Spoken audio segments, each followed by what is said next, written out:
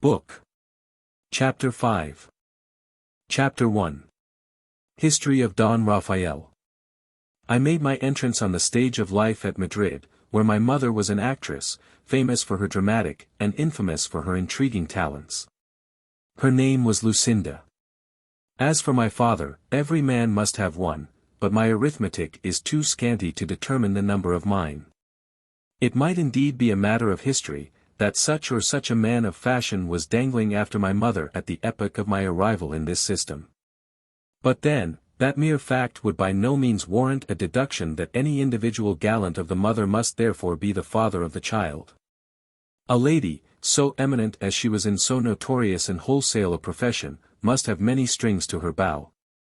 Where her blandishments are most publicly lavished, her favors are most sparingly bestowed. There is a show article or two for public exhibition, but her everyday wares are cheap and hackneyed to the meanest purchaser. There is nothing like taking scandal by the beard, and treating the opinion of the world with heroic indifference. Lucinda, instead of cooping me up in a garret at home, made no scruple about owning her little bastard, but took me in her hand to the theatre with a modest assurance. Regardless how the tongue of rumor might babble at her expense, or how the laugh of malice might peal at my unlucky appearance. In short, I was her pet, and came in for the caresses of all the men who frequented the house. One would have sworn that nature pleaded in my favor, and inspired each of them with a father's pride in the brat they had clubbed for. The 12 first years of my life were suffered to waste away in all kinds of frivolous amusements. Scarcely did they teach me to read and write. Still less was it thought of any consequence to initiate me in the principles of my religion. To dance, to sing, to play on the guitar, was the sum total of my early attainments. With these gifts and graces for my only acquisitions, the Marquis of Leganés asked for me to be about his only son, who was nearly of my own age. Lucinda gave her consent without reluctance, and it was then that I began to mind a little what I was about. Young Leganés could not reproach me with my ignorance.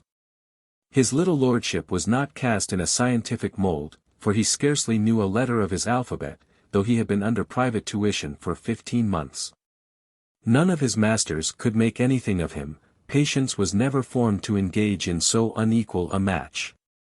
To be sure, they were expressly forbid to exercise any severity on his noble carcass. Their orders were to teach, not to torture him. And this tender precaution, acting on a subject of insufferably untoward dispositions, was the means of throwing to the dogs all the mental physic they poured in. He would none of it. But the verb grinder engendered in his noddle a most ingenious device, by which to keep this troublesome young lordling in awe, without trenching on his foolish father's injunctions. The scheme was no other than to flog me whenever that scapegrace Leganés had incurred the penalty of the rod, and this vicarious execution was inflicted with the utmost rigor. My consent to the transfer had never been asked, and there was nothing in the act itself to recommend it. So that my only chance was to run away, and appeal to my mother against so arbitrary a discipline. However her maternal feelings might inwardly revolt, no trace of woman's weakness could be detected in her manner of receiving my complaint. The Leganés connection was too important to be lost for a few whippings. And away went she, dragging her culprit into the presence of his tormentor, who, by this act of hers, became master of Broomfield. Experience had convinced him that the success of his invention corresponded with its felicity. He therefore went on improving the mind and manners of the little grandee at the expense of my skin. Remorse for his delinquencies was to be excited only by sympathy, so that whenever it became necessary to make a bloody example, my seat of vengeance was furked most unmercifully. The running account between young Leganés and me was all on one side, and scarcely a day passed but he sinned on tick and suffered by attorney. By the nearest calculation of whole numbers, there went somewhere about 100 cuts to teach him each single letter of the alphabet. So that if you multiply 100 by 24 for stupidity, and add a 0 to the amount for moral offenses, you will have the sum total of the belaboring that his education cost me. This thick and threefold companionship with Birch was not the only rub. My path through this family was more beset with thorns than sweetened by flowers. As my birth and connections were no secret, the whole of the establishment, to the very refuse of the household, the stable boys and scullions, twit me with my shameful origin. This stuck so terribly in my throat that I made my escape once more, but not without borrowing my tutor's ready money, amounting to upwards of 150 ducats, for an indefinite period. And without interest. Thus was the account settled between us. Since he had made a property of my hide for a scarecrow, it was but fair that I should have a finger in the earnings of his arm. For a first attempt at thieving both the plan and execution were hopeful. A hue and cry was raised for 2 days, it was hot while it lasted, but I lay snug, and they missed me. Madrid was no longer a fit hiding place, so I took to cover in Toledo, and the hounds were thrown out. I was just then entering into my 15th year. What a happy fellow, at such an early age, to shape my own conduct and be in a condition of forming a set of morals for myself. I soon scraped acquaintance with some pleasant youths, who rescued me from the dominion of prejudice, and shared liberally with me in the sin of spending what was not my own. By degrees I rose in society, and leagued myself with a set of professional sharpers, who found me so fine a subject to work upon, that a short time, with plenty of practice, put me in possession of all the most desperate jobs. At the expiration of 5 years, an itch for travelling laid hold of me. I therefore took leave of my comrades, and got as far as Alcantara, wishing to commence my peregrinations with the province of Estremadura. In this my first excursion, an opportunity of keeping in my hand occurred, and I was too diligent a practitioner to let it escape. As I was on foot, and loaded moreover with a pretty heavy knapsack, I halted from time to time to avail myself of the shade, and recruit a little under the trees which lined the highway. At one of these baits I picked up 2 young gentlemen, who were chatting at their ease upon the grass, and inhaling the freshness of the breeze. My mode of accosting them was suited to the occasion. Nor did its familiarity seem to be taken in ill part. The eldest could not be more than 15, a couple of as practicable greenhorns as ever fell into the hands of a man of genius. "Courteous stranger," said the youngest, "we are the sons of 2 rich citizens at Placentia. Longing extremely to see the kingdom of Portugal, we have each of us begged 100 pistoles from our friends, and are setting out to satisfy our curiosity. Travelling on foot as we do, we shall be able to get a good way with that supply, shall we not? What do you think of it?" "If I had as much," answered I, "they might take me who could catch me. I would scour over the 4 known quarters of the globe, and then set out on new discoveries." Fire and fury. 200 pistoles. Why, it is an entail for a dukedom. You ought to lay by out of the interest. If it is agreeable to you, gentlemen, I will club with you as far as Almeria, whither I am going to take possession of an estate left me by an uncle who was settled there for 20 years or upwards. My young cockneys testified at once the pleasure they should derive from my company. Whereupon, when we were all 3 a little refreshed, we trudged on towards Alcantara, where we arrived early in the afternoon. No inn but the best was fit to hold such guests. We asked for a room, and were shown into one where there was a press with a good strong lock upon it. Supper was ordered without delay. But as some time was required to get it ready, I proposed to my travelling companions a gentle saunter about the town. The party seemed perfectly agreeable.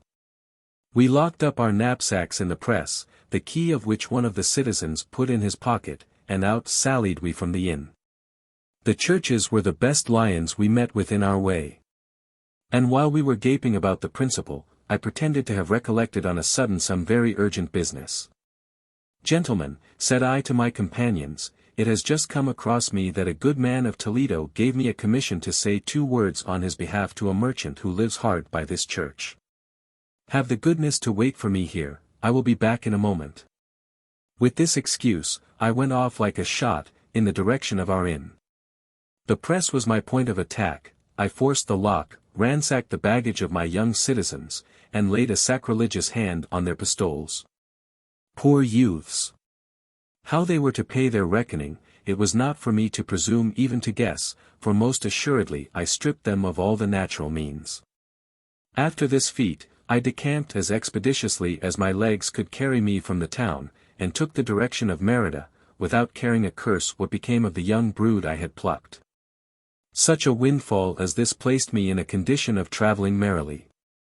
Though in the very blush of youth, a certain forecast was not wanting to carry me discreetly through the world, and keep my head above water. It must be admitted without question, that I was a youth of forward parts for my age, and unfettered by the prejudices of innocence. I determined to buy a mule, and cheapened one at the first market town. My knapsack was metamorphosed into a portmanteau, and by degrees I began to put on the man of consequence. On the third day a man came across me singing vespers with lungs like a pair of bellows on the highway. By his air, he seemed to be a musician of the church establishment, and I accosted him accordingly. "Well done, my holy howler of the hallelujahs. You sing your penitential ditties at a good jovial pitch. To all appearance you sol fa with your whole heart and soul."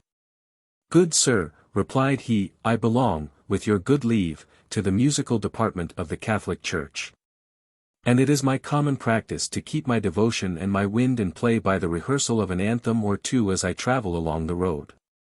With this disposition to be sociable, we soon got into conversation.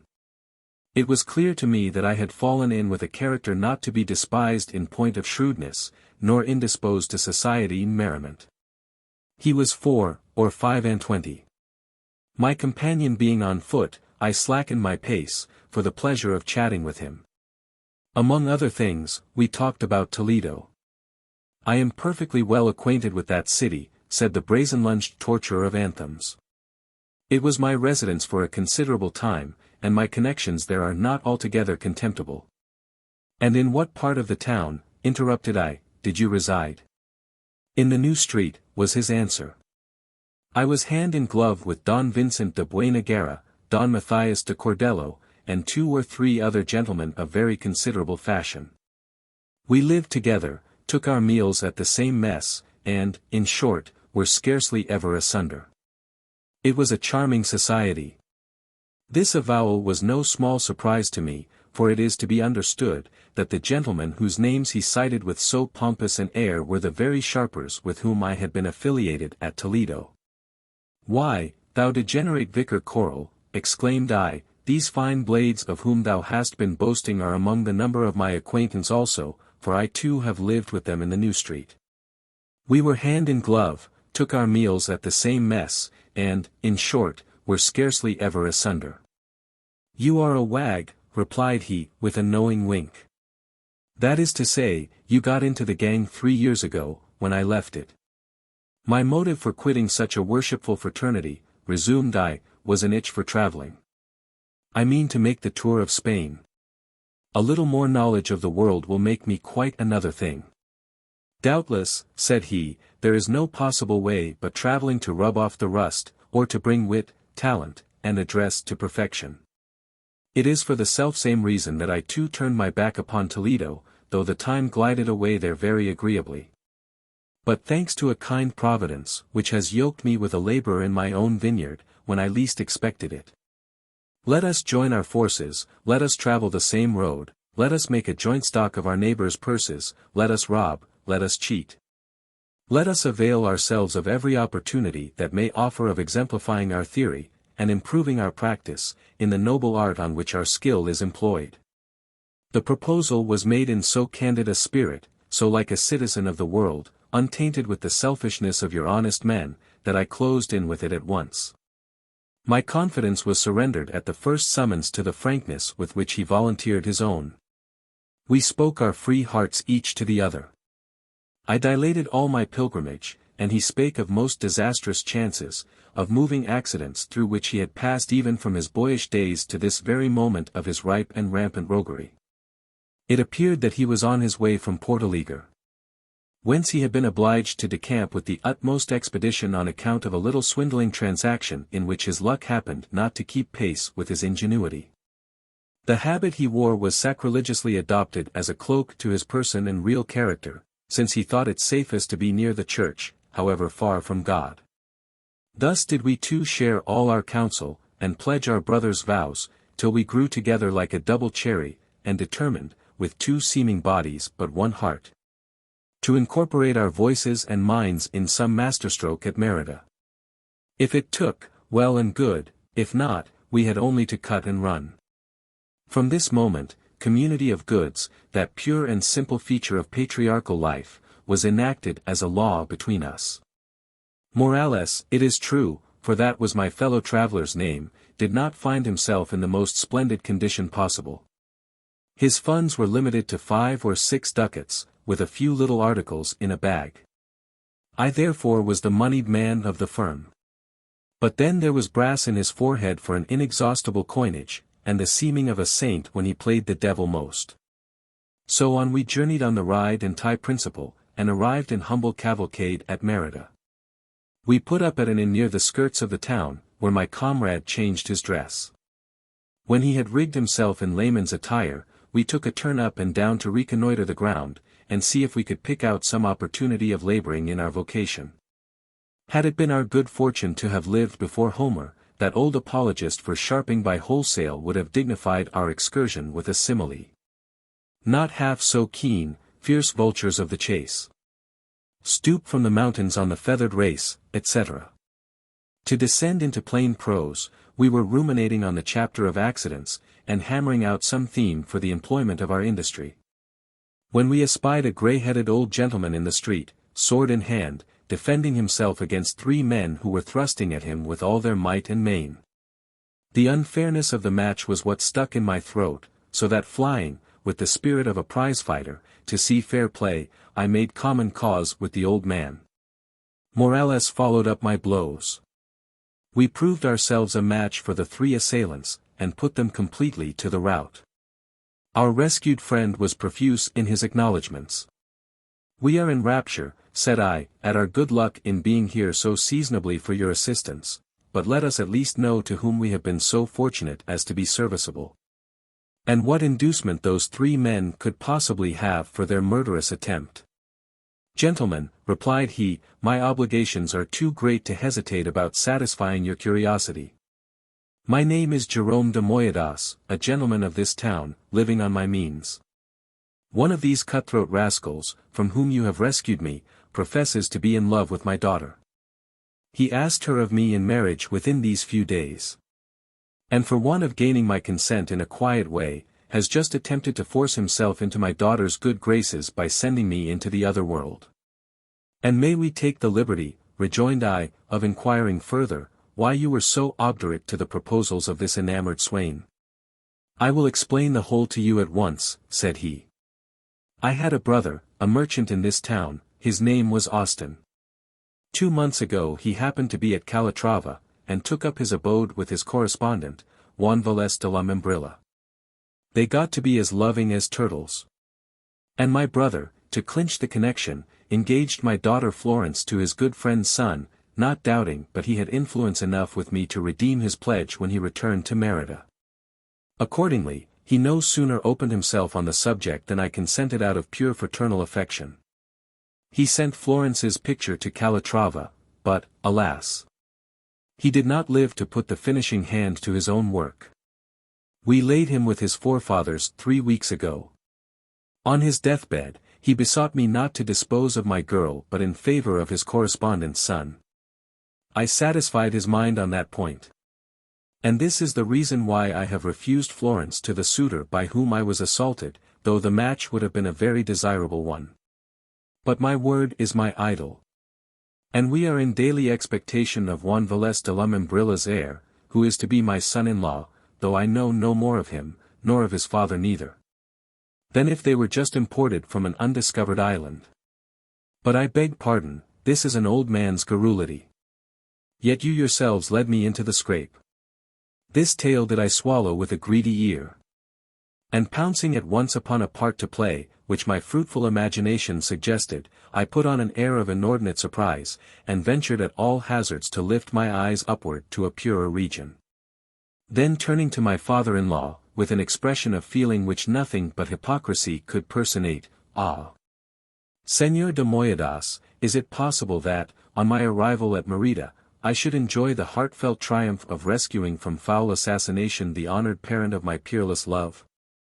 This exclamation produced all the astonishment it was level to excite in the old citizen. Even Morales himself stared like an honest man, and showed by his face that there was a degree of impudence to which his conceptions had not hitherto risen. "What? Do not my ears deceive me?"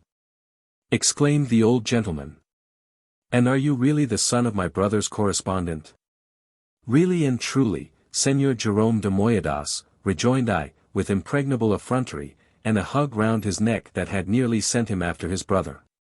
"Behold the selected mortal of his species, to whose arms the adorable Florence is devoted. But these nuptial anticipations, transporting as they are, must yield to the anguish of my soul for the demise of their founder. Poor Austin! He is gone, and we must all follow.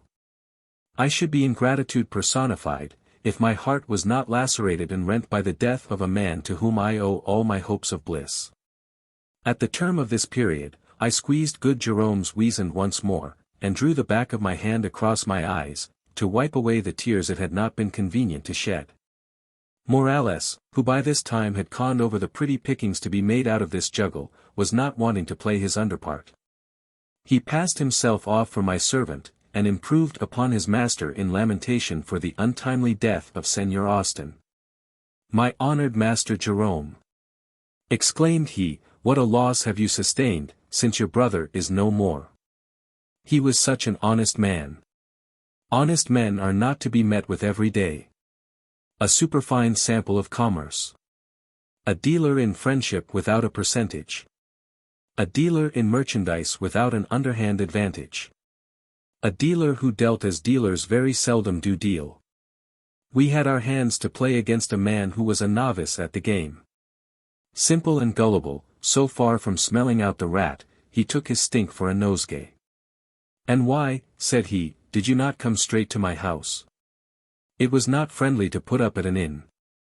On the footing we are likely to be upon, there should be none of those punctilios. Sir, said Morales, helping me out of the scrape, my master is a little too much given to stand upon ceremony. Though to be sure, in the present instance, he is in some degree excusable for declining to appear before you in this uncouth trim. We have been robbed upon the road, and have lost all our travelling equipage. My lad, interrupted I, has let the cat out of the bag, Señor de Moyadas. This unlucky accident has prevented me from paying my respects sooner. True love is diffident, nor could I venture in this garb into the presence of a mistress who was unacquainted with my person. I was therefore waiting the return of a servant whom I have sent to Calatrava. Such a trifle, rejoined the old man, must not deprive us of your company. And I insist upon it, that you make my house your home from this very moment. With such sort of importunity, he forced me into his family, but as we were on our way, the pretended robbery was a natural topic of conversation. And I should have made light of my baggage, though the loss was very considerable, had not Florence's picture unluckily formed a part of the booty. The old codger chuckled at that, and observed, that such a loss was easily repaired, the original was worth 500% more than the copy. To make me amends, as soon as we got home, he called his daughter, a girl of not more than 16, with a person to have reclaimed a libertine, if beauty ever possessed that power except in romance. You behold, said he, the bale of goods my late brother has consigned to you. Oh, my good sir! Exclaimed I, in an impassioned tone, words are not wanting to assure me that this must be the lovely Florence, those bewitching features are engraven on my memory. Their impression is indelible on my heart. If the portrait I have lost, the mere outline of these embodied charms, could kindle passion by its cold and lifeless likeness, judge what must be my agitation, my transport at this moment. Such language is too flattering to be sincere, said Florence, nor am I so weak and vain as to be persuaded that my merits warrant it. That is right. Interchange your fine speeches, my children. This was a good-natured encouragement from the father, who at once left me alone with his daughter, and taking Morales aside, said to him, my friend, those who made so free with your baggage doubtless did not stand upon any ceremony with your money. Very true, sir, answered my colleague, an overpowering band of robbers poured down upon us near Castelblaiso, and left us not a rag but what we carry on our backs. But we are in momentary expectation of receiving bills of exchange, and then we shall appear once more like ourselves. While you are waiting for your bills of exchange, replied the old man, taking a purse out of his pocket, here are 100 pistoles with which you may do as you please. Oh, sir, rejoined Morales, as if he were shocked, my master will never take them. You do not know him. Heaven and earth. He is a man of the nicest scruples in money matters. Not one of your shabby fellows, always sponging upon his friends, and ready to take up money wherever he can get it. Running in debt is rat's bane to him. If he is to beg his bread or go into a hospital, why, there is an end of it. But as for borrowing, he will never be reduced to that. So much the better, said the good Burgess, I value him the more for his independence. Running in debt is a mean thing, it ought to be rat's bane to him and everybody else. Your people of quality, to be sure, may plead prescription in their favor, there is a sort of privileged swindling, not incompatible with high honor, in high life. If tradesmen were to be paid, they would be too nearly on a level with their employers. But as your master has such upright principles, heaven forbid they should be violated in this house. Since any offer of pecuniary assistance would hurt his feelings, we must say no more about it. As the point seemed to be settled, the purse was for steering its course back again into the pocket. But my provident partner laid hold of Señor de Moyadas by the arm, and delayed the convoy. Stay, sir, said he, whatever aversion my master may have to borrowing on a general principle, and considered as borrowing, yet there is a light in which, with good management, he may be brought to look kindly on your 100 pistoles. In fact, it is only in a mercantile point of view, as an affair of debtor and creditor between strangers, that he holds this formal doctrine. But he is free and easy enough where he is on a family footing. Why, there is his own father. It is only ask and have, and he does ask and have accordingly. Now you are going to be a second father to him, and are fairly entitled to be put on the same confidential footing. He is a young man of nice discrimination, and will doubtless think you entitled to the compliment. By thus shifting his ground, Morales got possession of the old gentleman's purse. As for the girl and myself, we were engaged in a little agreeable flirting, but were soon joined by our honored parent, who interrupted our tête-à-tête. He told Florence how much he was obliged to me, and expressed his gratitude to myself, in terms which left no doubt of our being a very happy family. I made the most of so favorable a disposition, by telling the good man, that if he would bestow on me an acknowledgment the nearest to my heart, he must hasten my marriage with his daughter. My eagerness was not taken amiss. He assured me, that in 3 days at latest I should be a happy bridegroom, and that instead of 6,000 ducats, the fortune he had promised to give my wife, he would make it up 10. As a substantial proof how deeply he felt himself indebted to me for the service I had rendered him. Here we were, therefore, quite at home with our good friend Jerome de Moyadas, sumptuously entertained, and catching every now and then a vista vision of 10,000 ducats. With which we proposed to march off abruptly from Merida. Our transports, however, were not without their alloy.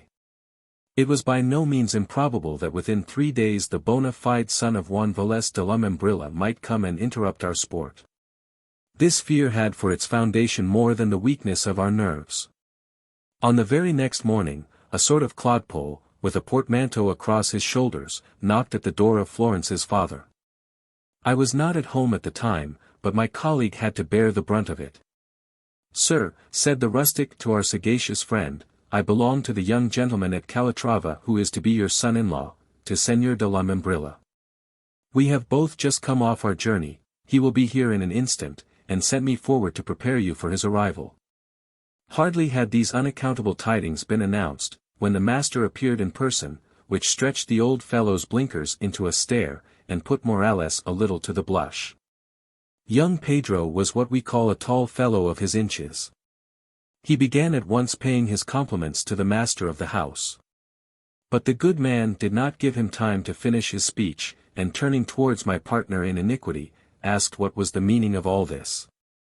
Hereupon Morales, whose power of face was not to be exceeded by any human impudence, boldly asserted our identity, and said to the old gentleman, "Sir, these two men here before you belong to the gang which pillaged us on the highway." I have a perfect recollection of their features, and in particular could swear to him who has the effrontery to call himself the son of Señor Juan Velez de la Membrilla. The old citizen gulped down the lies of Morales like nectar, and told the intruders, on the supposition of their being the impostors, "Gentlemen, you are come the day after the fair, the trick was a very good one, but it will not pass. The enemy has taken the ground before you. Pedro de la Membrilla has been under this roof since yesterday." "Have all your wits about you," answered the young man from Calatrava. "You are nursing a viper in your bosom. Be assured that Juan Velez de la Membrilla has neither chick nor child but myself." "And what relation is the hangman to you?" replied the old dupe. "You are better known than liked in this house. Can you look this young man in the face? Or can you deny that you robbed his master?"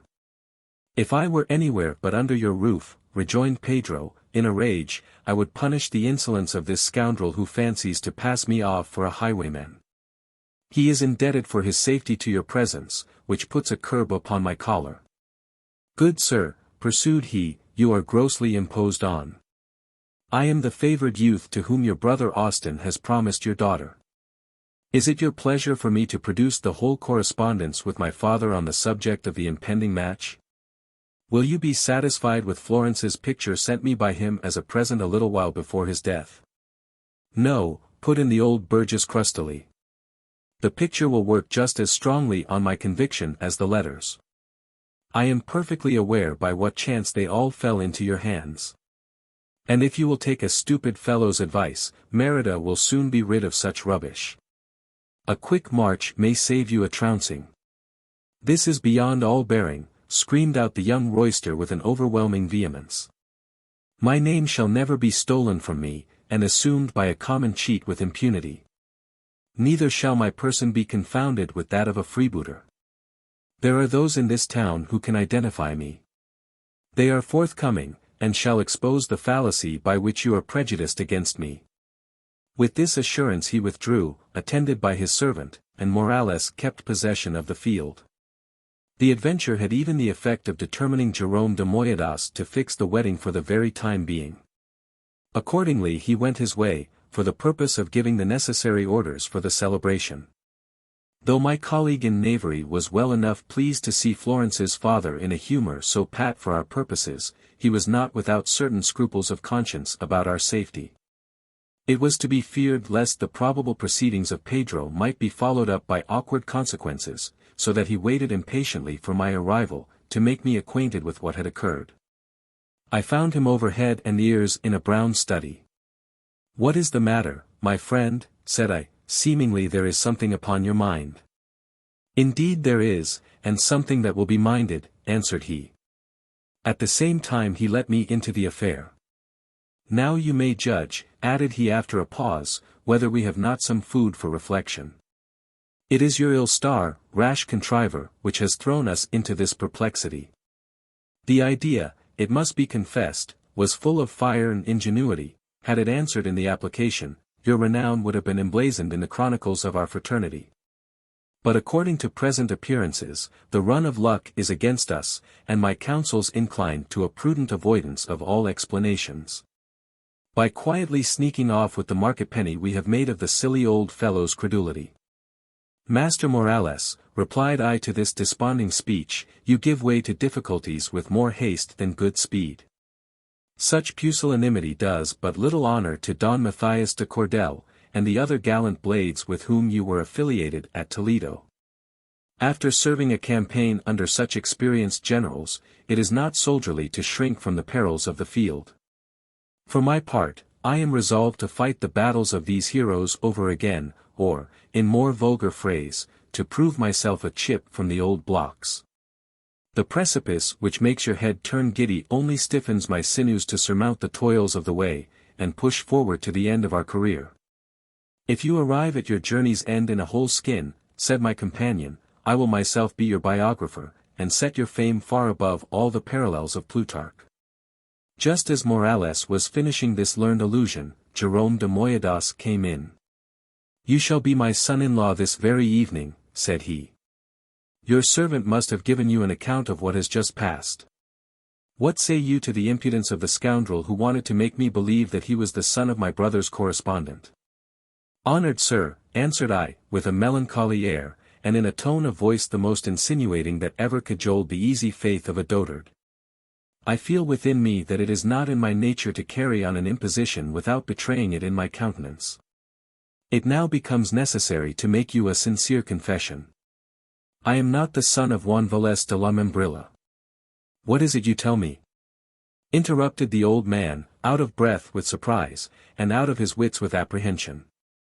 "So, then, you are not the young man to whom my brother—" "For pity's sake, sir," interrupted I in my turn, "condescend to give me a hearing patiently to the end of my story.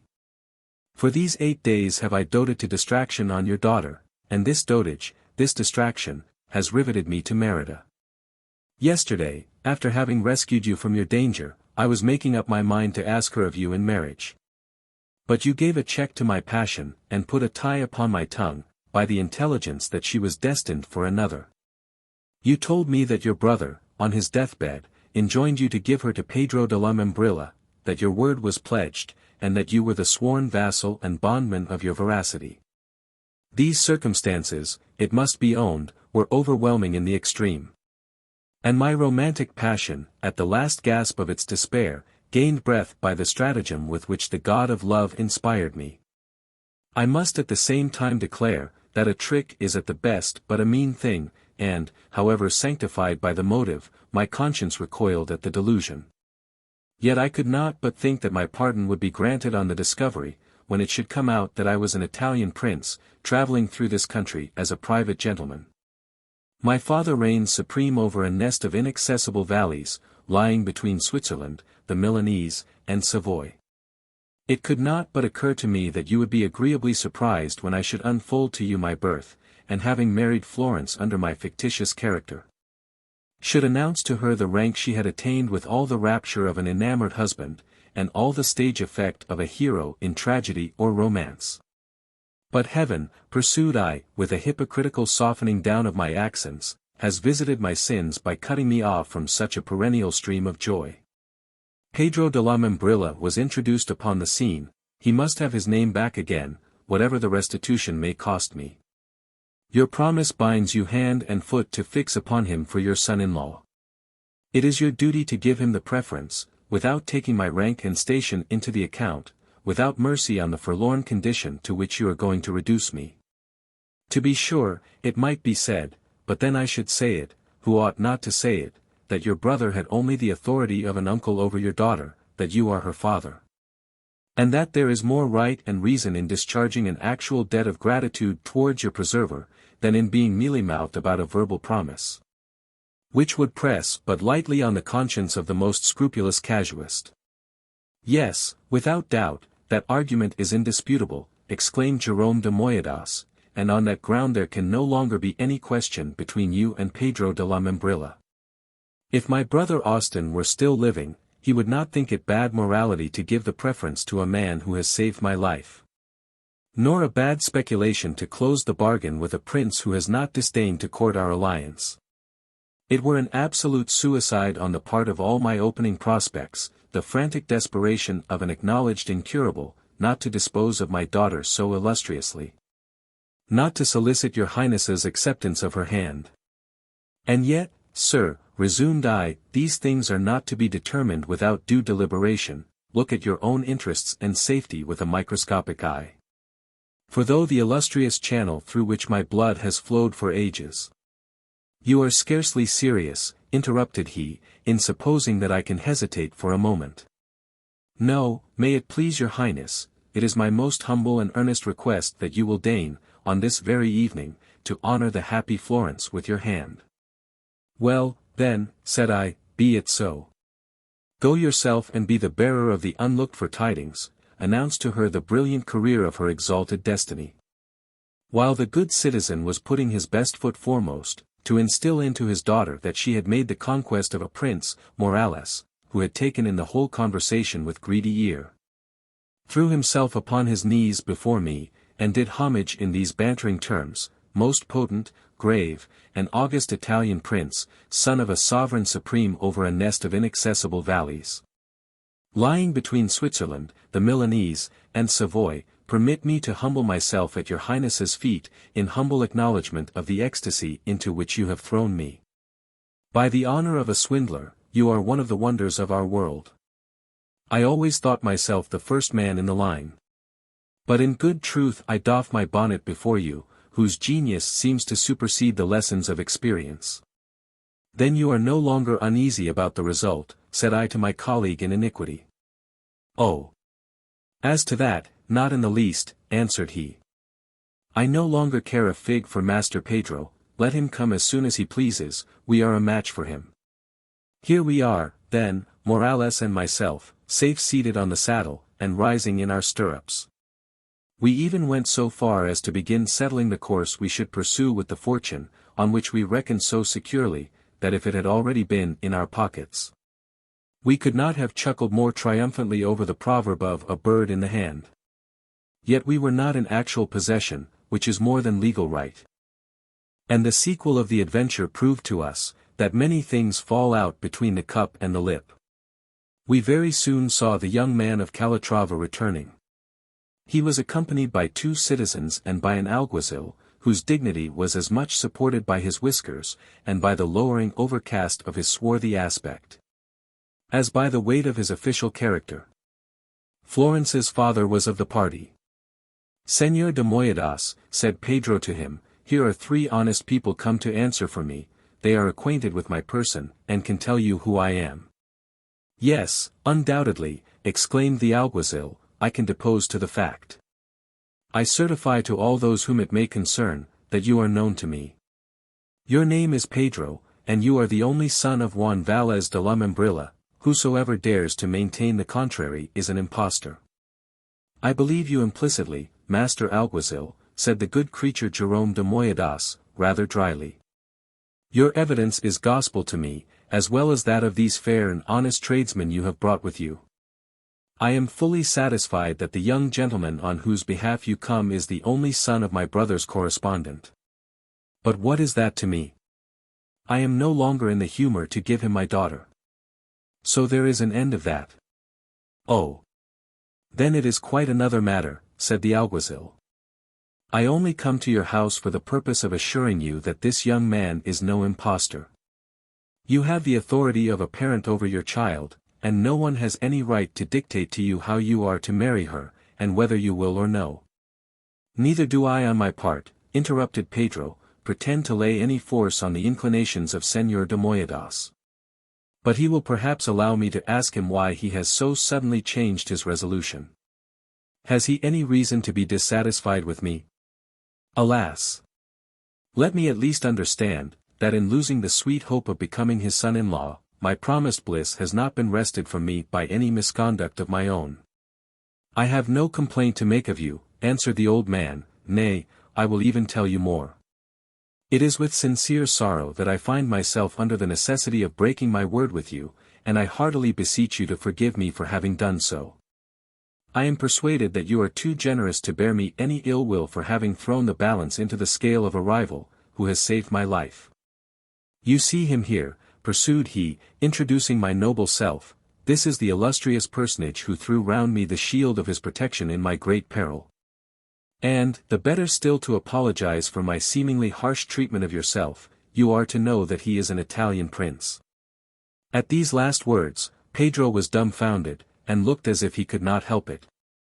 The 2 tradesmen opened their eyes as wide as they could stare, with surprise at finding themselves for the first time in princely society. But the alguazil, in the habit of looking at things with the cross eye of suspicion, divined most perspicuously that this marvelous adventure must be a complete humbug. And the verification of the prophecy was calculated to put money into the pocket of the prophet. He therefore conned over my countenance with a very inquisitive regard. But as my features, which were new to justice, threw him out most cruelly from hunting down the game he was in chase of, he had no alternative but to try his luck on my companion. Unfortunately for my highness of the inaccessible valleys, he knew again the hangdog features of Morales, and recollecting to have seen him within the purlieus of a jail, I exclaimed he, this is one of my established customers. This gentleman is a particular acquaintance of mine, and you may take his character from me for one of the rankest rascals within the kingdoms and principalities of Spain. Softly. Look before you leap, most adventurous alguazil, said Jerome de Moyadas, this lad, of whom you draw so unfavorable a picture, is in the travelling retinue of a prince. So much the better, retorted the alguazil, a man would not desire clearer evidence on which to bring in his verdict. If we can but hang the servant, we shall soon send the master to the devil. The case is as undeniable as a feed counsel's plea, these pleasant sparks are a couple of fortune hunters, who have laid their heads together to take you in. I am an old hound upon this scent. So that, by way of proof presumptive that these merry vagabonds are within the contemplation of the law in that case provided, I shall lodge them where they will be well taken care of. They will have plenty of time for meditation under the chastising philosophy of a turnkey. Or should confinement fail to mend their morals, we have a sort of tangible discipline, which insinuates reformation by the inlet of a smarting hide. Stop there, and bethink you in good time, master officer, rejoined the old gentleman, we must not draw the cord tighter than it will bear. You never make any bones, you hangers-on of the law, about hurting the feelings of better men than yourselves. May not this servant be a common cheat, without his master being a swindler? Princes are persons of honor as a matter of course, yet the retainers to a court are inordinate rascals, it requires no conjurer to find that out. Are you playing into the hands of your deluders, with your princes? Interrupted the alguazil. This new manufacturer of false pretenses is a proficient, take my word for it. But I shall quench his zeal in the service, and gravel the ingenuity of his partner, with a whereas and a commitment in due form. The scouts of justice are all round the door, who will worry their game every inch of the chase, if they do not suffer themselves to be taken quietly on their form. So come along, may it please your serene highness, let us proceed to our destination. This upshot of the business was a death-blow to me, as well as to Morales. And our confusion did but infuse doubts into the mind of Jerome de Moyadas, or rather burned, sunk and destroyed us in his esteem. He began rather to think, not without reason, that we had some little design to impose on his credulity. Nevertheless he acted on this occasion in the spirit of a man of honor and a gentleman. My good friend and protector, said he to the alguazil, your conjectures may be without foundation, on the other hand, they may turn out to have too much truth in them. Whichever of these alternatives may be the fact, let us not look too curiously into their characters. They are both young, and have time enough for amendment if they want it. Let them go their ways, and withdraw whithersoever it may best please them. Make no opposition, I beseech you, to their safe egress. It is a favor which you may consider as done to me, and my motive for asking it is to acquit myself of my debt to them. If my heart was not too soft for my profession, answered the alguazil, I should lodge these pretty gentlemen in limbo, in defiance of all your pleadings in their favor. But your eloquence and my susceptibility have relaxed the stern demeanor of justice for this evening. Let them, however, leave town on the spur of the occasion. For if I come across them tomorrow, and there is any faith in an alguazil, they shall see such sport as will be no sport to them. When it was signified to Morales and me, culprits as we were, that we were to be let off scot-free, we polished up the brass upon our foreheads a little.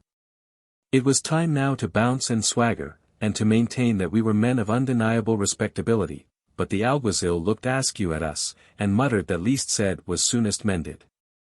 I do not know how, but those gentry have a strange knack of curbing our genius, they are complete lords of the ascendant. Florence and her dowry, therefore, were lost to Pedro de la Membrilla by a turn of the dice, and we may conclude that he was received as the son-in-law of Jerome de Moyadas. I took to my heels with my companion. We blundered on the road to Truxillo, with the consolation at our hearts of having at least pocketed 100 pistoles by our frolic. An hour before nightfall we passed through a little village, with the intention of putting up for the evening at the next stage. An inn of very tolerable appearance for the place attracted our notice. The landlord and landlady were sitting at the door, on a long bench such as usually graces a pothouse porch. Our host, a tall man, withered, and with one foot in the grave, was tinkling on a cracked guitar to the unbounded emolument of his wife, whose faculties seemed to hang in rapture on the performance. "Gentlemen," cried out the intrepid tavern-keeper, when he found that we were not upon the halt, "you will do well to stop here, you may fare worse farther off. There is a devil of a 3 leagues to the nearest village, and you will find nothing to make you amends for what you leave behind, you may assure yourselves of that. Take a word of advice, know when you are well used, I will treat you with the fat of the land, and charge you at the lowest rate." There was no resisting such a plea. We came up to our courteous entertainers, paid them the compliments of course, and sitting down by their side, the conversation was supported by all 4 on the indifferent topics of the day. Our host announced himself as an officer of the Holy Brotherhood, and his rib was a fat, laughing squab of a woman, with outward good nature, but with an eye to make the most of her commodities. Our discourse was broken in upon by the arrival of from 12 to 15 riders, some mounted on mules, others on horseback, followed by about 30 sumpter mules laden with packages. "Ah! What a princely retinue," exclaimed the landlord at the sight of so much company, "where can I put them all?" In an instant the village was crammed full of men and beasts. As luck would have it, there was near the inn an immense barn, where the sumpter mules and their packages were secured, the saddle mules and horses were taken care of in other places. As for their masters, they thought less about bespeaking beds than about calling for the bill of fare, and ordering a good supper. The host and hostess, with a servant girl whom they kept, were all upon the alert to make things agreeable. They laid a heavy hand upon all the fowls in the poultry yard. These precious roasts, with some undisguised rabbits, cats in the masquerade of a fricassee, and a deluging tureen of soup, stinking of cabbage and greasy with mutton fat, were enough to have given a sickener to the inveterate stomachs of a regiment.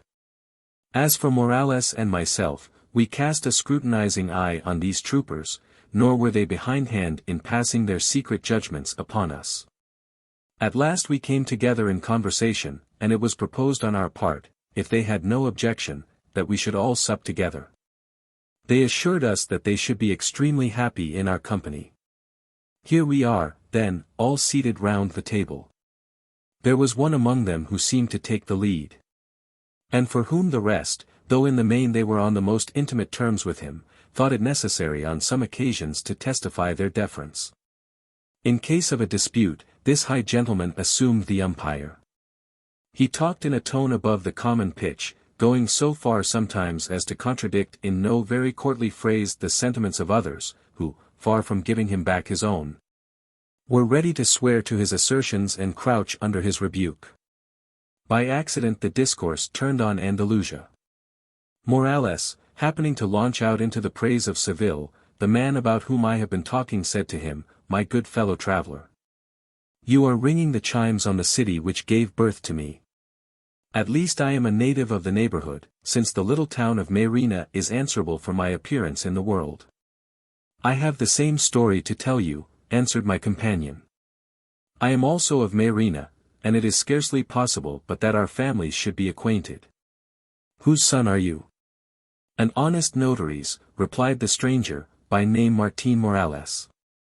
"As fate will have it," exclaimed my comrade with emotion, "the adventure is very remarkable. You are, then, my eldest brother, Manuel Morales." "Exactly so," said the other. "And if my senses do not deceive me, you your very self are my little brother Louis, whom I left in the cradle when I turned my back upon my father's house?" "You are right in your conjectures," answered my honest colleague. At this discovery, they both got up from table, and almost hugged the breath out of each other's bodies.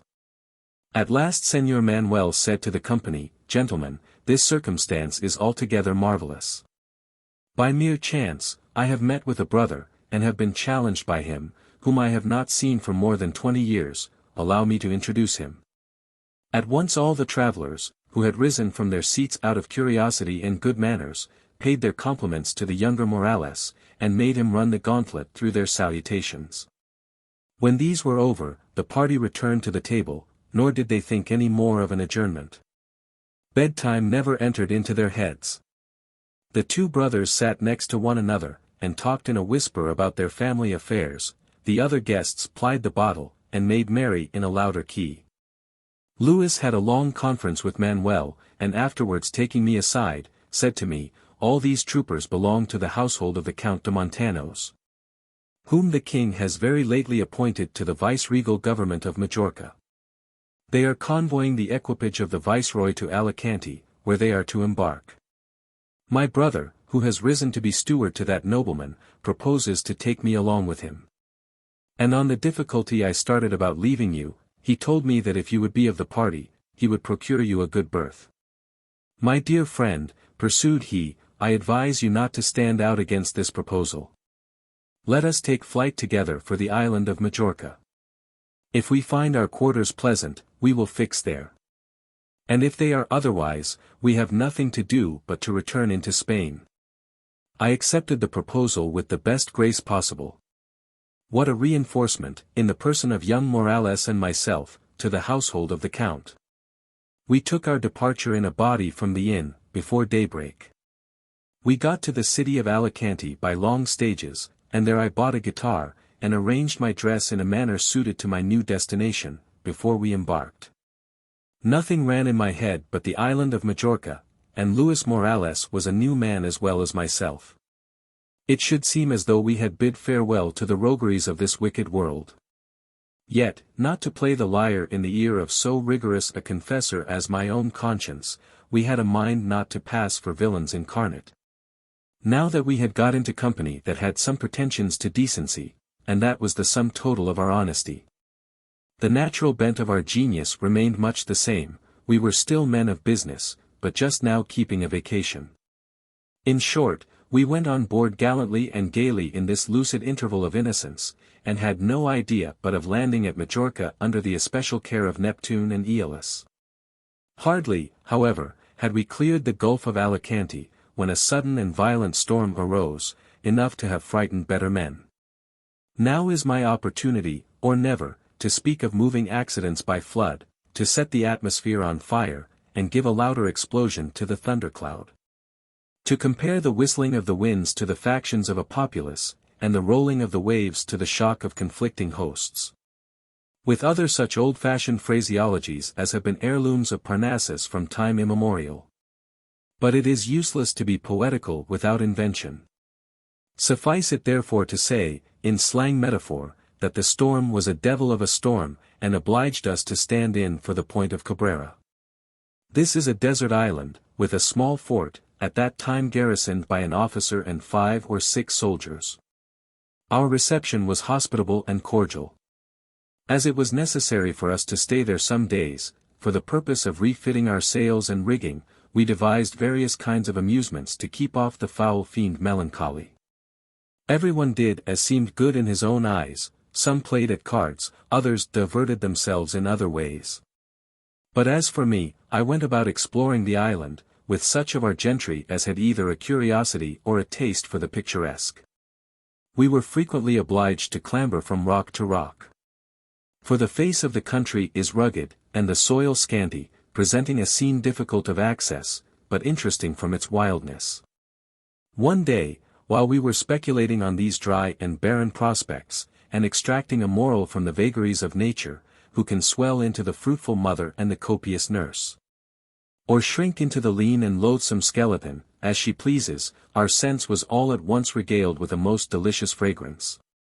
We turned as with a common impulse towards the east, whence the scented gale seemed to come. To our utter astonishment, we discovered among the rocks a green plat of considerable dimensions, gay with honeysuckles more luxuriant and more odorous than even those which thrive so greatly in the climate of Andalusia. We were not sorry to approach nearer these delicious shrubs, which were wasting their sweetness in such unchecked profusion, when it turned out that they lined the entrance of a very deep cavern. The opening was wide, and the recess in consequence partially illuminated. We were determined to explore, and descended by some stone steps overgrown with flowers on each side, so that it was difficult to say whether the approach was formed by art or nature. When we had got down, we saw several little streams winding over a sand, the yellow luster of which outrivaled gold. These drew their sources from the continual distillations of the rock within, and lost themselves again in the hollows of the ground. The water looked so clear, that we were tempted to drink of it. And such was its freshness, that we made a party to return the next day, with some bottles of generous wine, which we were persuaded would acquire new zest from the retreat where they were to be quaffed. It was not without regret that we left so agreeable a place, nor did we omit, on our return to the fort, boasting among our comrades of so interesting a discovery. The commander of the fortress, however, with the warmest professions of friendship, warned us against going any more to the cavern, with which we were so much delighted. "And why so?" said I. "Is there anything to be afraid of?" "Most undoubtedly," answered he. "The corsairs of Algiers and Tripoli sometimes land upon this island, for the purpose of watering at that spring. One day they surprised 2 soldiers of my garrison there, whom they carried into slavery.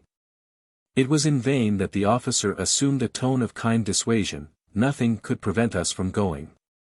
We fancied that he meant to play upon our fears, and the day following I returned to the cavern with 3 adventurous blades of our establishment. We were even foolhardy enough to leave our firearms behind as a sort of bravado. Young Morales declined being of the party. The fort and the gaming table had more charms for him, as well as for his brother. We went down to the bottom of the cave as on the preceding day, and set some bottles of the wine we had brought with us to cool in the rivulets. While we were enjoying them in all the luxury of elegant conviviality, our wits set in motion by the novelty of the scene, and the echo reverberating to the music of our guitars. We espied at the mouth of the cavern several abominable faces overgrown with whiskers. Neither did their turbans and Turkish dresses render them a whit more amiable in our conceits. We nevertheless took it into our heads that it was a frolic of our own party, set on by the commanding officer of the fort, and that they had disguised themselves for the purpose of playing us a trick. With this impression on our minds, we set up a horse laugh, and allowed a quiet entrance to about 10, without thinking of making any resistance. In a few moments our eyes were opened to that fatal error, and we were convinced, in sober sadness, that it was a corsair at the head of his crew, come to carry us away. "Surrender, you Christian dogs," cried he, in most outlandish Castilian, "or prepare for instant death." At the same time the men who accompanied him leveled their pieces at us, and our ribs would have been well lined with the contents, if we had resisted in the least. Slavery seemed the better alternative than death, so that we delivered our swords to the pirate. He ordered us to be handcuffed and carried on board his vessel, which was moored not far off. Then, setting sail, he steered with a fair wind towards Algiers. Thus were we punished for having neglected the warning given us by the officer of the garrison. The first thing the corsair did was to put his hand into our pockets and make free with our money. No bad windfall for him. The 200 pistoles from the greenhorns at Placentia. The 100 which Morales had received from Jerome de Mavadis, and which, as ill luck would have it, were in my custody, all this was swept away without a single qualm of conscience. My companions, too, had their purses well lined, and it was all fish that came to the net. The pirate seemed to chuckle at so successful a drag.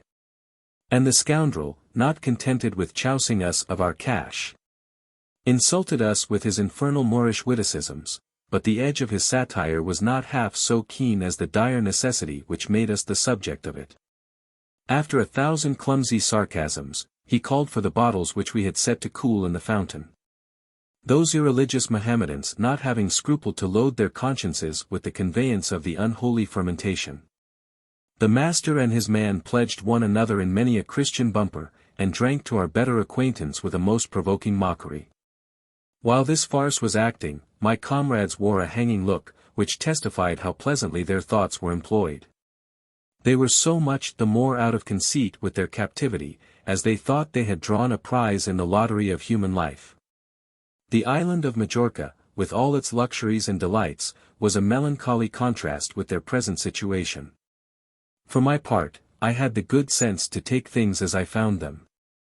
Less put out of my way by my misfortune than the rest, I joined in conversation with this transmarine joker, and showed him that wit was the common language of Africa and of Europe. He was pleased with my accommodating spirit. "Young man," said he, instead of groaning and sighing, "you do well to arm yourself with patience, and to fall in with the current of your destiny. Play us a little air," continued he, observing that I had a guitar by my side. "Let us have a specimen of your skill."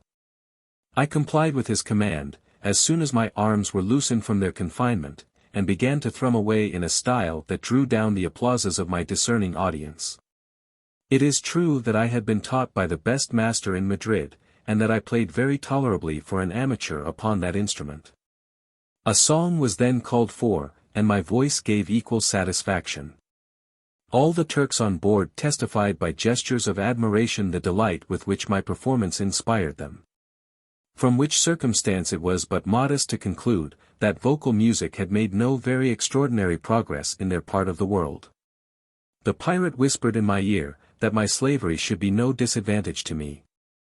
And that with my talents I might reckon upon an employment, by which my lot would be rendered not only supportable, but happy. I felt somewhat encouraged by these assurances.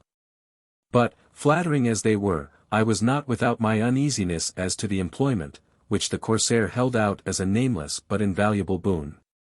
When we arrived in the port of Algiers, a great number of persons were collected to receive us, and we had not yet disembarked, when they uttered 1,000 shouts of joy. Add to this, that the air re-echoed with a confused sound of trumpets, of Moorish flutes, and of other instruments, the fashion of that country, forming a symphony of deafening clangor, but very doubtful harmony. The occasion of these rejoicings proceeded from a false report, which had been current about the town. It had been the general talk that the renegado Mohammed, meaning our amiable pirate, had lost his life in the attack of a large Genoese vessel. So that all his friends, informed of his return, were eager to hail him with these thundering demonstrations of attachment. We had no sooner set foot on shore, than my companions and myself were conducted to the palace of the Bashaw Solomon, where a Christian secretary, questioning us individually one after another, inquired into our names, our ages, our country, our religion, and our qualifications. Then Mohammed, presenting me to the Bashaw, paid my voice more compliments than it deserved, and told him that I played on the guitar with a most ravishing expression. This was enough to influence Solomon in his choice of me for his own immediate service. I took up my abode therefore in his seraglio. The other captives were led into the public market, and sold there at the usual rate of Christian cattle. What Mohammed had foretold to me on shipboard was completely verified. My condition was exactly to my mind. I was not consigned to the stronghold of a prison, nor kept to any works of oppressive labor. My indulgent master stationed me in a particular quarter, with 5 or 6 slaves of superior rank, who were in momentary expectation of being ransomed, and were therefore favored in the distribution of our tasks. The care of watering the orange trees and flowers in the gardens was allotted as my portion. There could not be a more agreeable or less fatiguing employment. Solomon was a man about 40 years of age, well made as to figure, tolerably accomplished as to his mind, and as much of a lady's man as could be expected from a Turk. His favorite was a Kashmirian, whose wit and beauty had acquired an absolute dominion over his affections.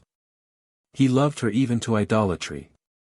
Not a day but he paid his court to her by some elegant entertainment. At one time a concert of vocal and instrumental music, at another, a dramatic performance after the fashion of the Turks, which fashion implies a loose sort of comedy, where moral and modesty enter about as much into the contemplation of the contriver, as do Aristotle and his unities. The favorite, whose name was Farraknaz, was passionately enamored of these exhibitions. She sometimes even got up among her own women some Arabian melodrames to be performed before her admirer. She took some of the parts herself, and charmed the spectators by the abundant grace and vivacity of her action. One day, when I was among the musicians at one of these representations, Solomon ordered me to play on the guitar, and to sing a solo between the acts of the piece. I had the good fortune to give satisfaction, and was received with applause. The favorite herself, if my vanity did not mislead me, cast glances towards me of no unfavorable interpretation. On the next day, as I was watering the orange trees in the gardens, there passed close by me a eunuch, who, without stopping or saying a word, threw down a note at my feet. I picked it up with an emotion strangely compounded of pleasure and alarm. I crouched upon the ground, for fear of being observed from the windows of the seraglio. And, concealing myself behind the boxes in which the orange trees were planted, opened this unexpected enclosure. There I found a diamond of very considerable value, and these words, in genuine Castilian: "Young Christian, return thanks to heaven for your captivity. Love and fortune will render it the harbinger of your bliss. Love, if you are alive to the attractions of a fine person, and fortune, if you have the hardihood to confront danger in every direction." I could not for a moment doubt that the letter was written by the favorite sultana. The style and the diamond were more than presumptive evidence against her. Besides that nature did not cast me in the mold of a coward, the vanity of keeping up a good understanding with the mistress of a scoundrelly Mohammedan in office, and, more than all the temptations of vanity or inclination, the hope of cajoling her out of 4 times as much as the curmudgeon her master would demand for my ransom, put me into conceit with the intention of trying my luck at a venture, whatever risk might be incurred in the experiment. I went on with my gardening, but always harping on the means of getting into the apartment of Faragnas, or rather waiting till she opened a door of communication. For I was clearly of opinion that she would not stop upon the threshold, but meet me halfway in the career of love and danger. My conjecture was not altogether without foundation. The same eunuch who had led me into this amorous reverie passed the same way an hour afterwards, and said to me, "Christian, have you communed with your own determinations? And will you win a fair lady by abjuring a faint heart?" I answered in the affirmative. "Well then," rejoined he, "heaven sprinkle its dew upon your resolutions. You shall see me betimes tomorrow morning." With this comfortable assurance, he withdrew. The following day, I actually saw him make his appearance about 8 o'clock in the morning. He made a signal for me to go along with him. I obeyed the summons. And he conducted me into a hall where was a large wrapper of canvas, which he and another eunuch had just brought thither, with the design of carrying it to the sultana's apartment, for the purpose of furnishing a scene for an Arabian pantomime, in preparation for the amusement of the bashaw. The 2 eunuchs unrolled the cloth, and laid me at my length on the proscenium. Then, at the risk of turning the farce into a tragedy by stifling me, they rolled it up again, with its palpitating contents. In the next place, taking hold of it at each end, they conveyed me with impunity by this device into the chamber devoted to the repose of the beautiful Kashmirian. She was alone with an old slave devoted to her wishes. They helped each other to unroll their precious bale of goods. And Faragnas, at the sight of her consignment, set up such an alarm of delight, as exhibited the woman of the East, without forgetting her prurient propensities. With all my natural bias towards adventure, I could not recognize myself as at once transported into the private apartment of the women, without something like an inauspicious damp upon my joy. The lady was aware of my feelings, and anxious to dissipate the unpleasant part of them. "Young man," said she, "you have nothing to fear. Solomon is just gone to his country house, he is safely lodged for the day, so that we shall be able to entertain one another here at our ease." Hints like these rallied my scattered spirits, and gave a cast to my countenance which confirmed the speculation of the favorite. "You have won my heart," pursued she, "and it is in my contemplation to soften the severity of your bondage. You seem to be worthy of the sentiments which I have conceived for you. Though disguised under the garb of a slave, your air is noble, and your physiognomy of a character to recommend you to the good graces of a lady. Such an exterior must belong to one above the common. Unbosom yourself to me in confidence, tell me who you are. I know that captives of superior condition and family disguise their real circumstances, to be redeemed at a lower rate, but you have no inducement to practice such a deception on me. And it would even be a precaution revolting to my designs in your favor, since I here pledge myself for your liberty. Deal with sincerity therefore, and own to me at once that you are a youth of illustrious rank. In good earnest then, madam, answered I, it would ill become me to repay your generous partiality with dissimulation. You are absolutely bent upon it, that I should entrust you with the secret of my quality, and commands like yours are not to be questioned or resisted. I am the son of a Spanish grandee. And so it might actually have been, for anything that I know to the contrary. At all events, the Sultana gave me credit for it, so that with considerable self-congratulation at having fixed her regard on a gentleman of some little figure in the world. She assured me that it only depended on herself whether or no we should meet pretty often in private. In fact, we were known niggards of our mutual goodwill at the very first approaches. I never met with a woman who was more what a man wishes her to be. She was, besides, an expert linguist, above all in Castilian, which she spoke with fluency in purity. When she conceived it to be time for us to part, I got by her order into a large osier basket, with an embroidered silk covering of her own manufacture. Then the 2 slaves who had brought me in were called, to carry me out as a present from the favorite to her deluded lord. For under this pretense it is easy to screen any amorous exports from the inspection of the officers entrusted with the superintendence of the women. As for Faragnas and myself, we were not slack in other devices to bring us together, and that lovely captive inspired me by degrees with as much love as she herself entertained for me. Our good understanding was kept a profound secret for full 2 months. Notwithstanding the extreme difficulty in a seraglio of veiling the mysteries of love for any length of time from those uninitiated, whose eyes are jaundiced by their own disqualification. Neither was the discovery made at last by the means of envious spies. An unlucky chance disconcerted all our little arrangements, and the features of my fortune were at once aggravated into a frown. One day, when I had been introduced into the presence of the Sultana, in the body of an artificial dragon, invented as a machine for a spectacle, while we were parleying most amicably together, Solomon, to whom we had given credit for having gone out of town, made his unwelcome appearance. He entered so abruptly into his favorite's apartment, as scarcely to leave time for the old slave to give us notice of his approach. Still less was there any opportunity to conceal me. Thus therefore, with all my enormities on my head, was I the first object which presented itself to the astonished eyes of the bashaw.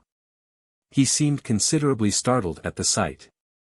And his countenance flashed with indignation on the instant. I considered myself as a wretch, just hovering on the brink of the grave, and death seemed arrayed in all the paraphernalia of torture. As for Faragnas, it was very evident, in good truth, that she was miserably frightened. But instead of owning her crime and imploring pardon, she said to Solomon, "My lord, before you pronounce my sentence, be pleased to hear my defense.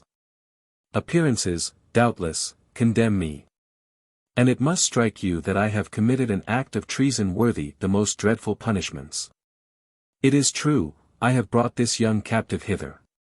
It is true that I have introduced him into my apartment, with just such artifices as I should have used if I had entertained a violent passion for him.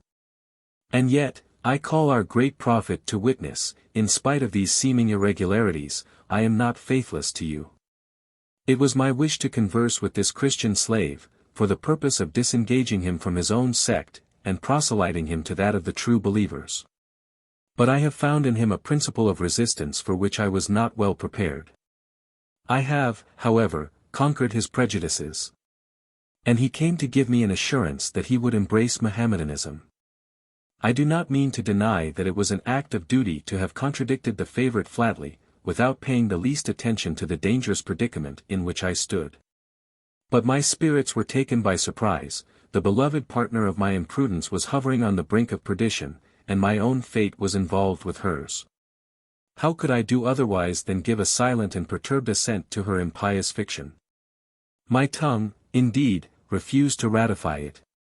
But the bashaw, persuaded by my acquiescence that his mistress had told him the whole truth, and nothing but the truth, suffered his angry spirit to be tranquilized. "Madam," answered he, "I am willing to believe that you have committed no infidelity towards me. And that the desire of doing a thing agreeable to the Prophet has been the means of leading you on to risk so hazardous and delicate a proceeding. I forgive, therefore, your imprudence, on condition that this captive assumes the turban on the spot. He sent immediately for a priest too to initiate me. My dress was changed with all due ceremony into the Turkish. They did just what they pleased with me. Nor had I the courage to object, or, to do myself more justice, I knew not what was becoming of me, in so dreadful a disorder of all my faculties and feelings.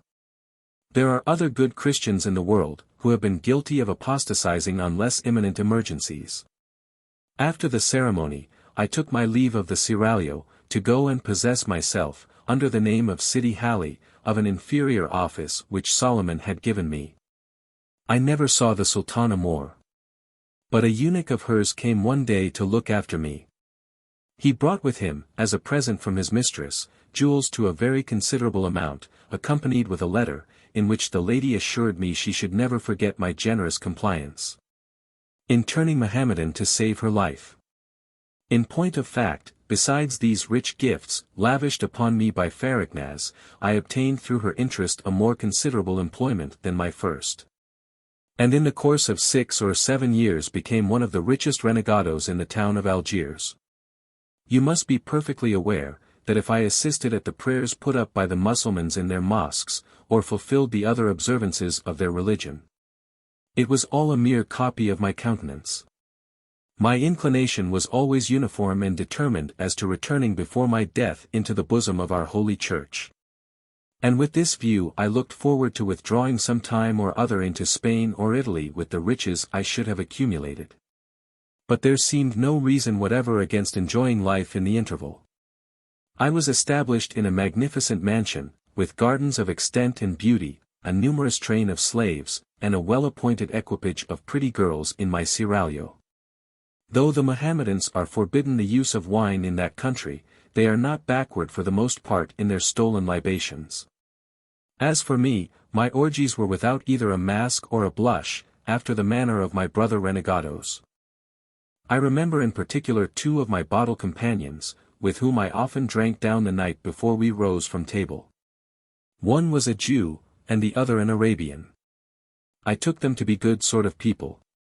And, with that impression, lived in unconstrained familiarity with them. One evening I invited them to sup at my house. On that very day a dog of mine died, it was a pet. We performed our pious ablutions on his lifeless clay, and buried him with all the solemn obsequies attendant on a Mohammedan funeral. This act of ours was not designed to turn the religion we outwardly professed into ridicule. It was only to furnish ourselves with amusement, and give loose to a ludicrous whim which struck us in the moment of jollity, that of paying the last offices of humanity to my dog. This action was, however, very near laying me by the heels. On the following day there came a fellow to my house, saying, "Master Sidi Hali, it is no laughing matter that induces me to pay you this visit. My employer, the Cadi, wants to have a word in your ear. Be so good, if you please, as just to step to his office, without loss of time. An Arabian merchant, who supped with you last night, has laid an information respecting a certain act of irreverence perpetrated by you, on occasion of a dog which you buried. It is on that charge that I summon you to appear this day before the judge, and, in case of failure, you are hereby warned that you will be the subject of a criminal prosecution." Away went he, leaving me to digest his discourse, but the citation stuck in my throat, and took away my appetite. The Arabian had no reason whatever to set his face against me. And I could not comprehend the meaning of the dog's trick the scoundrel had played me. The circumstance, at all events, demanded my prompt attention. I knew the Cadi's character, a saint on the outside, but a sinner in his heart. Away went I therefore to wait on this judge, but not with empty pockets. He sent for me into his private room, and began upon me in all the vehemence of pious indignation, "You are a fellow rejected out of paradise. A blasphemer of our holy law. A man loathsome and abominable to look upon. You have performed the funeral service of a Mussulman over a dog. What an act of sacrilege! Is it thus, then, that you reverence our most holy ceremonies? Have you only turned Mohammedan to laugh at our devotions and our rites?" "My honored master," answered I, the Arabian who has told you such a cock and bull story is a wolf in sheep's clothing. And, more than that, he is even an accomplice in my crime, if it is one, to grant such rest as to peace-parted souls to a faithful household servant. To an animal with more good qualities than half the two-legged Mohammedans out of Christendom. His attachment, besides, to people of merit and consideration in the world was at once moral and sensible, and at his death he left several little tokens of remembrance to his friends. By his last will and testament, he bequeathed his effects in the manner therein mentioned, and did me the honor to name me for his executor. This old crony came in for 20 crowns, that for 30, and another for a cool 100, but your worship is interested deeply in this instrument, pursued I, drawing out my purse. He has left you residuary legatee, and here is the amount of the bequest. The Cadi's gravity could not but relax, after the posthumous kindness of his deceased friend. And he laughed outright in the face of the mock executor. As we were alone, there was no occasion to make wry mouths at the purse, and my acquittal was pronounced in these words, "Go, Master Sidi Hali. It was a very pious act of yours, to enlarge the obsequies of a dog, who had so manly a fellow-feeling for honest folks." By this device I got out of the scrape. And if the hint did not increase my religion, it doubled my circumspection. I was determined no longer to open either my cellar or my soul, in presence of Arabian or Jew. My bottle companion henceforward was a young gentleman from Leghorn, who had the happiness of being my slave. His name was Azzarini. I was of another kidney from renegados in general, who impose greater hardships on their Christian slaves than do the Turks themselves. All my captives waited for the period of their ransom, without any impatient hankering after home. My behavior to them was, in truth, so gentle and fatherly, that many of them assured me they were more afraid of changing their master than anxious after their liberty. Whatever magic that word may have to the ears of those who have felt what it is to be deprived of it. One day the Bashaw's corsairs came into port with considerable prizes. Their cargo amounted to more than 100 slaves of either sex, carried off from the Spanish coast. Solomon retained but a very small number, and all the rest were sold. I happened to go to market, and bought a Spanish girl 10 or 12 years old. She cried as if her heart would break, and looked the picture of despair. It seemed strange that at her age slavery should make such an impression on her. I told her, in Castilian, to combat with her terrors. And assured her that she was fallen into the hands of a master who had not put off humanity when he took up the turban. The little mourner, not initiated in the trade of grief, pursued the subject of her lamentations without listening to me. Her whole soul seemed to be breathed in her sighs. She descanted on her wretched fate, and exclaimed from time to time, in softened accents, "O my mother, why were we ever parted? I could bear my lot with patience, might we share it together?" With these lamentations on her lips, she turned round towards a woman of from 45 to 50, standing at the distance of several paces, and waiting, with her eyes fixed to the ground. In a determined, sullen silence, till she met with a purchaser. I asked my young bargain if the lady she was looking at was her mother. "Alas! She is, indeed, sir," replied the girl, "for the love of God, do not let me be parted from her." "Well, then, my distressed little damsel," said I, "if it will give you any pleasure, there is no more to do than to settle you both in the same quarters. And then you will give over your murmuring." On the very moment I went up to the mother, with the intention of cheapening her, but no sooner did I cast my eyes on her face, than I knew again, with what emotion you may guess. The very form and pressure of Lucinda. "Just heaven!" said I within myself, "this is my mother. Nature whispers it in my ear, and can I doubt her evidence?" On her part, whether a keen resentment of her woes pointed out an enemy in every object on which she glanced, or else it might be my dress that disfigured me. Or else I might have grown a little older in about a dozen years since she had seen me, but, however historians may account for it, she did not know me.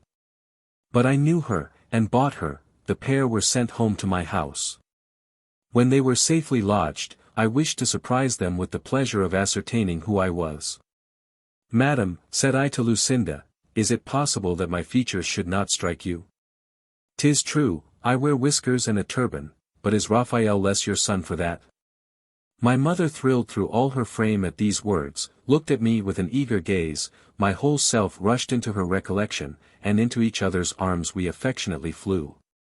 I then caressed, in moderated ecstasies, her daughter, who perhaps knew as much about having a brother as I did about having a sister.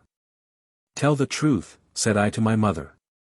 In all your theatrical discoveries, did you ever meet with one so truly natural and dramatic as this? My dear son, answered she in an accent of sorrow, the first sight of you after so long a separation overwhelmed me with joy, but the revulsion was only the more deeply distressing. In what condition, alas! Do I again behold you? My own slavery is 1,000 times less revolting to my feelings than the disgraceful habiliments. Heyday! By all the powers, madam, interrupted I with a hearty laugh, I am quite delighted with your newly acquired morality, this is excellent in an actress. Well. Well. As heaven is my judge, my honored mamma, you are mightily improved in your principles, if my transformation astounds your religious eyesight. So far from quarreling with your turban, consider me rather as an actor, playing a Turkish character on the stage of the world. Though a conformist, I am just as much a Mussulman as when I was in Spain, nay, in the bottom of my heart, I never was a more firm believer in our Christian creed than at the present moment. When you shall become acquainted with all my hairbreadth escapes, since I have been domesticated in this country, you will not be rigorous in your censure. Love has been the cause of my apostasy, and he who worships at that shrine may be absolved from all other infidelities. I have a little of my mother in me, take my word for it. Another reason besides ought to moderate your disgust at seeing me under my present circumstances. You were expecting to experience a harsh captivity in Algiers, but you find in your protector a son, with all the tenderness and reverence befitting his relation to you. And rich enough to maintain you here in plenty and comfort, till a favorable opportunity offers of returning with safety into Spain.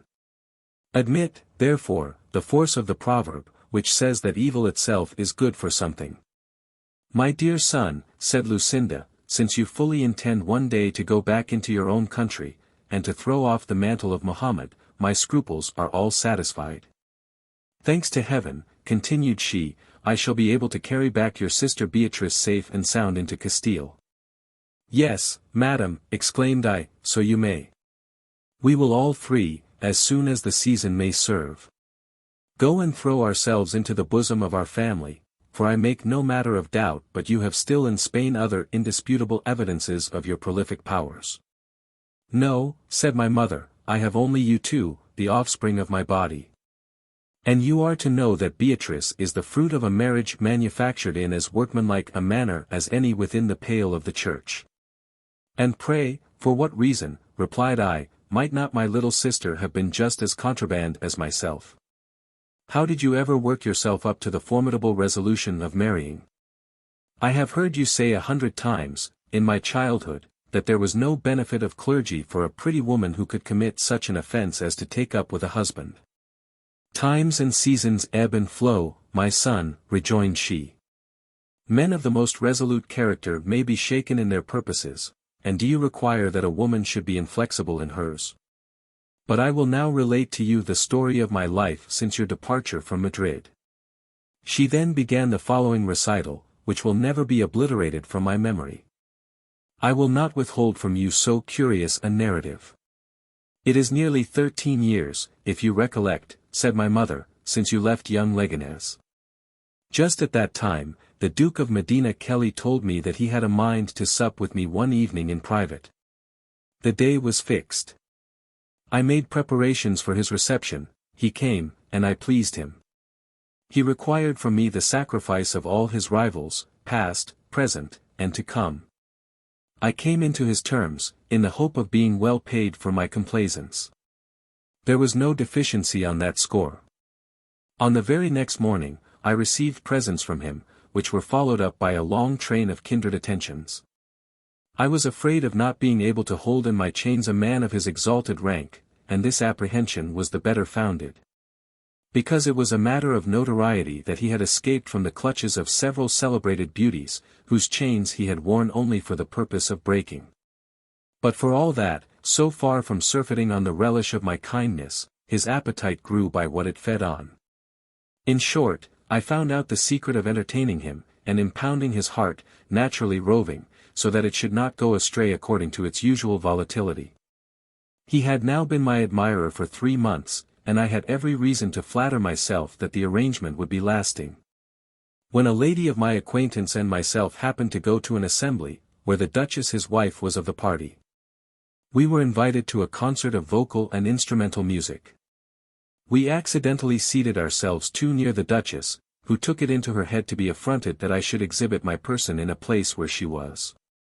She sent me word, by one of her women, that she should take it as a favor if I would quit the room immediately. I sent back an answer just as saucy as the message. The Duchess, irritated to fury, laid her wrongs before her husband, who came to me in person, and said, "Retire, Lucinda. Though noblemen of the first rank attach themselves to pretty playthings like yourself, it is highly unbecoming in you to forget your proper distance. If we love you better than our wives, we honor our wives more than you. Whenever, therefore, your insolence shall go so far as to set yourselves up for their rivals under their very noses, you will always be mortified, and made to know your places." Fortunately the Duke held his cruel language to me in so low a tone of voice as not to have been overheard by the people about us. I withdrew in deep confusion, and cried with vexation at having incurred such an affront. At once, to crown my shame and aggravate my chastisement, the actors and actresses got hold of the story on the very same evening. To do them justice, these gentry must contrive to entertain a familiar spirit, whose business is to fly about, and whisper in the ear of one whatever falls out amiss to the other. Suppose, for instance, that an actor gets drunk and makes a fool of himself, or an actress gets hold of a rich cully and makes a fool of him. The green room is sure to ring with all the particulars, and a few more than are true. All my kindred of the sock and buskin were informed at once of what had happened at the concert, and a blessed life they led me with their quips and quiddities. Never was there charity like theirs. Without beginning at home, heaven only knows where it ends.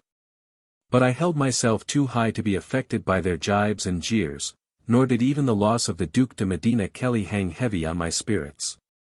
For true it was, I never saw him more at my toilet, but learned, a very short time after, that he had got into the trammels of a little warbler. When a theatrical lady has the good luck to be in fashion, she may change her lover as often as her petticoat, and one noble fool, should he even recover his wits at the end of 3 days, serves excellently well for a decoy to his successor. No sooner was it buzzed about Madrid that the Duke had raised the siege, than a new host of would-be conquerors appeared before the trenches. The very rivals whom I had sacrificed to his wishes, looking at my charms through the magnifying medium of delay and disappointment, came back again in crowds to encounter new caprices. To say nothing of 1,000 fresh hearts, ready to bargain on the mere report of my being to let. I had never been so exclusively the mode. Of all the men who put in for being cajoled by me, a portly German, belonging to the Duke of Ossuna's household, seemed to bid highest. Not that his personal attractions were by any means the most catching. But then there were 1,000 amiable pistoles on the list of candidates, scraped together by perquisites in his master's service, and turned adrift with the prodigality of a prince, in the hope of becoming my favored lover. This fat pigeon to be plucked was by name Brutendorf. As long as his pockets were lined, his reception was warm, empty purses meet with fastened doors. The principles on which my friendship rested were not altogether to his taste. He came to the play to look after me during the performance. I was behind the scenes. It was his humor to load me with reproaches, it was mine to laugh in his face. This provoked his boorish wrath, and he gave me a box on the ear, like a clumsy-fisted German as he was. I set up a loud scream, the business of the stage was suspended. I came forward to the front, and, addressing the Duke of Osuna, who was at the play on that occasion with his Lady Duchess, begged his protection from the German gallantry of his establishment. The Duke gave orders for our proceeding with the piece, and intimated that he would hear the parties after the curtain had dropped. At the conclusion of the play I presented myself in all the dreary pomp of tragedy before the Duke, and laid open my griefs in all the majesty of woe. As for my German pugilist, his defense was on a level with his provocation. So far from being sorry for what he had done, his fingers itched to give me another dressing. The cause being heard pro and con, the Duke of Osuna said to his Scandinavian savage, Brutendorf, I dismiss you from my service, and beg never to see anything more of you. Not because you have given a box on the ear to an actress, but for your failure in respect to your master and mistress, in having presumed to interrupt the progress of the play in their presence. This decision was a bitter pill for me to swallow. It was high treason against my histrionic majesty, that the German was not turned off on the ground of having insulted me. It seemed difficult to conceive the possibility of a greater crime than that of insulting a principal actress, and where crimes are parallel, punishments should tally. The retribution in this case would have been exemplary, and I expected no less. This unpleasant occurrence undeceived me, and proved, to my mortification, that the public distinguished between the actors and the personages they may chance to enact. On this conviction, my pride revolted at the theatre. I resolved to give up my engagements, to go and live at a distance from Madrid. I fixed on the city of Valencia for the place of my retreat, and went thither under a feigned character. With a property of 20,000 ducats in money and jewels, a sum in my mind more than sufficient to maintain me for the remainder of my days, since it was my purpose to lead a retired life. I rented a small house at Valencia, and limited my establishment to a female servant and a page, who were as ignorant of my birth, parentage and education, as the rest of the town. I gave myself out for the widow of an officer belonging to the king's household, and intimated that I had made choice of Valencia for my residence. On the report that it was one of the most agreeable neighborhoods in Spain.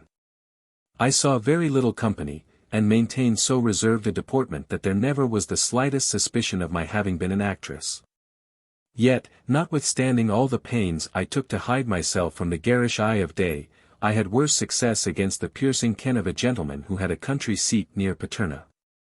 He was of an ancient family, in person genteel and manly, from 35 to 40 years of age, nobly connected, but scandalously in debt, a contradiction in the vocabulary of honor. Neither more unaccountable nor uncommon in the kingdom of Valencia, than what takes place every day in other parts of the civilized world. This gentleman of a generation or two before the present, finding my person to his liking, was desirous of knowing if in other respects I was a commodity for his market. He set every engine at work to inquire into the most minute particulars, and had the pleasure to learn from general report, that I was a warm widow with a comfortable jointure, and a person little, if anything, the worse for wear. It struck him that this was just the match. So that in a very short time an old lady came to my house, telling me from him, that with equal admiration of my virtues and my charms, he laid himself and his fortune at my feet, and was ready to lead me to the altar, if I could condescend so far as to become his wife. I required 3 days to make up my mind on the subject. In this interval, I made inquiries about the gentleman. And hearing a good character of him, notwithstanding the deranged state of his finances, it was my determination to marry him without more ado. So that the preliminaries were soon ratified by a definitive treaty. Don Manuel de Zerica, for that was my husband's name, took me immediately after the ceremony to his castle, which had an air of antiquity highly flattering to his family pride. He told a story about one of his ancestors who built it in days of yore, and because it was not founded the day before yesterday, jumped to a conclusion that there was not a more ancient house in Spain than that of Zerica. But nobility, like perishable merchandise, will run to decay. The castle, shored up on this side and on that, was in the very agony of tumbling to pieces. What a buttress for Don Manuel and for his old walls was his marriage with me. More than half my savings were laid out on repairs, and the residue was wanted to set us going in a genteel style among our country neighbors. Behold me then, you who can believe it, landed on a new planet, transformed into the presiding genius of a castle, the Lady Bountiful of my parish. Our stage machinery could never have furnished such a change. I was too good an actress not to have supported my new rank and dignity with appropriate grace. I assumed high airs, theatrical grandeurs, a most dignified strut and demeanor.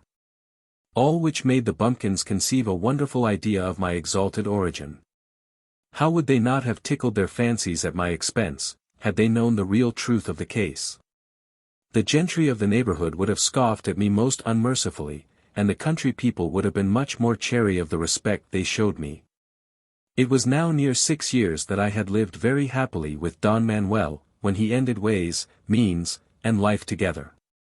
My legacy consisted of a broken fortune to splice, and your sister Beatrice, then more than 4 years old, to maintain.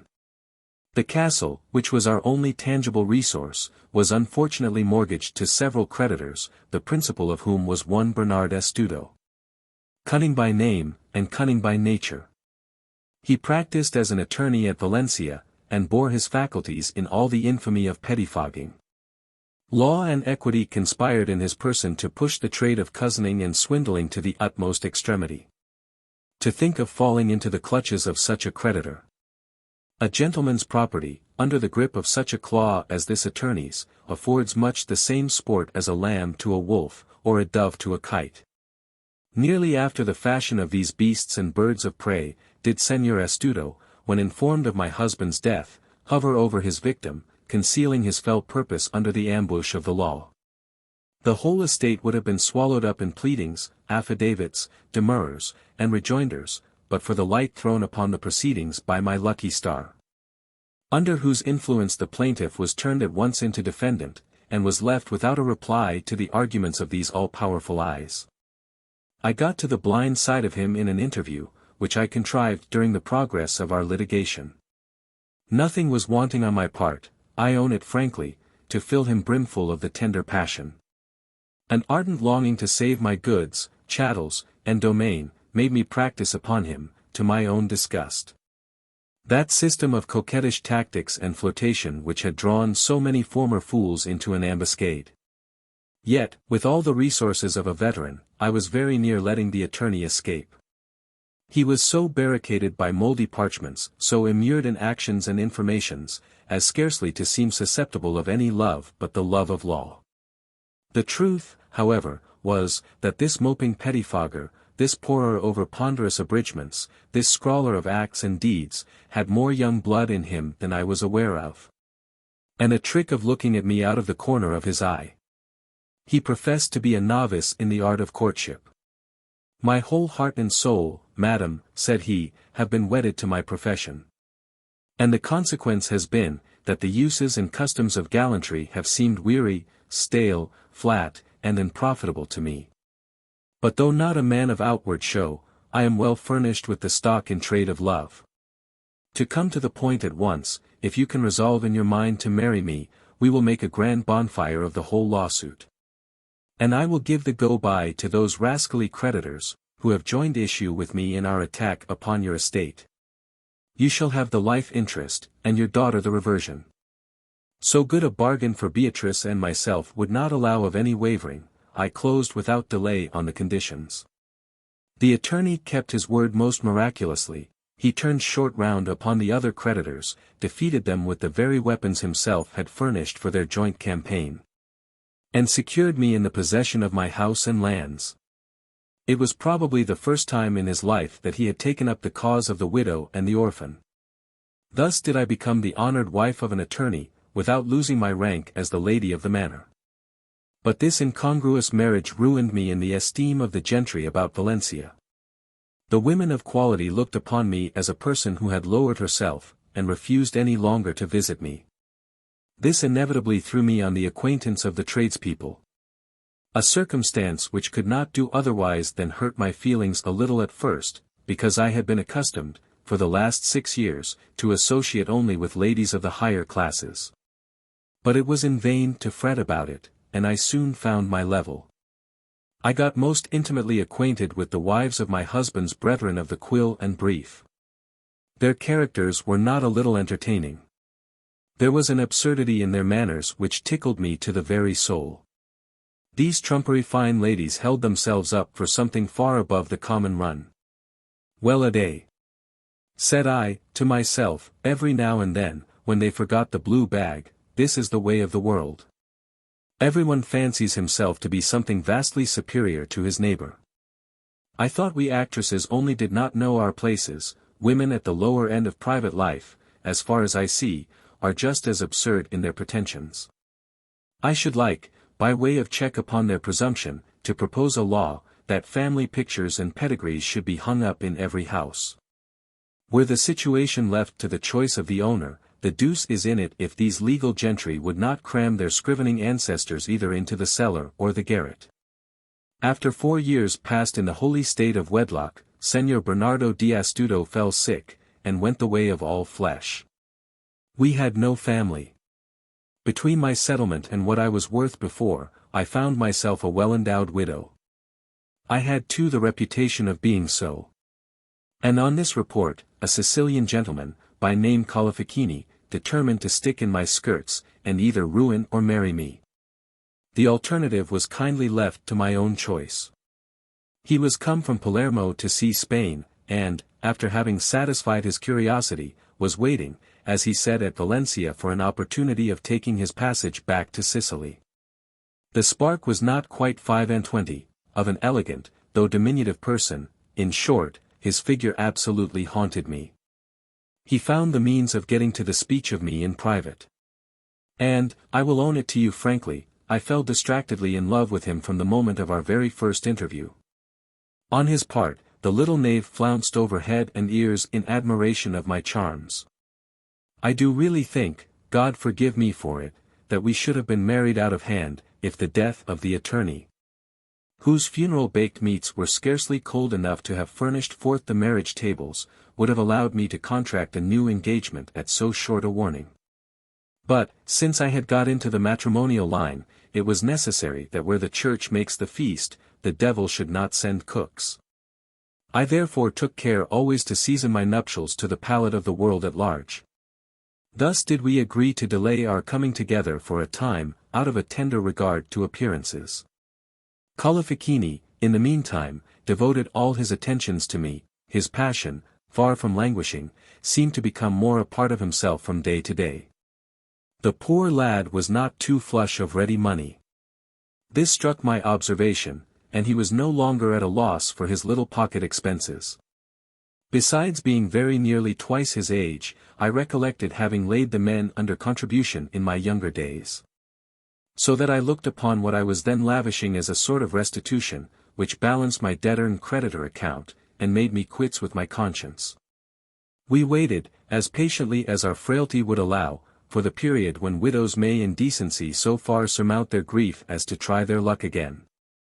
When the happy morning rose, we presented ourselves before the altar, where we plighted our faith to each other by oaths the most solemn and binding. We then retired to my castle, where I may truly say that we lived for 2 years, less as husband and wife than as tender and unfettered lovers. But alas! Such a union, so happy and sentimental, was not long to be the lot of humanity. A pleurisy carried off my dear Colifichini. At this passage in her history, I interrupted my mother. Heyday! Madam, your third husband dispatched already?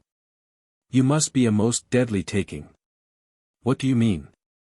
Answered she, is it for me to dispute the will of heaven, and lengthen the days parcelled out to every son of earth? If I have lost 3 husbands, it was none of my fault. 2 of them cost me many a salt tear. If I buried any with dry eyes, it was the attorney. As that was merely a match of interest, I was easily reconciled to the loss of him. But to return to Colifichini, I was going to tell you, that some months after his death, I had a mind to go and take possession of a country house near Palermo, which he had settled on me as a jointure, by our marriage contract.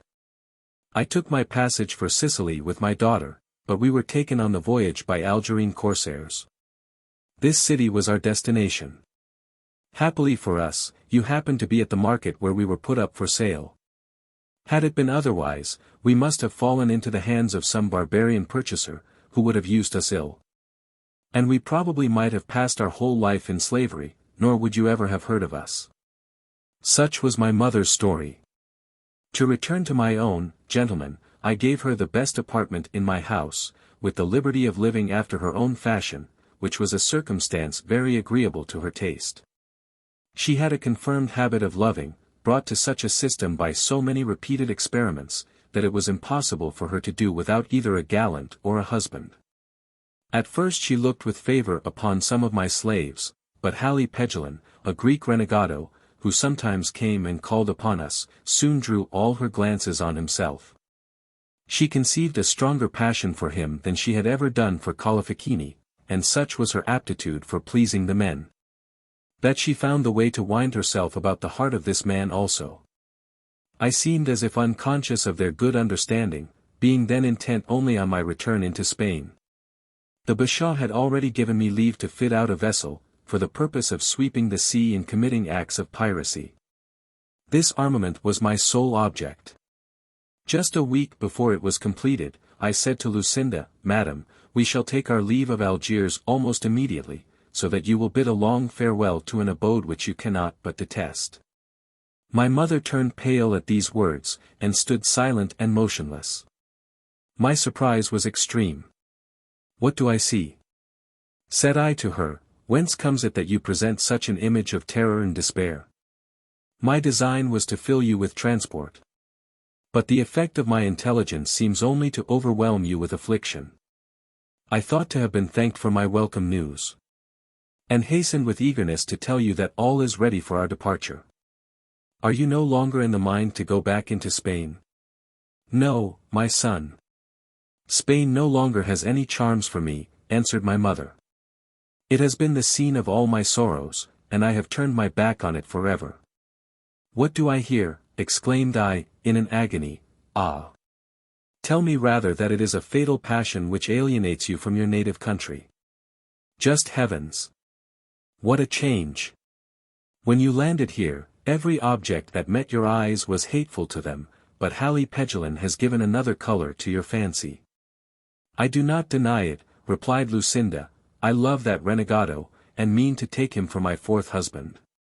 "What an idea," interrupted I, with horror, "you to marry a Mussulman. You forget yourself to be a Christian, or rather have hitherto been one only in name, and not in heart." "Ah! My dear mother, what a futurity do you present to my imagination! You are running headlong to your eternal ruin. You are going to do voluntarily, and from impure motives, what I have only done under the pressure of necessity." I urged many other arguments, in the same strain, to turn her aside from her purpose, but all my eloquence was wasted. She had made up her mind to her future destiny. Not satisfied with following the bent of her base inclinations, and leaving her son to go and live with this renegado, she had even formed a design to settle Beatrice in her own family. This I opposed with all my might and main. "Ah! Wretched Lucinda," said I, "if nothing is capable of keeping you within the limits of your duty, at least rush on perdition alone. Confine within yourself the fury which possesses you, cast not a young innocent headlong over a precipice, though you yourself may venture on the leap." Lucinda quitted my presence in moody silence. It struck me that a remnant of reason still enlightened her, and that she would not obstinately persevere in requiring her daughter to be given up to her. How little did I know of my mother! One of my slaves said to me 2 days afterwards, "Sir, take care of yourself. A captive belonging to Pegelin has just let me into a secret, of which you cannot too soon avail yourself. Your mother has changed her religion, and as a punishment upon you for having refused Beatrice to her wishes, it is her purpose to acquaint the Bashaw with your flight." I could not for a moment doubt but what Lucinda was the woman to do just what my slave had said she would. The lady had given me manifold opportunities of studying her character. And it was sufficiently evident that, by dint of playing bloody parts in tragedy, she had familiarized herself with the guilty scenes of real life. It would not in the least have gone against her nature to have got me burned alive. Nor, probably, would she have been more affected by my exit after that fashion, than by the winding up of a dramatic tale. The warning of my slave, therefore, was not to be neglected. My embarkation was hastened on. I took some Turks on board, according to the practice of the Algerine corsairs when going on a piratical expedition. But I engaged no more than was necessary to blind the eyes of jealousy, and weighed anchor from the port as soon as possible, with all my slaves and my sister Beatrice. You will do right to suppose that I did not forget, in that moment of anxiety, to pack up my whole stock of money and jewels, amounting probably to the worth of 6,000 ducats. When we were fairly out at sea, we began by securing the Turks. They were easily mastered, as my slaves outnumbered them. We had so favorable a wind, that we made the coast of Italy in a very short time. Without let or hindrance, we got into the harbor of Leghorn, where I thought the whole city must have come out to see us land. The father of my slave Azarini, either accidentally or from curiosity, happened to be among the gazers. He looked with all his eyes at my captives, as they came ashore. But, though his object was to discover his lost son among the number, it was with little hope of so fortunate a result. But how powerful is the plea of nature! What transports, expressed by mutual embraces, followed the recognition of a tie so close, but so painfully interrupted for a time. As soon as Azarini had acquainted his father who I was, and what brought me to Leghorn, the old man obliged me, as well as Beatrice, to accept of an apartment in his house. I shall pass over in silence the description of 1,000 ceremonies, necessary to be gone through, in order to my return into the bosom of the Church. Suffice it to say, that I forswore Mohammedanism with much more sincerity than I had pledged myself to it. After having entirely purged myself from my Algerine leaven, I sold my ship, and set all my slaves at liberty. As for the Turks, they were committed to prison at Leghorn, to be exchanged against Christians. I received kind attention in abundance from the Azarini family. Indeed, the young man married my sister Beatrice, who, to speak the truth, was no bad match for him, being a gentleman's daughter, and inheriting the castle of Zerica, which my mother had taken care to let out to a rich farmer of Paterna, when she resolved upon her voyage to Sicily. From Leghorn, after having stayed there some time, I departed for Florence, a town I had a strong desire to see. I did not go thither without letters of recommendation. Azarini, the father, had connections at the Grand Duke's court, and introduced me to them as a Spanish gentleman related to his family. I tacked Don to my name, in honest rivalry of impudence with other low Spaniards, who take up that travelling title of honor without compunction. When far enough from home to set detection at defiance. Boldly then did I dub myself Don Raphael, and appeared at court with suitable splendor, on the strength of what I had brought from Algiers, to keep my nobility from starving. The high personages to whom old Azarini had written in my favor, gave out in their circle that I was a person of quality. So that with this testimony, and a natural knack I had of giving myself airs, the deuce must have been in it if I could not have passed muster for a man of some consequence. I soon got to be hand in glove with the principal nobility, and they presented me to the Grand Duke. I had the good fortune to make myself agreeable. It then became an object with me to pay court to that prince, and to study his humor. I sucked in with greedy ear all that his most experienced courtiers said about him, and by their conversation fathomed all his peculiarities.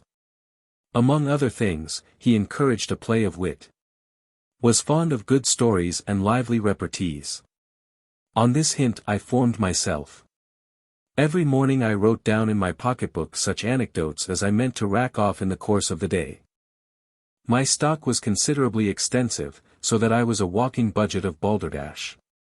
Yet even my estate in nonsense required economy, and I began to get out at elbows, so as to be reduced to borrow from myself, and mortgage my resources 20 times over.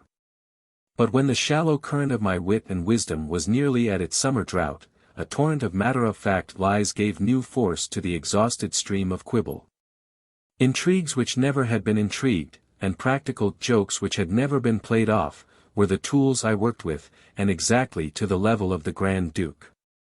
Nay, what often happens to dull dealers in inextinguishable vivacity, the mornings were spent in financiering those funds of conversation, which were to be drawn upon after dinner, as if from a perennial spring of preternatural wealth.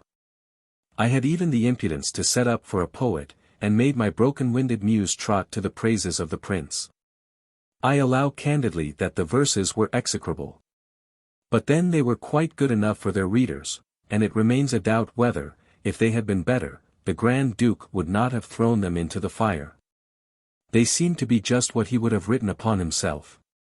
In short, it was impossible to miss the proper style on such a subject. But whatever might be my merit as a poet, the prince, by little and little, took such a liking to my person, as gave occasion of jealousy to his courtiers. They tried to find out who I was. This, however, was beyond their compass. All they could learn was, that I had been a renegado. This was whispered forthwith in the prince's ear, in the hopes of hurting me. Not that it succeeded, on the contrary, the Grand Duke one day commanded me to give him a faithful account of my adventures at Algiers. I obeyed, and the recital, without reserve on my part, contributed more than any other of my stories to his entertainment. Don Raphael, said he, after I had ended my narrative, I have a real regard for you, and mean to give you a proof of it, which will place my sincerity beyond a doubt. Henceforth you are admitted into my most private confidence, as the first fruits of which, you are to know that one of my ministers has a wife, with whom I am in love. She is the most enchanting creature at court, but at the same time the most impregnable. Shut up in her own household, exclusively attached to a husband who idolizes her, she seems to be ignorant of the combustion her charms have kindled in Florence. You will easily conceive the difficulty of such a conquest. And yet this epitome of loveliness, so deaf to all the whispers of common seduction, has sometimes listened to my sighs. I have found the means of speaking to her without witnesses. She is not unacquainted with my sentiments. I do not flatter myself with having warmed her into love. She has given me no reason to form so sweet a conjecture. Yet I will not despair of pleasing her by my constancy, and by the cautious conduct, even to mystery, which I take care to observe. My passion for this lady, continued he, is known only to herself. Instead of pursuing my game wantonly, and overleaping the rights of my subjects, like a true sovereign, I conceal from all the world the knowledge of my love. This delicacy seems due to Mascarini, the husband of my beloved mistress. His zeal and attachment to me, his services and honesty, oblige me to act in this business with the closest secrecy and circumspection. I will not plunge a dagger into the bosom of this ill-starred husband, by declaring myself a suitor to his wife. Would he might forever be insensible, were it within possibility, to the secret flame which devours me. For I am persuaded that he would die of grief were he to know the circumstances I have just now confided to you. I therefore veil my pursuit in impenetrable darkness, and have determined to make use of you for the purpose of conveying to Lucretia the merit of the sacrifices my delicacy imposes on my feelings. Of these you shall be the interpreter. I doubt not but you will acquit yourself to a marvel of your commission. Contrive to be intimate with Mascarini. Make a point of worming yourself into his friendship. Then an introduction to his family will be easy, and you will secure to yourself the liberty of conversing freely with his wife. This is what I require from you, and what I feel assured that you will execute with all the dexterity and discretion necessary to so delicate an undertaking. I promise the Grand Duke to do my utmost in furtherance of his good opinion, and in aid of his success with the object of his desires. I kept my word without loss of time. No pains were spared to get into Mascarini's good graces, and the design was not difficult to accomplish. Delighted to find his friendship sought by a man possessing the affections of the prince, he advanced halfway to meet my overtures. His house was always open to me. My intercourse with his lady was unrestrained. And I have no hesitation in affirming my measures to have been taken so well, as to have precluded the slightest suspicion of the embassy entrusted to my management.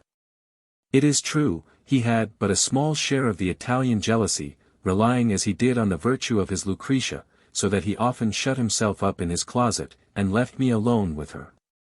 I entered at once into the pith and marrow of my subject. The Grand Duke's passion was my topic with the lady, and I told her that the motive of my visits was only to plead for that prince. She did not seem to be over head and ears in love with him, and yet, methought, vanity forbade her to frown decisively on his addresses. She took a pleasure in listening to his sighs, without sighing in concert.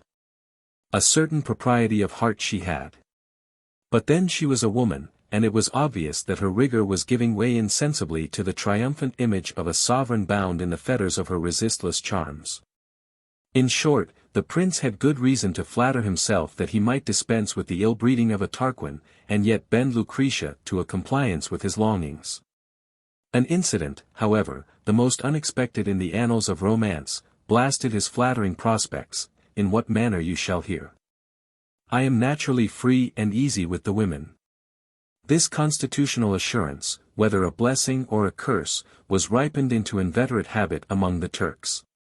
Lucretia was a pretty woman. I forgot that I was courting by proxy, and assumed the tone of a principal. Nothing could exceed the warmth and gallantry with which I offered my services to the lady. Far from appearing offended at my boldness, or silencing me by a resentful answer, she only said, with a sarcastic smile, "Own the truth, Don Raphael. The Grand Duke has pitched upon a very faithful and zealous agent. You serve him with an integrity not sufficiently to be commended." "Madam," said I in the same strain, "let us not examine things with too much nicety. A truce, I beseech you, with moral discussions. They are not of my element, good honest passion tallies better with our natures. I do not believe myself, after all, the first prince's confidant who has ousted his master in an affair of gallantry. Your great lords have often dangerous rivals in more humble messengers than myself." "That may be," replied Lucretia, "but a haughty temper stands with me in the place of virtue, and no one under the degree of a prince shall ever sully these charms. Regulate your behavior accordingly," added she in a tone of serious severity, "and let us change the subject. I willingly bury your presumption in oblivion, provided you never hold similar discourse to me again. If you do, you may repent of it." Though this was a comment of some importance on my text, and ought to have been needfully conned over, it was no bar to my still entertaining Mascarini's wife with my passion. I even pressed her, with more importunity than heretofore, for a kind consent to my tender entreaties, and was rash enough to feel my ground, by some little personal freedoms. The lady then, offended at my words, and still more at my Mohammedan quips and cranks, gave a complete set down to my assurance. She threatened to acquaint the Grand Duke with my impertinence, and declared she would make a point of his punishing me as I deserved. These menaces bristled up my spirit in return. My love turned at once into hatred, and determined me to revenge myself for the contempt with which Lucretia had treated me. I went in quest of her husband.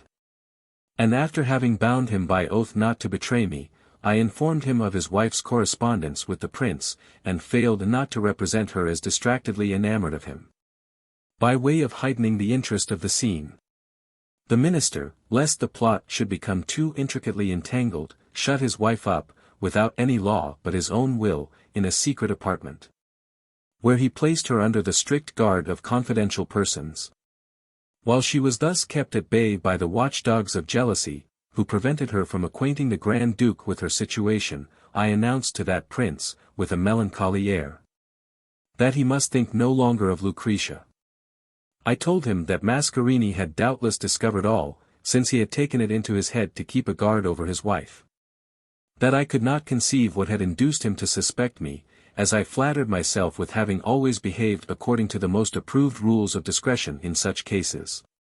The lady might, I suggested, have been beforehand, and owned all to her husband, and had, perhaps, in concert with him, suffered herself to be immured, in order to lie hid from a pursuit so dangerous to her virtue. The prince appeared deeply afflicted at my relation. I was not unmoved by his distress, and repented more than once of what I had done, but it was too late to retract. Besides, I must acknowledge, a spiteful joy tingled in my veins, when I meditated on the distressed condition of the disdainful fair who had spurned my vows. I was feeding with impunity on the pleasure of revenge, so palatable to all the world, but most of all to Spaniards, when one day the Grand Duke, chatting with 5 or 6 nobles of his court and myself, said to us, "In what manner would you judge it fitting for a man to be punished, who should have abused the confidence of his prince, and designed to step in between him and his mistress?" The best way, said one of the courtiers, would be to have him torn to pieces by 4 horses. Another gave it as his verdict that he should be soundly beaten till he died under the blows of the executioner. The most tender-hearted and merciful of these Italians, with comparative lenity towards the culprit, wished only just to admonish him of his fault, by throwing him from the top of a tower to the bottom. And Don Raphael, resumed the Grand Duke after a pause, what is his opinion? The Spaniards, in all likelihood, would improve upon our Italian severity, in a case of such aggravated treachery. I fully understood, as you may well suppose, that Mascarini had not kept his oath, or that his wife had devised the means of acquainting the prince with what had passed between her and me. My countenance sufficiently betokened my inward agitation. But for all that, suppressing as well as I could my rising emotion and alarm, I replied to the Grand Duke in a steady tone of voice, "My lord, the Spaniards are more generous. Under such circumstances, they would pardon the unworthy betrayer of his trust, and by that act of unmerited goodness would kindle in his soul an everlasting abhorrence of his own villainy." "Yes, truly," said the prince, "and I feel in my own breast a similar spirit of forbearance. Let the traitor then be pardoned. Since I have myself only to blame for having given my confidence to a man of whom I had no knowledge, but, on the contrary, much ground of suspicion, according to the current of common report. Don Raphael, added he, my revenge shall be confined to this single interdict. Quit my dominions immediately, and never appear again in my presence." I withdrew in all haste, less hurt at my disgrace, than delighted to have got off so cheaply. The very next day I embarked in a Barcelona ship, just setting sail from the port of Leghorn on its return. At this period of his history I interrupted Don Raphael to the following effect: "For a man of shrewdness, methinks you were not a little off your guard. In trusting yourself at Florence for even so short a time, after having discovered the prince's love of Lucretia to Mascarini. You might well have foreboded that the Grand Duke would not be long in getting to the knowledge of your duplicity." "Your observation is very just," answered the well-matched son of so eccentric a mother as Lucinda. "And for that reason, not trusting to the minister's promise of screening me from his master's indignation, it had been my intention to disappear without taking leave. I got safe to Barcelona," continued he, "with the remnant of the wealth I had brought from Algiers, but the greater part had been squandered at Florence in enacting the Spanish gentleman. I did not stay long in Catalonia. Madrid was the dear place of my nativity, and I had a longing desire to see it again, which I satisfied as soon as possible. For mine was not a temper to stand parleying with its own inclinations. On my arrival in town, I chanced to take up my abode in a ready-furnished lodging, where dwelt a lady, by name Camilla. Though at some distance from her teens, she was a very spirit-stirring creature, as Señor Gil Blas will bear me out in saying, for he fell in with her at Valladolid nearly about the same time. Her parts were still more extraordinary than her beauty, and never had a lady with a character to let a happier talent of inveigling fools to their ruin. But she was not like those selfish jilts who put out the gullibility of their lovers to usury. The pillage of the plodding merchant, or the grave family man, was squandered upon the first gambler or prize-fighter who happened to find his way into her frolicsome fancy. We loved one another from the first moment, and the conformity of our tempers bound us so closely together, that we soon lived on the footing of joint property. The amount, in sober sadness, was little better than a cipher, and a few good dinners more reduced it to that ignoble negative of number. We were each of us thinking, as the deuce would have it, of our mutual pleasures, without profiting in the least by those happy dispositions of ours for living at the expense of other folks. Want at last gave a keener edge to our wits, which indulgence had blunted. "My dear Raphael," said Camilla, "let us carry the war into the enemy's quarters, if you love me. For while we are as faithful as turtles, we are as foolish, and fall into our own snare, instead of laying it for the unwary. You may get into the head and heart of a rich widow. I may conjure myself into the good graces of some old nobleman, but as for this ridiculous fidelity, it brings no grist to the mill." "Excellent Camilla," answered I, "you are beforehand with me. I was going to make the very same proposal. It exactly meets my ideas, thou paragon of morality. Yes, the better to maintain our mutual fire, let us forage for substantial fuel. As good may always be extracted out of evil, those infidelities which are the bane of other loves shall be the triumph of ours. On the basis of this treaty we took the field. At first there was much cry, but little wool, for we had no luck at finding cullies. Camilla met with nothing but pretty fellows, with vanity in their hearts, tinsel on their backs, and not a maravedi in their pockets. My ladies were all of a kidney to levy rather than to pay contributions. As love left us in the lurch, we paid our devotions at the shrine of knavery. With the zeal of martyrs to a new religion did we encounter the frowns of the civil power, whose myrmidons, as like the devil in their nature as their office, were ordered on the lookout after us. But the alguazil, with all the good qualities of which the corregidor inherited the contraries, gave us time to make our escape out of Madrid, for the good of the trade and a small sum of money. We took the road to Valladolid, meaning to set up in that town. I rented a house for myself and Camilla, who passed for my sister to avoid evil tongues. At first we kept a tight rein over our speculative talents, and began by reconnoitering the ground before we determined on our plan of operations. One day a man accosted me in the street, with a very civil salutation, to this effect: "Señor Don Rafael, do you recollect my face?" I answered in the negative.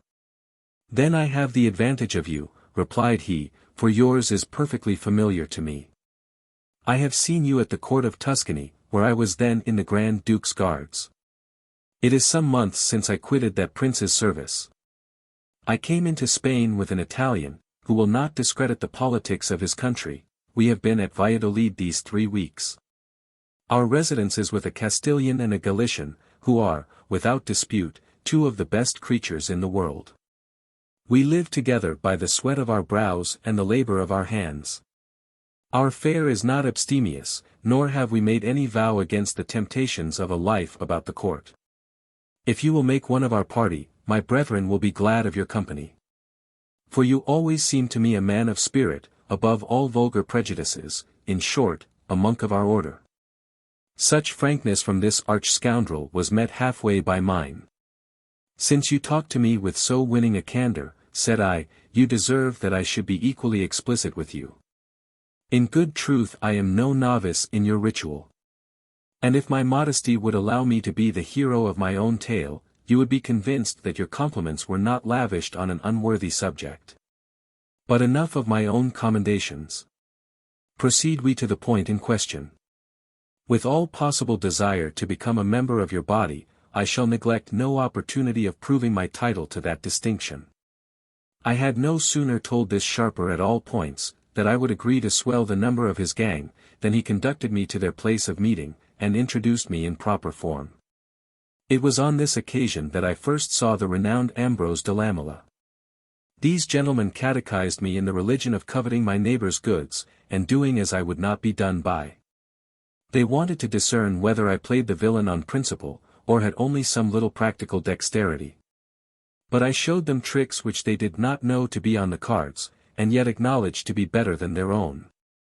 They were still deeper lost in admiration, when, in cool disdain of manual artifice, as an everyday effort of ingenuity, I maintained my prowess in such combinations of roguery as require an inventive brain and a solid judgment to support them. In proof of these pretensions, I related the adventure of Jerome de Moyadas. And on this single specimen of my parts, they conceived my genius of so high an order, as to elect me by common consent for their leader. Their choice was fully justified by a host of slippery devices, of which I was the master wheel, the cornerstone. Or according to whatever other metaphor in mechanics you may best express the soul of a conspiracy. When we had occasion for a female performer to heighten the interest, Camilla was sent upon the stage, and played up to admiration in the parts she had to perform. Just at that period, our friend and brother Ambrose was seized with a longing to see his native country once more. He went for Galicia, with an assurance that we might reckon on his return. The visit cured his patriotic sickness. As he was on the road back, having halted at Burgos to strike some stroke of business, an innkeeper of his acquaintance introduced him into the service of Señor Gil Blas de Santillana, not forgetting to instruct him thoroughly in the state of that gentleman's affairs. Señor Gil Blas, pursued Don Raphael, addressing his discourse to me, you know in what manner we eased you of your movables in a ready-furnished lodging at Valladolid. And you must doubtless have suspected Ambrose to have been the principal contriver of that exploit, and not without reason. On his coming into town, he ran himself out of breath to find us, and laid open every particular of your situation, so that the associated swindlers had nothing to do but to build on his foundation. But you are unacquainted with the consequences of that adventure, you shall therefore have them on my authority. Your portmanteau was made free with by Ambrose and myself. We also took the liberty of riding your mules in the direction of Madrid, not dropping the least hint to Camilla nor to our partners in iniquity, who must have partaken in some measure of your feelings in the morning, at finding their glory shorn of two such beams. On the second day we changed our purpose. Instead of going to Madrid, whence I had not sallied forth without an urgent motive, we passed by Zabreros, and continued our journey as far as Toledo. Our first care, in that town, was to dress ourselves in the genteelest style. Then, assuming the character of two brothers from Galicia on our travels of mere curiosity, we soon got acquainted in the most respectable circles. I was so much in the habit of acting the man of fashion, as not easily to be detected. And as the generality of people are blinded by a free expenditure, we threw dust into the eyes of all the world, by the elegant entertainments to which we invited the ladies. Among the women who frequented our parties, there was one not indifferent to me. She appeared more beautiful than Camilla, and certainly much younger. I inquired who she was, and learned that her name was Violante, and that she was married to an ungrateful spark, who soon grew weary of her chaste caresses, and was running after those of a prostitute, with whom he was in love. There was no need to say any more to determine me on enthroning Violante the sovereign lady and mistress of my thoughts and affections. She was not long in coming to the knowledge of her conquest. I began by following her about from place to place, and playing 100 monkey tricks to instill into her comprehension that nothing would please me better than the office of making her amends for the ill usage of her husband. The pretty creature ruminated on my proffered kindness, and to such purpose as to let me know in the end that my labor was not wasted on an ungrateful soil. I received a note from her in answer to several I had transmitted by one of those convenient old dowagers in such high request throughout Spain and Italy. The lady sent me word that her husband supped with his mistress every evening, and did not return home till very late. It was impossible to mistake the meaning of this. On that very night I planted myself under Violante's windows, and engaged her in a most tender conversation. At the moment of parting, it was settled between us that every evening, at the same hour, we should meet and converse on the same everlasting topic, without gainsaying any such other acts of gallantry as might safely be submitted to the peering eye of day. Hitherto Don Balthazar, as Violante's husband was called, had no reason to complain of his forehead, but I was a natural philosopher, and little satisfied with metaphysical endearments. One evening, therefore, I repaired under my lady's windows, with the design of telling her that there was an end of life and everything if we could not come together on more accommodating terms than from the balcony to the street. For I had never yet been able to get into the house.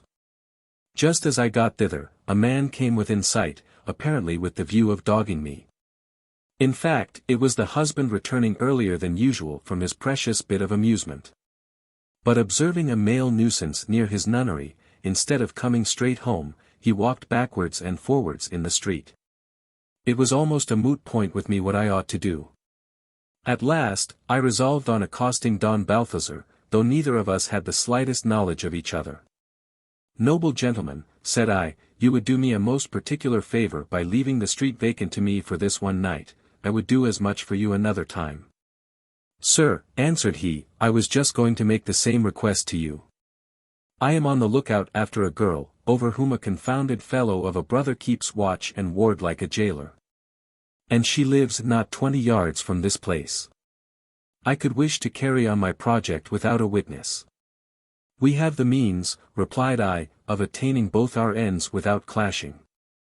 For the lady of my desires lives there, added I, pointing to his own house. We had better even help one another, in case of being attacked. With all my heart, resumed he. I will go to my appointment, and we will make common cause, if need be. Under this pretense he went away, but only to observe me the more narrowly. And the darkness of the night favored his doing so without detection. As for me, I made up to Violante's balcony in the simplicity of my heart. She soon heard my signal, and we began our usual parley. I was not remiss in pressing the idol of my worship to grant me a private interview in some safe and practicable place. She was rather coy to my entreaties, as favors hardly earned are the higher valued. At length she took a letter out of her pocket, and flung it down to me. There, said she, you will find in that scrap of paper the promise of what you have teased me so long about. She then withdrew, as the hour approached when her husband usually came home. I put the note up carefully, and went towards the place where Don Balthazar had told me that his business lay. But that stanch husband, with the sagacity of an old sportsman where his own wife was the game, came more than halfway to meet me, with this question, well, good sir, are you satisfied with your happy fortunes? I have reason to be so, answered I. And as for yourself, what have you done? Has the blind God befriended you? Alas! Quite the contrary, replied he. That impertinent brother, who takes such liberties with my beauty, thought fit to come back from his country house, whence we hugged ourselves as sure that he would not return till tomorrow. This infernal chance has put all my soft and soothing pleasures out of tune. Nothing could exceed the mutual pledges of lasting friendship, which were exchanged between Don Balthazar and me. To draw the cords the closer, we made an appointment for the next morning in the great square. This plotting gentleman, after we had parted, betook himself to his own house, without giving Violante at all to understand that he knew more about her than she wished him. On the following day he was punctual in the great square, and I was not 5 minutes after him. We exchanged greetings with all the warmth of old friendship. But it was a vapor to mislead on his part, though a spark of heavenly flame on mine. In the course of conversation, this hypocritical Don Balthazar palmed upon me a fictitious confidence, respecting his intrigue with the lady about whom he had been speaking the night before. He put together a long story he had been manufacturing on that subject, and all this to hook me in to tell him, in return, by what means I had got acquainted with Violante. The snare was too subtle for me to escape. I owned all with the innocence of a newborn babe. I did not even stick at showing the note I had received from her, and read the contents, to the following purport: I am going tomorrow to dine with Dona Inés. You know where she lives. It is in the house of that confidential friend that I mean to pass some happy moments along with you. It is impossible longer to refuse a boon your patience has so well merited. Here indeed, said Don Balthazar, is an epistle which promises to crown all your wishes at once. I congratulate you beforehand on your approaching happiness. He could not help fidgeting and wriggling a little while he talked in these terms of his own household, but all his hitches and wry faces passed off, and my eyes were as fast sealed as ever. I was so full of anticipating titillations, as not to think of noticing my new friend, who was obliged to get off as fast as he could, for fear of betraying his agitation in my presence. He ran to acquaint his brother-in-law with this strange occurrence. I know not what might pass between them. It is only certain that Don Balthazar happened to knock at Dona Inés's door just when I was at that lady's house with Violante. We were warned who it was, and I escaped by a back door exactly as he went in at the front. As soon as I had got safe off, the women, whom the unexpected visit of this troublesome husband had disconcerted a little, recovered their presence of mind, and with it so large a stock of assurance as to stand the brunt of his attack, and put him to a nonplus in ascertaining whether they had hid me or smuggled me out. I cannot exactly tell you what he said to Dona Inés and his wife, nor do I believe that history will ever furnish any authentic particulars of the squabble. In the meantime, without suspecting yet how completely I was gulled by Don Balthazar, I sallied forth with curses in my mouth, and returned to the great square, where I had appointed Lamela to meet me. But no Lamela was there. He also had his little snug parties, and the scoundrel fared better than his comrade. As I was waiting for him, I caught a glimpse of my treacherous associate, with a knowing smile upon his countenance. He made up to me, and inquired, with a hearty laugh, what news of my assignation with my nymph, under the convenient roof of Dona Inez. I cannot conceive, said I, what evil spirit, jealous of my joys, takes delight to nip them in their blossom, but after we had embraced, kissed, protested, and, as it were, spoke the prologue of our comedy, comes the peaking cornuto of a husband, the furies fly away with him, and knocks at the door in the instant of our encounter. There was nothing to be done but to secure my retreat as fast as possible. So I got out at a back door, sending to all the inhabitants of hell and its suburbs the jealous knave, who was so uncivil as to search another lady's house for his own horns.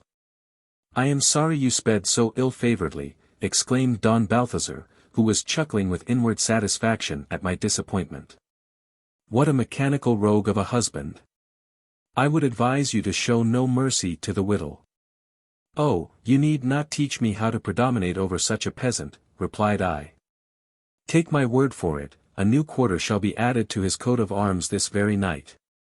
His wife, when I went away, told me not to be faint-hearted for such a trifle, but to place myself without fail under her windows at an earlier hour than usual. For she was resolved to let me into the house. And, as a precaution against all accidents, she begged me to bring 2 or 3 friends in my train, for fear of a surprise. What a discreet and inventive lady! Said he, I should have no objection to being of your party. Ah! My dear friend, exclaimed I, out of wits with joy, and throwing my arms about Don Balthazar's neck, how infinitely you will oblige me. I will do more, resumed he. I know a young man, armed like another Caesar, for either field of love or war, he shall be of our number, and you may then rely boldly on the sufficiency of your escort. I knew not in what words to thank this seeming friend, so that my gratitude might be equivalent to his zeal. To make short of the matter, I accepted his proffered aid. Our meeting was fixed under Violante's balcony early in the evening, and we parted. He went in quest of his brother-in-law, who was the hero in question. As for me, I walked about all day with Lamela, who had no more misgivings than myself, though somewhat astonished at the warmth with which Don Balthazar engaged in my interests. We slipped our own necks completely into the noose. I own this was mere infatuation on our parts, whose natural instinct ought to have warned us of a halter. When I thought it proper time to present myself under Violante's windows, Ambrose and I took care to be armed with small swords. There we found the husband of my fair dame and another man, waiting for us with a very determined air. Don Balthazar accosted me, and introducing his brother-in-law, said, Sir, this is the brave officer whose prowess I have extolled so highly to you. Make the best of your way into your mistress's house, and let no fear of the consequences be any bar to the enjoyment of the most rapturous human bliss. After a mutual interchange of compliments, I knocked at Violante's door. It was opened by a kind of duenna. In I went, and without looking back after what was passing behind me, made the best of my way to the lady's room. While I was paying her my preliminary civilities, the 2 cutthroats who had followed me into the house, and had banged the door after them so violently, that Ambrose was left in the street, made their appearance. You may well suppose that then was the appeal to arms. They both fell upon me at the same time, but I showed them some play. I kept them engaged on either side so fiercely, that they were sorry, perhaps, not to have taken a safer road to their revenge. The husband was run through the body. His brother-in-law, seeing him on his travels to the shades below, made the best of his way to the door, which the duenna and Violante had opened, to make their escape while we were fighting. I ran after him into the street, where I met with Lamela once more, who, by dint of not being able to get a word out of the women, running as they did for their very lives, did not know exactly what he was to divine from the infernal noise he had just heard. We got back to our inn. After packing up what was best worth taking with us, we mounted our mules, and got out of town, without waiting for daybreak or fear of robbers. It was sufficiently clear that this business was not likely to be without its consequences, and that a hue and cry would be set up in Toledo, which we should act like wise men to anticipate by a retreat. We stayed the night at Villarrubia. At the inn where we put up, some time after our arrival, there alighted a tradesman of Toledo on his way to Segorba. We clubbed our suppers. He related to us the tragical catastrophe of Violante's husband. And so far was he from suspecting us of being parties concerned, that we inquired into particulars with the curious indifference of common newsmongers.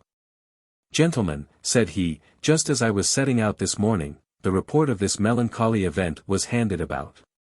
Everyone was on the hunt after Violante.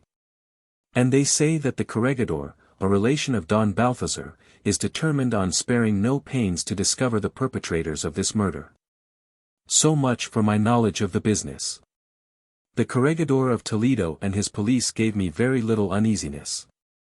But, for fear of the worst, I determined to precipitate my retreat from New Castile.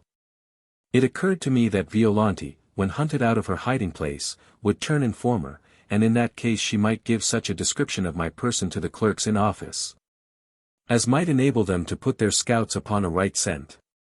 For this reason, on the following day we struck out of the high road, as a measure of safety. Fortunately Lamela was acquainted with 3/4 of Spain, and knew by what cross paths we could get securely into Aragon. Instead of going straight to Cuenca, we threaded the defile of the mountains overhanging that town, and arrived, by ways with which my guide was well acquainted, at a grotto looking very much like a hermitage. In fact, it was the very place whither you came yesterday evening to petition me for an asylum. While I was reconnoitering the neighborhood, which presented a most delicious landscape to my view, my companion said to me, "It is 6 years since I traveled this way." At that time the grotto before us afforded a retreat to an old hermit who entertained me charitably. He made me fare as he did. I remember that he was a holy man, and talked in such a strain as almost to wean me from the vices and follies of this nether world. He may possibly be still living. I will ascertain whether it be so or not. With these words in his mouth, Ambrose, under the influence of natural curiosity, alighted from his mule, and went into the hermitage. He remained there some minutes, and then returned, calling after me, and saying, "Come hither, Don Raphael, come and bear witness to a most affecting event." I dismounted immediately. We tied our mules to a tree, and I followed Lamela into the grotto, where I descried an old anchoret stretched at his length upon a couch, pale and at the point of death. A white beard, very thick, hung down to his middle, and he held a large rosary, most piously ornamented, in his clasped hands. At the noise which we made in coming near him, he opened his eyes, upon which death had already begun to lay his leaden hand, and after having looked at us for a moment, said, "Whosoever you are, my brethren, profit by the spectacle which presents itself to your observation. I have seen out 40 years in the world, and 60 in this solitude. But mark! At this eternal crisis, the time I have devoted to my pleasures seems an age, and that, on the contrary, which has been sacred to repentance, but a minute. Alas! I fear lest the austerities of Brother Juan should be found light in the balance with the sins of the licentiate Don Juan de Solis." No sooner were these words out of his mouth than he breathed his last. We were struck by the solemn scene. Objects of this kind always make some impression even on the greatest libertines. But our serious thoughts were of no long duration. We soon forgot what he had been saying to us, and began making an inventory of what the hermitage contained. An employment which was not oppressively laborious, since the household furniture extended no further than what you remarked in the grotto. Brother Juan was not only in ill-furnished lodgings. His kitchen, too, was in a very rustic plight. All the store laid in consisted of some small nuts and some pieces of crusty barley bread as hard as flint, which had all the appearance of having been impregnable to the gums of the venerable man. I specify his gums, because we looked for his teeth, and found they had all dropped out. The whole arrangement of this solitary abode, every object that met our eyes, made us look upon this good anchoret as a pattern of sanctity. One thing only staggered us in our opinion. We opened a paper folded in the form of a letter, and lying upon the table, wherein he besought the person who should read the contents to carry his rosary and sandals to the Bishop of Cuenca. We could not make out in what spirit this modern recluse of the desert could aim at making such a present to his bishop. It seemed to us to tread somewhat on the heels of his humility, and to savor of one who was a candidate for a niche in the calendar. Though indeed it might be that there was nothing in it but a simple supposition that the bishop was such another as himself. But whether his ignorance was really so extreme, I shall not pretend to decide. In talking over this subject, a very pleasant idea occurred to Lamela. "Let us take up our abode," said he, "in this holy retreat. The disguise of hermits will become us. Brother Juan must be laid quietly in the earth. You shall personate him. And for myself, in the character of Brother Anthony, I will go and see what is to be done in the neighboring towns and villages. Besides that we shall be too cunningly ensconced for the prying curiosity of the corregidor, since it is not to be supposed that he will think of coming hither to look for us. I have some good connections at Cuenca, which may be of essential service to us." I fell in with this odd whim, not so much for the reasons given me by Ambrose, as in compliance with the humor of the thing, and as it were to play a part in a dramatic piece. We made an excavation in the ground at about 30 or 40 yards from the grotto, and buried the old anchoret there without any pompous rites, after having stripped him of his wardrobe, which consisted of a single crown tied round the middle with a leathern girdle. We likewise despoiled him of his beard to make me an artificial one, and finally, after his interment, we took possession of the hermitage. The first day our table was but meanly served. The provisions of the deceased were all we had to feed on, but on the following morning, before sunrise, Lamela set off to sell the 2 mules at Torralva, and returned in the evening, laden with provisions and other articles which he had purchased. He brought everything necessary to metamorphose us completely. For himself he had provided a gown of coarse dark cloth, and a little red horsehair, beard, so ingeniously appended to his ears, that one would have sworn it had been natural. There is not a cleverer fellow in the universe for a frolic. Brother Juan's beard was also new-modelled, and adapted to the plumpness of my face. My brown woolen cap completed the masquerade. In fact, nothing was wanting to make us pass for what we were not. Our equipage was so ludicrously out of character, that we could not look at one another without laughing, under a garb so diametrically at variance with our general complexion. With Brother Juan's mantle, I caught and kept his rosary and sandals, taking the liberty of borrowing them for the time being from the Bishop of Cuenca. We had already been 3 days in the hermitage, without having been interrupted by a living soul, but on the 4th, 2 countrymen came into the grotto. They brought bread, cheese, and onions, for the deceased, whom they supposed to be still living. I threw myself on our miserable couch as soon as they made their appearance. And it was not difficult to impose on them.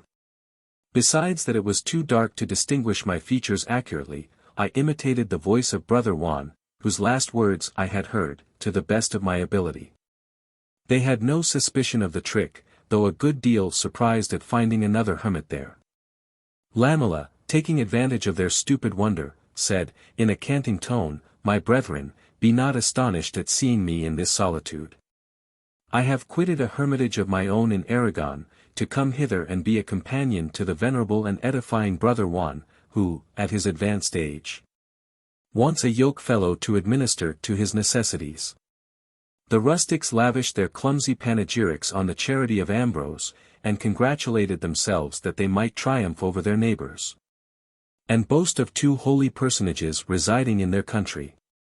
Lamela, laden with a large wallet which he had not forgotten among the number of his purchases, went for the first time to reconnoitre the town of Cuenca, which is but a very short distance from the hermitage. With a mortified exterior, by which nature had dubbed him for a cheat, and the art of making that natural deception go as far as possible by a most hypocritical and factitious array of features, he could not fail to play upon the feelings of the charitable and humane, and those whom heaven has blessed with affluence. His knapsack bore testimony to the extravagance of their pious liberalities. "Master Ambrose," said I on his return, I congratulate you on your happy knack at softening the souls of all good Christians. As we hope to be saved, one would suppose that you had been a mendicant friar among the Capuchins. I have done something else besides bringing in food for the convent, answered he. You must know that I have ferreted out a certain lass called Barbara, with whom I used to flirt formerly. She is as much altered as any of us, for she also has addicted herself to a godly life. She forms a coterie with 2 or 3 other sanctified dames, who are an example to the faithful in public, and flounce over head and ears in every sort of private vice. She did not know me again at first. What then, Mistress Barbara, said I, is it possible that you should have discharged one of your oldest friends from your remembrance, your servant Ambrose? As I am a true Christian, Seigneur de Lamela, exclaimed she, I never thought to have turned you up in such a garb as that. By what transformation are you become a hermit? That is more than I can tell you just now, rejoined I, the particulars are rather long, but I will come tomorrow evening and satisfy your curiosity. Nay, more. I will bring Brother Juan, my companion, along with me. Brother Juan, interrupted she, the venerable hermit who has taken up his saintly residence near this town. You do not know what you are saying, he is supposed to be more than 100 years old. It is very true, said I, that he was of that age some little while ago. But time, in deference to his sanctity, has gone backward with him, and he is grown considerably younger within these few days. He is at present just about my turn of life. Say you so? Then let us have him too, replied Barbara. I perceive there is something more in this mystery than the Church will be able to explain. We did not miss our appointment with these whited sepulchres on the following night. To make our reception the more agreeable, they had laid out a sumptuous entertainment. Off went our beards and cowls, and vestments of mortification, and without any squeamishness we confessed our birth, education, and real character, to these sisters in hypocrisy. On their part, for fear of being behindhand with us in freedom from prejudice, they fairly let us see of what pretended religionists are capable, when they drop the veil of the sanctuary, and exhibit their unmanufactured faces. We spent almost the whole night at table, and got back to our grotto but a moment before daybreak. We were not long in repeating our visit. Or, if the truth must be told, it was nightly for 3 months, till we had ate up more than 2/3 of our ways and means in the company of these delicate creatures. But an unsuccessful candidate for their favor got wind of our proceedings, and prated of our whereabout in the ear of justice, which was to have been in motion towards the hermitage this very day, to lay hold of our persons. Yesterday Ambrose, while picking up eleemosinaries at Cuenca, stumbled upon one of our whining sisterhood, who gave him a note, with this caution, a female friend of mine has written me this letter, which I was going to send to you by a man on purpose. Show it to Brother Juan, and regulate your proceedings accordingly. It was this very note, gentlemen, that Lamela gave me in your presence, which occasioned us to take so abrupt a leave of our solitary dwelling. Chapter 2. Don Raphael's consultation with his company, and their adventures as they were preparing to leave the wood. When Don Raphael had finished the narrative of his adventurous life, which, with all the other qualities of a romance, had the tediousness, Don Alfonso, according to the laws of good breeding, swore himself black in the face that he had been prodigiously entertained. After the usual exchange of compliments, Señor Ambrose put in his oar, with an admonitory hint to the partner of his exploits and peregrinations. Consider, Don Raphael, that the sun is setting. It would not be amiss, methinks, to take counsel on what we are to do. You are in the right, answered his comrade, we must determine on the place of our destination.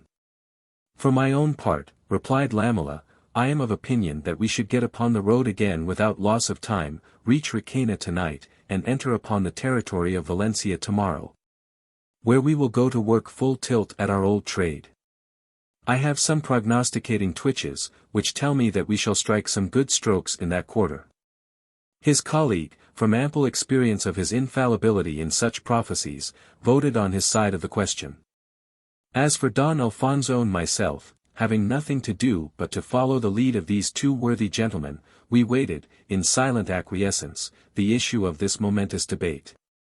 Thus it was determined that we should take the direction of Requena, and all hands were piped to make the necessary arrangements. We made our meal after the same fashion as in the morning, and the horse was laden with the bottle, and with the remnant of our provisions. After a time, the approach of night seemed to promise us that darkness so friendly, and even so necessary to the safety of our retreat. And we were beginning our march through the wood, but before we had gone 100 paces, a light among the trees gave us a subject of anxious speculation. "What can be the meaning of that?" said Don Raphael. "These surely must be bloodhounds of the police from Cuenca, uncoupled and eager for the sport, with a fresh scent of us in this forest, and in full cry after their game." "I am of a very different opinion," said Ambrose. "They are more likely to be benighted travelers taking shelter in the thicket till daybreak. But there is no trusting to conjecture, I will examine into the real truth. Stay you here, all three of you, I will be back again instantly." No sooner said than done. He stole, just as if he had been used to it, towards the light, which was not far off. No brute or human thief of forest or city could have done it better. With a gentle removal of the leaves and branches which obstructed his passage, the whole scene was laid open to his silent contemplation, and it afforded sufficient food. On the grass, round about a lighted candle with a clod for its candlestick, were seated 4 men, just finishing a meat pie, and hugging a pretty large bottle, which was at its last gasp. After having sustained their alternate embraces for successive rounds. At some paces from these gentry, he espied a lady and gentleman tied to the trees, and, a little farther off, a carriage with 2 mules richly caparisoned. He determined at once in his own mind that the fellows carousing on the ground were banditti, and the tenor of their talk assured him that he had not belied their trade by his conjecture. The 4 cutthroats all avowed a like desire of possessing the female who had fallen into their hands, and they were proposing to draw lots for her. Lamela, having made himself master of the business, came back to us, and gave an exact account of all he had seen and heard. "My friends," said Don Alfonso on his recital, "that lady and gentleman, whom the robbers have tied to trees, are probably persons of the first condition. Shall we suffer scoundrels like these to triumph over their honor and take away their lives? Put yourselves under my direction, let us assail the desperate outlaws, and they will perish under our attack." "With all my heart," said Don Raphael. "It is all one to me. I had just as soon engage on the right side as on the wrong." Ambrose, for his part, protested that he wished for nothing better than to lend a hand in so moral an enterprise, as it promised to combine much profit with some share of honor. And indeed, if a man may speak a good word for himself, danger stood better recommended than usual to my comprehension. All the boiling courage of knighthood, pledged up to the knuckles or the chin on the behalf of female innocence, was oozing out at every pore of this chivalrous person. But, if we are to state facts in the spirit of history rather than of romance, the danger was more in imagination than in reality. Lamela having brought us word that the arms of the robbers were all piled up at the distance of 10 or 12 paces out of their reach, there was no difficulty in securing the mastery of the field. We tied our horses to a tree, and drew near, as softly as possible, to the spot where the robbers were seated. They were debating with some impetuosity, and their vociferous argument was all in favor of our covert attack. We got possession of their arms before they had any suspicion of us. But the enemy was nearer than they imagined, too near to miss aim, and they were all stretched lifeless on the ground. During the conflict the candle went out, so that we proceeded in our business by guesswork. We were not remiss, however, in unbinding the prisoners, of whom fear had got such complete possession, that they had not their wits enough about them to thank us for what we had done for them. It must be allowed that they could not at first distinguish whether they were to consider us as their deliverers, or as a fresh gang who had taken them out of one furnace to cast them hissing into another. But we recovered their spirits by the assurance that we should lodge them safely in a public house which Ambrose mentioned as not being more than half a mile off, whence they might take all necessary measures to pursue their journey in whatever direction they thought proper. After these words of comfort, which seemed to sink deep, we placed them in their carriage, and conducted them out of the wood, holding their mules by the bridle. Our clerical friends instituted a ghostly visitation to the pockets of the vanquished banditti. Our next step was to recover Don Alfonso's horse. We also took to ourselves the steeds of the robbers, waiting, as they were, to be released from the trees to which they were tied near the field of battle. With this extensive cavalcade we followed Brother Antony, mounted on one of the mules, and conducting the carriage to the inn, whither we did not arrive in less than 2 hours. Though he had pledged his credit that the distance from the wood was very short. We knocked roughly at the door. Every living creature was napping, except the fleas. The landlord and landlady got on their clothes in a hurry, and were not at all annoyed at finding their rest disturbed by the arrival of an equipage which promised to do more for the good of the house than it eventually did. The whole inn was lighted up in an instant. Don Alfonso and the stage-bred son of Lucinda lent their assistance to the gentleman and lady in alighting from the carriage, and acted as their ushers in leading the way to the room prepared for them by the landlord. Compliments flew backwards and forwards like shuttlecocks, but we were not a little astonished at discovering the Count Apollon himself and his daughter Serafina in the persons we had just rescued. It would be difficult to represent by words the surprise of that lady, as well as of Don Alfonso, when they recognized each other's features. The Count took no notice of it, his attention being engrossed by other matters.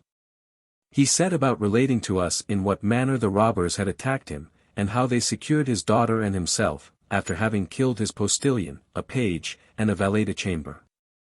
He ended with declaring how deeply he felt his obligation, and that, if we would call upon him at Toledo, where he should be in a month, we should judge for ourselves whether he felt as a grateful heart ought to feel. His lordship's daughter was not backward in her acknowledgments for her timely rescue.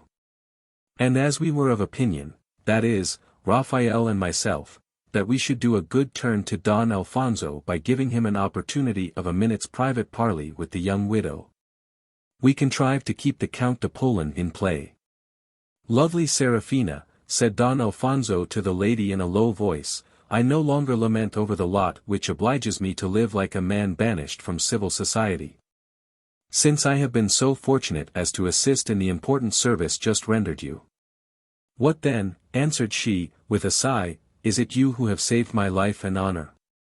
Is it to you that we are so indebted, myself equally with my father?" "Ah! Don Alfonso, why were you the instrument of my brother's death?" She said no more upon the subject. But he conceived clearly by these words, and by the tone in which they were pronounced, that if he was over head and ears in love with Serafina, she was equally out of her depth in the same passion. Book. Chapter 6. Chapter 1.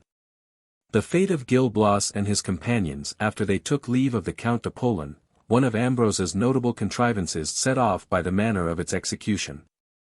The Count Apollon, after having exhausted half the night in thanking us, and protesting that we might reckon upon his substantial acknowledgments, sent for the landlord, to consult him on the best method of getting safely to Turis, whither it was his intention to go.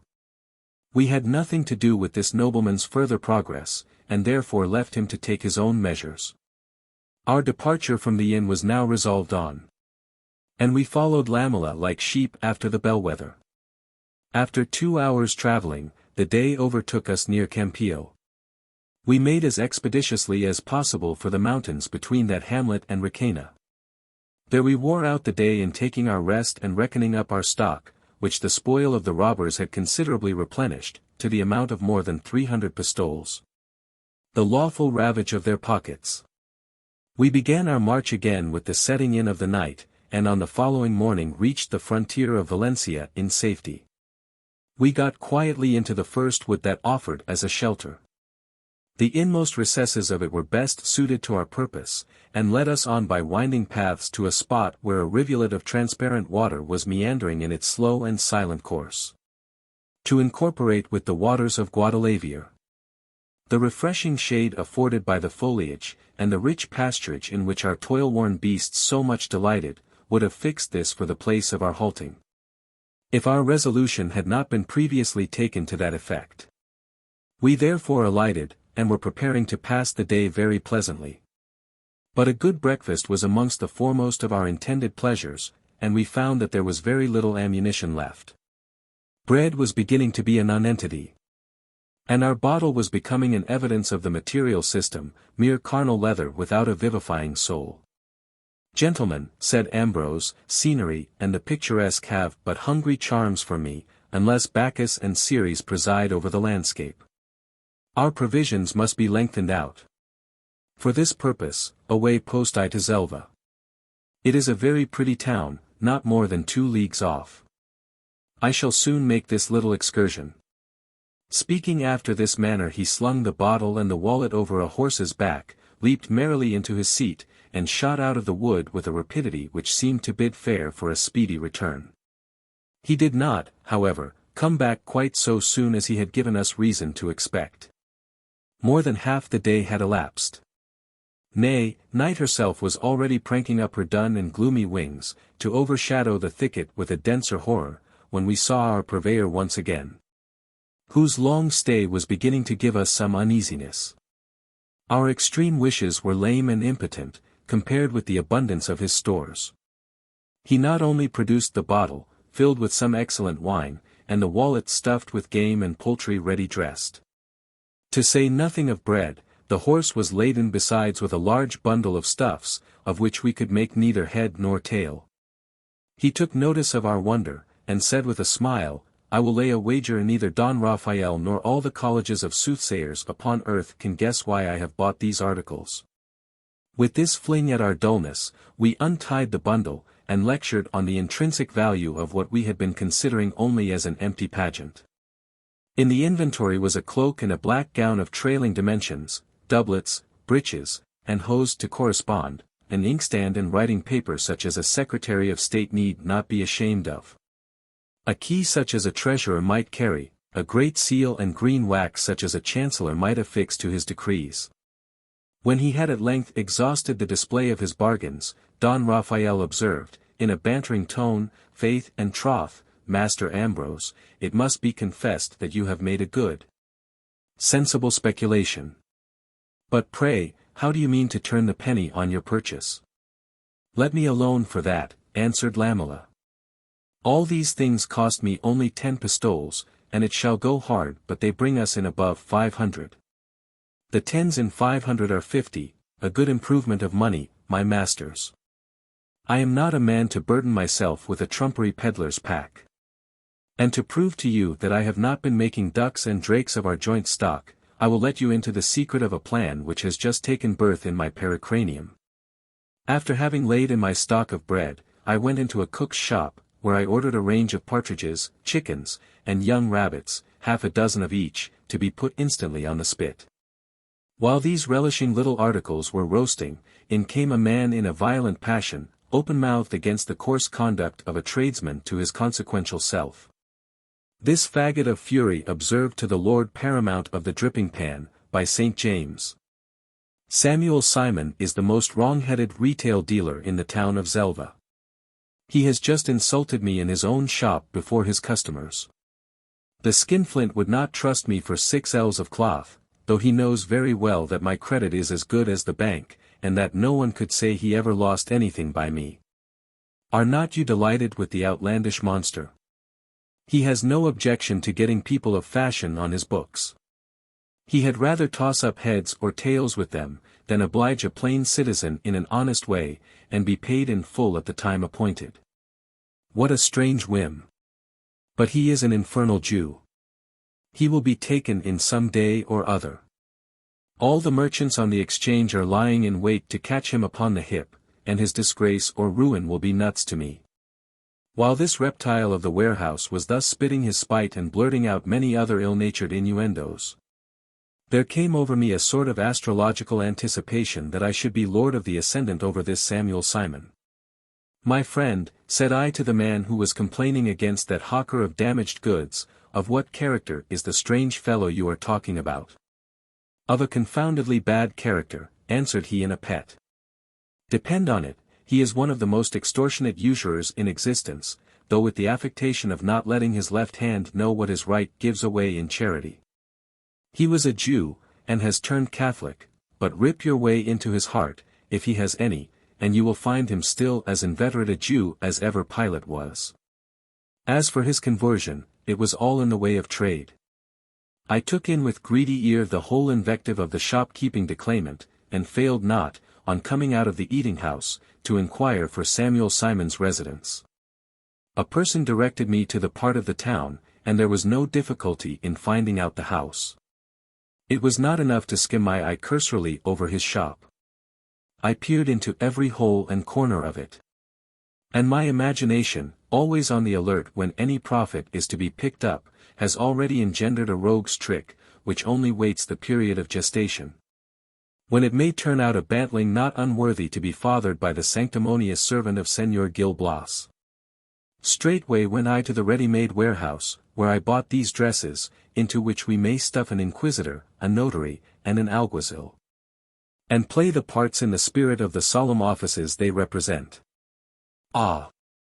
My dear Ambrose, interrupted Don Raphael, transported with rapture at the suggestion, what a wonderful idea! A glorious scheme indeed! I am quite jealous of the contrivance. Willingly would I blot out the proudest quarter from my escutcheon, to have owned an effort of genius so transcendent. Yes, Lamela, I see, my friend, all the rich invention of the design, and you need be at no loss for instruments to carry it into effect. You want 2 good actors to play up to you. And you have not far to look for them. You have yourself a face that can look sanctified, magisterial, or bloodthirsty at will, and may do very well to represent the Inquisition. My character shall be that of the notary, and Señor Gil Blas, if he pleases, may enact the alguazil. Thus are the persons of the drama distributed. Tomorrow we will play the piece, and I will pledge myself for its success. Baiting one of those unlucky chance medleys which turn awry the currents of the most pithy and momentous enterprises. As yet Don Raphael's masterpiece of roguery had made but a clumsy impression on my plodding brain. But the argument of the fable was developed at supper-time, and the hinge upon which it was turned was, to my mind, of an ingenious contrivance. After having dispatched part of our game, and bled our bottle to the last stage of evacuation, we stretched our length upon the grass, and soon fell fast asleep. Up with you! Up with you! Was the alarm of Señor Ambrose, as the day began to dawn. People who have a great enterprise on hand ought not to indulge themselves in indolence. A plague upon you, Master Inquisitor, said Don Raphael, rubbing his eyes, you are confounded early on the move. It is as good as an order for execution to Master Samuel Simon. Many a true word is spoken in jest, replied Lamela. Nay, you shall know more, added he with a sarcastic grin. I dreamt last night that I was plucking the hairs out of his beard. Was not that a left-handed dream for him, Master Secretary? These pleasant hits were followed by 1,000 others, which called forth new bursts of merriment. Our breakfast passed off with the utmost gaiety, and when it was over, we made our arrangements for the pageant we had got up. Ambrose arrayed himself in sables, as befitted so ghostly an instrument for the suppression of vice. We also took to our official habits. Nor has the dignity of magistracy been often more gravely represented than by Don Raphael and myself. The making up of our persons was rather a tedious operation. For it was later than 2 o'clock in the afternoon when we sallied from the wood to attend our call at Zelva. It is true, there was no hurry, since the play was not to begin till the setting in of the evening. That being the case, we jogged on leisurely, and stopped at the gates of the town till the day was closed. At that eventful hour, we left our horses where they were, to the care of Don Alfonso, who was very well satisfied to have so humble a caste in the distribution. As for Don Raphael, Ambrose, and myself, our first visit was not to Samuel Simon in person, but to a tavern keeper who lived very near him. His Reverence the Inquisitor walked foremost. In went he to the bar, and said gravely to the landlord, Master, I want to speak a word with you in private. The obsequious publican showed us into a room, where Lamela, now that we had got him to ourselves, said, I have the honor to be an unworthy member of the Holy Office, and am come here on a business of very great importance. At this intimation, the man of liquor turned pale, and answered in a tremulous tone that he was not conscious of having given any umbrage to the Holy Inquisition. "True," replied Ambrose, with encouraging affability, "neither do we meditate any harm against you. Heaven forbid that august tribunal, too hasty in its punishments, should make no distinction between guilt and innocence. It is unrelenting, but always just. To become obnoxious to its vengeance, you must have earned its displeasure by wickedness or contumacy. Be satisfied therefore that it is not you who bring me to Zelva, but a certain dealer and chapman, by name Samuel Simon. A very ugly story about him has come round to us. He is still a Jew in his heart, they say, and has only embraced Christianity from sordid and secular motives. I command you, in the name of the tremendous court I represent, to tell me all you know about that man. Beware how you are induced by good neighborhood, or possibly by close friendship, to gloss over and palliate his errors. For I warn you authoritatively, if I detect the slightest prevarication in your evidence, you are yourself even as one of the abandoned and accursed. Where is my secretary?" pursued he, turning down towards Don Raphael. "Sit down and do your duty. Mr. Secretary, with his paper already in his hand and his pen behind his ear, took his seat most pompously, and made ready to take down the landlord's deposition, who promised solemnly on his part not to suppress one tittle of the real fact. "So far, so good," said the worshipful commissioner, "we have only to proceed in our examination. You will only just answer my questions, but do not interlard your replies with any comments of your own. Do you often see Samuel Simon at church?" "I never thought of looking for him," said the drawer of corks, "but I do not know that I ever saw him there in my life." "Very good," cried the inquisitor. "Write down that the defendant never goes to church." "I do not say so, your worship," answered the landlord, "I only say that I never happened to see him there. We may have been at church together, and yet not have come across each other." "My good friend," replied Lamela, "you forget that you are deposing to facts, and not arguing. Remember what I told you, contempt of court is a heinous offense. You are to give a sound and discreet evidence. Every iota of what makes against him, and not a word in his favor, if you knew volumes." "If that is your practice, O upright and impartial judge," resumed our host, "my testimony will scarcely be worth the trouble of taking. I know nothing about the tradesman you are inquiring after, and therefore can tell neither good nor harm of him. But if you wish to examine into the history of his private life, I will run and call Gaspard, his apprentice, whom you may question as much as you please. The lad comes and takes his glass here sometimes with his friends. Bless us, what a tongue! He will rip up all the minutest actions of his master's life, and find employment for your secretary till his wrist aches, take my word for it." "I like your open dealing," said Ambrose with a nod of approbation. "To point out a man so capable of speaking to the bad morals of Simon, is an instance of Christian charity as well as of religious zeal. I shall report you very favorably to the Inquisition. Make haste, therefore, go and fetch this Gaspard, of whom you speak, but do the thing cautiously, so that his master may have no suspicion of what is going forward." The multiplier of scores acquitted himself of his commission with due diligence and laudable privacy. Our little shopman came along with him. The youth had a tongue with a tang, and was just the sort of fellow that we wanted. "Welcome, my good young man," said Lamela.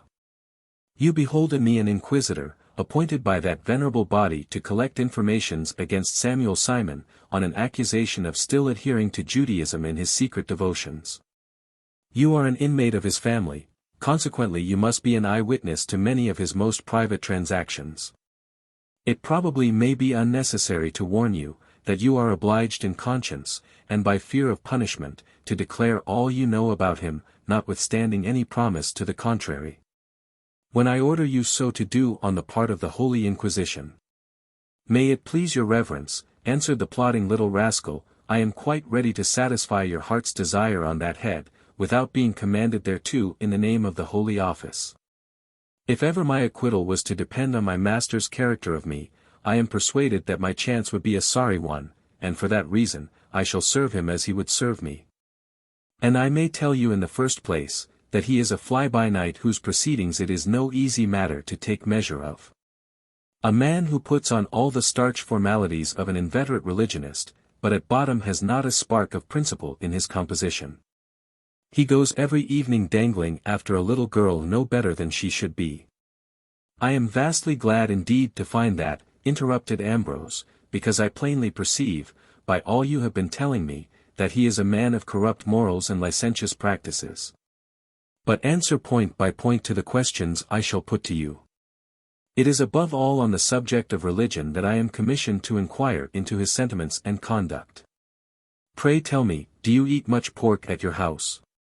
I do not think, answered Gaspard, that we have seen it at table twice in the year that I have lived with him. Better and better, replied the paragon of inquisitors. Write down in legible characters that they never eat pork in Samuel Simon's family. But as a set-off against that, doubtless a joint of lamb is served up every now and then. Yes, every now and then, rejoined the apprentice. We killed one for our own consumption about last Easter.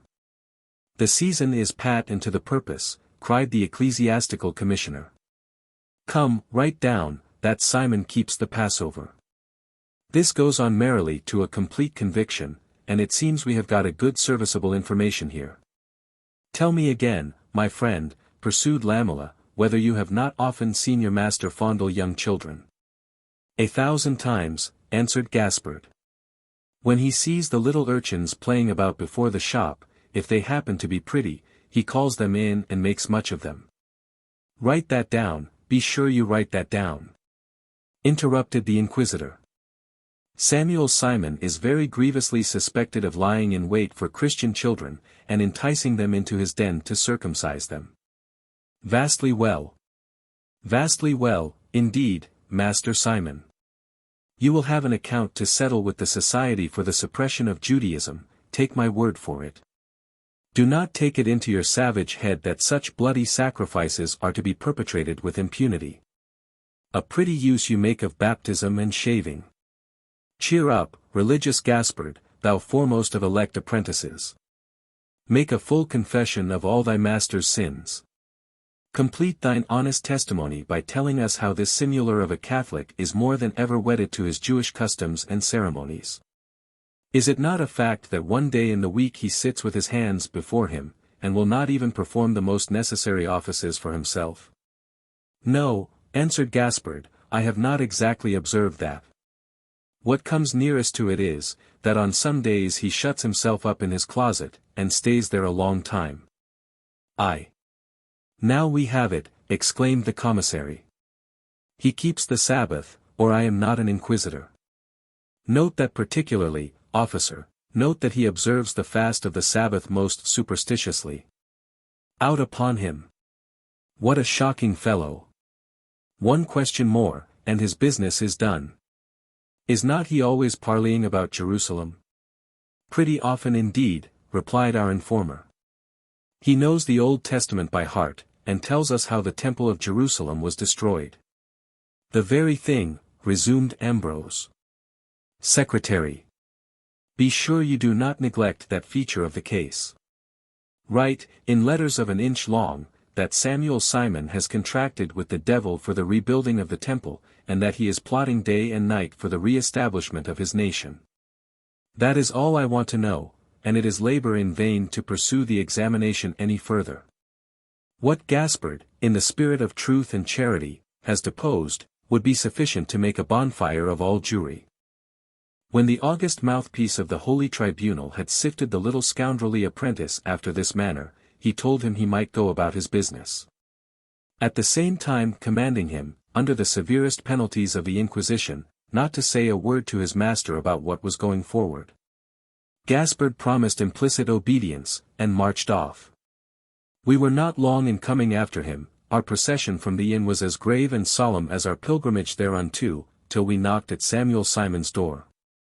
He opened it in person. 3 figures such as ours might have dumbfounded a better man. But his face was as long as a lawsuit, when Lamela, our spokesman, said to him in a tone of authority, Master Samuel, I command you in the name of the Holy Inquisition. whose delegate I have the honor to be, to give me the key of your closet without murmur or delay. I want to see if I cannot find wherewithal to corroborate certain hints which have been communicated to us respecting you. The son of commerce, aghast at these sounds of melancholy import, reeled 2 steps backward, just as if someone had given him a blow in the breadbasket. Far from smelling a rat in this pleasant trick of ours, he fancied in good earnest that some secret enemy had made him an object of suspicion to the holy hue and cry. And it might possibly have happened that, from being rather clumsy at his new duties as a Christian, he might be conscious of having laid himself open to serious animadversion. However that might be, I never saw a man look more foolish. He did as he was ordered without saying nay, and opened all his lock-up places with the sheepish acquiescence of a man who stood in awe of an ecclesiastical rap on the knuckles. "At least," said Ambrose as he went in, "at least you are not a contumacious impugner of our resistless mandates. But withdraw into another room, and leave me to fulfill the duties of my station without profane observers." Samuel did not set his face against this command any more than against the first, but kept himself quiet in his shop, while we went all 3 of us into his closet, where, without loss of time, we laid an embargo on his cash. It was no difficult matter to find it, for it lay in an open coffer, and in much larger quantity than we could carry away. There were a great many bags heaped up, but all in silver. Gold would have been more to our mind, but, as robbers must not be choosers any more than beggars, we were obliged to yield to the necessity of the case.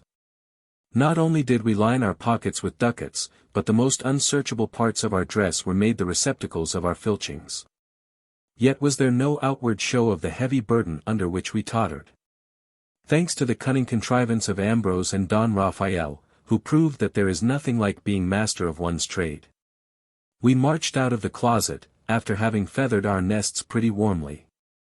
And then, for a reason which the reader will have no great difficulty in guessing, the worshipful inquisitor produced his padlock, and fixed it on the door with his own hands. He affixed moreover his own seal, and then said to Simon, "Master Samuel, I forbid you, in the name of the Holy Inquisition, to touch either this padlock or this seal, which it is your bounden duty to hold sacred, since it is the authentic seal of our holy office.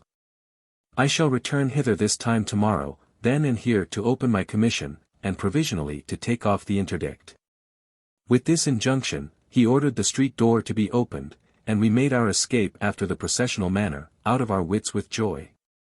As soon as we had marched about 50 yards, we began to mend our pace into such a quick step, aggravated by degrees into a leap and a bound, that we were almost like vaulters and tumblers, in spite of the weight we carried. We were soon out of town, and mounting our horses once more, pushed forward toward Segorba, with many a pious ejaculation to the god Mercury, on the happy issue of so bold an attempt. Chapter 2. The determination of Don Alfonso and Gil Blas after this adventure. We travelled all night, according to our modest and unobtrusive custom, so that we found ourselves, at sunrise, near a little village 2 leagues from Segorba. As we were all tired to death, it was agreed, unanimously, to strike out of the highway, and rest under the shade of some willows, which we saw at the foot of a little hill, about 10 or 1200 yards from the village, where it did not seem expedient for us to halt. These willows furnished us with an agreeable retreat, by the side of a little brook which bubbled as it washed their roots. The place struck our fancy, and we resolved to pass the day there. We unbridled our horses, and turned them out to grass, stretching our own gentle limbs on the soft sod. There we courted the drowsy god of innocent repose for a while, and then rummaged to the bottom of our wallet and our wineskin. After an ecclesiastical breakfast, we counted up our 10 tithes of Samuel Simon's money, and it mounted to around 3,000 ducats. So that, with such a sum and what we had before, it might be said without boasting that we knew how to make both ends meet. As it was necessary to go to market, Ambrose and Don Raphael, throwing off their dresses now the play was over, said that they would take that office conjointly on themselves. The adventure at Zelva had only sharpened their wit, and they had a mind to look about Segorba, just to make the experiment whether any opportunity might offer of striking another stroke. "You have nothing to do," added the air of Lucinda's wit and wisdom, but to wait for us under these willows, we shall not be long before we are with you again.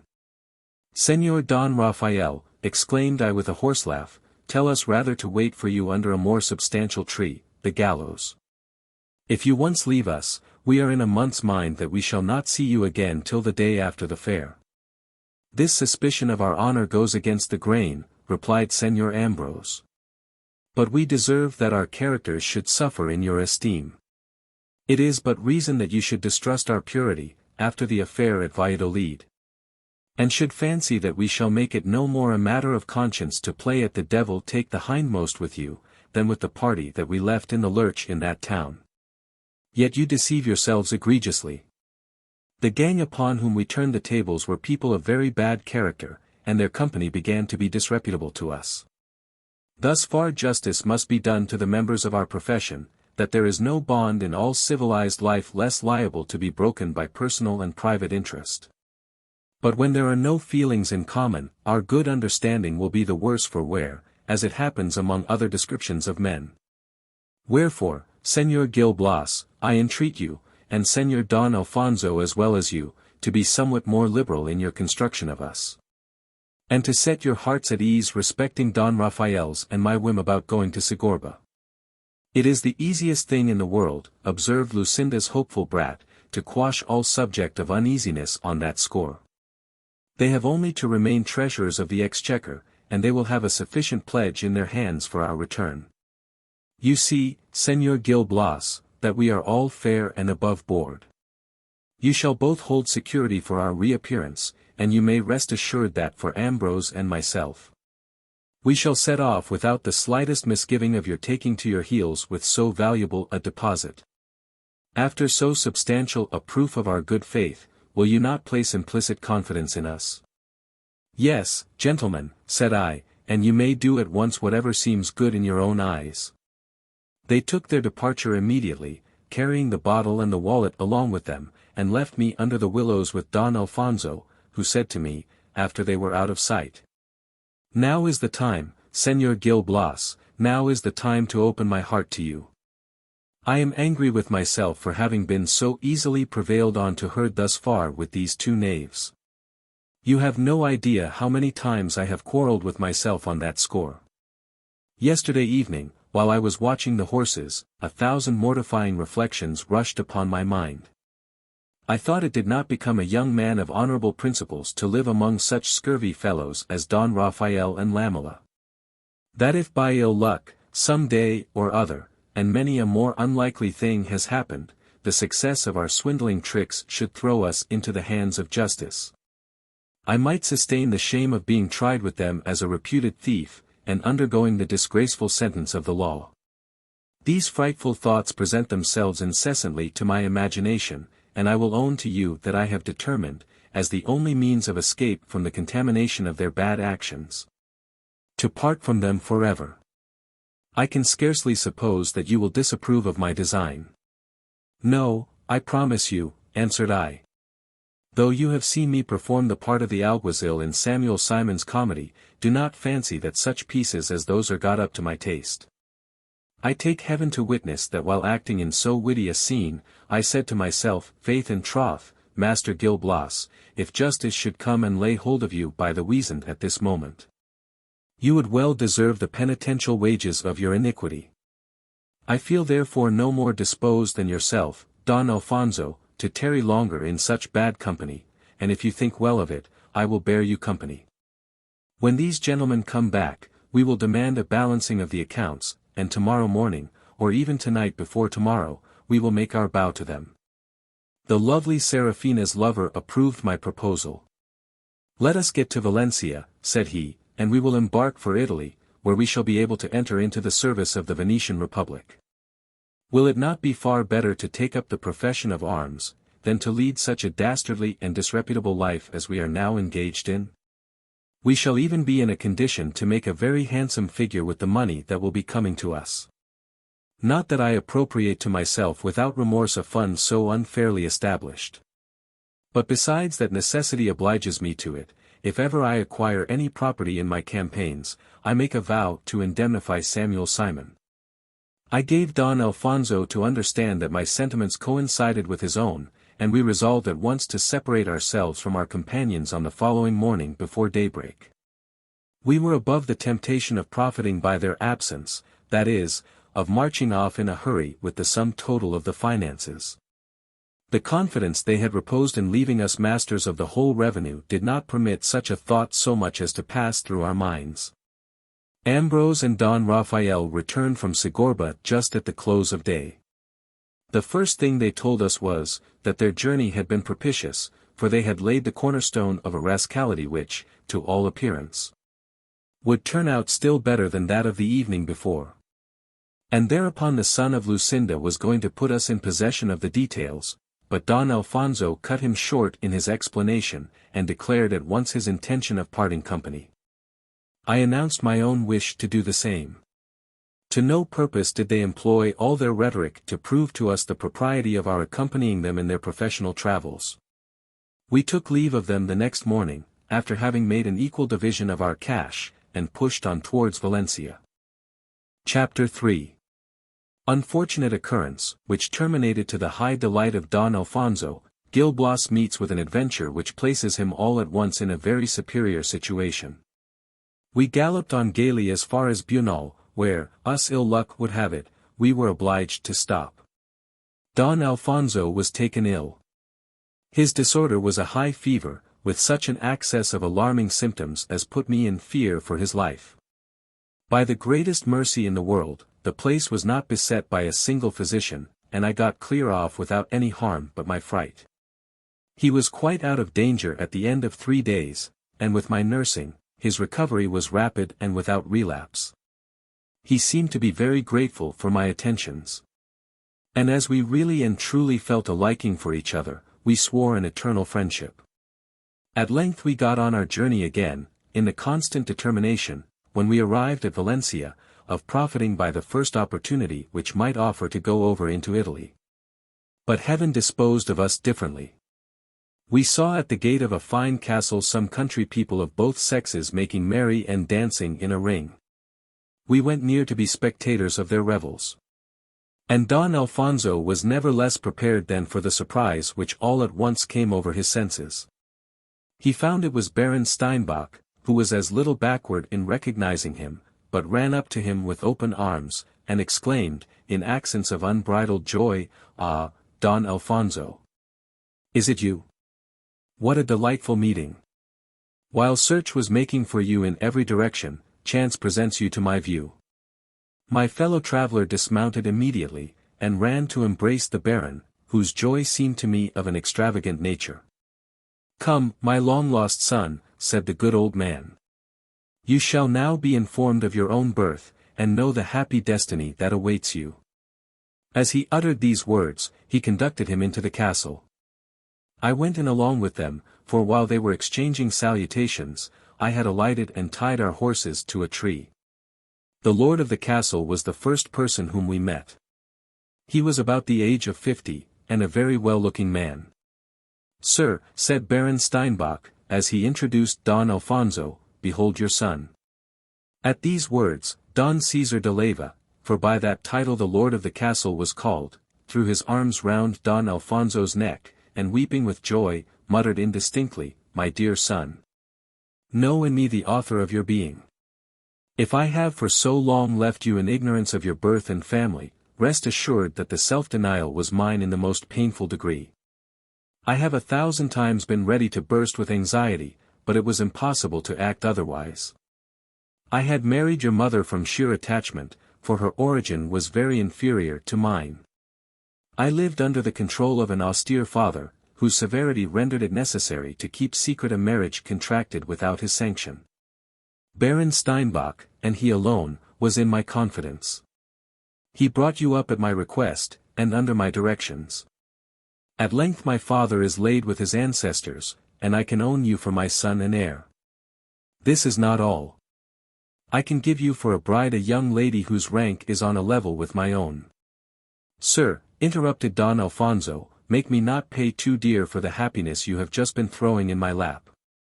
May I not be told that I have the honor of being your son without being informed at the same time that you are determined to make me miserable?" Ah, sir! Be not more cruel than your own father. If he did not consent to the indulgence of your passion, at least he never compelled you to take another wife. My son, replied Don Caesar, I have no wish to exercise a tyranny over your inclinations which I spurned at in my own case. But have the good manners just to see the lady I design for you. That is all I require from your filial duty. Though a lovely creature and a very advantageous match, I promise never to force you into marriage. She is now in this castle. Follow me. You will be obliged to acknowledge that you have rarely seen a more attractive object. So saying, he led Don Alfonso into a room where I made myself one of the party with Baron Steinbach. There was the Count de Polan with his two daughters, Serafina and Julia, and Don Ferdinand de Leyva, his son-in-law, who was Don Caesar's nephew. Don Ferdinand, as was mentioned before, had eloped with Julia. And it was on the occasion of the marriage between these two lovers that the peasantry of the neighborhood were collected on this day to congratulate the bride and bridegroom. As soon as Don Alfonso made his appearance, and his father had introduced him to the company, the Count de Polan rose from his chair and ran to embrace him, saying, Welcome, my deliverer. Don Alfonso, added he, addressing his discourse to him, observe the power of virtue over generous minds. Though you have killed my son, you saved my life. I lay aside my resentment forever, and give you that very Serafina whose honor you protected from invasion. In so doing, my debt to you is paid. Don Caesar's son was not wanting in acknowledgments to the Count de Polan, nor could he be otherwise than deeply affected by his goodness. And it may be doubted whether the discovery of his birth and parentage touched his felicity more nearly than the intelligence that he was the destined husband of Serafina. This marriage was actually solemnized some days afterwards, to the entire satisfaction of all parties concerned. As I was one of the Count de Polan's deliverers, this nobleman, who knew me again immediately, said that he would take upon himself the care of making my fortune. I thanked him for his liberality, but would not leave Don Alfonso, who made me steward of his household, and honored me with his confidence. A few days after his marriage, still harping upon the trick which had been played to Samuel Simon, he sent me to return to that cousin shopkeeper all the money which had been filched from him. I went therefore to make restitution. This was setting up the trade of a steward, but beginning at the wrong end, they ought all of them to end with restitution. But 999 out of 1,000 think it double trouble, and excuse themselves. Book. Chapter 7. Chapter 1. The tender attachment between Gil Blas and Dame Lorenza Sephora. Away went I to Zelva with 3,000 ducats under my charge, as an equivalent to Samuel Simon for the amount of his loss. I will have the honesty to own that my fingers itched, as I jogged along, to transfer these funds to my own account, and begin my stewardship in character. Since everything in this life depends upon setting out well. There was no risk in preferring instinct to principle, because it was only to ride about the country for 5 or 6 days, and come home upon a brisk trot. As if I had done my business and made the best of my way. Don Alfonso and his father would never have believed me capable of a breach of trust. Yet, strange to tell, I was proof against so tempting a suggestion.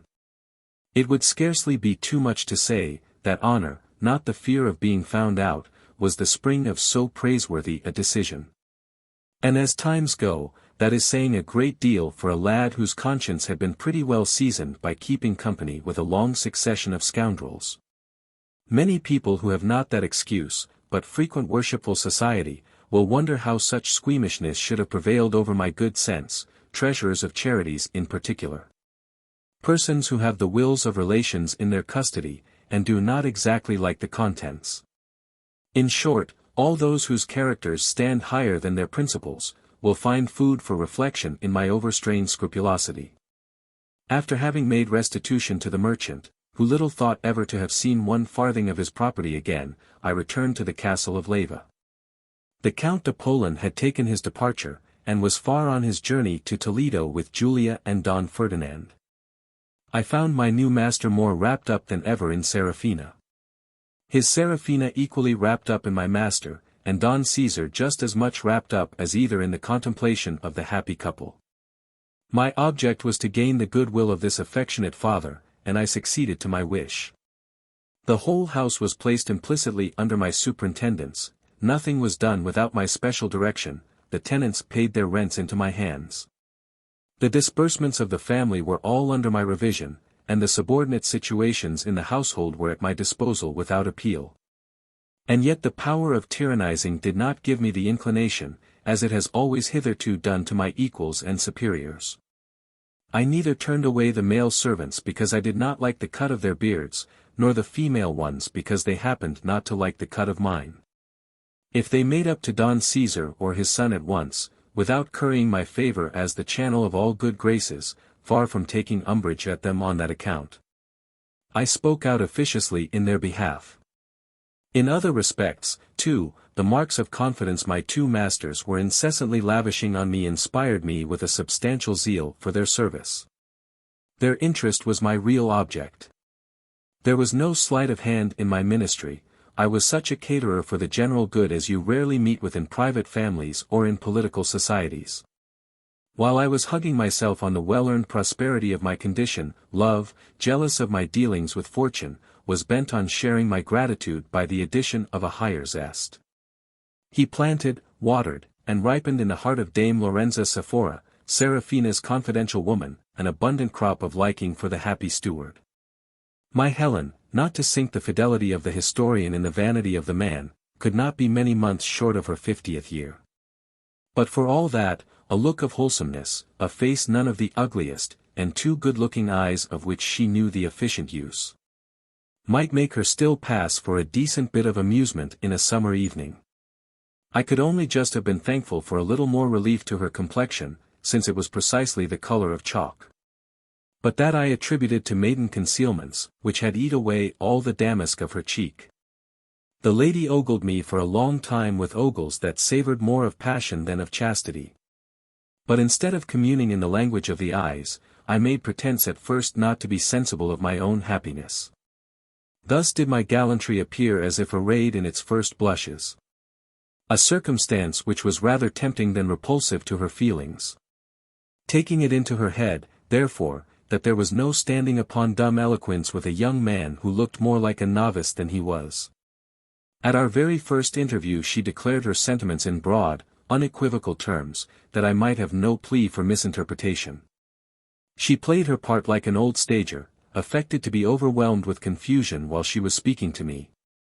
And after having said all she wanted to say in a good audible voice, put her hand before her face, to hide the shame which was not there, and make me believe that she was incommoded by the delicacy of her own feelings. There was no standing such an attack, and though vanity had a larger share in my surrender than the tender passion, I did not receive her overtures ungraciously. Nay, more, I presumed to overlook decorum in my vivacity, and acted the impatient lover so naturally as to call down a modest rebuke upon my freedoms. Lorenza chid my fondness, but with so much fondness in her chidings, that while she prescribed to me the coldness of an anchorite, it was very evident she would have been miserably disappointed if I had taken her prescription. I should have pressed the affair at once to the natural termination of all such affairs, if the lovely object of my ardent wishes had not been afraid of giving me a left-handed opinion of her virtue. By abandoning the works before the siege was regularly formed. This being so, we parted, but with a promise to meet again. Sephora in the full persuasion that her reluctant resistance would stamp her for a vestal in my esteem, and myself full of the sweet hope that the torments of Tantalus would soon be succeeded by an Elysium of enjoyment. My affairs were in this happy train, when one of Don Caesar's under-servants brought me such a piece of news as gave an ague to my raptures. This lad was one of those inquisitive inmates who apply either an ear or an eye to every keyhole in a house. As he paid his court constantly to me, and served up some fresh piece of scandal every day, he came to tell me one morning that he had made a pleasant discovery, and that he had no objection to letting me into the fun, on condition that I would not blab. Because Dame Lorenza Sephora was the theme of the joke, and he was afraid of becoming obnoxious to her resentment and revenge. I was too much interested in coming at the story he had to tell, not to swear myself into discretion through thick and thin. But it was necessary that my motive should seem curiosity, and not personal concern, so that I asked him, with an air of as much indifference as I could put on. What was this mighty discovery about which he made such a piece of work? Lorenza, whispered he, smuggles the surgeon of the village every evening into her apartment. He is a tight vessel, well armed and manned, and the pirate generally stays pretty long upon his cruise. I do not mean to say, added he, with supercilious candor, but that all this may be perfectly innocent on both sides. But you cannot help admitting that where a young man does insinuate himself slyly into a girl's bedchamber, he takes better care of his own pleasure than of her reputation. Though this tale gave me as much uneasiness as if I had been verily and romantically in love, I had too much sense to let him know it. But so far stifled my feelings as to laugh heartily at a story which struck at the very life of all my hopes. But when no witnesses were by, I made myself full amends for having gulped down my rising indignation. I blustered and stormed, muttered blessings on them the wrong way, and swore outright. But all this without coming nearer to a decision on my own conduct. At one time, holding Lorenza in utter contempt, it was my good pleasure to give her up altogether, without condescending so far as to come to any explanation with the coquette. At another time, laying it down as a principle that my honor was concerned in making the surgeon an example to all intriguers, I spirited up my courage to call him out. Thus dangerous valor prevailed over safe indifference. At the approach of evening I placed myself in ambuscade.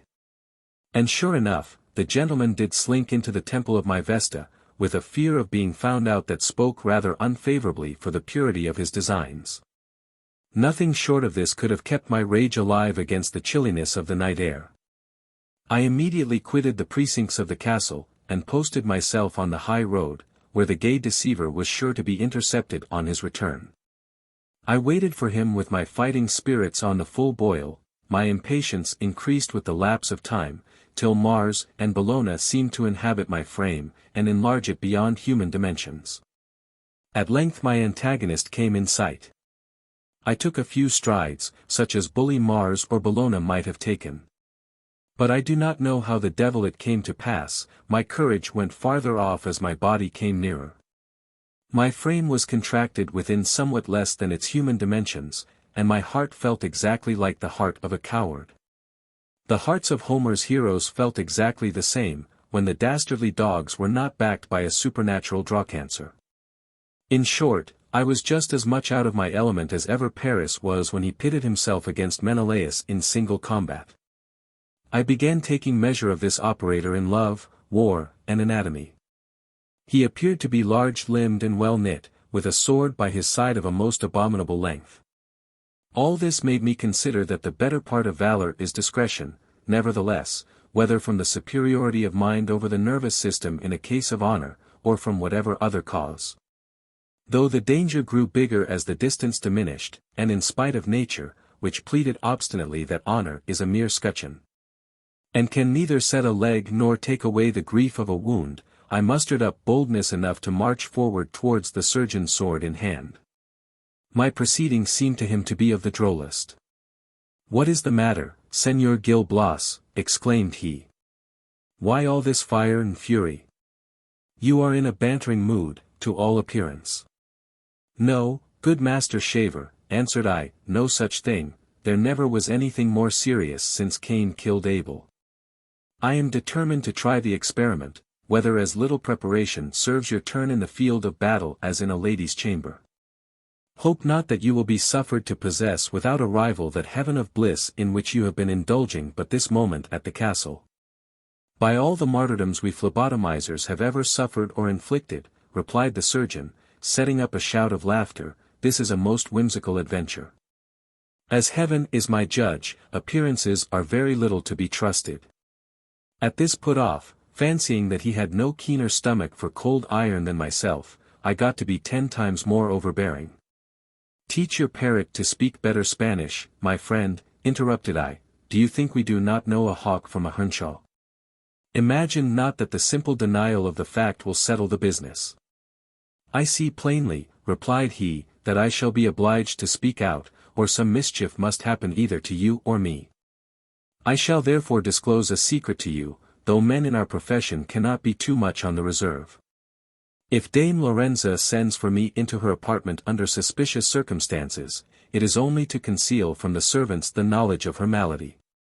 She has an incurable ulcer in her back, which I come every evening to dress. This is the real occasion of those visits which disturb your peace. Henceforward, rest assured that you have her all to yourself. But if you are not satisfied with this explanation, and are absolutely bent on a fencing match, you have only to say so. I am not a man to turn my back upon a game at sword play.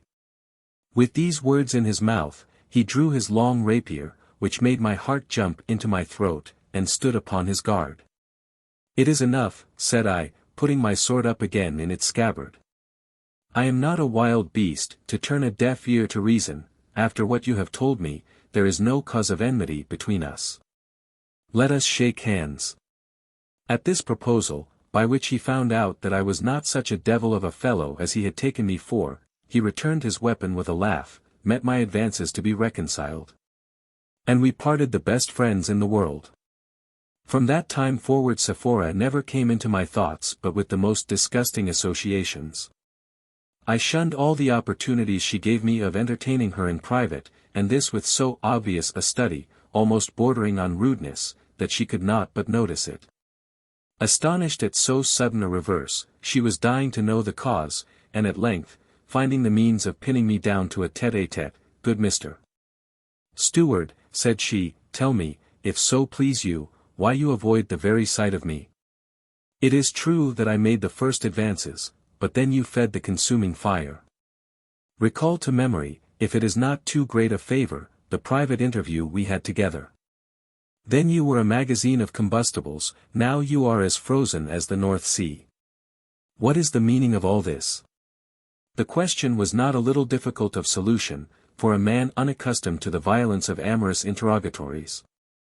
The consequence was, that it puzzled me most confoundedly. I do not precisely recollect the identical lie I told the lady, but I recollect perfectly that nothing but the truth could have affronted her more highly. Sephora, though by her mincing air and modest outside one might have taken her for a lamb, was a tigress when the savage was roused in her nature. I did think, said she, darting a glance at me full of malice and hideousness, I did think to have conferred such honor as was never conferred before, on a little scoundrel like you. By betraying sentiments which the first nobility in the country would make it their boast to excite. Fitly indeed am I punished for having preposterously lowered myself to the level of a dirty, sniveling adventurer. That was pretty well. But she did not stop there, should have come off too cheaply on such terms. Her fury taking a long lease of her tongue, that brawling instrument of discord rung a bob major of invective, each strain more clamorous and confounding than the former. It certainly was my duty to have received it all with cool indifference, and to have considered candidly that in triumphing over female reserve, and then not taking possession of the conquest, I had committed that sin against the sex which would have transformed the most feminine of them into a Sephora. But I was too irritable to bear abuse, at which a man of sense in my place would only have laughed, and my patience was at length exhausted. Madam, said I, let us not rake into each other's personal misfortunes. If the first nobility in the country had only looked at your back, they would have forgotten all your other charms, and have boasted but little of the sentiments they had excited you to betray. I had no sooner laid in this home stroke, than the enraged duenna visited me with the hardest box on the ear that ever yet proceeded from the delicate fingers of a woman scorned. Such favors might pall on repetition, so I did not wait for a second, but took shelter in the nimbleness of my legs from the clatter of castigation she was going to shower down on me. I returned thanks to the protecting powers for having brought me clear off from this unequal encounter, and fancied that I had nothing further to apprehend. Since the lady had taken corporal vengeance, it was likely, too, that she would be wise and hold her tongue, for the honor of her own back, and, in point of fact, a full fortnight had elapsed without my hearing a word upon the subject. The very tingling in my own cheek began to abate, when I was told that Sephora was taken ill. With that forgiveness of injuries so natural to me, I was sincerely afflicted at the news. I really felt for the poor lady. I concluded that, unable to contend with a passion so ill repaid, that hapless victim of her own tenderness was giving up the ghost. It was with exquisite pain that I turned this subject in my thoughts. I was the cruel cause that her heart was breaking. And my pity, at least, was the duenna's, though love is too wayward to be controlled by advice. But I was miserably mistaken in her nature. Her tenderness had all curdled into acrimonious hatred. And at that very moment was she plotting to be my bane. One morning, while I was with Don Alfonso, that amiable young master of mine was absent, moody, and out of spirits.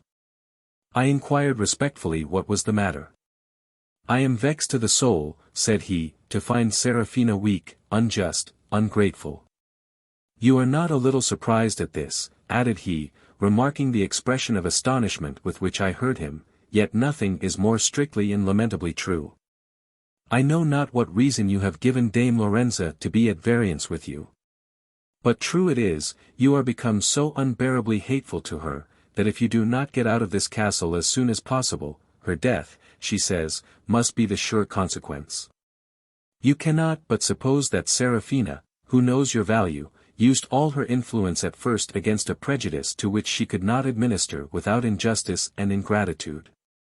But though the best of women, she is still a woman. Sephora brought her up, and she loves her like a mother. Should her old nurse die shortly, she would fancy she had her death to answer for, had she refused herself to any of her whims. For my own part, with all my affection towards Serafina, and it is none of the weakest, I will never be guilty of so mean a compliance as to side with her on this question. Perish our duennas. Perish the whole system of our Spanish vigilance. But never let me consent to the banishment of a young man whom I look upon rather as a brother than a servant." When Don Alfonso had thus expressed his sentiments, I said to him, "My good sir, I am born to be the mere whipping-top of fortune.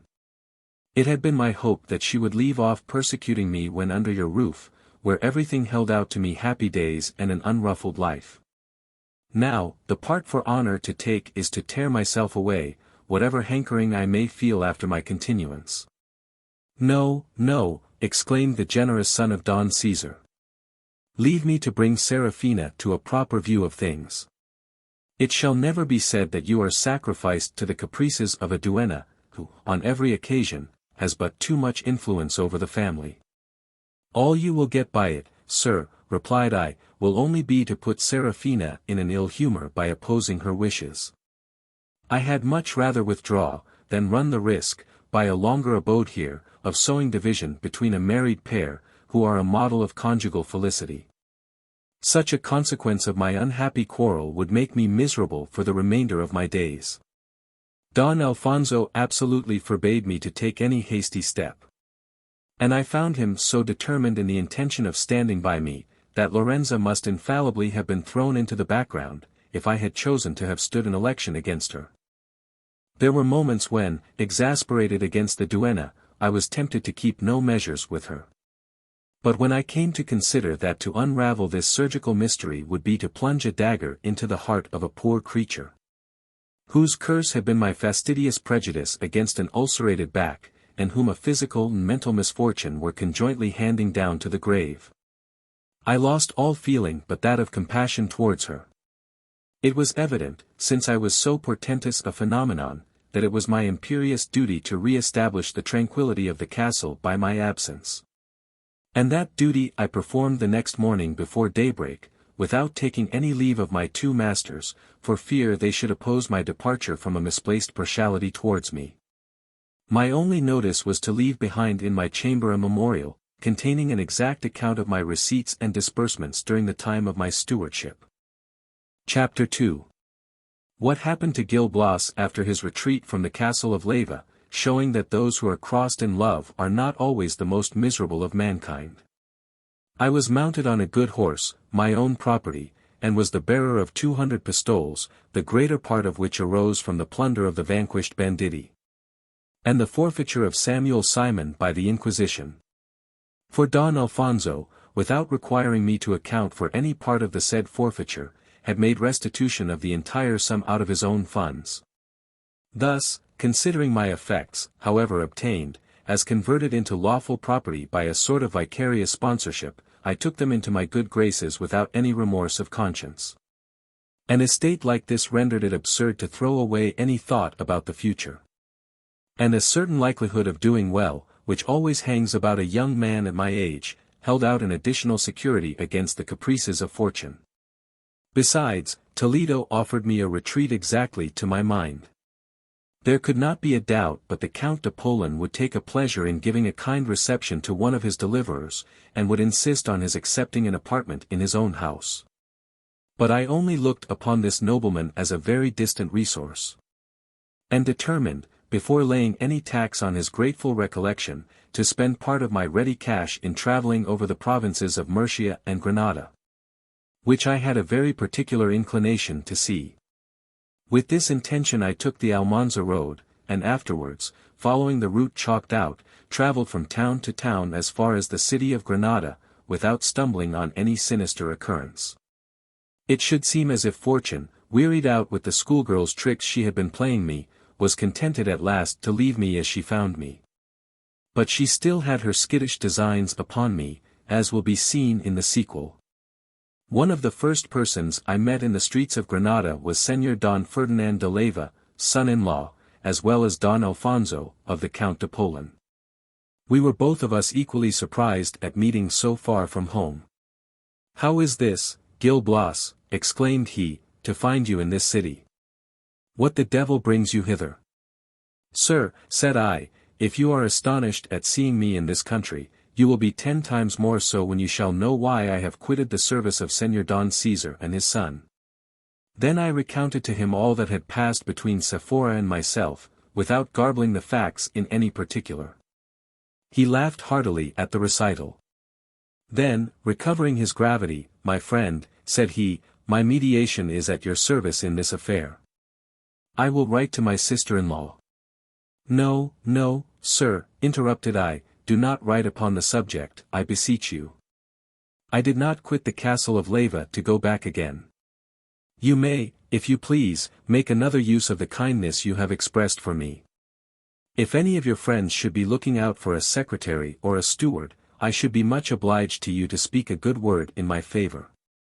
I will take upon me to assure you that you will never be reproached with recommending an improper object." "You have only to command me," answered he, "I will do whatever you desire. My business at Granada is to visit an old aunt in an ill state of health. I shall be here 3 weeks longer, after which I shall set out on my return to my castle of Lorchi, where I have left Julia. That is my lodging," added he, showing me a house about 100 yards from us. "Call upon me in a few days, probably I may by that time have hit upon some eligible appointment." And, in fact, so it was. For the very first time that we came together again, he said to me, "My Lord Archbishop of Granada, my relation and friend, is in want of a young man with some little tinge of literature, who can write a good hand and make fair copies of his manuscripts, for he is a great author. He has composed I know not how many homilies, and still goes on composing more every day, which he delivers to the high edification of his audience. As you seem to be just the thing for him, I have mentioned your name, and he has promised to take you. Go, and make your bow to him as from me. You will judge, by his reception of you, whether my recommendation has been couched in handsome terms." The situation was, to all appearance, exactly what I should have picked out for myself. That being the case, with such an arrangement of my air and person as seemed most likely to square with the ideas of a reverend prelate, I presented myself one morning before the Archbishop. If this were a gorgeous romance, and not a grave history, here might we introduce a pompous description of the episcopal palace, with architectural digressions on the structure of the building. Here would be the place to expatiate on the costliness of the furniture like an upholsterer, to criticize the statues and pictures like a connoisseur. And the pictures themselves would be nothing to the uninformed reader, without the stories they represent, till universal history, fabulous and authentic, sacred and profane, should be pressed into the service. But I shall content myself with modestly stating that the royal palace itself is scarcely superior in magnificence. Throughout the suite of apartments, there was a complete mob of ecclesiastics and other officers, consisting of chaplains, ushers, upper and menial servants. Those of them who were laymen were most superbly attired, one would sooner have taken them for temporal nobility than for spiritual understrappers.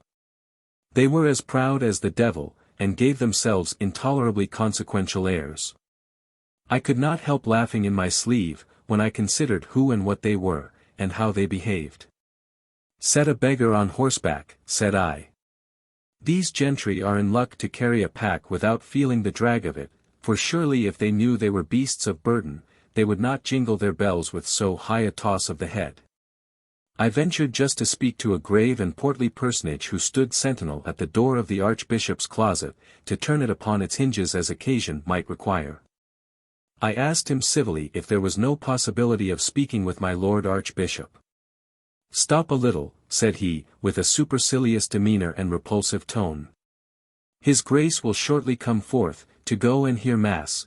You may snatch an audience for a moment as he passes on." I answered not a single syllable. Patience was all I had for it. And it even seemed advisable to try and enter into conversation with some of the jacks in office. But they began conning me over from the sole of my foot to the crown of my head, without condescending to favor me with a single interjection. After which they winked at one another, whispered, and looked out at the corners of their eyes, in derision of the liberty I had assumed, by intruding upon their select society. I felt, more fool that I did so, quite out of countenance at such cavalier treatment from a knot of state footmen. My confusion was but beginning to subside, when the closet door opened. The archbishop made his appearance. A profound silence immediately ensued among his officers, who quitted at once their insolent behavior, to adopt a more respectful style before their master. That prelate was in his 69th year, formed nearly on the model of my uncle, Gil Blas, the canon, which is as much as to say, as broad as he was long. But the highest dignitaries should always be the most amply gifted. Accordingly his legs bowed inwards to the very extremity of the graceful curve, and his bald head retained but a single lock behind. So that he was obliged to ensconce his pericranium in a fine woolen cap with long ears. In spite of all this, I espied the man of quality in his deportment, doubtless, because I knew that he actually happened to be one.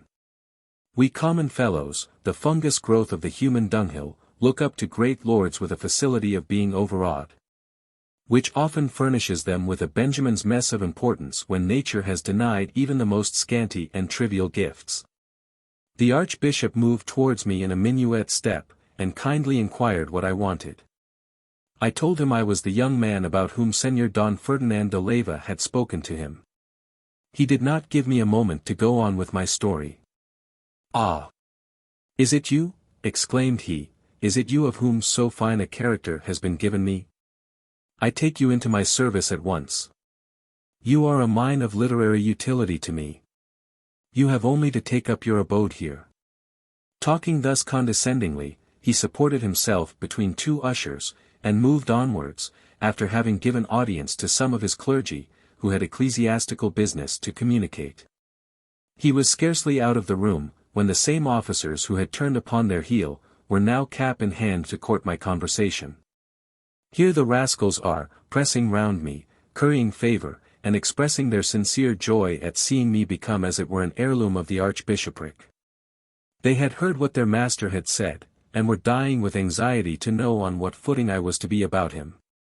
But I had the ill nature not to satisfy their curiosity, in revenge for their contempt. My lord archbishop was not long before he returned. He took me with him into his closet for a little private conference. I could not but suppose that he meant to fathom the depth of my understanding. I was accordingly on my guard, and prepared to measure out my words most methodically. He questioned me first in the classics. My answers were not amiss. He was convinced that I had more than a schoolboy's acquaintance with the Greek and Latin writers. He examined me next in logic, nor could I but suppose that he would examine me in logic. He found me strong enough there. "Your education," said he, with some degree of surprise, "has not been neglected. Now let us see your handwriting." I took a blank piece of paper out of my pocket, which I had brought for the purpose. My ghostly father was not displeased with my performance. "I am very well satisfied with the mechanical part of your qualifications," exclaimed he, "and still more so with the powers of your mind. I shall thank my nephew, Don Ferdinand, most heartily, for having sent me so fine a lad. It is absolutely a gift from above." We were interrupted by some of the neighboring gentry, who were come to dine with the Archbishop. I left them together, and withdrew to the second table, where the whole household, with one consent, insisted on giving me the upper hand. Dinner is a busy time at an episcopal ordinary. And yet we snatched a moment to make our observations on each other. What a mortified propriety was painted on the outside of the clergy. They had all the look of a deputation from a better world. Strange to think how place and circumstance impose on the deluded sense of men. It never once came into my thoughts that all this sanctity might possibly be a false coin. Just as if there could be nothing but what appertained to the kingdom above, among the successors of the apostles on earth.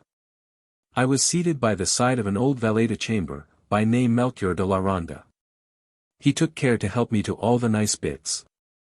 His attentions were not lost upon me, and my good manners quite enraptured him. "My worthy sir," said he, in a low voice, "after dinner I should like to have a little private talk with you."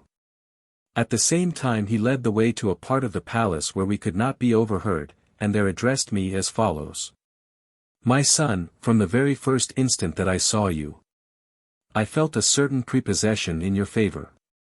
Of this I will give you a certain proof, by communicating in confidence what will be of great service to you. You are here in a family where true believers and painted hypocrites are playing at cross purposes against each other. It would take an antediluvian age to feel the ground under your feet. I will spare so long and so disgusting a study, by letting you into the characters on both sides. After this, if you do not play your cards, it is your own fault. I shall begin with his grace. He is a very pious prelate, employed without ceasing in the instruction of the people, whom he brings back to virtue, like sheep gone astray, by sermons full of excellent morality. And written by himself. He has retired from court these 20 years, to watch over his flock with the zeal of an affectionate pastor. He is a very learned person, and a very impressive declaimer. His whole delight is in preaching, and his congregation take care he should know that their whole delight is in hearing him. There may possibly be some little leaven of vanity in all this heavenly mindedness. But, besides that it is not for human fallibility to search the heart, it would ill become me to rake into the faults of a person whose bread I eat. Were it decent to lay my finger on anything unbecoming in my master, I should discommend his starchness. Instead of exercising forbearance towards frail churchmen, he visits every peccadillo as if it were a heinous offense. Above all, he prosecutes those with the utmost rigor of the spiritual court, who, wrapping themselves up in their innocence, appeal to the canons for their justification. In bar of his despotic authority. There is besides another awkward trait in his character, common to him with many other people of high rank. Though he is very fond of the people about him, he pays not the least attention to their services, but lets them sink into years without a moment's thought about securing them any provision. If at any time he makes them any little presents, they may thank the goodness of someone who shall have spoken up in their behalf. He would never have his wits enough about him to do the slightest thing for them as a volunteer. This is just what the old valet de chamber told me of his master. Next, he let me into what he thought of the clergymen with whom we had dined. His portraits might be likenesses, but they were too hard-featured to be owned by the originals. It must be admitted, however, that he did not represent them as honest men, but only as very scandalous priests. Nevertheless, he made some exceptions, and was as loud in their praises as in his censure of the others. I was no longer at any loss how to play my part so as to put myself on an equal footing with these gentry. That very evening, at supper, I took a leaf out of their book, and arrayed myself in the convenient vesture of a wise and prudent outside. A clothing of humility and sanctification costs nothing. Indeed, it offers such a premium to the wearer, that we are not to wonder if this world abounds in a description of people called hypocrites. Chapter 3. Gil Blas becomes the Archbishop's favorite, and the channel of all his favors. I had been after dinner to get together my baggage, and take my horse from the inn where I had put up, and afterwards return to supper at the Archbishop's palace, where a neatly furnished room was got ready for me, and such a bed as was more likely to pamper than to mortify the flesh. The day following, his Grace sent for me quite as soon as I was ready to go to him. It was to give me a homily to transcribe. He made a point of having it copied with all possible accuracy. It was done to please him, for I omitted neither accent, nor comma, nor the minutest tittle of all he had marked down. His satisfaction at observing this was heightened by its being unexpected. "Eternal Father," exclaimed he in a holy rapture, when he had glanced his eye over all the folios of my copy, "was ever anything seen so correct? You are too good a transcriber not to have some little smattering of the grammarian. Now tell me with the freedom of a friend, in writing it over, have you been struck with nothing that grated upon your feelings? Some little careless idiom, or some word used in an improper sense?" "Oh! May it please your Grace," answered I with a modest air, "it is not for me, with my confined education and coarse taste, to aim at making critical remarks. And though ever so well qualified, I am satisfied that your Grace's works would come out pure from the essay." The successor of the apostles smiled at my answer. He made no observation on it. But it was easy to see through all his piety that he was an errant author at the bottom. There is something in that dye that not heaven itself can wash out. I seem to have purchased the fee simple of his good graces by my flattery. Day after day did I get a step farther in his esteem. And Don Ferdinand, who came to see him very often, told me my footing was so firm, that there could not be a doubt but my fortune was made. Of this my master himself gave me a proof some little time afterwards. And the occasion was as follows: one evening in his closet he rehearsed before me, with appropriate emphasis and action, a homily which he was to deliver the next day in the cathedral. He did not content himself with asking me what I thought of it in the gross, but insisted on my telling him what passages struck me most. I had the good fortune to pick out those which were nearest to his own taste, his favorite commonplaces. Thus, as luck would have it, I passed in his estimation for a man who had a quick and natural relish of the real and less obvious beauties in a work. "This, indeed," exclaimed he, "is what you may call having discernment and feeling in perfection. Well, well, my friend. It cannot be said of you. Beatum in crasso jurores natum." In a word, he was so highly pleased with me, as to add, in a tone of extraordinary emotion, "Never mind, Gil Blas. Henceforward take no care about hereafter, I shall make it my business to place you among the favored children of my bounty. You have my best wishes. And to prove to you that you have them, I shall take you into my inmost confidence." These words were no sooner out of his mouth, than I fell at his Grace's feet, quite overwhelmed with gratitude. I embraced his elliptical legs with almost pagan idolatry, and considered myself as a man on the high road to a very handsome fortune. "Yes, my child," resumed the Archbishop, whose speech had been cut short by the rapidity of my prostration, "I mean to make you the receiver general of all my inmost ruminations. Hearken attentively to what I am going to say. I have a great pleasure in preaching.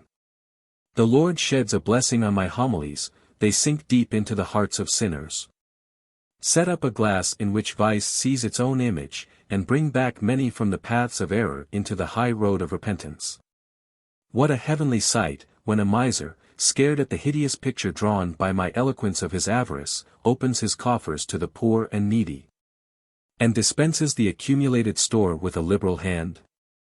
The voluptuary, too, is snatched from the pleasures of the table, ambition flies at my command to the wholesome discipline of the monastic cell. While female frailty, tottering on the brink of ruin, with one ear open to the siren voice of the seducer, and the other to my saintly correctives, is restored to domestic happiness and the approving smile of heaven, by the timely warnings of the pulpit. These miraculous conversions, which happen almost every Sunday, ought of themselves to goad me on in the career of saving souls. Nevertheless, to conceal no part of my weakness from my monitor, there is another reward on which my heart is intent. A reward which the seraphic scrupulousness of my virtue to little purpose condemns as too carnal. A literary reputation for a sublime and elegant style. The honor of being handed down to posterity as a perfect pulpit orator has its irresistible attractions. My compositions are generally thought to be equally powerful and persuasive.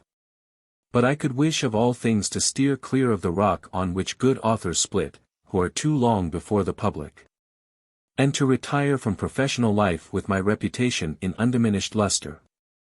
To this end, my dear Gil Blas, continued the prelate, there is one thing requisite from your zeal and friendship. Whenever it shall strike you that my pen begins to contract, as it were, the ossification of old age, whenever you see my genius in its climacteric, do not fail to give me a hint. There is no trusting to oneself in such a case, pride and conceit were the original sin of man. The probe of criticism must be entrusted to an impartial stander-by, of fine talents and unshaken probity. Both those requisites center in you, you are my choice, and I give myself up to your direction. Heaven be praised, my lord, said I, there is no need to trouble yourself with any such thoughts yet. Besides, an understanding of your grace's mold and caliber will last out double the time of a common genius. Or, to speak with more certainty and truth, it will never be the worse for wear, if you live to the age of Methuselah. I consider you as a second Cardinal Ximenes, whose powers, superior to decay, instead of flagging with years, seem to derive new vigor from their approximation with the heavenly regions. No flattery, my friend, interrupted he. I know myself to be in danger of failing all at once. At my age one begins to be sensible of infirmities, and those of the body communicate with the mind.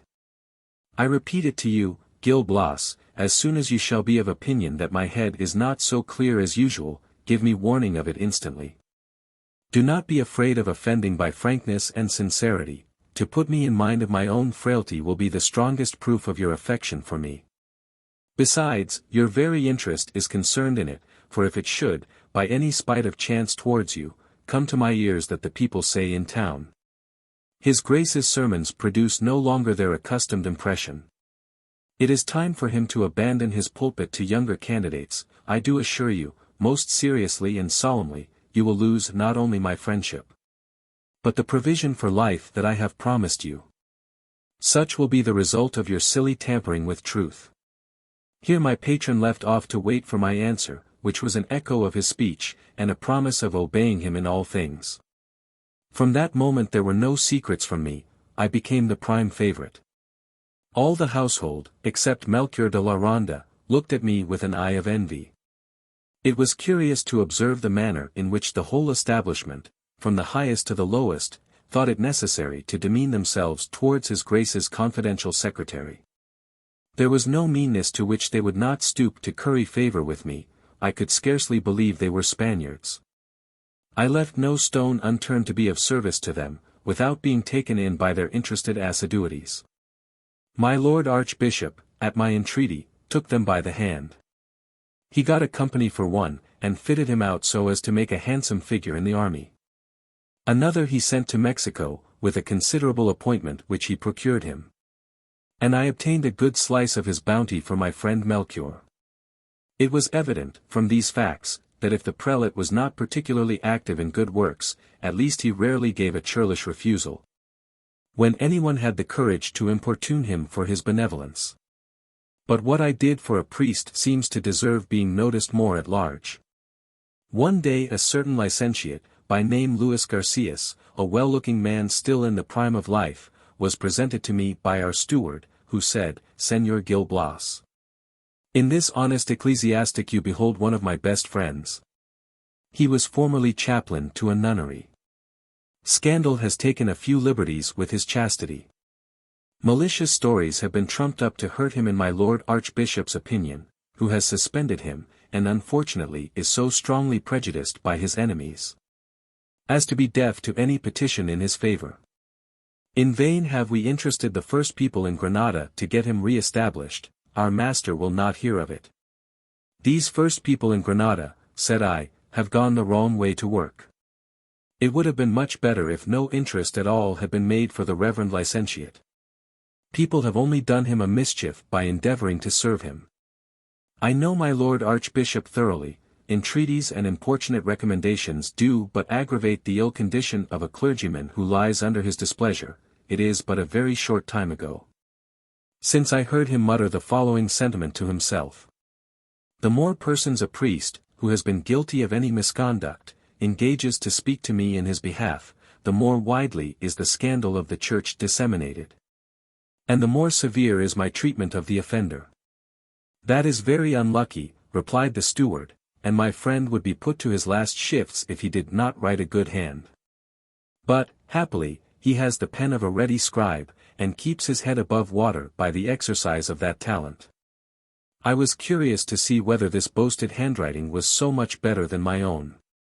The licentiate, who had a specimen in his pocket, showed me a sheet which I admired very much. It had all the regularity of a writing-master's copy. In looking over this model of penmanship, an idea occurred to me. I begged Garcias to leave this paper in my hands, saying that I might be able to do something with it which should turn out to his advantage. That I could not explain myself at that moment, but would tell him more the next day.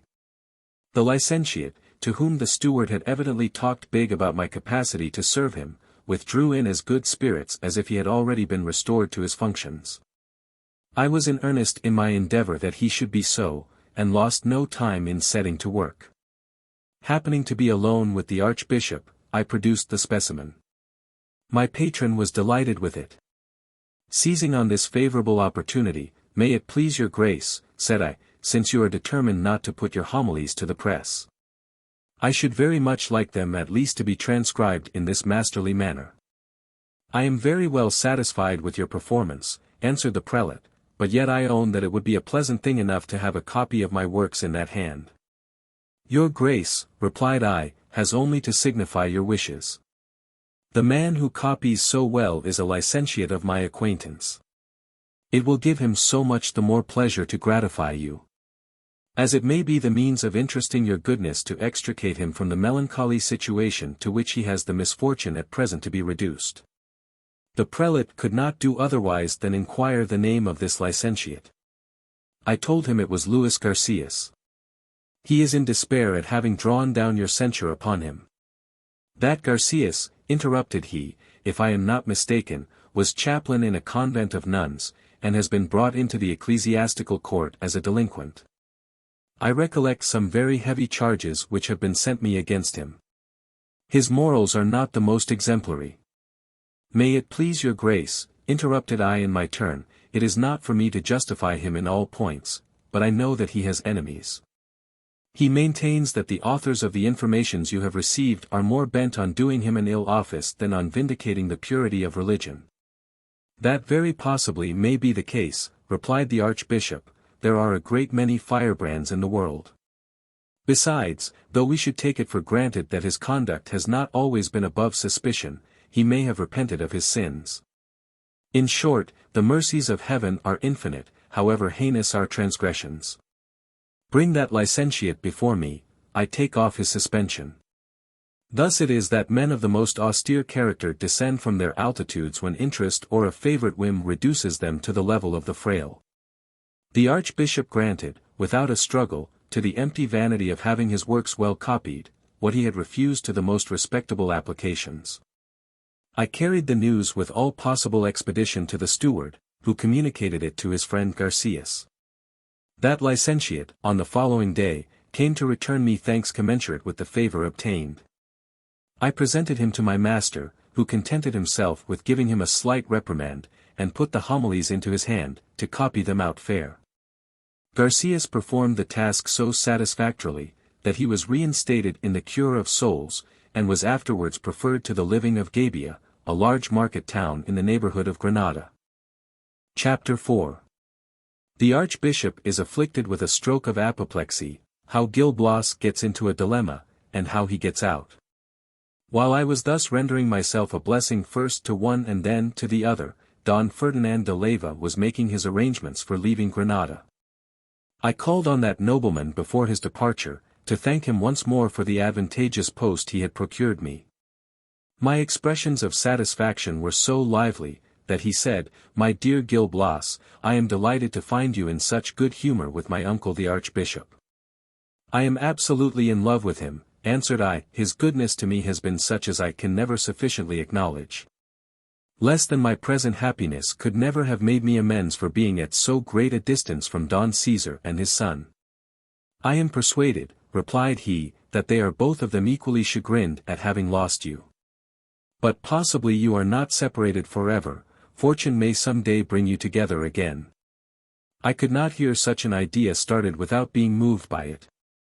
My sighs would find vent. And I felt at that moment so strong an affection for Don Alfonso, that I could willingly have turned my back on the Archbishop and all the fine prospects that were opening to me, and have gone back to the castle of Leyva, had but a mortification taken place in the back of the scarecrow which had frightened me away. Don Ferdinand was not insensible to the emotions that agitated me, and felt himself so much obliged by them, that he took his leave with the assurance of the whole family always taking an anxious interest in my fate. 2 months after this worthy gentleman had left us, in the luxuriant harvest of my highest favor, a lowering storm came suddenly over the episcopal palace. The Archbishop had a stroke of apoplexy. By dint of immediate applications and good nursing, in a few days there was no bodily appearance of disease remaining. But his reverend intellects did not so easily recover from their lethargy. I could not help observing it to myself in the very first discourse that he composed. Yet there was not such a wide gap between the merits of the present and the former ones as to warrant the inference that the sun of oratory was many degrees advanced in its post-meridian course. A second homily was worth waiting for, because that would clearly determine the line of my conduct. Alas, and well a day! When that second homily came, it was a knock-down argument. Sometimes the good prelate moved forward, and sometimes he moved backwards, sometimes he mounted up into the garret, and sometimes dipped down into the cellar. It was a composition of more sound than meaning, something like a superannuated schoolmaster's theme, when he attempts to give his boys more sense than he possesses of his own. Or like a Capuchin sermon, which only scatters a few artificial flowers of paltry rhetoric over a barren desert of doctrine. I was not the only person whom the alteration struck. The audience at large, when he delivered it, as if they too had been pledged to watch the advances of dotage, said to one another in a whisper all round the church, "Here is a sermon with symptoms of apoplexy in every paragraph." "Come, my good Coryphaeus of the public taste in homilies," said I then to myself, "prepare to do your office. You see that my Lord Archbishop is going very fast, you ought to warn him of it, not only as his bosom friend, on whose sincerity he relies, but lest some blunt fellow should anticipate you, and bolt out the truth in an offensive manner. In that case you know the consequence. You would be struck out of his will, where, no doubt, you have a more convertible bequest than the licentiate Sedillo's library. But as reason, like Janus, looks at things with two faces, I began to consider the other side of the question. The hint seemed difficult to wrap up so as to make it palatable. Authors in general are stark mad on the subject of their own works, and such an author might be more testy than the common herd of the irritable race. But that suspicion seemed illiberal on my part, for it was impossible that my freedom should be taken amiss when it had been forced upon me by so positive an injunction. Add to this, that I reckoned upon handling the subject skillfully, and cramming discretion down his throat like a high-seasoned Epicurean dish. After all my pro and con, finding that I risked more by keeping silence than by breaking it, I determined to venture on the delicate duty of speaking my mind. Now there was but one difficulty. A difficulty indeed. How to open the business. Luckily the orator himself extricated me from that embarrassment, by asking what they said of him in the world at large, and whether people were tolerably well pleased with his last discourse. I answered that there could be but one opinion about his homilies, but that it should seem as if the last had not quite struck home to the hearts of the audience, like those which had gone before. "Do you really mean what you say, my friend?" replied he, with a sort of wriggling surprise. "Then my congregation are more in the temper of Aristarchus than of Longinus." "No, may it please your grace," rejoined I, "quite the contrary. Performances of that order are above the reach of vulgar criticism, there is not a soul but expects to be saved by their influence. Nevertheless, since you have made it my duty to be sincere and unreserved, I shall take the liberty of just stating that your last discourse is not written with quite the overpowering eloquence and conclusive argument of your former ones. Does not your grace feel just as I do on the subject? This ignorant and stupid frankness of mine completely blanched my master's cheek. But he forced a fretful smile, and said, then, good Master Gil Blas, that piece does not exactly hit your fancy. I did not mean to say that, your grace, interrupted I, looking very foolish. It is very far superior to what anyone else could produce, though a little below par with respect to your own works in general. I know what you mean, replied he. You think I am going downhill, do not you? Out with it at once. It is your opinion that it is time for me to think of retiring? I should never have had the presumption, said I, to deliver myself with so little reserve, if it had not been your grace's express command. I act in entire obedience to your grace's orders. And I most obsequiously implore your grace not to take offense at my boldness. I were unfit to live in a Christian land, interrupted he, with stammering impatience, I were unfit to live in a Christian land if I liked you the less for such a Christian virtue as sincerity. A man who does not love sincerity sets his face against the distinguishing mark between a friend and a flatterer. I should have given you infinite credit for speaking what you thought, if you had thought anything that deserved to be spoken. I have been finely taken in by your outside show of cleverness, without any solid foundation of sober judgment. Though completely unhorsed, and at the enemy's mercy, I wanted to make terms of decent capitulation, and to go unmolested into winter quarters. But let those who think to appease an exasperated author, and especially an author whose ear has been long attuned to the music of his own praises, take warning by my fate. Let us talk no more on the subject, my very young friend, said he. You are as yet scarcely in the rudiments of good taste, and utterly incompetent to distinguish between gold and tinsel. You are yet to learn that I never in all my life composed a finer homily than that unfortunate one which had not the honor of your approbation.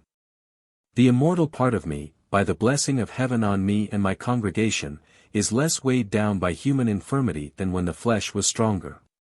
We all grow wiser as we grow older, and I shall in future select the people about me with more caution, nor submit the castigation of my works but to a much abler critic than yourself.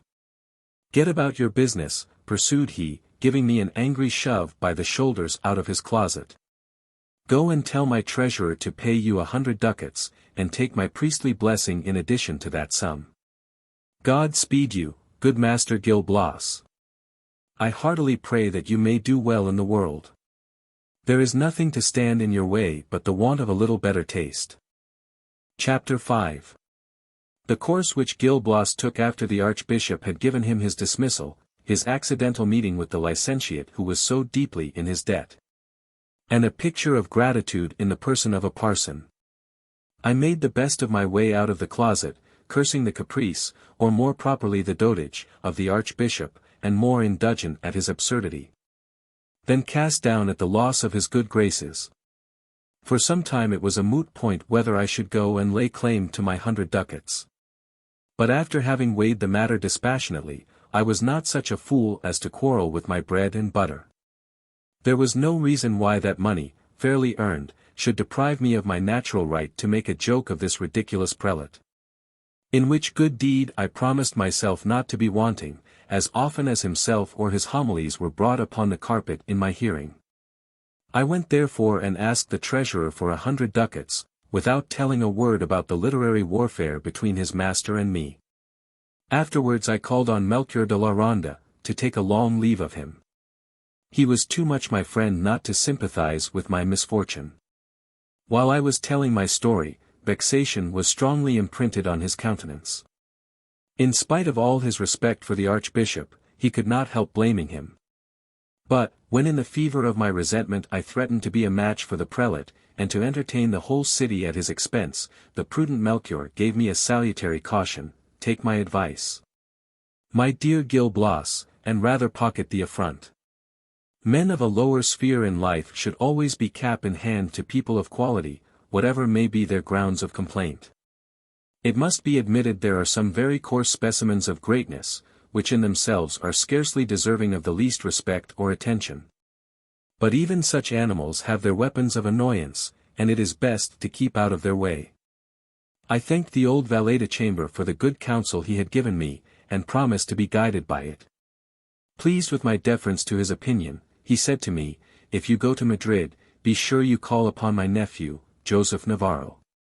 He is factotum in the family of Señor Don Balthazar de Zúñiga, and I can venture to recommend him as a lad in every respect worthy of your friendship. He is just as nature made him, with all the vivacity of youth, courteous in his manners, and forward to oblige. I could wish you to get acquainted with him." I answered that I would not fail to go and see this Joseph Navarro as soon as I should get to Madrid, whither I meant to return in due time. Then did I turn my back on the episcopal palace, never to grace it with my presence again. If I had kept my horse, I should perhaps have set out for Toledo immediately. But I had sold it during the period of my administration, supposing that I was in office for life, and should not henceforward be migratory. My final resolution was to hire a ready-furnished lodging, as I had made up my mind to stay another month in Granada, and then to pay the Count de Polan a visit. As dinner hour was drawing nigh, I asked my landlady if there was any eating-house in the neighborhood. She answered that there was a very good one within a few yards of her house, where the accommodations were excellent, and the company select and numerous. I made her show me where it was, and went thither sharp set. I was shown into a large room, resembling the hall of a monastery in everything but good cheer. There were 10 or a dozen men sitting at a long table, with a cloth spread over it that fretted in its own grease. But they, with unoffended nostrils, were engaged in general conversation, though they dined individually, each having a miserable scrap for his portion. The people of the house brought me my allowance, which at another time would have turned my stomach, and have made me sigh after the luxuries of the table I had just lost. But at this moment I was so indignant against the Archbishop, that the homely fare of a paltry eating-house seemed more palatable than the dainties of his sumptuous board. It was a burning shame to see such a waste of provisions served up in soups and sauces to pamper the appetite. Arguing like a deep examiner in the economy of the human frame, and reasoning medically as well as philosophically on the disproportion between the simple wants of nature and the complexity of luxurious indulgence, cursed be they, said I, who invented those pernicious dinners and suppers, where one must sit on the tenterhooks of self-denial, for fear of overloading the storehouse and shop of the whole body. Man wants but little here below, and provided he can but keep body and soul together, the less he eats, the better. Thus did I, in my surly vein, give utterance to wise saws, which, however just in theory, had hitherto been little recommended by my practice.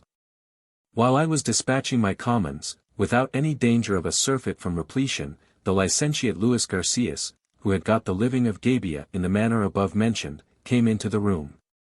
The moment he recognized me, he ran into my arms with all the cordiality of friendship, or rather with the extravagant joy of a lover after a long exile from his mistress. He folded me repeatedly within his sincere embrace, and I was compelled to stand the brunt of a long-winded compliment on the unparalleled disinterestedness of my conduct towards him. Gratitude is a fine virtue, and yet it is wearisome when carried beyond due bounds. He took his seat next me, saying, "Well, a parson must not swear. Though, by the mass, my dear patron, since my good fortune has thrown me in your way, we will not part without a jovial glass. But as there is no good wine in this shabby inn, I will take you, if you please, after our makeshift dinner, to a place where I will treat you with a couple of bottles, rich, genuine, and old, in comparison of which the Falernian of Horace was all a farce. The Church will give us absolution, in the cause of gratitude. If I could but get you for a few days down at my parsonage of Gabia." Maecenas was never more welcome to the poet's Sabine farm, than the author of all my ease and comfort to the choicest produce of a glebe which is mine only by your benevolence. While he was holding this high-flown language, his little slice of dinner was set before him.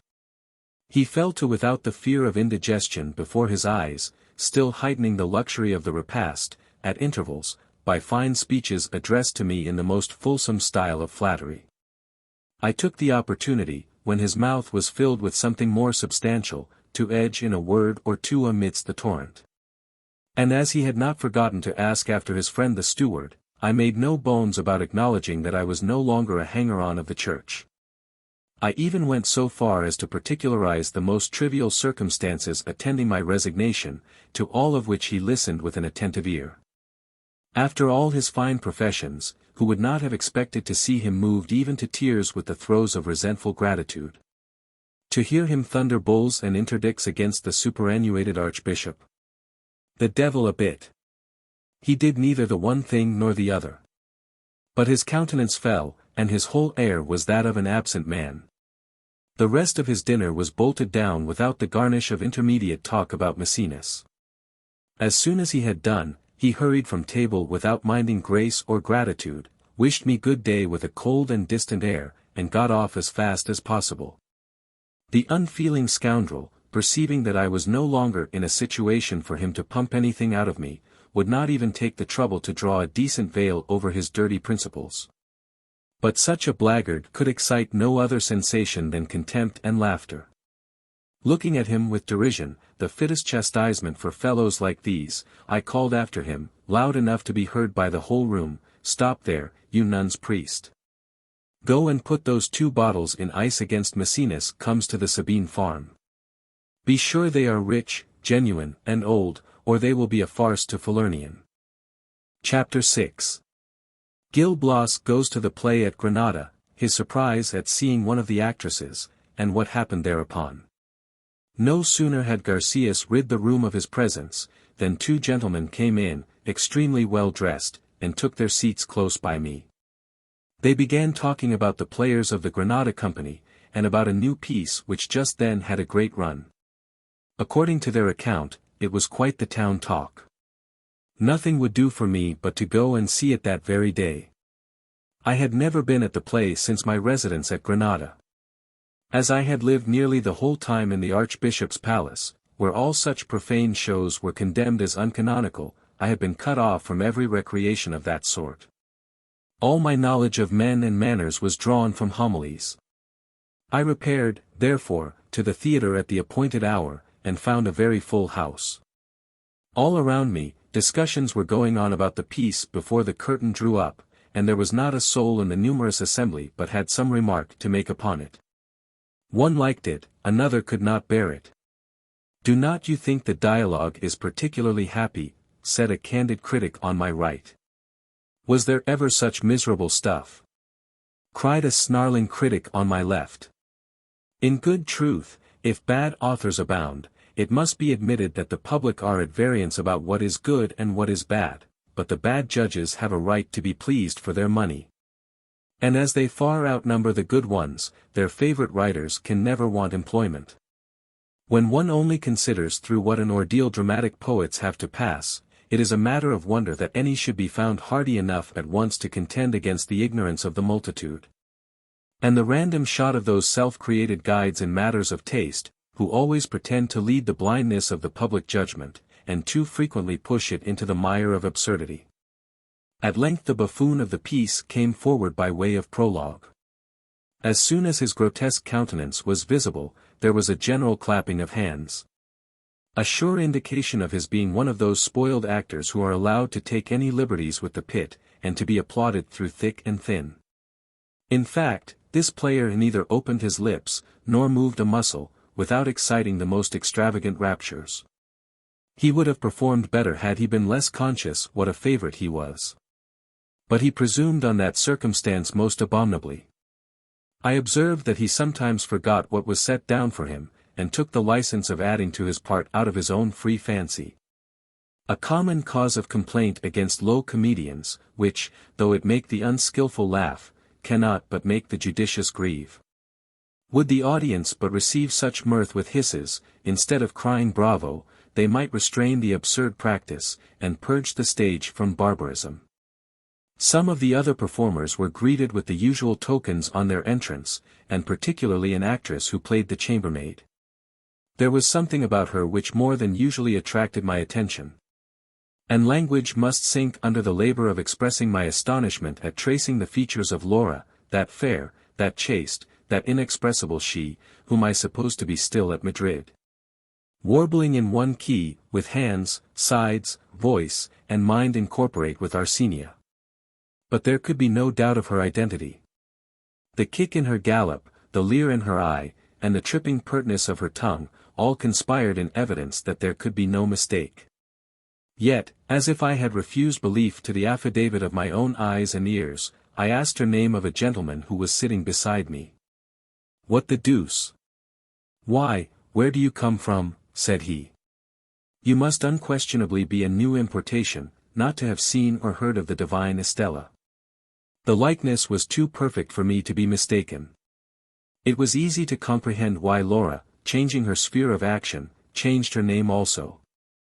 Wherefore, from curiosity to know how matters stood with her, since the public always pry into the most private concerns of theatrical persons, I inquired of the same man whether this Estella had any particular affair of gallantry on her hands. He informed me that for the last 2 months there had been a great Portuguese nobleman at Granada, his name was the Marquis de Marialva, who had laid out a great deal of money upon her. He might have told me more, if I had not been afraid of becoming troublesome with my questions. I was better employed in musing on the information this good gentleman had given me than in attending to the play. And if anyone had asked me what it was all about, when the piece was over, I should have been puzzled for an answer. I could do nothing but decline Laura and Estella through all cases and numbers, till at length I boldly made up my mind to call at her house the next day. Not but there was some risk as to the reception she might give me, it might be suspected, without excess of modesty, that my appearance would give her no great pleasure in the high tide of her affairs. Nor was it at all improbable that so good an actress, to revenge herself on a man with whom certainly she had an account to settle, might look strange, and swear she had never seen his face before. Yet did none of these apprehensions deter me from my venture. After a light supper, for all the meals at my eating-house were regulated on principles of economy and temperance, I withdrew to my chamber with an anxious longing for the next day. My sleep was short and interrupted, so that I got up by daybreak. But as it was to be recollected that a mistress in high keep was not likely to be visible early in the morning, I passed 3 or 4 hours in dressing, shaving, powdering, and perfuming. It was my business to present myself before her in a trim not to put her to the blush at acknowledging my acquaintance. I sallied forth about 10 o'clock, and knocked at her door, after having inquired her address at the theatre. She was living on the first floor of a large and elegant house. I told a chambermaid, who opened the door to me, that a young man wanted to speak with her lady. The chambermaid went in to give my message, when all at once I heard her mistress call out, not in the best tempered tone in the world, "Who is the young man? What does he want? Show him upstairs." This was a hint to me that my time was ill chosen. That probably her Portuguese lover was at her toilet, and that she spoke so loud with the laudable design of convincing him that she was not a sort of girl to allow of any impertinent intruders. This conjecture of mine turned out to be the fact. The Marquis de Marialva lounged away almost every morning with her. I had made up my mind to be kicked downstairs by way of welcome. But that admirable actress, never forgetting her cue, ran forward with open arms at the sight of me, exclaiming, "Ah! My dear brother, is it you that I behold?" On the strength of so near a kindred, she was no niggard of her embraces, but recollected herself so far as to say, turning round to the Portuguese, "My lord, you must excuse me if nature will put in her claim, and trench upon good breeding. After 3 years of absence, I cannot see a brother once again, whom I love so tenderly, without expressing my feelings in all their warmth. Come. My dear Gil Blas," continued she, addressing me afresh, "tell me some news of the family. In what circumstances did you leave it?" This whimsical scene disconcerted me at first, but I was not long in seeing through Laura's intention, and playing up to her with a spirit scarcely less than her own, answered. "According to the plot, heaven be praised, sister, all our good folks are in perfect health, and well in the world." "I make no doubt," resumed she, "but you must be very much surprised to find me an actress in Granada, but hear me first, and blame me afterwards. It is 3 years, as you may recollect, since my father thought to have established me advantageously in marriage with Don Antonio Coelho, an officer in the service, who took me from the Asturias to Madrid, his native place. 6 months after our arrival, he got into an affair of honor in consequence of his violent temper. Some attentions incautiously paid to me were the cause of the affray, and his antagonist was killed. This gentleman was of a family high in rank and interest. My husband, who, though well born, had very few connections, made his escape into Catalonia with everything he could get together in jewels and ready money. He embarked at Barcelona, went over into Italy, enlisted in the Venetian service, and finally lost his life in the Morea, fighting against the Turks. In the meantime, a landed estate which constituted our whole revenue was confiscated, and I was left a widow with very little for my support. What was to be done in so pressing an emergency?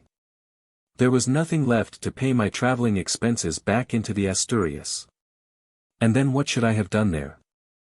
I should have got nothing from my family but a long string of condolences, which would have furnished me neither with food nor with raiment.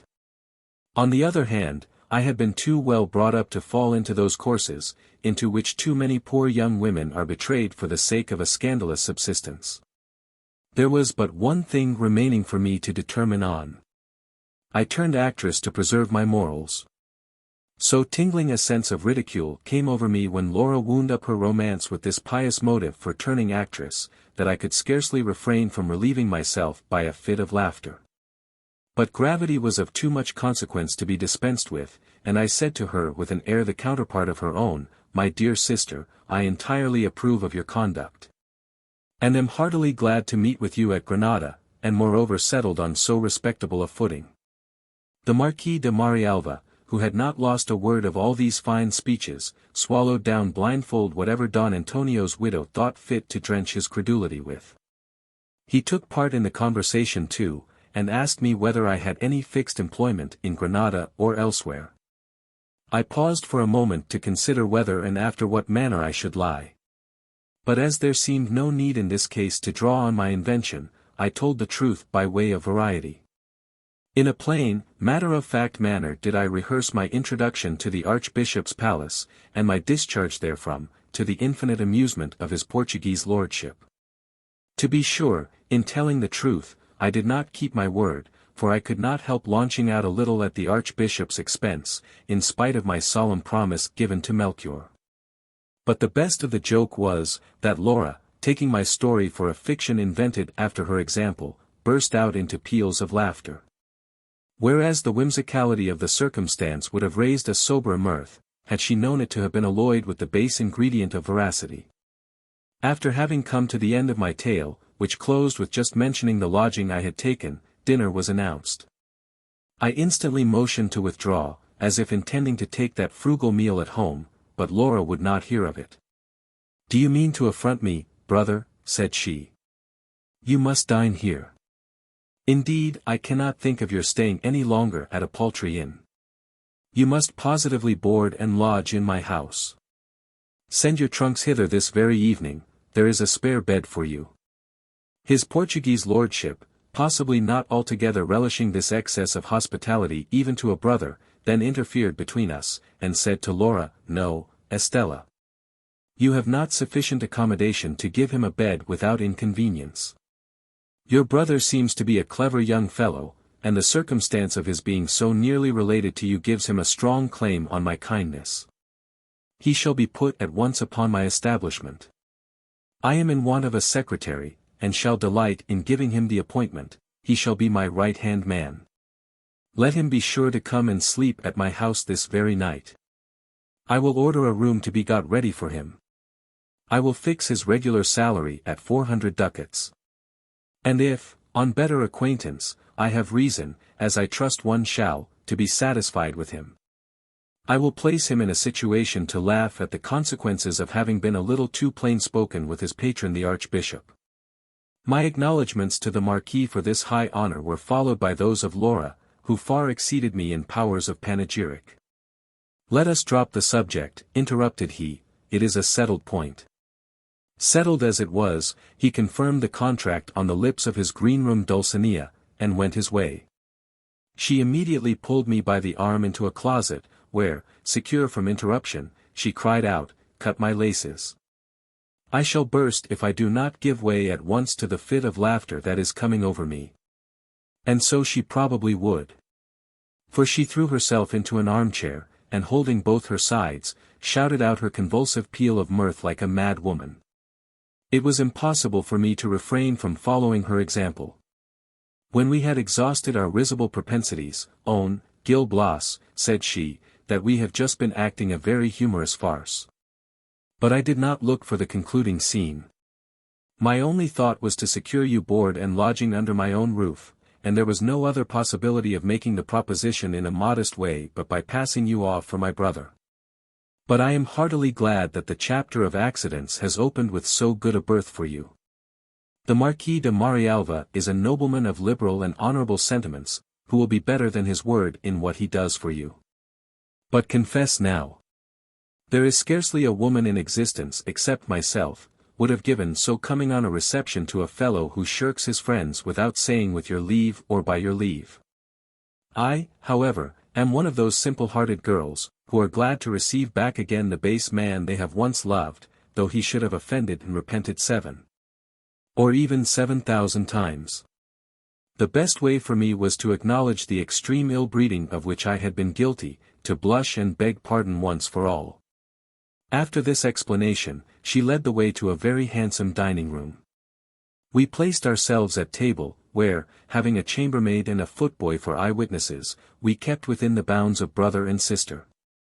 When we had done dinner, we went back again into the same closet where we had been conversing before. Having our time to ourselves, my paragon of a Laura, giving herself up to her natural love of merriment, and to her no less natural curiosity, required from me a faithful and true narrative of all my pros and cons, my ins and outs, since that unmannerly separation of ours.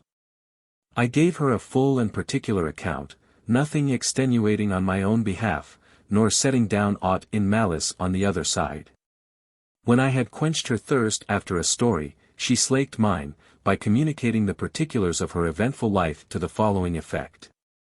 Chapter 7. Laura's Story. I shall just run over to you, as briefly as possible, the circumstances which led me to embrace the theatrical profession.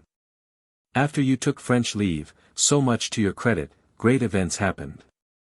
My mistress Arsenia, more surfeited with a glut of pleasures than scandalized at their immorality, renounced the stage, and took me with her to a fine estate which she had just purchased in the neighborhood of Zenora with the wages of her sinful life. We soon got acquainted in the town. Our visits there were very frequent, and sometimes for a day or two together. With the exception of these little excursions, we were as closely domesticated as probationers in a nunnery, and almost as piously employed. On one of our high days and holidays, Don Felix Maldonado, the corregidor's only son, saw me by chance, and took a liking to me. He soon found an opportunity of speaking with me in private.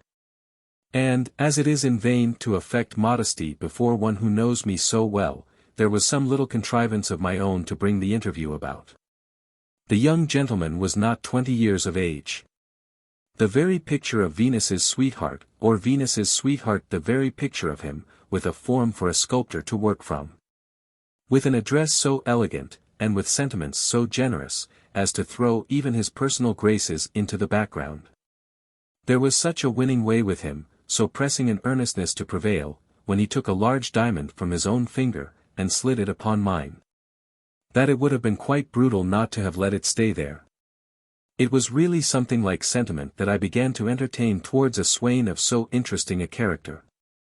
But what an absurd thing it is for wenches of a certain sort to hook themselves upon young men of family, when their surly fathers hold official situations. The corregidor, who had scarcely his equal in the whole tribe of corregidors, got wind of our correspondence, and determined to close it in a summary manner. He sent a host of alguazils to take me into custody, who dragged me away, in spite of my cries and tears, to the house of correction for female penitents. There, without bill of indictment or form of trial, the lady abbess ordered me to be stripped of my ring and my clothes, and to be dressed in the habit of the institution, a long gown of grey serge tied about the middle with a strap of black leather, whence depended a rosary with large beads swinging down to my heels. After this pleasant reception, they took me into a hall, where there was an old monk, the deuce knows of what order, who set to work preaching up repentance and resignation. Pretty much in the same strain as Dame Leonarda, when she exhorted you to patience in the subterraneous cavern. He told me that I was excessively obliged indeed to those good people who had so kindly shut me up, and could never thank them sufficiently for their good deed in rescuing me from the harpy talons of the world, the flesh, and the devil. But I must frankly own that all my other sins were pressed down and heaped high with ingratitude, far from overflowing with the milk of human kindness towards those who had conferred such a favor upon me. I abused them in terms that would have put any dictionary to the blush. 8 days thus passed in this wilderness of desolation, but on the 9th, for I had notched the hours and even the minutes on a stick, my fate seemed beginning to take another turn. Crossing a little court, I met the house steward, a personage whose will was absolute. Yes, the lady abbess herself was obedient to his will. He rendered an account of his stewardship to none but the corregidor, on whom alone he was dependent, and whose confidence in him was unbounded. His name was Pedro Zendono, and the town of Salcedon in Biscay laid claim to the honor of his birth. Figure to yourself a tall man, with the complexion of a mummy and the bare anatomy of a dealer in mortification. He might have sat for the penitent thief in a picture of the crucifixion. He scarcely ever cast a carnal glance towards us Magdalens. You never saw such a face of rank hypocrisy in all your life, though you have spent some part of it under the same roof with the archbishop, and are not unacquainted with the clergy of his diocese. But to return from this digression. I met this Señor Zendono, who said to me slyly as he passed, "Take comfort, my girl, I am sensibly affected with your wretched case." He said no more, and went on his way, leaving me to make my own comments on so concise and general a text. As he looked like a good man, and there was no positive evidence to set against his looks, I was simpleton enough to fancy that he had taken the trouble of inquiring why I was shut up, and meant, not finding me so atrocious a culprit as to deserve such shameful insults, to take my part with the corregidor. But I was not up to the tricks of the Biscayan. He had a much longer head. He was turning over in his mind the scheme of an elopement, and made the proposal to me in profound privacy some days afterwards. "My dear Laura," said he, "your sufferings have taken such deep possession of my mind that I have determined to end them. I am perfectly aware that my own ruin is involved in the measure, but needs must when the tender passion drives. Tomorrow morning do I intend to take you out of prison, and conduct you in person to Madrid. No sacrifice is too great for the pleasure of being your deliverer." I was very near fainting with surprise and joy at this promise of Zendono, who, concluding from my acknowledgments that my very life depended on my rescue, had the effrontery to carry me off next day in the face of the whole town, by the following device. He told the lady abbess that he had orders to take me before the corregidor, who was at his country box a few miles off, and, without betraying himself by a single change of countenance, packed me off with him for my companion, in a post-chaise drawn by 2 good mules, which he had bought for the occasion. Our only attendant was the driver, a servant of his own, and entirely devoted to the steward by stronger ties than those of gratitude. We began bowling away, not in the direction of Madrid, as I had taken for granted, but towards the frontiers of Portugal, whither we got in less time than it took the corregidor of Zamora to receive the deposition of our flight, and uncouple his pack or set them barking at our heels. Before we entered Braganza, the Biscayan made me put on man's clothes, with which he had taken the precaution of providing himself. Reckoning on me as being fairly launched in the same boat with him, he said to me in the inn where we put up, "Lovely Laura, do not take it unkindly of me to have brought you into Portugal. The corregidor of Zamora will make our own country too hot to hold us, for in his eyes we are 2 criminals, under the weight of whose enormities it is not for Spain to groan. But we may set his malice at defiance in this distant realm, though at the present conjuncture under the dominion of the Spanish monarchy. At least we shall stand a better chance for safety here than at home. League your fortunes with those of a man who would follow you in prosperity or in adversity through the world. Let us fix our residence at Coimbra.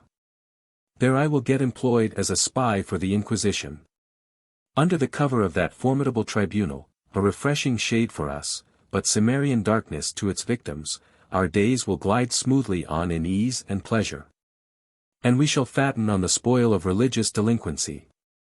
A proposal so much to the point gave me to understand that I had to do with a knight who had other motives for officiating as the guardian of distressed damsels, besides the honor of chivalry. I saw at once that he reckoned much on my gratitude, and still more on my distress. Nevertheless, though these two pleas were almost equally eloquent in his favor, I rejected his addresses with disdain. The reason was that there were two advocates still more eloquent on the side of a refusal, a certainty that he was disagreeable, and a strong suspicion that he was poor. But when he returned to the charge, and offered to say the grace of matrimony before he fell to, proving to me at the same time, by the undeniable evidence of cash in hand, that his stewardship had enabled him to live in clover for a long time to come, the truth must come out in spite of blushes. My heart was softened, and my ears unstopped.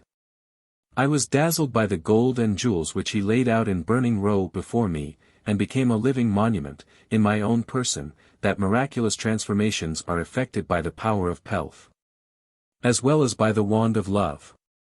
My Biscayan became, by little and little, quite another sort of man in my eyes. His tall body and bare bones were plumped up into a shapely and commanding figure. His cadaverous complexion was improved into a manly brown, even that look, as if butter would not melt in his mouth, was no longer hypocrisy, but a staid and decent aspect.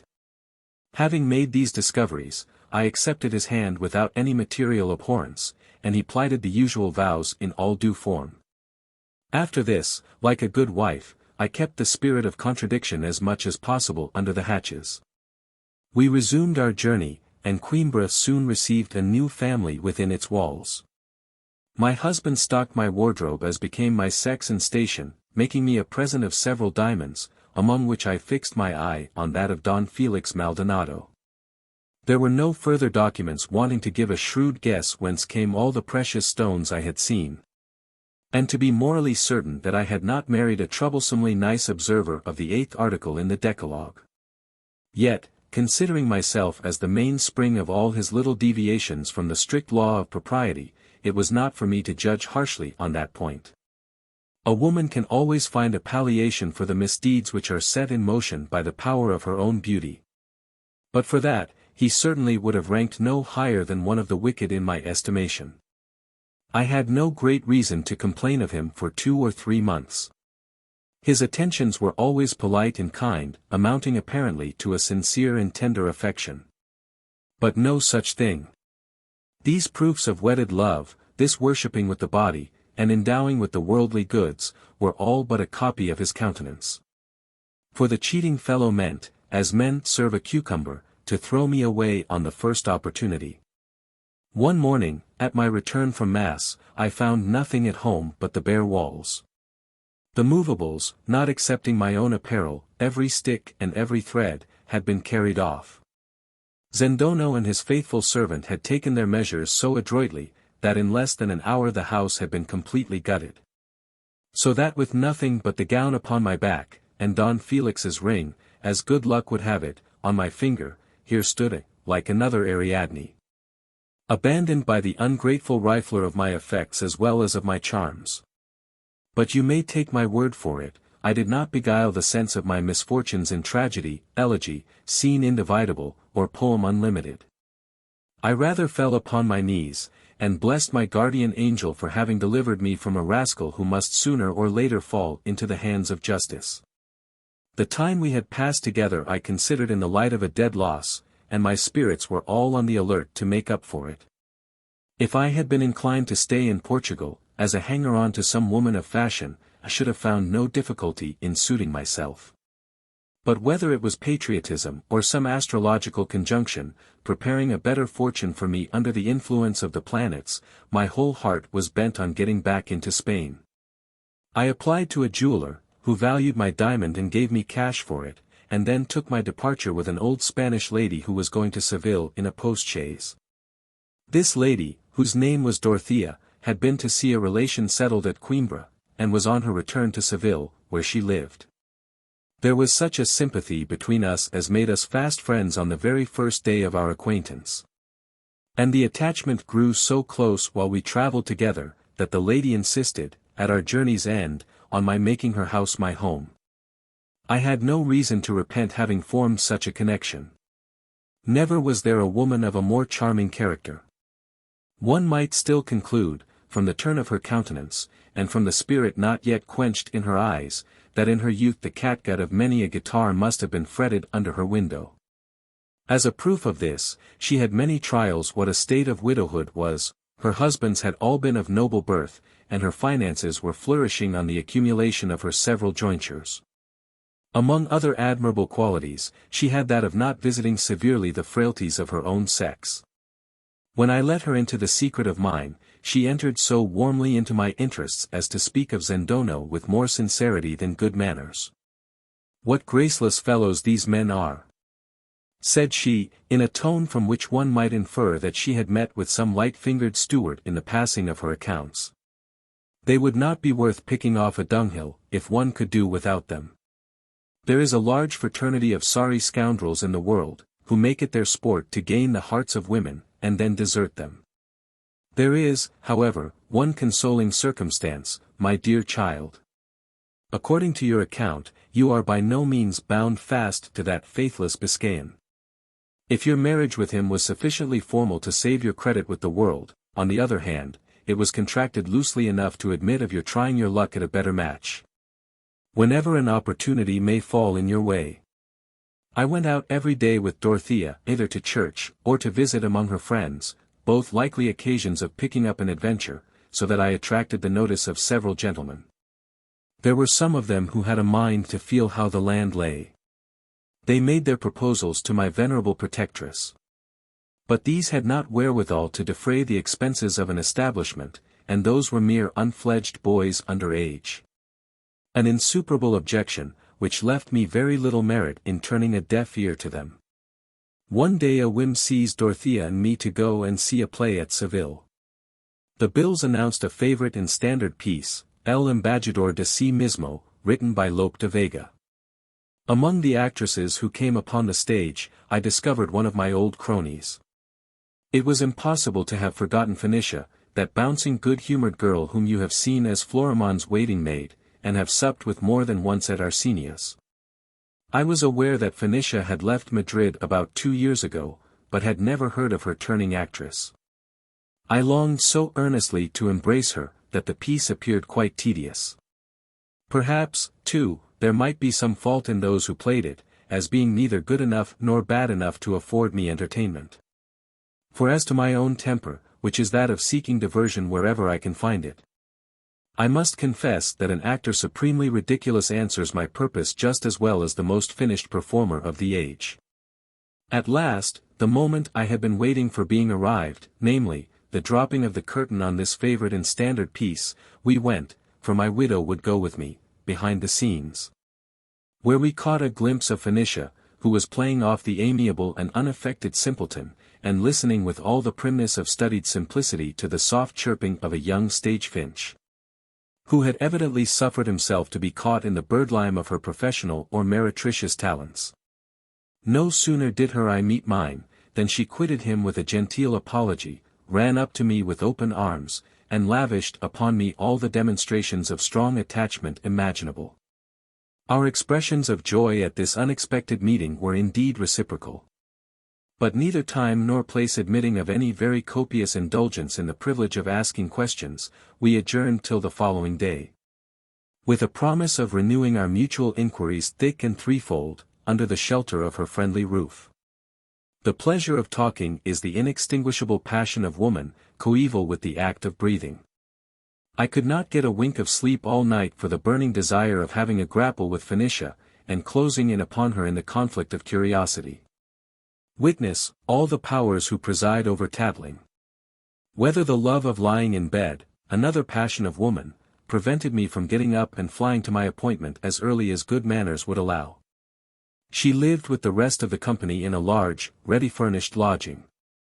A female attendant who met me at entrance, on being requested to show me Fenicia's apartment, led the way upstairs to a gallery, along which were ranged 10 or 12 small rooms, divided only by partitions of deal boards, and inhabited by this merry band.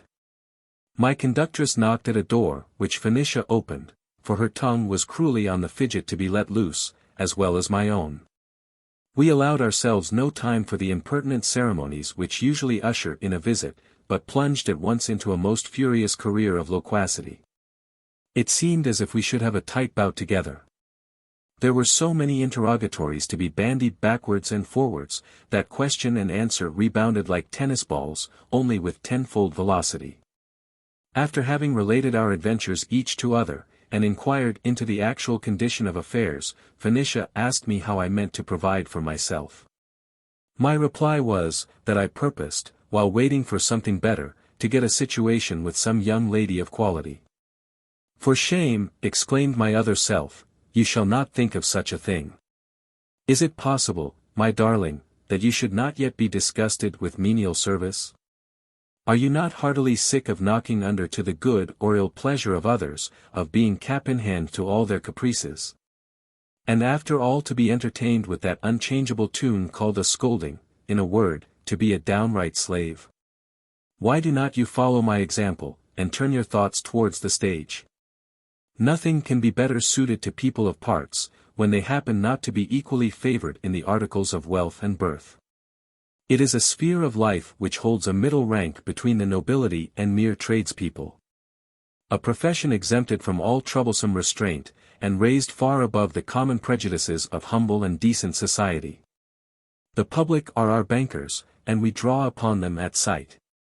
We live in a continual round of ecstasy, and spend our money to the full as fast as we earn it.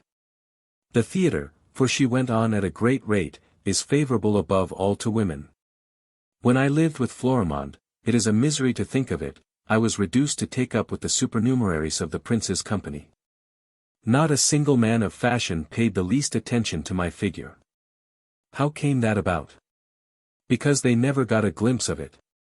The finest picture in the world may escape the admiration of the connoisseurs, if it is not placed in a proper light. But since I have been suitably framed and varnished, which could only happen in consequence of a theatrical finish, what a revolution!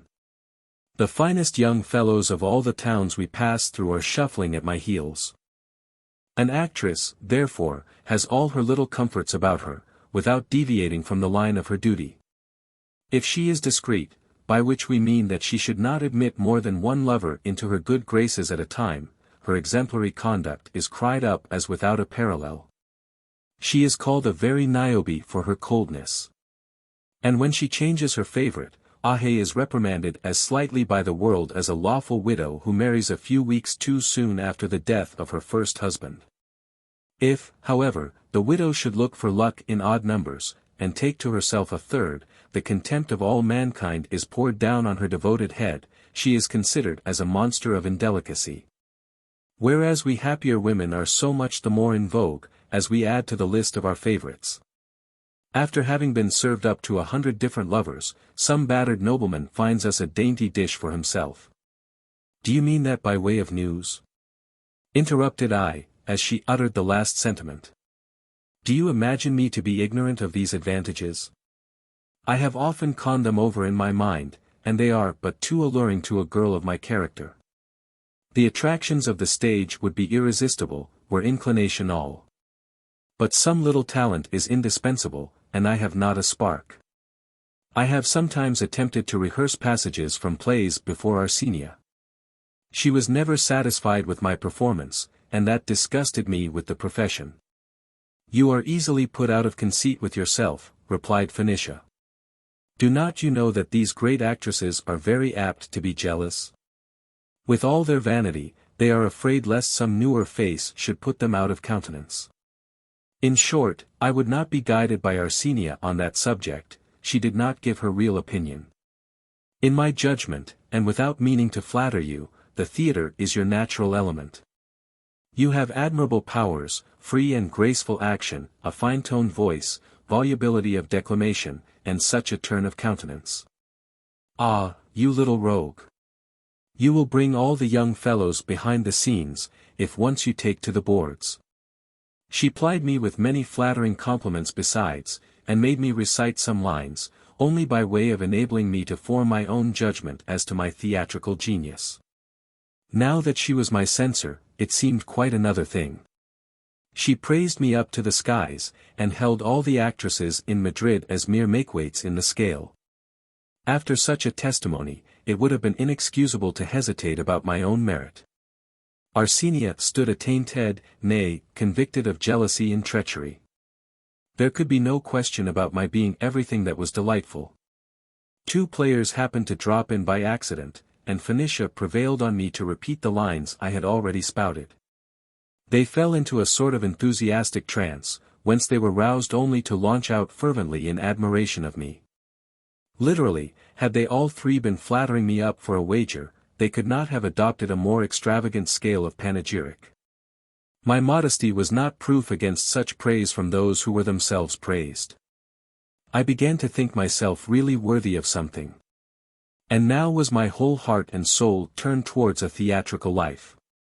Since this is the case, said I to Phoenicia, the affair is determined. I will follow your advice, and engage in your company, if they will accept me. My friend, transported with joy at this proposal, clasped me in her arms. And her 2 companions seemed no less delighted than herself at finding me in that humor. It was settled that I should attend the theatre on the following day in the morning, and exhibit before the collected body the same sample of my talent as I had just displayed. If I had bought golden opinions from Phoenicia and her friends, the actors in general were still more complimentary in their judgment, after I had recited but 20 lines before them. They gave me an engagement with the utmost willingness. Then there was nothing thought of but my first appearance. To make it as striking as possible, I laid out all the money remaining from the sale of my ring. And though my funds would not allow of being splendid in my dress, I discovered the art of substituting taste for glitter, and converting my poverty into a new grace. At length I came out. What clapping of hands! What general admiration! It would be speaking faintly, my friend, to tell you downright that the spectators were all in an ecstasy. You must have heard with your own ears what a noise I made at Seville, to believe it. The whole talk of the town was about me, and the house was crowded for 3 weeks successively. So that this novelty restored the theatre to its popularity, when it was evidently beginning to decline. Thus did I come upon the stage, and step into public favor at once. But to come upon the stage with such distinction is generally a prelude to coming upon the town, or at least to putting oneself up at auction to the best bidder. 20 sparks of all ages, from 17 to 70, were on the list of candidates, and would have worn me in my newest gloss. Had I followed my own inclination, I should have chosen the youngest, and the most of a lady's man, but in our profession, interest and ambition must bear the sway, till we have feathered our nest. That is as invariable a rule as any in the prompt book. On this principle, Don Ambrosio de Nisana, a man in whom age and ugliness had done their worst, but rich, generous, and one of the most powerful noblemen in Andalusia, had the refusal of the bargain. It is true that he paid handsomely for it. He took a fine house for me, furnished it in the extreme of magnificence, allowed me a man cook of the first eminence, 2 footmen, a lady's maid, and 1,000 ducats a month for my personal expenses. Add to all this a rich wardrobe, and an elegant assortment of jewels. What a revolution in my affairs! My poor brain was completely turned. I could not believe myself to be the same person. No wonder if girls soon forget the meanness and misery when some man of quality has rescued them in a fit of caprice. My confession shall be without reserve, public applause, flattering speeches buzzed about on every side. And Don Ambrosio's passion kindled such a flame of self-conceit as kept me in a continual ferment of extravagance. I considered my talents as a patent of nobility.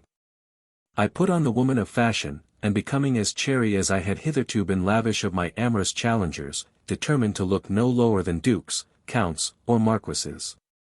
My lord of Nisana brought some of his friends to sup with me every evening. It was my care to invite the best companions among our actresses, and we wore away a good part of the night in laughing and drinking. I fell in very kindly with so delicious a life. But it lasted only 6 months. Men of rank are apt to be whimsical, but for that fault, they would be too heavenly. Don Ambrosio deserted me for a young coquette from Granada, who had just brought a pretty person to the Seville market, and knew how to set off her wares to the best advantage. But I did not fret after him more than 24 hours. His place was supplied by a young fellow of 22, Don Luis de Alcacer, with whom few Spaniards could vie in point of face and figure. You will ask me, doubtless, and it is natural to do so, why I selected so green a sprig of nobility for my paramour, when my own experience so strongly dissuaded from such a choice. But, besides that Don Luis had neither father nor mother, and was already in possession of his fortune. You are to know that there is no danger of disagreeable consequences attaching to any but girls in a servile condition of life, or those unfortunate loose fish who are game for every sportsman. Ladies of our profession are privileged persons, we let off our charms like a rocket, and are not answerable for the damage where they fall. So much the worse for those families whose heirs we set in a blaze. As for Alcacer and myself, we were so strongly attached to one another, that I verily believe, love never yet did such execution as when he took aim at us two. Our passion was of such a violent nature, that we seemed to be under the influence of some spell. Those who knew how well we were together, thought us the happiest pair in the world. But we, who knew best, found ourselves the most miserable. Though Don Luis had as fine an outside as ever fell to the lot of man, he was at the same time so jealous, that there was no living for vexation at his unfounded surmises. It was of no use, knowing his weakness and humoring it, to lay an embargo on my looks, if ever a male creature peeped into harbor. His suspicious temper, seldom at a loss for some crime to impute, rendered my armed neutrality of no avail. Our most tender moments had always a spice of wrangling. There was no standing the brunt of it, patience could hold out no longer on either side, and we quarreled more peaceably than we had loved. Could you believe that the last day of our being together was the happiest? Both equally wearied out by the perpetual recurrence of unpleasant circumstances, we gave a loose to our transports when we embraced for the last time. We were like two wretched captives, breathing the fresh air of liberty after all the horrors of our prison house. Since that adventure, I have worn a breastplate against the little archer. No more amorous nonsense for me, at least to a troublesome excess. It is quite out of our line to sigh and complain like Arcadian shepherdesses. Those should never give way to a passion in private, who hold it up to ridicule before the public. While these events were passing in my domestic establishment, fame had not hung her trumpet breathless on the willows, she spread it about universally that I was an inimitable actress. That celestial tattler, though bankrupt times out of number, still contrives to revive her credit. The comedians of Granada therefore wrote to offer me an engagement in their company. And by way of evidence that the proposal was not to be scorned, they sent me a statement of their daily receipts and disbursements, with their terms, which seemed to be advantageous. That being the case, I closed, though grieved in my heart to part with Phoenicia and Dorothea, whom I loved as well as woman is capable of loving woman. I left the first laudably employed in melting the plate of a little haggling goldsmith, whose vanity so far got the better of his avarice that he must needs have a theatrical heroine for his mistress. I forgot to tell you that on my translation to the stage, from mere whim, I changed the name of Laura to that of Estella, and it was under the latter name that I took this engagement at Granada. My first appearance was no less successful here than at Seville, and I soon felt myself wafted along by the sighs of my admirers. But resolving not to favor any except on honorable terms, I kept a guard of modesty in my intercourse with them, which threw dust in their eyes. Nevertheless, not to be the dupe of virtues which pay very indifferently, and were not exactly at home in their new mansion. I was balancing whether or not to take up with a young fellow of mean extraction, who had a place under government, and assumed the style of a gentleman in virtue of his office. With a good table and handsome equipage, when I saw the Marquis de Marialva for the first time. This Portuguese nobleman, traveling over Spain from mere curiosity, stopped at Granada as he passed through it. He came to the play. I did not perform that evening.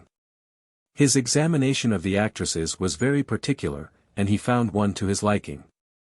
Their acquaintance commenced on the very next day. And the definitive treaty was very nearly concluded when I appeared upon the stage.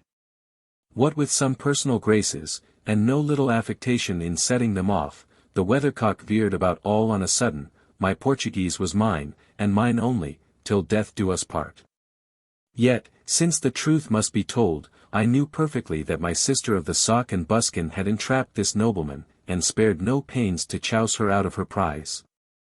To my success you are yourself a witness. She bears me no small grudge on that account, but the thing could not be avoided. She ought to reflect that it is the way of all female flesh. That the dearest friends play off the same trick upon one another, and put a good face upon it into the bargain. Chapter 8. The reception of Gil Blas among the platers at Granada, and another old acquaintance picked up in the greenroom. Just as Laura was finishing her story, there came in an old actress who lived in her neighborhood, and was come to take her to the theatre as she passed by. This venerable tutelary of the stage was admirably fitted to play some superannuated strumpet among the heathen goddesses in a pantomime. My sister was not remiss in introducing her brother to that stale old harridan, whereupon a profusion of compliments was bandied about on both sides. I left them together, telling the steward's relict that I would join her again at the playhouse, as soon as I had sent my baggage to the Marquis de Marialva's, to whose residence she directed me. First I went to the room I had hired, whence, after having settled with my landlady, I repaired with a porter who carried my luggage to a large ready-furnished house, where my new master was quartered. At the door I met his steward, who asked me if I was not the Lady Estella's brother. I answered in the affirmative. "Then you are welcome, Señor Cavalier," replied he. "The Marquis de Marialva, whose steward I have the honor to be, has commissioned me to receive you properly. There is a room got ready for you. I will show you the way to it, if you please, that you may be quite at home." He took me up to the top of the house, and thrust me into so small a room, that a very narrow bed, a chest of drawers, and 2 chairs completely filled it. This was my apartment. "You will not have much spare room," said my conductor, "but as a set-off, I promise you that you shall be superbly lodged at Lisbon." I locked up my portmanteau in the wardrobe, and put the key in my pocket, asking at the same time what was the hour of supper. The answer was, that his lordship seldom supped at home, but allowed each servant a monthly sum for board wages. I put several other questions, and learned that the Marquis's people were a happy set of idle fellows. After a conversation short and sweet, I left the steward to go and look for Laura, reflecting, much to my own satisfaction, on the happy omens I drew from the opening of my new situation. As soon as I got to the playhouse door, and mentioned my name as Estella's brother, there was free admission at once. You might have observed the forwardness of the guards to make way for me, just as if I had been one of the most considerable noblemen in Granada. All the supernumeraries, doorkeepers, and receivers of checks whom I encountered in my progress, made me their very best beaux.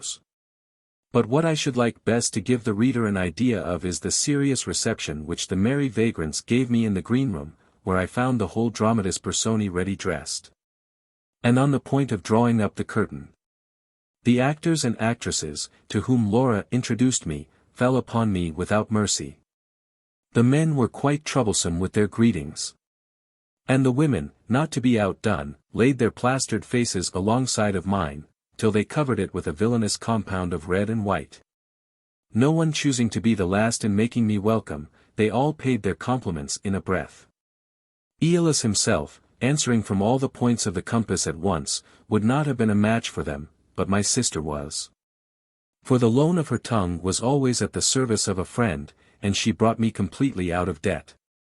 But I did not get clear off with the squeezes of the principal performers. The civilities of the scene painters, the band, the prompter, the candle snuffer, and the call boy were to be endured with patience. All the understrappers in the theatre came to see me run the gauntlet. One would have supposed one's self in a foundling hospital, and that they had none of them ever known what sort of animals brothers and sisters were. In the meantime the play began. Some gentlemen, who were behind the scenes, then ran to get seats in the front of the house. For my part, feeling myself quite at home, I continued in conversation with those of the actors who were waiting to go on. Among the number there was one whom they called Melchior. The name struck me. I looked hard at the person who answered to it, and thought I had seen him somewhere. At last I recollected that it was Melchior Zapata, a poor strolling player, who has been described, in the first volume of this true history, as soaking his crusts in the pure element. I immediately took him aside, and said, I am much mistaken if you are not that Senor Melchior with whom I had the honor of breakfasting one day by the margin of a clear fountain, between Valladolid and Segovia. I was with a journeyman barber. We had some provisions with us which we clubbed with yours, and all three partook of a little rural feast, to which wit and anecdote gave additional relish. Zapata bethought him for a minute or two, and then answered, You tell me of a circumstance which often since came across my mind. I had then just been trying my fortune at Madrid, and was returning to Zamora. I recollect perfectly that my affairs were a little out at elbows. I recollect it too, replied I, by the token of a doublet which you wore, lined with playbills. Neither have I forgotten that you complained of having a wife cursed with incorruptible chastity. Oh! That misfortune has found its remedy long ago, said Zapata, shaking his ears. By all the powers of womanhood, the jade has effectually reformed that virtue, and given me a warmer lining to my doublet. I was going to congratulate him on his wife's having shown so much sense, when he was obliged to leave me and go on the stage. Being curious to know what sort of an animal his wife was, I went up to an actor and desired him to point her out. He did so, saying at the same time, There she is. It is Narcissa, the prettiest of all our women except your sister. I concluded that this must be the actress in whose favor the Marquis de Marialva had declared before meeting with his Estella. And my conjecture was but too correct. After the play, I attended Laura home, where I saw several cooks preparing a handsome entertainment. You may sup here, said she. I will do no such thing, answered I, the Marquis perhaps will like to be alone with you. Not at all, replied she, he is coming with two of his own friends and one of our gentlemen. You will just make the sixth. You know that in our free and easy way there is no impropriety in secretaries sitting down at table with their masters. Very true, said I. But it is rather too soon to assume the privilege of a favorite. I must first get employed in some confidential commission, and then lay in my claim to that honorable distinction. Judging it to be so best, I went out of Laura's house, and got back to my inn, whither I reckoned on repairing every day, since my master had no regular establishment. Chapter 9. An extraordinary companion at supper, and an account of their conversation. I remarked in the coffee-room a sort of an old monk, habited in coarse grey cloth, at supper, quite alone in a corner. I went and sat opposite to him out of curiosity. We exchanged a civil bow, and he showed himself to be quite as well bred as I was, notwithstanding my lay education. My commons were brought me, and I fell to with a very catholic appetite. While I was eating, my tongue was mute, but my eyes glanced by snatches towards this singular character, and always caught his at the same employment. Liking better to stare than be stared at, I addressed my speech to him thus, Pray, Father, have we ever by any chance met anywhere but here? You peer at me as if you scarcely knew whether I was an acquaintance or a stranger. He answered gravely, If I look at you with fixed attention, it is only to admire the prodigious variety of adventures which are chronicled in the features of your face. It should seem, said I, in a joking tone, as if your reverence was something of a physiognomist. Far more deeply imbued in science than a mere physiognomist, answered the monk, I found prophecies on my observations which have never been belied by the event. My skill in palmistry is no less, and I will set my oracles against the surest of antiquity, after comparing the inspection of the hand with that of the face. Though this old man had all the appearance of profound wisdom, his talk was so like that of a madman, that I could not help laughing at him outright. So far from being offended at my want of manners, he smiled at it, and went on to the following effect, after running his eye round the coffee-room. To be assured that there were no listeners, I am not surprised at finding you so prejudiced against two sciences which pass at this time of day for mere frivolity. The long and painful study they required disheartens the learned, who turn their backs upon them, and then swear that they are fables, out of disgust at having missed their attainment. For my part, I am not to be frightened by the darkness which envelopes them, any more than by the difficulties which are perpetual stumbling blocks in the pursuit of chemical discoveries, and in the marvelous art of transmuting baser metals into gold. But I do flatter myself, pursued he, looking steadfastly at me, that I am addressing a young gentleman of good sense, to whom my systems will not appear altogether in the light of idle dreams. A sample of my skill will dispose you better than the most subtle arguments to pass a favorable judgment on my pretensions. After talking in this manner he drew from his pocket a phial full of a lively-looking red liquor, on which he expatiated thus: "Here is an elixir which I have distilled this morning from the juices of certain plants. For I have employed almost my whole life, like Democritus, in finding out the properties of simples and minerals. You shall make trial of its virtue. The wine we are drinking with our supper is very bad, henceforth it will become excellent." At the same time he put 2 drops of his elixir into my bottle, which made my wine more delicious than the choicest vintages of Spain. The marvelous strikes the imagination. And when once that faculty is enlisted, judgment is turned adrift. Delighted with so glorious a secret, and persuaded that he must have out-devilled the devil before he could have got at it, I cried out in a paroxysm of admiration, "O Reverend Father! Prithee forgive your servant if he took you at first for an old blockhead. I now abjure my error. There is no need to look further to be assured that it depends only on your own will to turn an iron bar into a wedge of gold in the twinkling of an eye. How happy should I be were I master of that admirable science!" "Heaven preserve you from ever acquiring it," interrupted the old man, with a deep sigh. "You know not, my son, what a fatal possession you covet. Instead of envying, rather pity me, for having taken such infinite pains to be made unhappy. I am always disturbed in mind. I fear a discovery, and then perpetual imprisonment would be the reward of all my labors. In this apprehension, I lead a vagabond life, sometimes disguised as a priest or monk, sometimes as a gentleman or a peasant.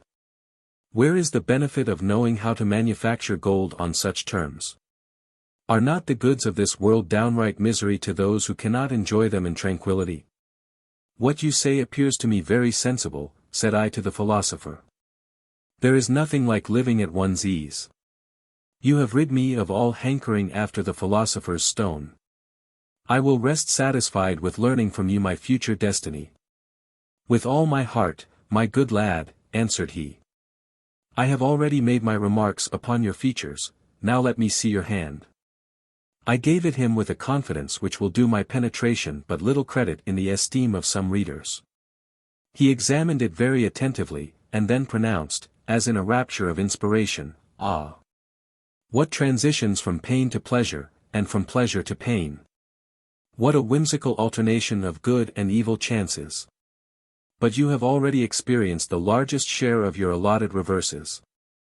You have but few more tides of misfortune to stem, and then a great Lord will contrive for you an eligible fate, which shall not be subject to change." After having assured me that I might depend on his prediction, he bade me farewell, and went out of the inn, leaving me in deep meditation on the things I had just heard. There could be no doubt of the Marquis de Marialva being the great lord in question, and consequently nothing appeared more within the verge of possibility than the accomplishment of the oracle. But though there had not been the slightest likelihood, that would have been no hindrance to giving the impostor monk unbounded credit. Since his elixir had transmuted my sour incredulity into the most tractable digestion of his falsehoods. That nothing might be wanting on my side to play into the hands of my foreboded luck, I determined to attach myself more closely to the Marquis than I had ever done to any of my masters. Having taken this resolution, I went home in unusually high spirits. Never did foolish woman descend in better humor from the garret of another foolish woman who had told her fortune. Chapter 10. The Marquis de Marialva gives a commission to Gil Blas, that faithful secretary acquits himself of it as shall be related. The Marquis was not yet returned from his theatrical party, and I found his upper servants playing at cards in his apartment while they were waiting for his arrival. I got to be sociable with them, and we amused ourselves with jocular conversation till 2 o'clock in the morning, when our master arrived. He was a little surprised at seeing me, and said, with an air of kindness, which made me conclude that he came home very well satisfied with his evening, "How is this, Gil Blas? Are you not gone to bed yet?" I answered that I wished to know first whether he had any commands for me. "Probably," replied he, "I may have a commission to give you tomorrow morning. But it will be time enough then to acquaint you with my wishes. Go to your own room, and henceforward remember that I dispense with your attendance at bedtime. My other servants are sufficient for that occasion." After this hint, which was much to my satisfaction in the main, since it spared me a slavery which I should have felt very unpleasantly at times, I left the Marquis in his apartment, and withdrew to my garret. I went to bed. Not being able to sleep, it seemed good to follow the counsel of Pythagoras, and to examine all the actions of the day by the test of reason. To reprimand severely what had been done amiss, and if anything had been done well, to rejoice in it. On looking into the daybook of my conscience, the balance was not sufficiently in my favor to keep me in good humor with myself. I felt remorse at having lent myself to Laura's imposition. It was in vain to urge, in self-defense, that I could not, with any decency, give the lie to a girl who had no object in view but to do me a pleasure, and that I was in some sort under the necessity of becoming an accomplice in the fraud. This was a paltry excuse in the darkness of the night, for I pleaded against myself that at all events the matter should be pushed no farther, and that it was the summit of impudence to remain upon the establishment of a nobleman whose confidence I so ill repaid.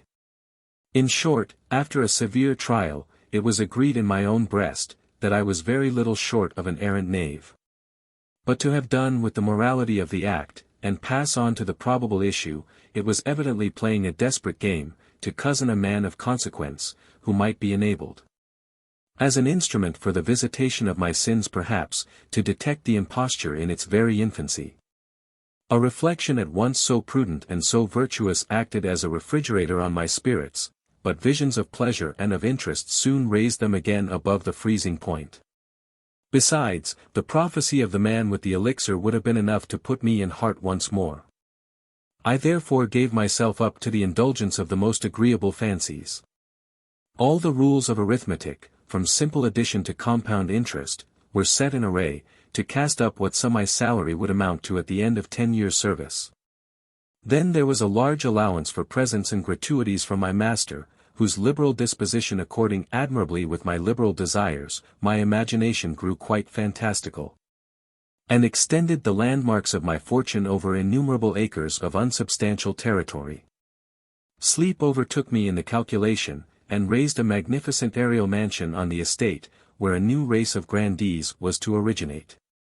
I got up the next morning about 8 o'clock to go and receive my patron's orders, but as I was opening my door to go out, what was my surprise at meeting him in his wrapping gown and nightcap.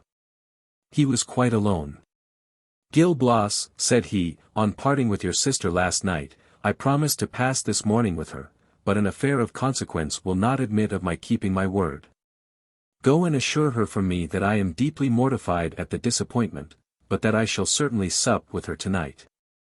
That is not all," added he, putting a purse into my hands in a little shagreen case set round with diamonds. "Carry her my portrait, and keep this purse of 50 pistoles, which I give you as a mark of my early conceived friendship." I took the picture in one hand, and in the other the purse to which I was so little entitled. I put my best leg foremost in my way to Laura, muttering to myself, in the transports of excessive joy, "Good. The prophecy is accomplished in the twinkling of an eye. What a windfall, to be the brother of a girl so full of beauty and attraction. It is a pity the credit attached to the relationship is not commensurate with the lucre and the comfort." Laura, unlike most women in her profession, had a habit of early rising. I caught her at her toilet, where, while waiting for her illustrious foreigner, she was engrafting on her natural beauty all the adventitious charms which the cosmetic art could supply. "Lovely Estella," said I, on accosting her, "thou absolute lodestone of the Tramontanes, I may now sit down at table with my master. Since he has honored me with a commission which gives me that prerogative, and which I am just come to fulfill. He cannot have the pleasure of waiting on you this morning, as he had purposed. But, to make you amends for the disappointment, he will sup here this evening, and sends you his picture, which, to all appearance, is enclosed in something more valuable than itself." I put the box into her hand at once, and the lively sparkling of the brilliance which encompassed it made her eyes sparkle and her mouth water. She opened it out of mere curiosity, looked carelessly at the painting, as people perform a duty for which they have little relish, then shut it, and once more fell greedily on the jewelry. Their beauty made her eloquent, and she said to me, with the smile of a satirist, "These are copies which those mercenary things called actresses value much more highly than originals." I next acquainted her that the generous Portuguese, when giving me charge of the portrait, recommended it to my care by a purse of 50 pistoles. "I beg you will accept of my congratulations," said she, "this nobleman begins where it is even uncommon for others to leave off." "It is to you, my divine creature," answered I, "that this present is owing. The Marquis only made it on the score of natural affection." "I could be well pleased," replied she, "that he were to make you a score such presents every day. I cannot express in what extravagance you are dear to me. From the first moment of our meeting, I became attached to you by so strong a tie, as time has not been able to dissolve. When I lost you at Madrid, I did not despair of finding you again. And yesterday, on your sudden appearance, I received you like a deodand. In a word, my friend, heaven has created us for one another. You shall be my husband, but we must get plenty of money in the first instance. I shall just lend myself out to 3 or 4 silly fellows more, and then you may live like a gentleman on your means." I thanked her in the most appropriate terms for such an instance of extreme condescension on my behalf, and we got insensibly into a conversation which lasted till noon. At that hour I withdrew, to go and give my master an account of the manner in which his present was received. Though Laura had given me no instructions thereupon, I was not remiss in composing a fine compliment on my way, with which I meant to launch out on her part, but it was just so much flash in the pan. For, when I got home the Marquis was gone out, and the fates had decreed that I should never see him more, for reasons which will be methodically stated in the succeeding chapter. Chapter 11. A Thunderbolt to Gil Blas. I repaired to my inn, where meeting with 2 men of companionable talents, I dined and sat at table with them till the play began. We parted. They as their business and desire pointed them, and, for my own part, my bent was towards the theatre. It may be proper to observe, by the way, that I had all possible reason to be in a good humor. The conversation with my chance companions had been joyous in the extreme, the color of my fortune was gay and animating. Yet for all that I could not help giving way to melancholy, without either knowing why, or being able to reason myself out of it. It was doubtless a prophetic warning of the misfortune which threatened me. As I entered the green room, Melchior Zapata came up, and told me, in a low voice, to follow him.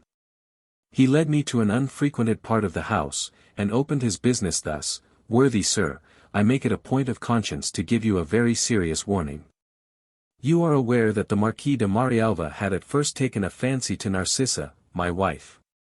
He had even gone so far as to fix a day for trying the relish of my rib, when that cockatrice Estella contrived to fly blow the bill of fare, and transfer the banquet to her own untainted charms. Judge, then, whether an actress can be gulled instead of gulling, and preserve the sweetness of her temper. My wife has taken it deeply to heart, and there is no species of revenge to which she would not have recourse. A fine opportunity has offered. Yesterday, if you recollect, all our supernumeraries were crowding together to see you. The deputy candle snuffer told some of the inferior comedians that he recollected you perfectly well, and that you might be anything but Estella's brother.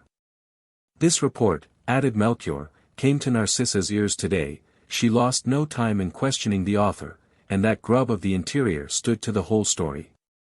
He says that he knew you as Arsenia's servant, when Estella waited on her at Madrid under the name of Laura. My wife, full of glee at this discovery, means to acquaint the Marquis de Marialva with it, when he comes to the play this evening, so take your measures accordingly. If you are not Estella's brother in good earnest, I would advise you as a friend, and on the score of old acquaintance, to make your escape while your skin is whole. Narcissa, satisfied in her tender mercy with only one victim, and that of her own sex, has allowed me to give you this notice, that you may outrun your ill luck. It would have been waste of words to press the subject farther. I returned thanks for the caution to this fretter of his hour, who saw by my terrified aspect that I was not the man to give the deputy candle snuffer the lie. I did not feel the least temptation to carry my dangerous valor such a length. I had not even the heart to go and bid farewell to Laura, for fear she should insist on my keeping up the farce. I could easily conceive that so excellent an actress might get out of the scrape with flying colors, but there seemed to be nothing for me short of a swingeing castigation. And I was not so far gone in love as to stand by my sweetheart at the risk of my own person. I thought of nothing but a precipitate retreat with my household gods, or rather goods, if such a trumpery collection of individual property might be called so. I disappeared from the playhouse in the twinkling of an eye. And, in less time than it would have taken to confess my sins, was my portmanteau carried off and safely lodged with a muleteer who was to set out for Toledo at 3 o'clock next morning. I could have wished myself already with the Count de Polan, whose hospitable roof seemed my only safe asylum. But I was not there yet. And it was impossible to think without dread of the time remaining to be passed in a town where I was afraid they would hunt me out without giving me a night's law. The smell of supper drew me to my inn notwithstanding, though I was as uneasy as a debtor who knows that a writ is out against him. My stomach, I believe, was not sufficiently well knit that evening for my supper to play its part as it should do. The miserable sport of fear, I watched all the people who came into the coffee-room.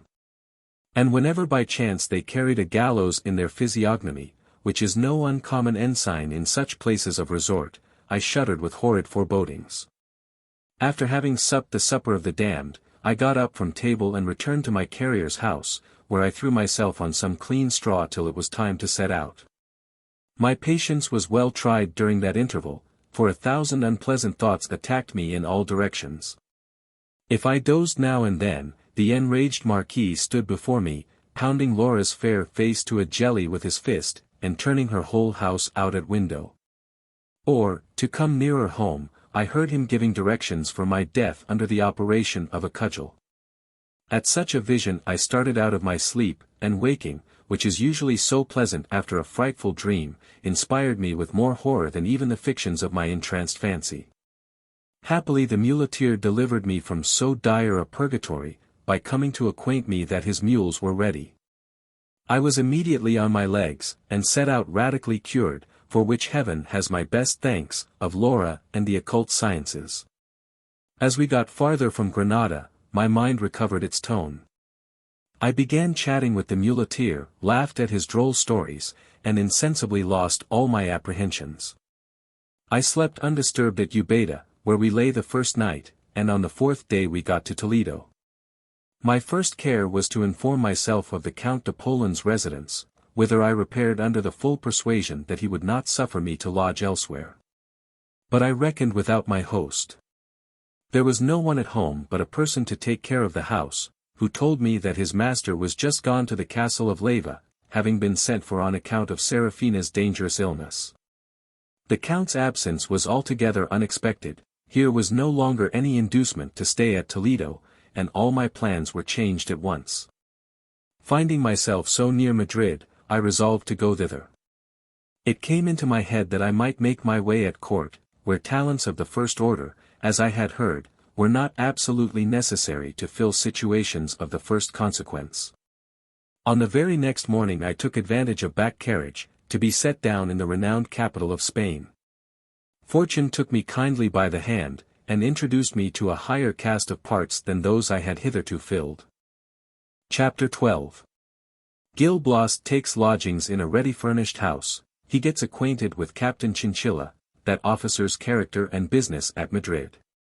On my first arrival at Madrid, I fixed my headquarters in a lodging house, where resided, among other persons, an old captain, who was come from the distant part of New Castile to solicit a pension at court, and he thought his claims but too well founded. His name was Don Annibal de Chinchilla. It was not without much staring that I saw him for the first time. He was a man about 60, of gigantic stature, and of anatomical leanness. His whiskers were like brushwood, fencing off the two sides of his face as high as his temples. Besides that, he was short in his reckoning by an arm and a leg. There was a vacancy for an eye, which Polypheme would have supplied as he did, had patches of green silk been then in the fashion.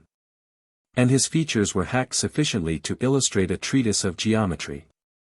With these exceptions, his configuration was much like that of another man.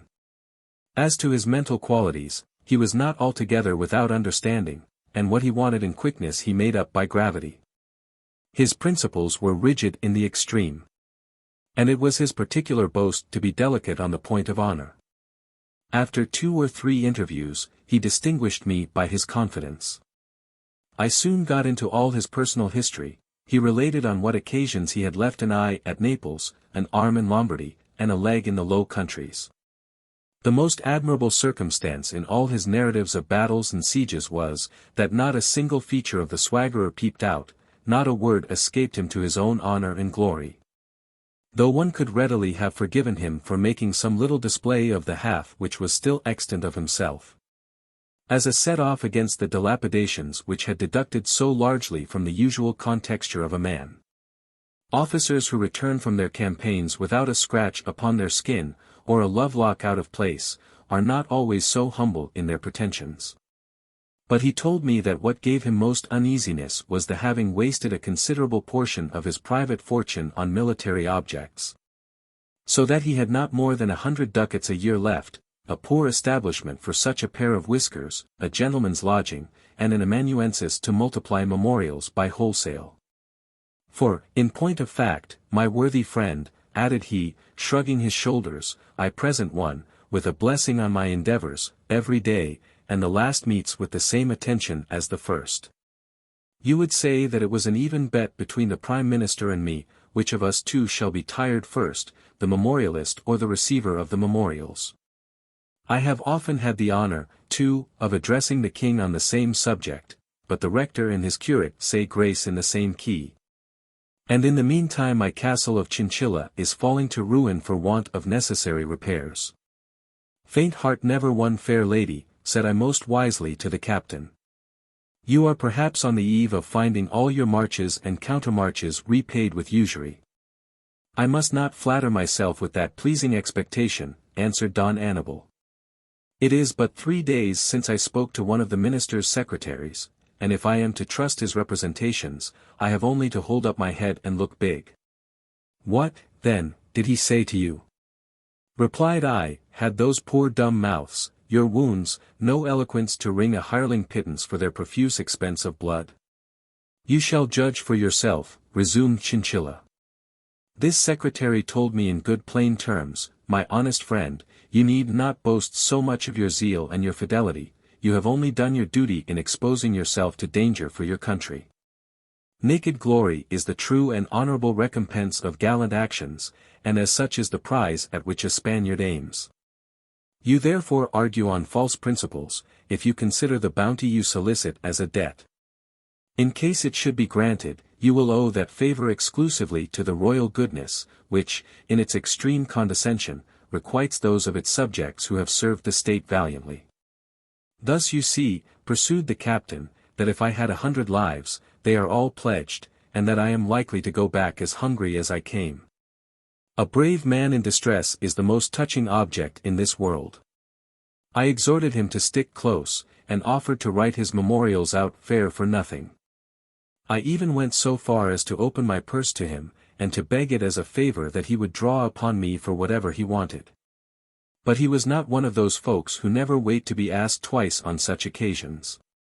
So much the reverse, that with a commendable delicacy on the subject, he thanked me for my kindness, but refused it peremptorily. He afterwards told me that, for fear of sponging upon anyone, he had accustomed himself, by little and little, to live with such sobriety. That the smallest quantity of food was sufficient for his subsistence. Which was but too true. His daily fare was confined to vegetables, by dint whereof his component parts were confined to skin and bone. That he might have no witnesses how ill he dined, he usually shut himself up in his chamber at that meal. I prevailed so far with him, however, by repeated entreaties, as to obtain that we should dine and sup together. Then, undermining his pride by little indirect artifices of compassion, I ordered more provision and wine than I could consume to my own share. I pressed him to eat and drink. At first he made difficulties about it, but in the end there was no resisting my hospitality. After a time, his modesty becoming fainter as his diet was more flush, he helped me off with my dinner and lightened my bottle almost without asking. One day, after 4 or 5 glasses, when his stomach had renewed its intimacy with a more generous system of feeding, he said to me with an air of gaiety, "Upon my word, Señor Gil Blas. You have very winning ways with you. You make me do just whatever you please. There is something so hearty in your welcome as to relieve me from all fear of trespassing on your generous temper." My captain seemed at that moment so entirely to have got rid of his bashfulness, that if I had been in the humor to have seized the lucky moment, and to have pressed my purse once more on his acceptance, I am much mistaken if he would have refused it. I did not put him to the trial, but rested satisfied with having made him my messmate, and taken the trouble not only to copy out his memorials, but to assist him in their composition. By dint of having written homilies out fair, I had learned the knack of phraseology, and was become a sort of author. The old officer, on his side, had some little vanity about writing well. Both of us thus contending for the prize, the bursts of eloquence would have done honor to the most celebrated professors of Salamanca. But it was in vain that we sat on opposite sides of the table, and drained our genius to the very dregs, to nourish the flowers of rhetoric in these memorials. You might as well have planted an orange grove on the sea beach. In whatever new light we placed Don Annibal's services, it was all the same at court, the connoisseurs were decided about their merit. So that the battered veteran had no reason to sing the praises of that spirit which leads officers on to spend their family estates in the service. In the virulence of his spleen he cursed the planet under which he was born, and sent Naples, Lombardy, and the Low Countries to the devil. That his mortification might be pressed down and running over, it happened to his face one day that a poet, introduced by the Duke of Alva, having recited a sonnet before the king on the birth of an infanta, was gratified with a pension of 500 ducats. I believe the lop-limbed captain would have gone raving mad at it, if I had not taken some pains to recompense his spirit. "What is the matter with you?" said I, seeing him quite beside himself. "There is nothing in all this which ought to go so terribly against the grain. Ever since Mount Parnassus swelled above the subject plain, have not poets pleaded the privilege of laying princes under contribution to their muse? There is not a crowned head in Christendom that has not substituted a pensioned laureate for the household fool of less refined times. And between ourselves, this species of patronage, for the most part, galloping down full drive to posterity on the saddle of Pegasus, raises a hue and cry in honor of royal munificence. But bounty to persons who are lost in a crowd, however deserving, adds nothing to the bulk or stature of posthumous renown. Augustus must have drained his treasury by gratuities, and yet how few of the names on his pension list have come down to us. But distant ages shall be informed, as we are, in all the hyperbole of poetic diction, that his benefits descended on Virgil like the rain from heaven, whose drops arithmetic has no combinations to count, no principles by which to reason on their number. But let me talk ever so classically to Don Annibal. There was a confounded acidity in that sonnet which curdled all the milky ingredients of his moral composition. It was impossible to chew, swallow, and digest such food with human organs, and he was fully determined to give the matter up at once. It seemed right, nevertheless, by way of playing for his last stake, to present one more memorial to the Duke of Lerma, and if that failed there was an end of the game. For this purpose we went together to the Prime Minister's. There we met a young man, who, after saluting the captain, said to him in a tone of affection, "My old and dear master, is it your own self that I see? What business brings you to this mart of favor? If you have occasion for anyone to speak a good word for you, do not spare my lungs, they are entirely at your service. How is this, Pedrillo? Answered the officer, to hear you talk, it should seem as if you held some important post in this house. At least, replied the young man, I have influence enough here to put an honest rustic like you into the right train. That being the case, resumed the captain with a smile, I place myself under your protection. I accept the pledge, rejoined Pedrillo. You have only to acquaint me with your particular taste, and I engage to give you a savory slice out of the ministerial pasty. We had no sooner opened our minds to this young fellow, so full of kind assurances, than he inquired where Don Annibal resided. Then, promising that we should hear from him on the following day, he vanished without informing us what he meant to do, or even telling us whether he belonged to the Duke of Lerma's household. I was curious to know what this Pedrillo was, whose turn of mind appeared to be so brisk and active. He is a brave lad, said the captain, who waited on me some years ago, but finding me out at elbows, went away in search of a better service. There was no offence to me in all that. It is very natural to change when one cannot be worse off. The creature is pleasant enough, not deficient in parts, and happy in a spirit of intrigue which would wheedle with the devil. But notwithstanding all his fine pretence, I am not sanguine in my reckoning on the zeal he has just testified for me. Perhaps, said I, there may be some plausibility in his designs. Should he be a retainer, for example, to any of the Duke's principal officers, it will be in his power to serve you. You have lived too long in the world not to know that in great houses everything is done by party and cabal. That the masters are governed by 2 or 3 upper servants about their persons, who, in their turn, are governed by that multitude of menials attendant upon them. On the next morning we saw Pedrillo at our breakfast table. Gentlemen, said he, if I did not explain myself yesterday as to my means of serving Captain Chinchilla, it was because we were not in a place where such a communication could be made with safety. Besides, I was disposed to ascertain whether the thing was feasible, before you were made parties in it. Understand, then, that I am the confidential servant of Señor Don Rodrigo de Calderona, the Duke of Lerma's first secretary. My master, who is much addicted to women, goes almost every evening to sup with a little Aragonian nightingale, whom he keeps in a cage near the purlieus of the court. She is quite a young girl from Albarracin, a most lovely creature. She has some wit as well as beauty, and sings enchantingly. They call her the Spanish siren. I am the bearer of some tender inquiries every morning, and am just come from her. I have proposed to her to pass off Señor Don Annibal for her uncle, and the object of the forgery is to engage her lover in his interests. She is very willing to lend her aid in the business. Besides some little commission to which she looks forward on the profits, it will tickle her vanity to be taken for the niece of a military man.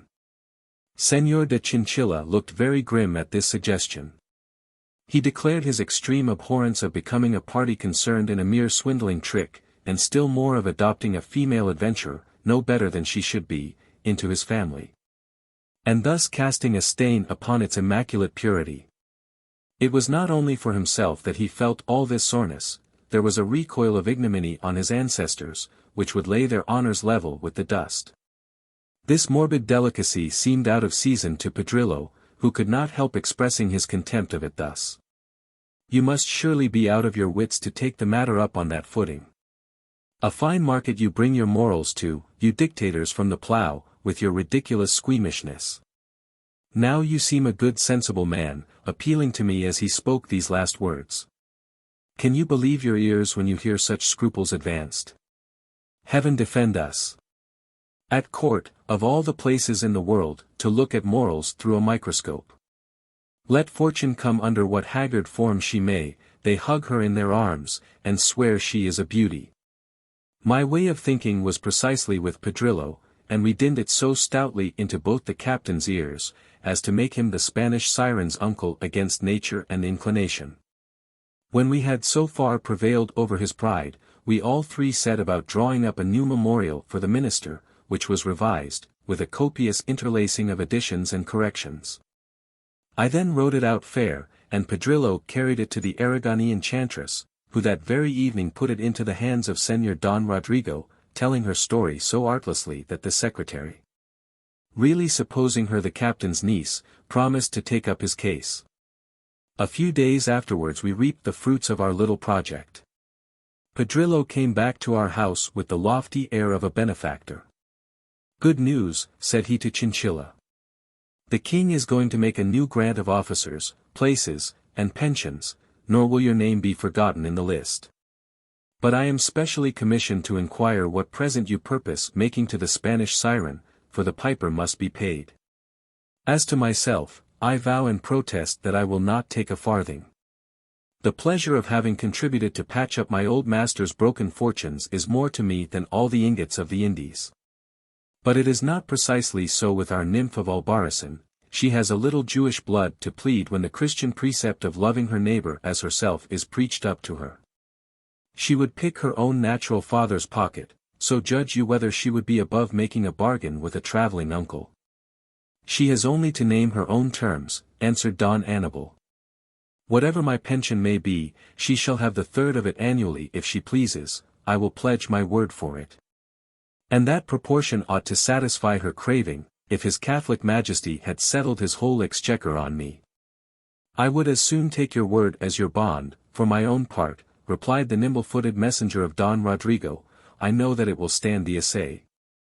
But you have to deal with a little creature who knows herself, and naturally supposes that she knows all the rest of the world by the same token. Besides, she would like better to take it in the lump, 2/3 to be paid down, in ready money." "Why, now how the devil does she mean that I should get the wherewithal?" bawled the captain, in a quandary. "Does she take me for an auditor of public accounts, or treasurer to a charity? You cannot have made her acquainted with my circumstances." "Yes, but I have," replied Pedrillo. "She knows very well that you are poorer than Job. After what she has heard from me, she could think no otherwise. But do not make yourself uneasy. My brain is never at a loss for an expedient. I know an old scoundrel of a usurer, who will take 10% if he can get no more. You must assign your first year's pension to him, in acknowledgment for a like valuable consideration from him, which you will in point of fact receive, only deducting the above-mentioned interest.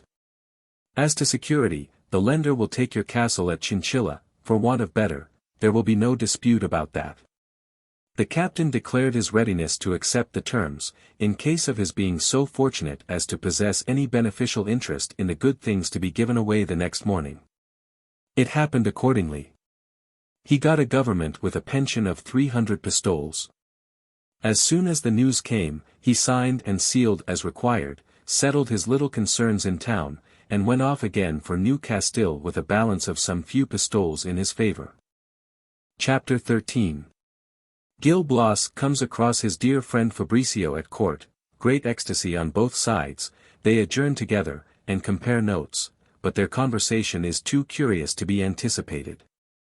I had contracted a habit of going to the royal palace every morning, where I lounged away 2 or 3 good hours in seeing the good people pass to and fro. But their aspect was less imposing there than in other places, as the lesser stars turned pale in the presence of the sun. One day, as I was walking back and forth, and strutting about the apartments, making about as wise a figure there as my neighbors, I spied out Fabricio, whom I had left at Valladolid in the service of a hospital director. It surprised me not a little that he was chatting familiarly with the Duke of Medina Sidonia and the Marquis of Santa Cruz. Those two noblemen, if my senses did not deceive me, were listening with admiration to his prattle. To crown the whole, he was as handsomely dressed as a grandee.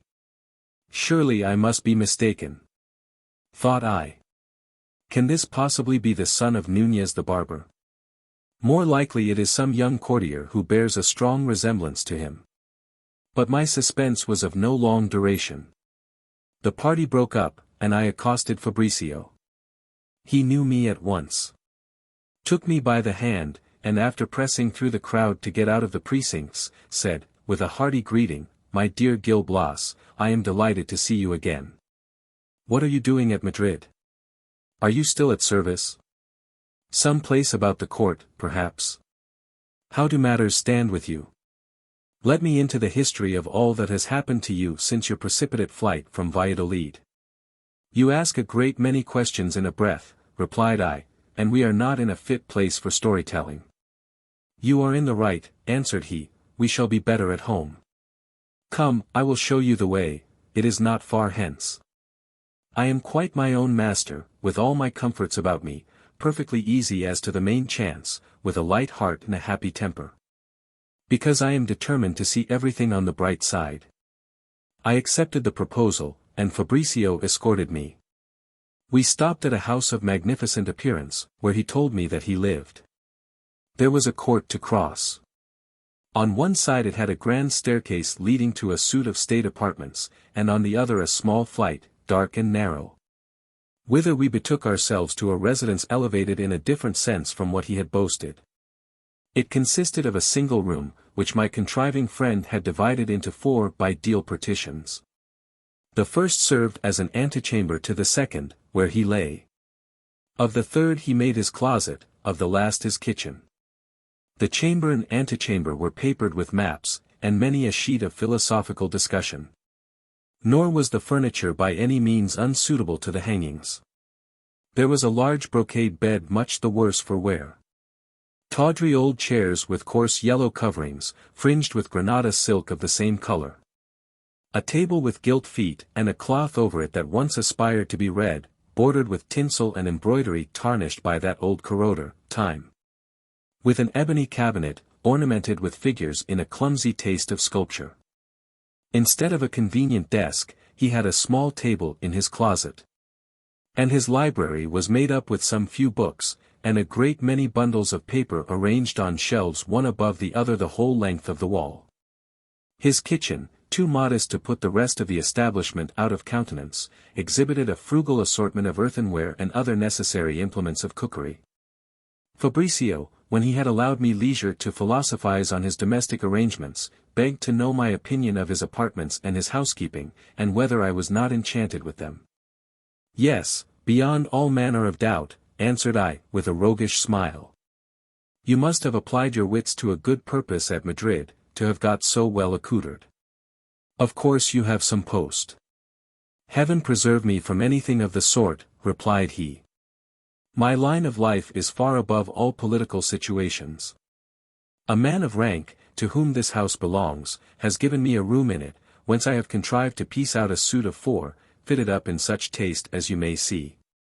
I devote my time to no employments but what are just to my fancy, and never feel what it is to want. Explain yourself more intelligibly, said I, interrupting him. You set me all agog to be let into your little arrangements.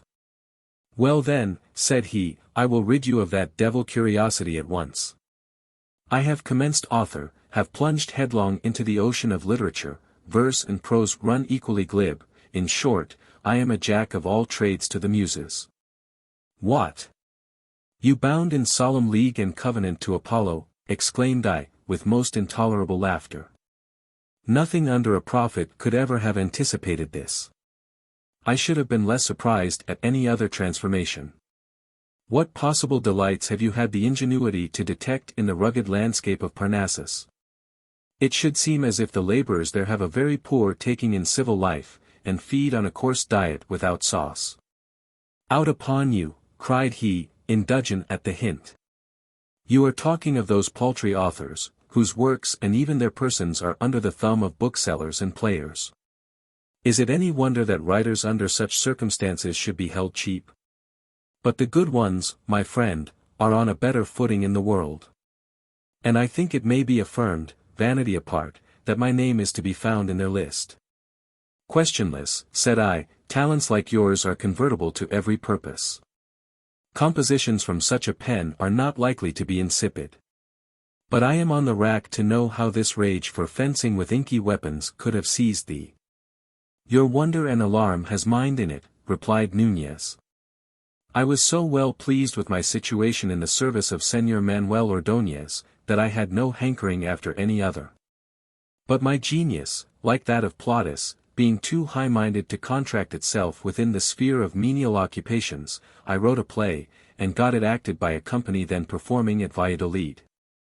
Though it was not worth the paper it was scrawled upon, it had more success than many better pieces.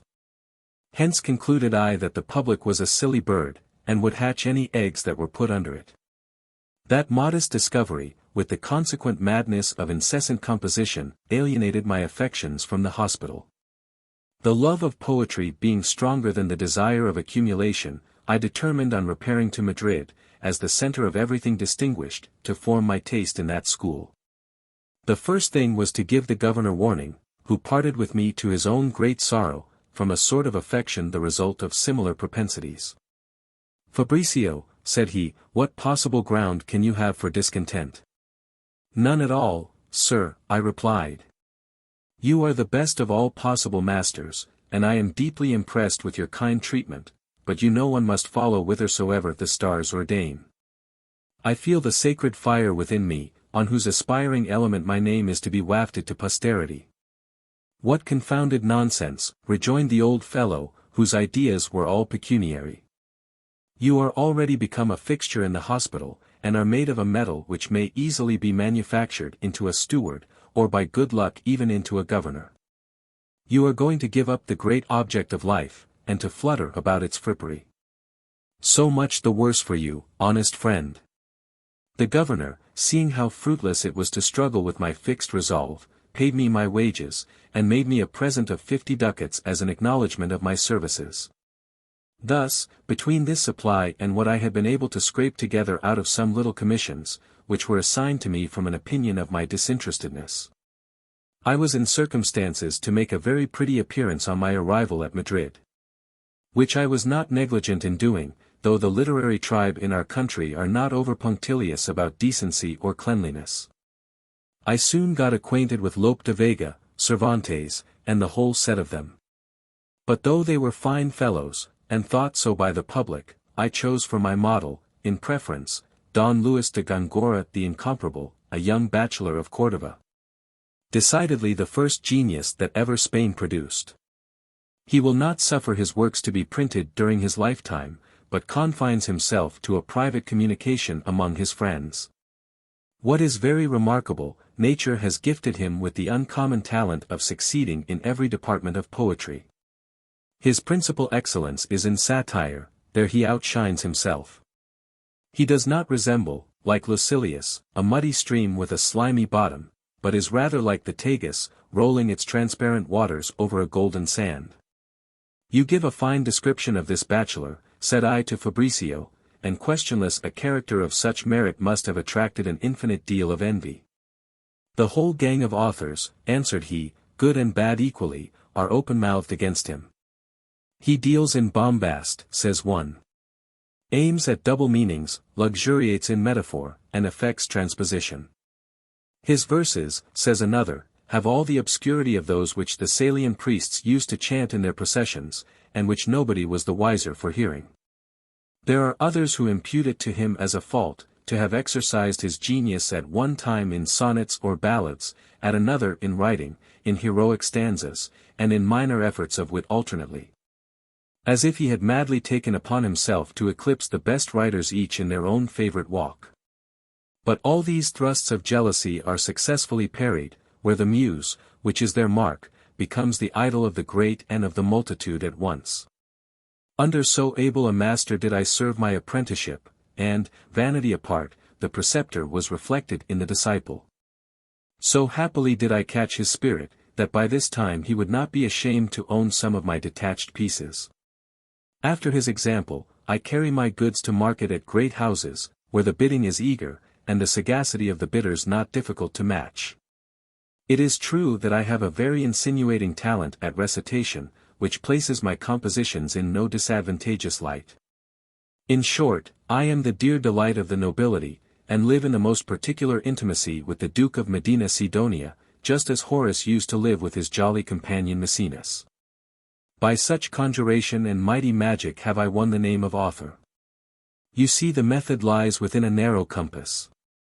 Now, Gil Blas, it is your turn to deliver a round unvarnished tale of your exploits.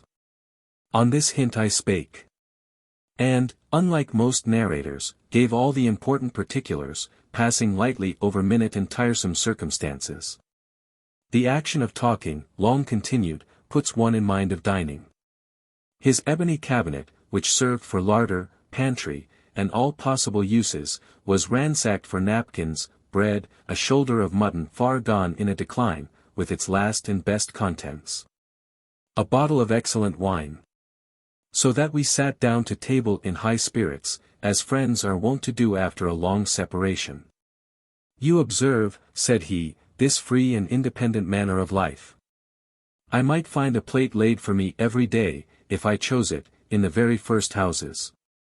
But, besides that the muse often pays me a visit and detains me within doors, I have a little of Aristippus in my nature.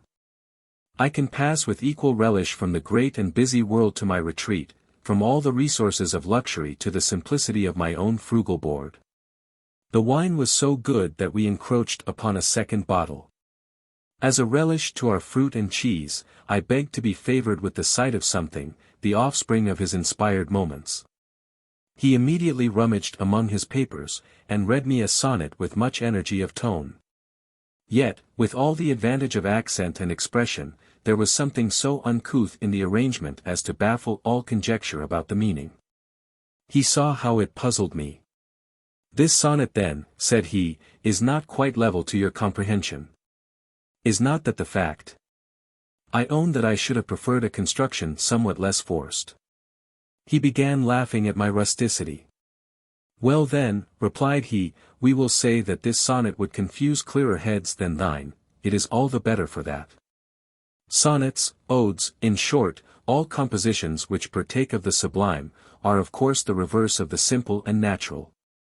They are enveloped in clouds, and their darkness constitutes their grandeur. Let the poet only fancy that he understands himself, no matter whether his readers understand him or not. You are laughing at me, my friend, said I, interrupting him.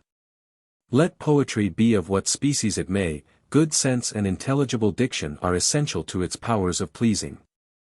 If your peerless Gongora is not a little more lucid than yourself, I protest that his merit will never pass current with me. Such poets may entrap their own age into applause, but will never live beyond it. Now let me have a taste of your prose. Nunez showed me a preface which he meant to prefix to a dramatic miscellany then in the press. He insisted on having my opinion. I like not your prose one atom better than your verse, said I. Your sonnet is a roaring deluge of emptiness. And as for your preface, it is disfigured by a phraseology stolen from languages yet in embryo, by words not stamped in the mint of general use. By all the perplexity of a style that does not know what to make of itself. In a word, the composition is altogether a thing of your own. Our classical and standard books are written in a very different manner. Poor tasteless wretch, exclaimed Fabricio. You are not aware that every prose writer who aspires to the reputation of sentiment and delicacy in these days, affects this style of his own. These perplexities and innovations which are a stumbling block to you. There are 5 or 6 of us, determined reformers of our language, who have undertaken to turn the Spanish idiom topsy-turvy. And with a blessing on our endeavors, we will pull it down and build it up again, in defiance of Lope de Vega, Cervantes, and all the host of wits who cavil at our new modes of speech. Our party is strongly supported in the fashionable world, and we have laid violent hands upon the pulpit. After all, continued he, our project is commendable. For, to speak without prejudice, we have 10 times the merit of those natural writers, who express themselves just like the mob. I cannot conceive why so many sensible men are taken with them. It was all very well at Athens and at Rome, in a wild and undistinguishing democracy. And on that principle only could Socrates tell Alcibiades that the last appeal was to the people in all disputes about language. But at Madrid there is a polite and a vulgar usage, so that our courtiers talk in a different tongue from their tradesmen. You may assure yourself that it is so. In fine, this newly invented style is carrying everything before it, and turning old nature out of doors. Now I will explain to you by a single instance the difference between the elegance of our diction and the flatness of theirs. They would say, for example, in plain terms, ballets incidental to the piece are an ornament to a play. But in our mode of expression, we say more exquisitely, ballets incidental to the piece are the very life and soul of the play. Now observe that phrase, life and soul. Are you sensible how glowing it is, at the same time how descriptive, setting before you all the motions of the dancers, as on an intellectual stage? I broke in upon my reformer of language with a burst of laughter.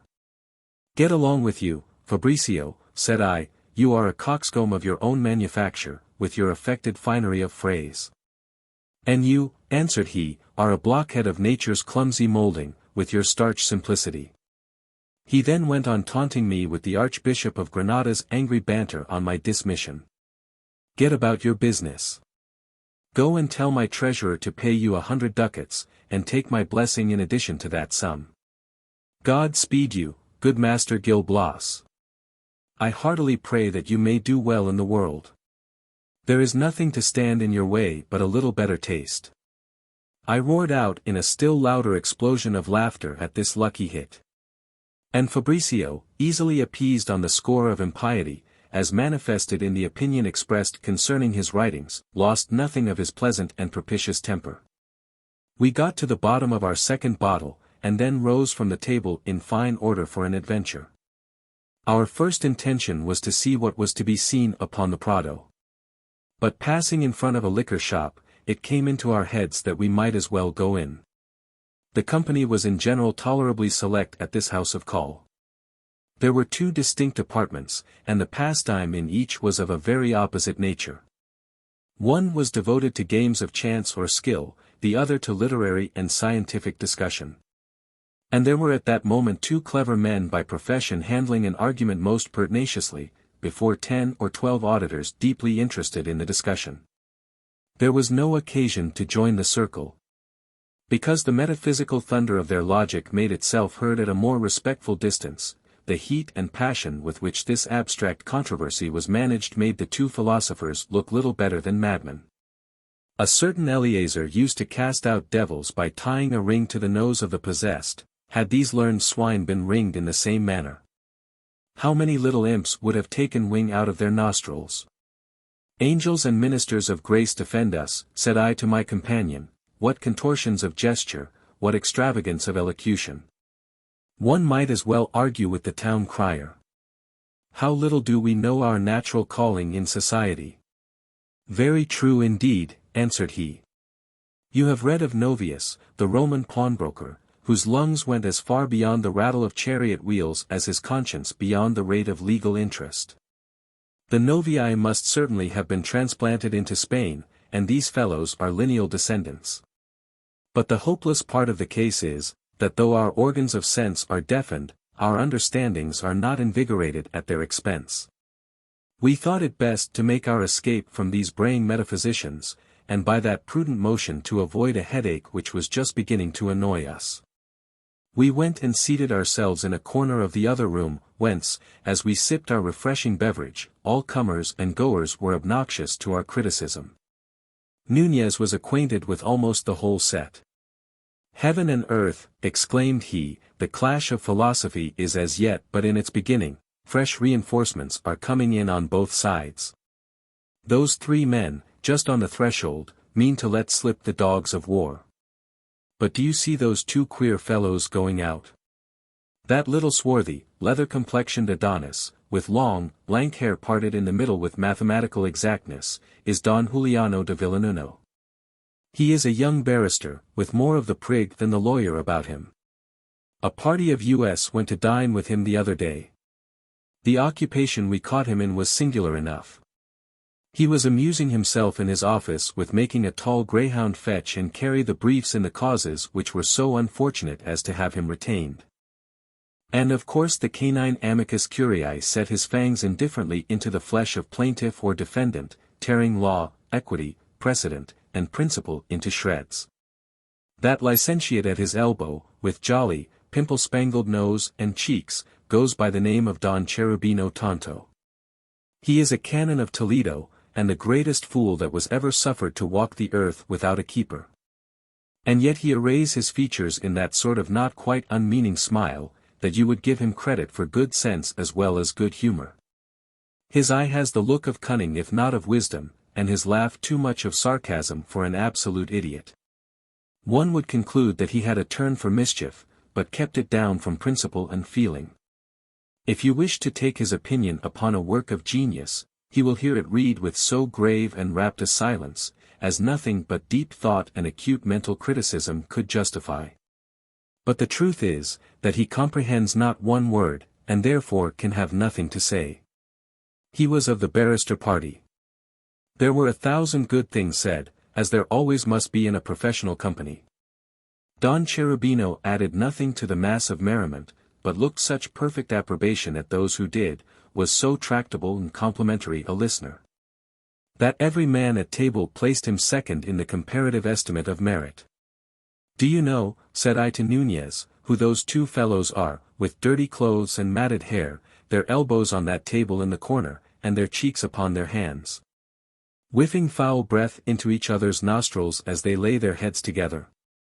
He told me that by their faces they were strangers to him, but that by physical and moral tokens they could only be coffeehouse politicians, venting their spleen against the measures of government. But do look at that spruce spark, whistling as he paces up and down the other room, and balancing himself alternately on one toe and on the other. That is Don Agostino Moretto, a young poet sufficiently of nature's mint and coinage to pass current. If flatterers and sciolists had not debased him into a mere coxcomb by their misplaced admiration. The man to whom he is going up with that familiar shake by the hand, is one of the set who write verses and then call themselves poets. Who claim a speaking acquaintance with the muses, but never were of their private parties. Authors upon authors, nothing but authors, exclaimed he, pointing out two dashing blades. One would think they had made an appointment on purpose to pass in review before you. Don Bernardo Dislenguado and Don Sebastian of Villa Viciosa. The first is a vinegar-flavored vintage of Parnassus, a satirist by trade and company. He hates all the world, and is not liked the better for his taste. As for Don Sebastian, he is the milk and honey of criticism. He would not have the guilt of ill nature on his conscience for the universe. He has just brought out a comedy without a single idea, which has succeeded with an audience of tantamount ideas, and he has just now published it to vindicate his innocence. Góngора's candid pupil was running on in his career of benevolent explanation, when one of the Duke de Medina Sidonia's household came up and said, "Señor Don Fabricio, my Lord Duke wishes to speak with you. You will find him at home." Nunez, who knew that the wishes of a great lord could not be too soon gratified, left me without ceremony. But he left me in the utmost consternation, to hear him called Don, and thus ennobled, in spite of Master Chrysostom the barber's escutcheon, who had the honor to call him father. Chapter 14. Fabricio finds a situation for Gil Blas in the establishment of Count Galliano, a Sicilian nobleman. I was too happy in Fabricio's society not to hunt him out again early the next morning. "Good day to you, Señor Don Fabricio," said I on my first approach. "It seems you are the picked and chosen flower, or rather, saving your presence, the nondescript excrescence of the Asturian nobility." This sarcasm had no other effect than to set him laughing heartily. "Then the title of Don was not lost upon you," exclaimed he. "No, indeed, my noble lord," answered I. "And you will give me leave to tell you that when you were recounting your transformations to me yesterday, you forgot the most extraordinary." "Exactly so," replied he. "But to speak sincerely, if I have taken up that prefix of dignity, it is less to tickle my own vanity, than in tenderness to that of others. You know what stuff the Spaniards are made of. An honest man is no honest man to them, if his honor is not bolstered up with escutcheons, pedigree, and patrimony. I may tell you, moreover, that there are so many gentry, and very queer sort of gentry too, dubbed Don Francisco, Don Pedro, Don what do you call him, or Don Devil, that if they owe their coats of arms to any herald but their own impudence, modern nobility is a mere drug in the market. So that a plebeian of nature's ennobling confers infinite honor on the upstarts of an artificial creation, by hurting with their order. But let us change the subject," added he. "Last night, supping at the Duke de Medina Sidonia's, where, among other company, we had Count Galliano, a great Sicilian nobleman, the conversation turned upon the ridiculous effects of self-love. Delighted at having a case in point by way of illustration, I treated them with the story of the homilies. You may well suppose that there was a hearty laugh, and that the archbishop's dignity was not saved in the concussion, but the effect was not amiss for you, since the company felt for your situation. And Count Galliano, after a long string of questions, which of course I answered to your advantage, commissioned me to introduce you. I was just now going to look after you for that purpose. In all probability he means to offer you a situation as one of his secretaries. I advise you not to hang back. The Count is rich, and lives away at Madrid, on the scale of an ambassador. He is said to have come to court on a negotiation with the Duke of Lerma, respecting some crown lands which that minister thinks of alienating in Sicily. In one word, Count Galliano, though a Sicilian, has every feature of generosity, fair dealing, and gentlemanly conduct. You cannot do better than get upon that nobleman's establishment. In all probability the flattering prophecy respecting you at Granada is to be fulfilled in his person. It was my full determination, said I to Nunez, to take my swing about town and look at men and manners a little, before the harness was buckled on my back again. But you paint your Sicilian nobleman in colors which fascinate my imagination and change my purpose.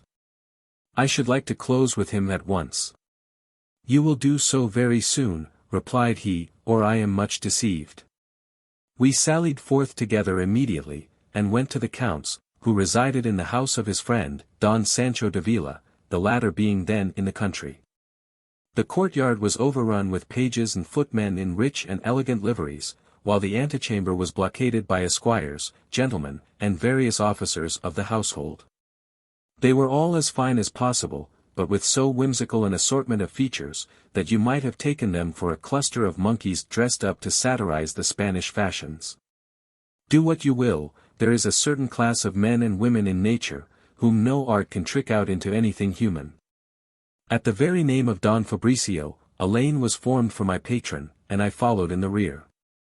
The Count was in his dressing gown, sitting on a sofa and taking his chocolate. We made our obeisance in the most respectful manner, while an inclination of the head on his part, accompanied with a condescending smile, won my heart at once. It is very wonderful, and yet very common, how the most trifling notice from the great penetrates the very soul of those who are not accustomed to it. They must have behaved like fiends before their behavior will be complained of. After taking his chocolate, he recreated himself with the humors of a large ape, which underwent the name of Cupid, why the ape was made a god, or the god likened to an ape. The parties concerned can best answer. The only point of resemblance seemed to be mischief. At all events, this hairy brat of the Sylvan Venus had so gambled himself into his master's good graces, had established such a character for wit and humor, that the life of society was extinguished in his absence. As for Nunez and myself, though we had a better turn for drollery, we were cunning enough to chime in with the prevailing taste. The Sicilian was highly delighted with this, and tore himself away for a moment from his favorite pastime, just to tell me, my friend, you have only to say whether you choose to be one of my secretaries. If the situation suits you, the salary is 200 pistoles a year. If Don Fabricio gives you a character, that is enough. Yes, my lord, cried Nunez, I am not such a cowardly fellow as Plato, who introduced one of his friends to Dionysius the tyrant, and then was afraid to back his own recommendation. But I have no anxiety about being reproached on that head. I thanked the poet of the Asturias with a low bow, for having so much better an opinion of me than Plato had of his friend. Then addressing my patron, I assured him of my zeal and fidelity. No sooner did this good nobleman perceive his proposal to be acceptable, than he rang for his steward, and after talking to him apart, said to me, Gil Blas, I will explain the nature of your post hereafter. Meanwhile, you have only to follow that right-hand man of mine, he has his orders how to bestow you. I immediately retreated, leaving Fabricio behind with the Count and Cupid. The steward, who came from Messina, and proved by all his actions that he came thence, led the way to his own room, overwhelming me all the while with the kindness of his reception. He sent for the tailor who lived upon the skirts of the household, and ordered him to make me out of hand a suit of equal magnificence with those of the principal officers. The tailor took my measure and withdrew. "As to lodging," said the native of Messina, "I know a room which will just suit you. But stay. Have you breakfasted?" I answered in the negative. "Oh, poor shamefaced youth," replied he, "why did not you say so? Come this way, I will introduce you where, thank heaven, you have only to ask and have." So saying, he led me down into the buttery, where we found the clerk of the kitchen, who was a Neapolitan, and of course a complete match for his neighbor on the other side of the water. It might be said of this pair that they were formed to meet by nature. This honest clerk of the kitchen was doing justice to his trade by cramming himself and 5 or 6 hangers on with ham, tongue, sausages, and other savory compositions, which, besides their own relish, possessed the merit of engendering thirst. We made common cause with these jolly fellows, and helped them to toss off some of my lord the Count's best wines. While these things were going on in the buttery, kindred exploits were performing in the kitchen. The cook, too, was regaling 3 or 4 tradesmen of his acquaintance, who liked good wine as well as ourselves. Nor disdained to stuff their craws with meat pasties and game. The very scullions were at free quarters, and filched whatever they pleased. I fancied myself in a house given up to plunder, and yet what I saw was comparatively fair and honest. These little festivities were laughing matters. But the private transactions of the family were very serious. Chapter 15. The employment of Gil Blas in Don Galiano's household. I went away to fetch my movables to my new residence. On my return the Count was at table with several noblemen and the poet Nunez, who called about him as if perfectly at home, and took a principal share in the conversation. Indeed, he never opened his lips without applause. So much for wit. With that commodity at market, a man may pay his way in any company. It was my lot to dine with the gentlemen of the household, who were served nearly as well as their employer. After mealtime I withdrew to ruminate on my lot. So far so good, Gil Blas. Said I to myself, here you are in the family of a Sicilian count, of whose character you know nothing. To judge by appearances, you will be as much in your element as a duck upon the water. But do not make too sure. You ought to look askew at your horoscope, whose unkindly position you have too often experienced with a vengeance. Independent of that, it is not easy to conjecture what he means you to do. There are secretaries and a steward already, where can your post be? In all likelihood you are intended to manage his little private affairs. Well and good.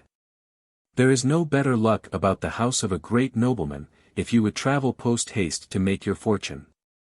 In the performance of more honorable services, a man gets on only step by step, and even at that pace often sticks by the way.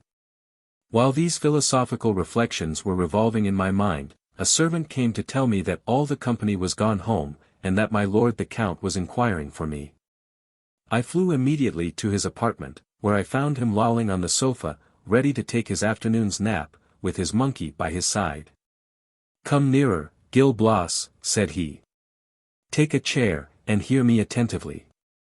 I placed myself in an attitude of profound listening, when he addressed me as follows: "Don Fabricio has informed me that, among other good qualities, you have that of sincere attachment to your masters, and incorruptible integrity.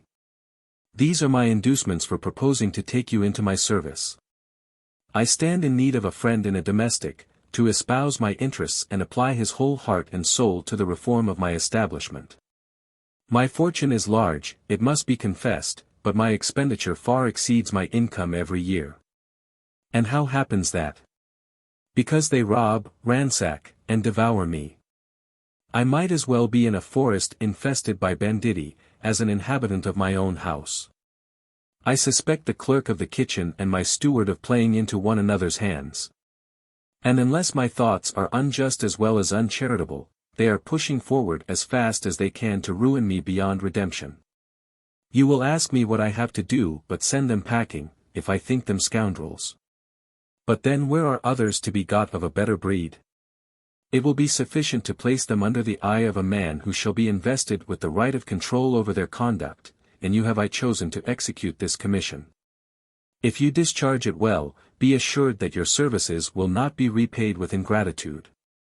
I shall take care to provide you with a very comfortable settlement in Sicily."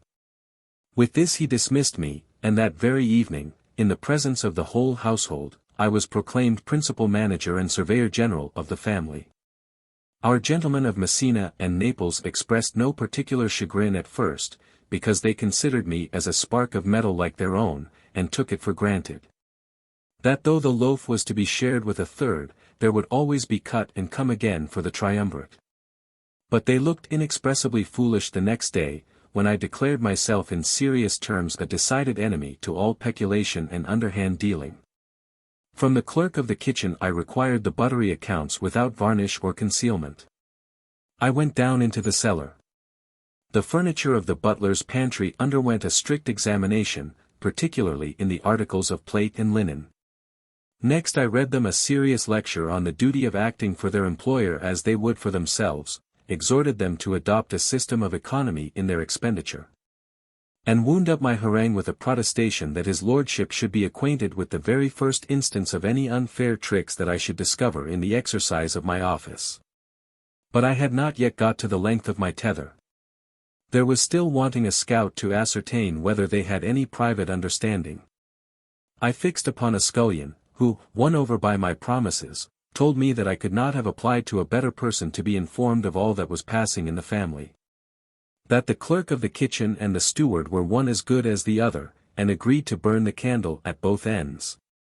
That half the provisions bought for the table were made perquisites by these gentlemen, that the Neapolitan kept a lady who lives opposite St.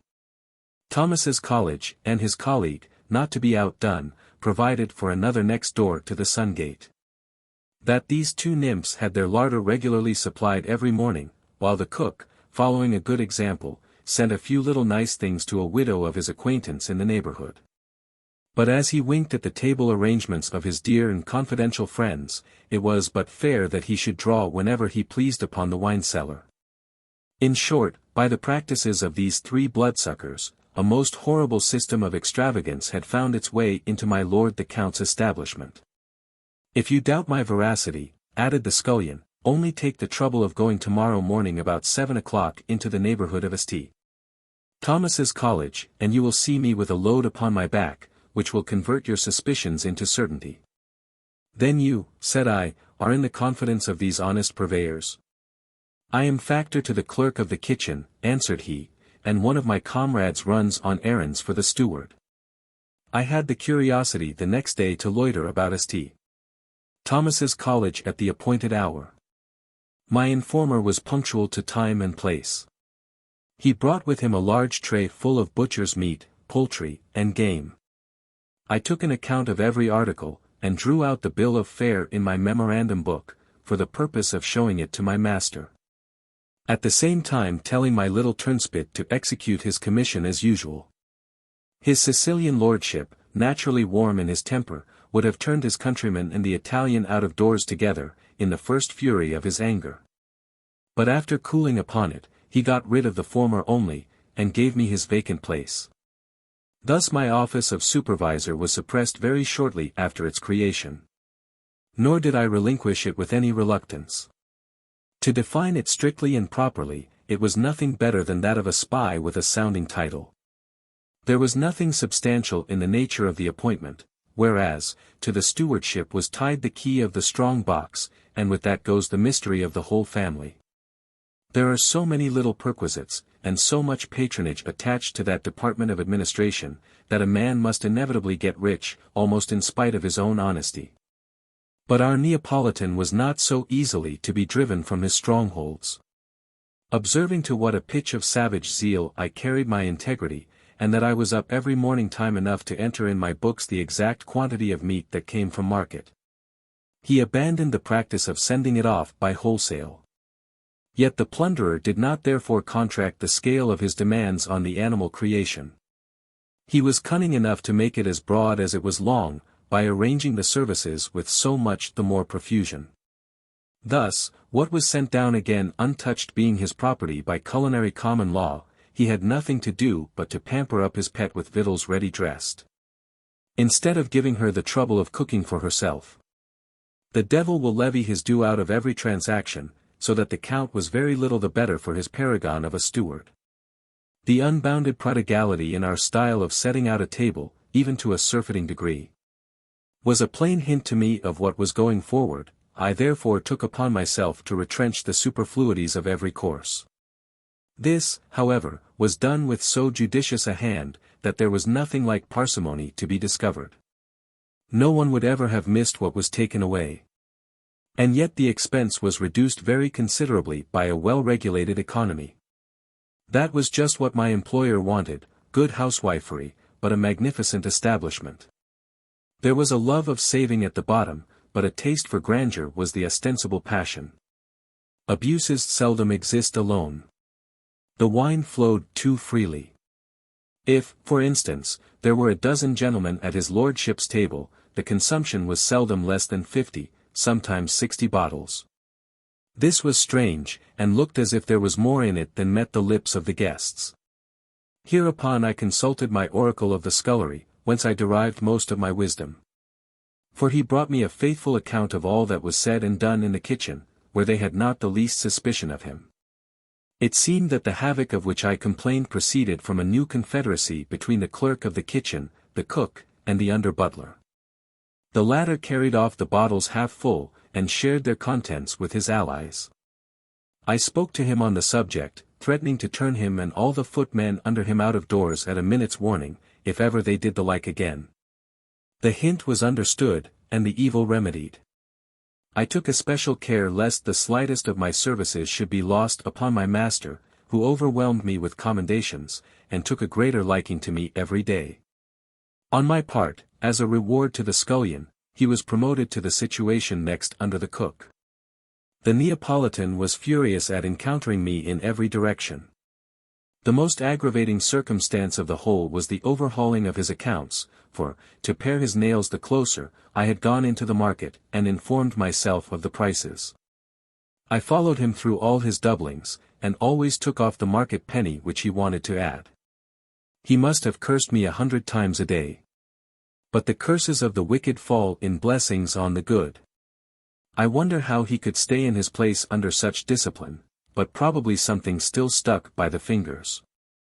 Fabricio, whom I saw occasionally, rather blamed my conduct than otherwise. Heaven grant, said he, one day, that all this virtue may meet with its reward. But between ourselves, you might as well be a little more practicable with the clerk of the kitchen. What? Answered I, shall this freebooter put a bold face upon the matter, and charge a fish at 10 pistoles in his bill which cost only 4? And would you have me pass the articles in my accounts? Why not, replied he, coolly. He has only to let you go snacks in the commission, and the books will be balanced in your favor by the customary rule of stewardship arithmetic. Upon my word, my friend, you are enough to overturn all regular systems of housekeeping. And you are likely to end your days in a livery, if you let the eel slip through your fingers without skinning it. You are to learn that fortune is a very woman, ready and eager to surrender, but expecting the formality of a summons. I only laughed at this doctrine, and Nunez laughed at it too, when he found that bad advice was thrown away upon an incorrigibly honest subject. He then wished to make me believe it was all a mere joke. At all events, nothing could shake my resolution to act for my employer as for myself. Indeed, my actions corresponded with my words on that subject, for I may venture to say that in 4 months my master saved at least 3,000 ducats by my thrift. Chapter 16. An accident happens to the Count de Galiano's monkey, his lordship's affliction on that occasion, the illness of Gil Blas, and its consequences. At the expiration of the before-mentioned time, the repose of the family was marvelously troubled by an accident, which will appear but a trifle to the reader. And yet it was a very serious matter to the household, especially to me. Cupid, the monkey of whom I was speaking, that animal so much the idol of our Lord and Master, attempting to leap from one window to another, performed so ill as to fall into the court and put his leg out of joint. No sooner were the fatal tidings carried to the Count, than he sung a dirge which pealed through all the neighborhood. In the extremity of his sufferings, every inmate without exception was taken to task, and we were all within an inch of being packed off about our business. But the storm only rumbled, without falling. He gave us and our negligence to the devil, without being by any means select in the terms of the bequest. The most notorious of the faculty in the line of fractures and dislocations were sent for. They examined the poor dear leg, set, and bound it up. But though they all gave it as their opinion that there was no danger, my master could not be satisfied without retaining the most eminent about the person of the animal, till he could be pronounced to be in a state of convalescence. It would be a manifest injustice to the family affections of his Sicilian lordship, not to commemorate all the agonizing sensations of his soul during this period of painful suspense. Would it be thought possible that this tender nurse did not stir from his darling Cupid's bedside all the livelong day? The bandages were never altered or adjusted but in his presence, and he got up 2 or 3 times in the night to inquire after his patient. The most provoking part of the business was, that all the servants, and myself in particular, were required to be eternally on the alert, to anticipate the slightest wishes of this ridiculous baboon. In short, there was no peace in the house, till the cursed beast, having recovered from the effects of its fall, got back again to his old tricks and whirligigs. After this, shall we be mealy-mouthed about believing Suetonius, when he tells us that Caligula cared more for his horse than for all the world besides? That he gave him more than the establishment and attendance of a senator, and that he even wanted to make him consul? Our wise master stopped little short of the emperor in his partiality to the monkey, and had serious thoughts of purchasing for him the place of corregidor. Mine was the worst luck of any in the family. For I had so topped my part above all the other servants, by way of paying my court to his lordship, and had nursed poor dear Cupid with such assiduity, as to throw myself into a fit of illness. A violent fever seized me, so that I was almost at death's door. They did what they pleased with me for a whole fortnight, without my consciousness. For the physicians and the fates were both conspiring against me. But my youth was more than a match for the fever and the prescriptions united. When I recovered my senses, the first use I made of them was to observe myself removed to another room. I wanted to know why, and asked an old woman who nursed me. But she told me that I must not talk, as the physician had expressly forbidden it. When we are well, we turn up our noses at the doctors. But when we are sick, we are as much like old women as themselves. It seemed best therefore to keep silence, though with an inveterate longing to hold converse with my attendant. I was debating the point in my own mind, when there came in 2 foppish-looking fellows, dressed in the very extreme of fashion. Nothing less than velvet would serve their turn, with linen and lace to correspond. They looked like men of rank. And I could have sworn that they were some of my master's friends come to see me out of regard for him. Under that impression I attempted to sit up, and flung away my nightcap to look genteel. But the nurse forced me under the bedclothes again, and tucked me up, announcing these gentlemen, at the same time, as my physician and apothecary. The doctor came up to my bedside, felt my pulse, looked in my face, and, discovering undeniable symptoms of approaching convalescence, assumed an air of triumph, as if it was all his handiwork. And said there was nothing wanting but to keep the bowels open, and then he flattered himself he might boast of having performed an extraordinary cure. Speaking after this manner, he dictated a prescription to the apothecary, looking in the glass all the time, adjusting the dress of his hair, and twisting his visage into shapes which set me laughing in spite of my debility. At length he took his leave with a slight inclination of the head, and went his way, more taken with the contemplation of his own pretty person, than anxious about the success of his remedies. After his departure, the apothecary, not to have the trouble of a visit for nothing, made ready to proceed as it is prescribed in certain cases. Whether he was afraid that the old woman's skill was not equal to the exigency, or whether he meant to enhance his own services by assiduity, he chose to operate in person.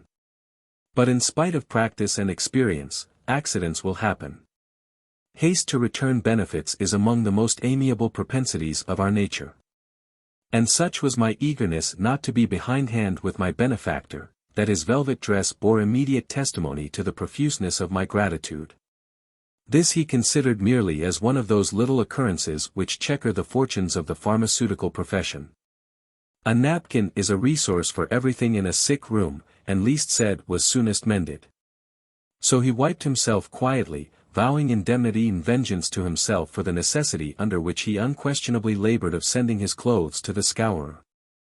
On the following morning he returned to the attack more modestly equipped, though there was then no risk of my springing a countermine.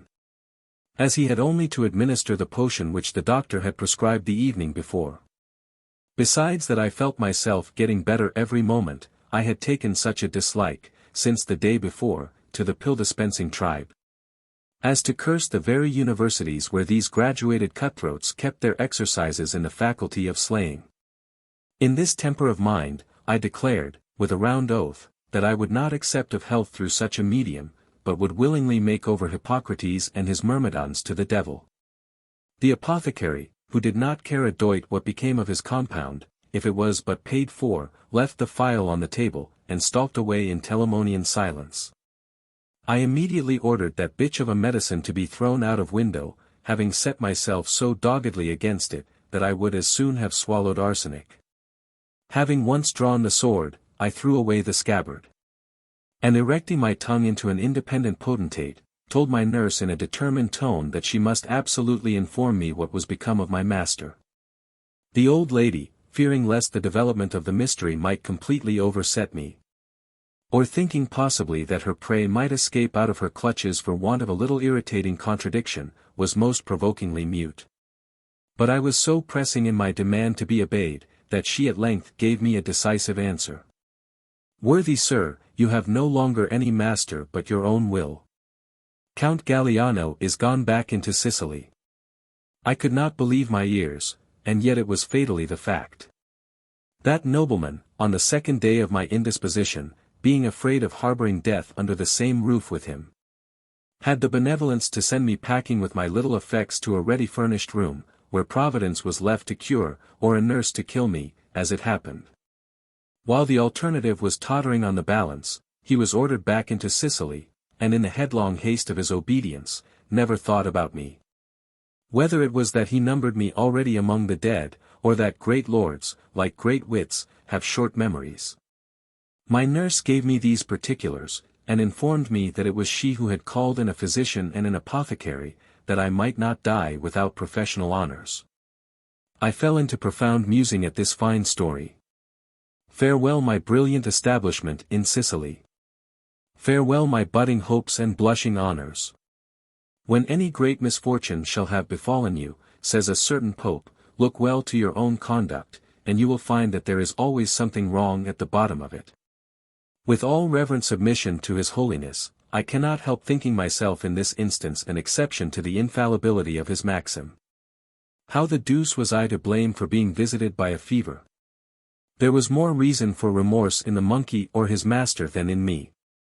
When I beheld the flattering chimeras with which my head was filled all vanishing into air, into thin air, the first thing that worried my poor brain was my portmanteau, which I ordered to be laid upon my bed to examine it. I groaned heavily on discovering that it had been opened. Alas! My dear portmanteau, exclaimed I, my only hope, consolation, and refuge.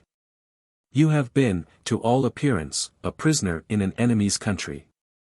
No, no, Señor Gil Blas, said the old woman, make yourself easy on that head, you have not fallen among thieves.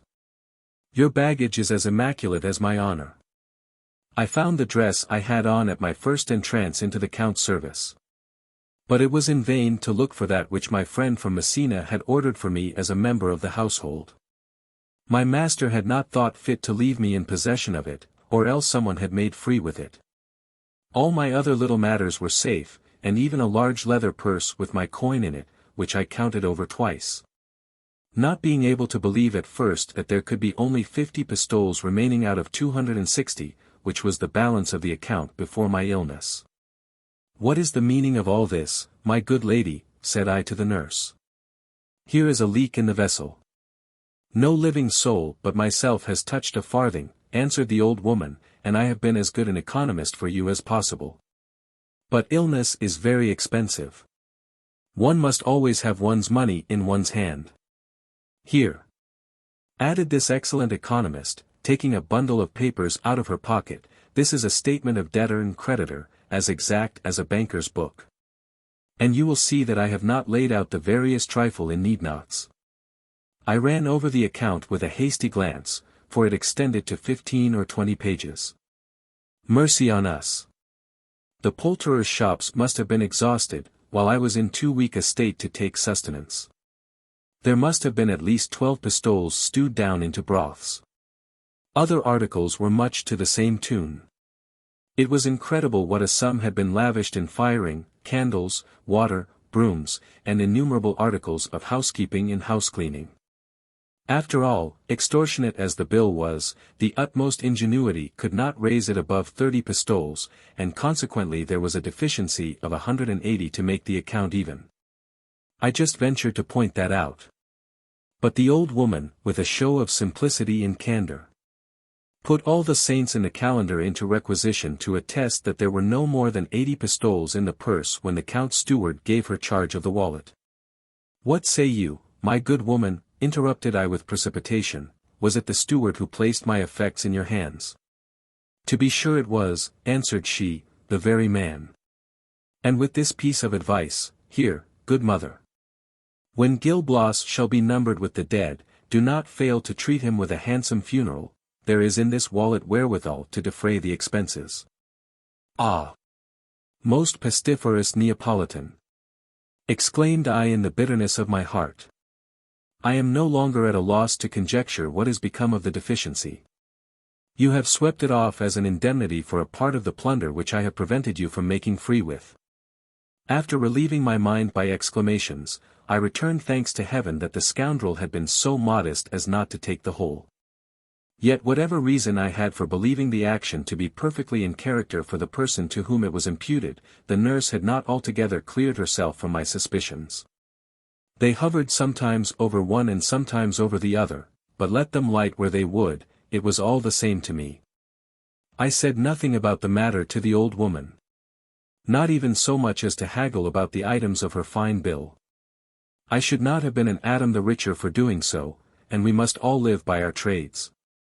The utmost of my malice was to pay her and send her packing 3 days afterwards. I am inclined to think that at her departure she gave the apothecary notice of her quitting the premises. And having left me sufficiently in possession of myself to take French leave without acknowledging my obligations to him. For she had not been gone many minutes before he came in puffing and blowing, with his bill in his hand.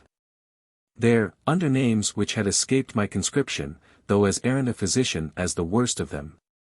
He had set down all the hypothetical remedies which he insisted that I had taken during the time when I could take nothing.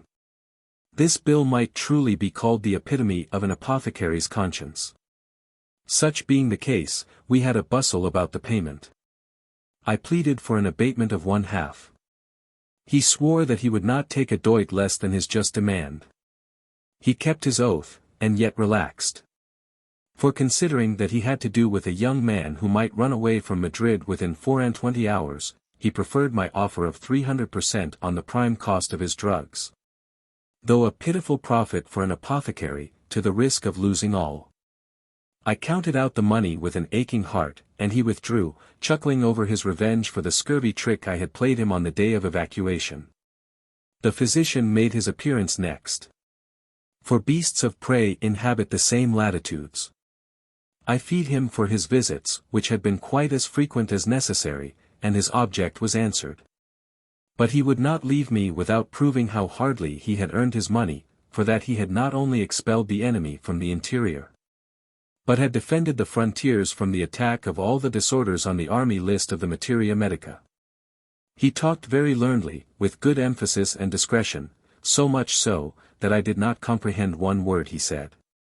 When I had got rid of him, I flattered myself that the destinies had now done their worst. But I was mistaken, for there came a surgeon whose face I had never seen in the whole course of my life. He accosted me very politely, and congratulated me on the imminent danger I had escaped. Attributing the happy issue of my complaints to those which he had himself cut, with the profuse application of bleeding, cupping, blistering, and all sorts of torments, consequent and inconsequent. Another feather out of my poor wing. I was obliged to pay toll to the surgeon also. After so many purgatives, my purse was brought to such a state of debility, that it might be considered as dead and gone, a mere skeleton, drained of all its vital juices. My spirits began to flag, on the contemplation of my wretched case. In the service of my two last masters I had wedded myself to the pomps and vanities of this wicked world, and could no longer, as heretofore, look poverty in the face with the sternness of a cynic. It must be owned, however, that I was in the wrong to give way to melancholy, after experiencing so often that fortune had never cast me down, but for the purpose of raising me up again. So that my pitiful plight at the present moment, if rightly considered, was only to be hailed as the harbinger of approaching prosperity. Book. Chapter 8. Chapter 1. Gil Blas scrapes an acquaintance of some value, and finds wherewithal to make him amends for the Count de Galiano's ingratitude, Don Valerio de Luna's story. It seemed so strange to have heard not a syllable from Nunez during this long interval, that I concluded he must be in the country. I went to look after him as soon as I could walk, and found the fact to be, that he had gone into Andalusia 3 weeks ago, with the Duke of Medina Sidonia. One morning, when rubbing my eyes after a sound sleep, Melchior de la Ronda started into my recollection. And that bringing to mind my promise, at Granada, of going to see his nephew, if ever I should return to Madrid, it seemed advisable not to defer fulfilling my promise for a single day.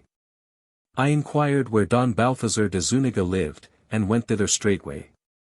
On asking if Señor Joseph Navarro was at home, he made his appearance immediately.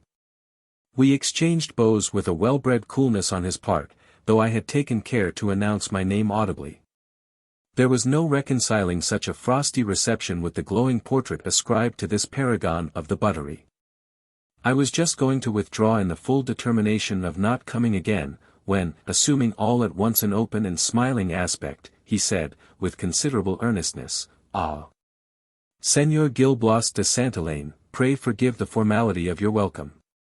My memory ill seconded the warmth of my disposition towards you. Your name had escaped me, and was not at the moment identified with the gentleman of whom mention was made in a letter from Granada more than 4 months ago. How happy I am to see you," added he, shaking hands with me most cordially. "My uncle Melchior, whom I love and honor like my natural father, charges me, if by chance I should have the honor of seeing you, to entertain you as his own son, and in case of need, to stretch my own credit and that of my friends to the utmost in your behalf. He extols the qualities of your heart and mind in terms sufficient of themselves to engage me in your service, though his recommendation had not been added to the other motives. Consider me, therefore, I entreat you, as participating in all my uncle's sentiments. You may depend on my friendship, let me hope for an equal share in yours." I replied to Joseph's polite assurances in suitable terms of acknowledgment, so that, being both of us warm-hearted and sincere, a close intimacy sprung up without waiting for common forms. I felt no embarrassment about laying open the state of my affairs. This I had no sooner done, than he said, "I take upon myself the care of finding you a situation. Meanwhile, there is a knife and fork for you here every day. You will live rather better than at an ordinary." This offer was sure to be well relished by an invalid just recovering, with a fastidious palate and an empty pocket. It could not but be accepted. And I picked up my crumbs so fast that at the end of a fortnight I began to look like a rosy-gilled son of the church.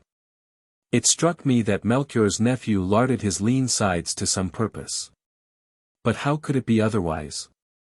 He had 3 strings to his bow, as holding the undermentioned pluralities, the butler's place, the clerkship of the kitchen, and the stewardship. Furthermore, without meaning to question my friend's honesty, they do say that the comptroller of the household and he looked over each other's hands. My recovery was entirely confirmed, when my friend Joseph, on my coming in to dinner as usual one day, said, with an air of congratulation, "Señor Gil Blas, I have a very tolerable situation in view for you. You must know that the Duke of Lerma, First Minister of the Crown in Spain, giving himself up entirely to state affairs, throws the burden of his own on two confidential persons. Don Diego de Montezur takes the charge of collecting his rents, and Don Rodrigo de Calderona superintends the finances of his household. These two officers are paramount in their departments, having nothing to do with one another. Don Diego has generally two deputies to transact the business. And finding just now that one of them had been discharged, I have been canvassing for you. Señor Montezur, having the greatest possible regard for me, granted my request at once, on the strength of my testimony to your morals and capacity. We will pay our respects to him after dinner. We did not miss our appointment. I was received with every mark of favor, and promoted in the room of the dismissed deputy. My business consisted in visiting the farms, in giving orders for the necessary repairs, in dunning the farmers, and keeping them to time in their payments. In a word, the tenants were all under my thumb, and Don Diego checked my accounts every month with a minuteness which few receivers could have borne. But this was exactly what I wanted. Though my uprightness had been so ill requited by my late master, it was my only inheritance, and I was determined not to sell the reversion. One day news came that the castle of Lerma had taken fire, and was more than half burned down. I immediately went thither to estimate the loss. Informing myself to a nicety, and on the spot, respecting all the particulars of the unlucky accident, I drew up a detailed narrative, which Montezur showed to the Duke of Lerma. That minister, though vexed at the circumstance, was struck with the memorial, and inquired who was the author. Don Diego thought it not enough to answer the question, but spoke of me in such high terms, that his Excellency recollected it 6 months afterwards, on occasion of an incident I shall now relate. Had it not been for which I might never, perhaps, have been employed at court. It was as follows. There lived at that time, in Prince's Street, an elderly lady, by name Inesilla de Cantarilla. Her birth was a matter of mystery. Some said she was the daughter of a musical instrument maker, and others gave her a high military extraction. However that might be, she was a very extraordinary personage. Nature had gifted her with the singular talent of winning men's hearts in defiance of time, and in contradiction to her own laws, for she was now entering upon the 4th quarter of her century. She had been the reigning toast of the old court, and levied tribute on the passions of the new. Age, though at daggers drawn with beauty, was completely foiled in its assault upon her charms. They might be somewhat faded, but the touch of sympathy they excited in their decline was more pleasing than the vivid glow of their meridian luster. An air of dignity, a transporting wit and humor, an unborrowed grace in her deportment perpetuated the reign of passion, and silenced the suggestions of reason. Don Valerio de Luna, one of the Duke of Lerma's secretaries, a young fellow of 25, meeting with Inesilla, fell violently in love with her. He made his sentiments known, enacted all the mummery of despair, and followed up the usual catastrophe of every amorous drama so much according to the unities and rules, that it was difficult, in the very torrent and whirlwind of his passion, to beget a temperance that might give it smoothness. The lady, who had her reason for not choosing to fall in with his humor, was at a loss how to get out of the difficulty. One day she was in hopes to have found the means by calling the young man into her closet, and there pointing to a clock upon the table. "Mark the precise hour," said she. "Just 75 years ago was I brought upon the stage of this fantastical world. In good earnest would it sit well upon my time of life to be engaged in affairs of gallantry? Betake yourself to reflection, my good child, stifle sentiments so unsuitable to your own circumstances and mine." Sensible as this language was, the spark, no longer bowing to the authority of reason, answered the lady with all the impetuosity of a man racked by the most excruciating torments. "Cruel Inesilla! Why have you recourse to such frivolous remonstrances? Do you think they can change your charms, or my desires? Delude not yourself with so false a hope. As long as your loveliness or my delusion lasts, I shall never cease to adore you." "Well, then," rejoined she, "since you are obstinate enough to persist in the resolution of wearying me with your importunities, my doors shall henceforth be shut against you. You are banished, and I beg to be no longer troubled with your company." It may be supposed, perhaps, that after this, Don Valerio, baffled, made good his retreat, like a prudent general. Quite the reverse. He became more troublesome than ever. Love is to lovers just what wine is to drunkards. The swain entreated, sighed, looked, and sighed again, when all at once, changing his note from childish treble to the big, manly voice of bluster and ravishment, he swore that he would have by foul means what he could not obtain by fair. But the lady, repulsing him courageously, said, with a piercing look of strong resentment, "Hold, imprudent wretch. I shall put a curb on your mad career. Learn that you are my own son." Don Valerio was thunderstruck at these words, the tempest of his rage subsided. But, conjecturing that Inesilla had only started this device to rid herself of his solicitations, he answered, "That is a mere romance of the moment to steal away from my ardent desires." "No, no," said she, interrupting him, "I disclose a mystery which should have been forever buried, had you not reduced me to so painful a necessity. It is 26 years since I was in love with your father, Don Pedro de Luna, then governor of Segovia. You were the fruit of our mutual passion. He owned you, brought you up with care and tenderness, and having no children born in wedlock, he had nothing to hinder him from distinguishing your good qualities by the gifts of fortune. On my part, I have not forsaken you. As soon as you were of an age to be introduced into the world, I drew you into the circle of my acquaintance, to form your manners to that polish of good company, so necessary for a gentleman, which is only to be gained in female society. I have done more, I have employed all my credit to introduce you to the Prime Minister. In short, I have interested myself for you as I should have done for my own son. After this confession, take your measures accordingly. If you can purge your affections from their dross, and look on me as a mother, you are not banished from my presence, and I shall treat you with my accustomed tenderness. But if you are not equal to an effort which nature and reason demand from you, fly instantly, and release me from the horror of beholding you." Inesilla spoke to this effect. Meanwhile Don Valerio preserved a sullen silence. It might have been interpreted into a virtuous struggle, a conquest over the weakness of his heart. But his purposes were far different. He had another scene to act before his mother. Unable to withstand the total overthrow of all his wild projects, he basely yielded to despair. Drawing his sword, he plunged it in his own bosom. His fate resembled that of Oedipus, with this distinction, that the Theban put out his own eyes from remorse for the crime he had perpetrated, while the Castilian, on the contrary, committed suicide from disappointment at the frustration of his purposes.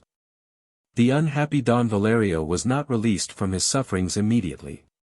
He had leisure left for recollection, and for making his peace with heaven, before he rushed into the presence of his Maker.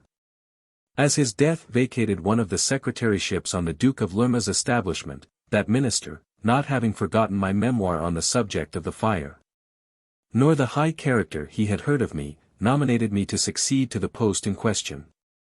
Chapter 2.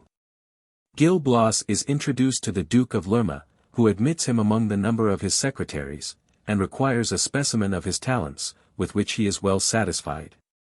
Montezor was the person to inform me of this agreeable circumstance, which he did in the following terms: "My friend Gil Blas, though I do not lose you without regret, I am too much your well-wisher not to be delighted at your promotion in the room of Don Valerio. You cannot fail to make a princely fortune, provided you act upon two hints which I have to give you. The first, to affect so total a devotion to His Excellency's good pleasure, as to leave no room to conceive it possible that you have any other object or interest in life. The second, to pay your court assiduously to Señor Don Rodrigo de Calderona, for that personage models and remodels, fashions and touches upon the mind of his master, just as if it was clay under the hands of the designer. If you are fortunate enough to chime in with that favorite secretary, you will travel post to wealth and honor, and find relays upon the road." "Sir," said I to Don Diego, returning him thanks at the same time for his good advice, "be pleased to give some little opening to Don Rodrigo's character. I have heard a few anecdotes of him. One would suppose him, from some accounts, not to be the best creature in the world, but the people at large are inveterate caricaturists when they draw courtiers at full length. Though, after all, the likeness will strike, in spite of the aggravation. Tell me therefore, I beseech you, what is your own sincere opinion of Señor Calderona? That is rather an awkward question, answered my principal, with an ironical smile. I should tell anyone but yourself, without flinching, that he was a gentleman of the strictest honor, upon whose fair fame the breath of calumny had never dared to blow. But I really cannot put off such a copy of my countenance upon you. Relying as I do on your discretion, it becomes a duty to deal candidly in the delineation of Don Rodrigo. For without that, it would be playing fast and loose with you to recommend the cultivation of his good will. You are to know, then, that when His Excellency was no more than plain Don Francisco de Sandoval, this man had the humility to serve him as his lackey. Since which time he has risen by degrees to the post of principal secretary. A prouder excrescence of the dunghill never sprung into vegetation on a summer's day. He considers himself as the Duke of Lerma's colleague. And in point of fact, he may truly be said to parcel out the loaves and fishes of administration, since he gives away offices and governments at the suggestions of his own caprice.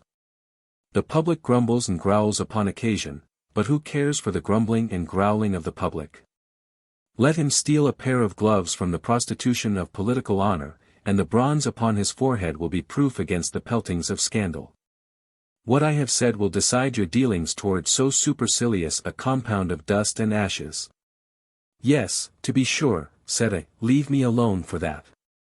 It will be strange indeed if I cannot wriggle myself into his good graces. If one can but get on the blind side of a man who is to be made a property, it must be want of skill in the player if the game is lost. Exactly so, replied Montezur. And now I will introduce you to the Duke of Lerma.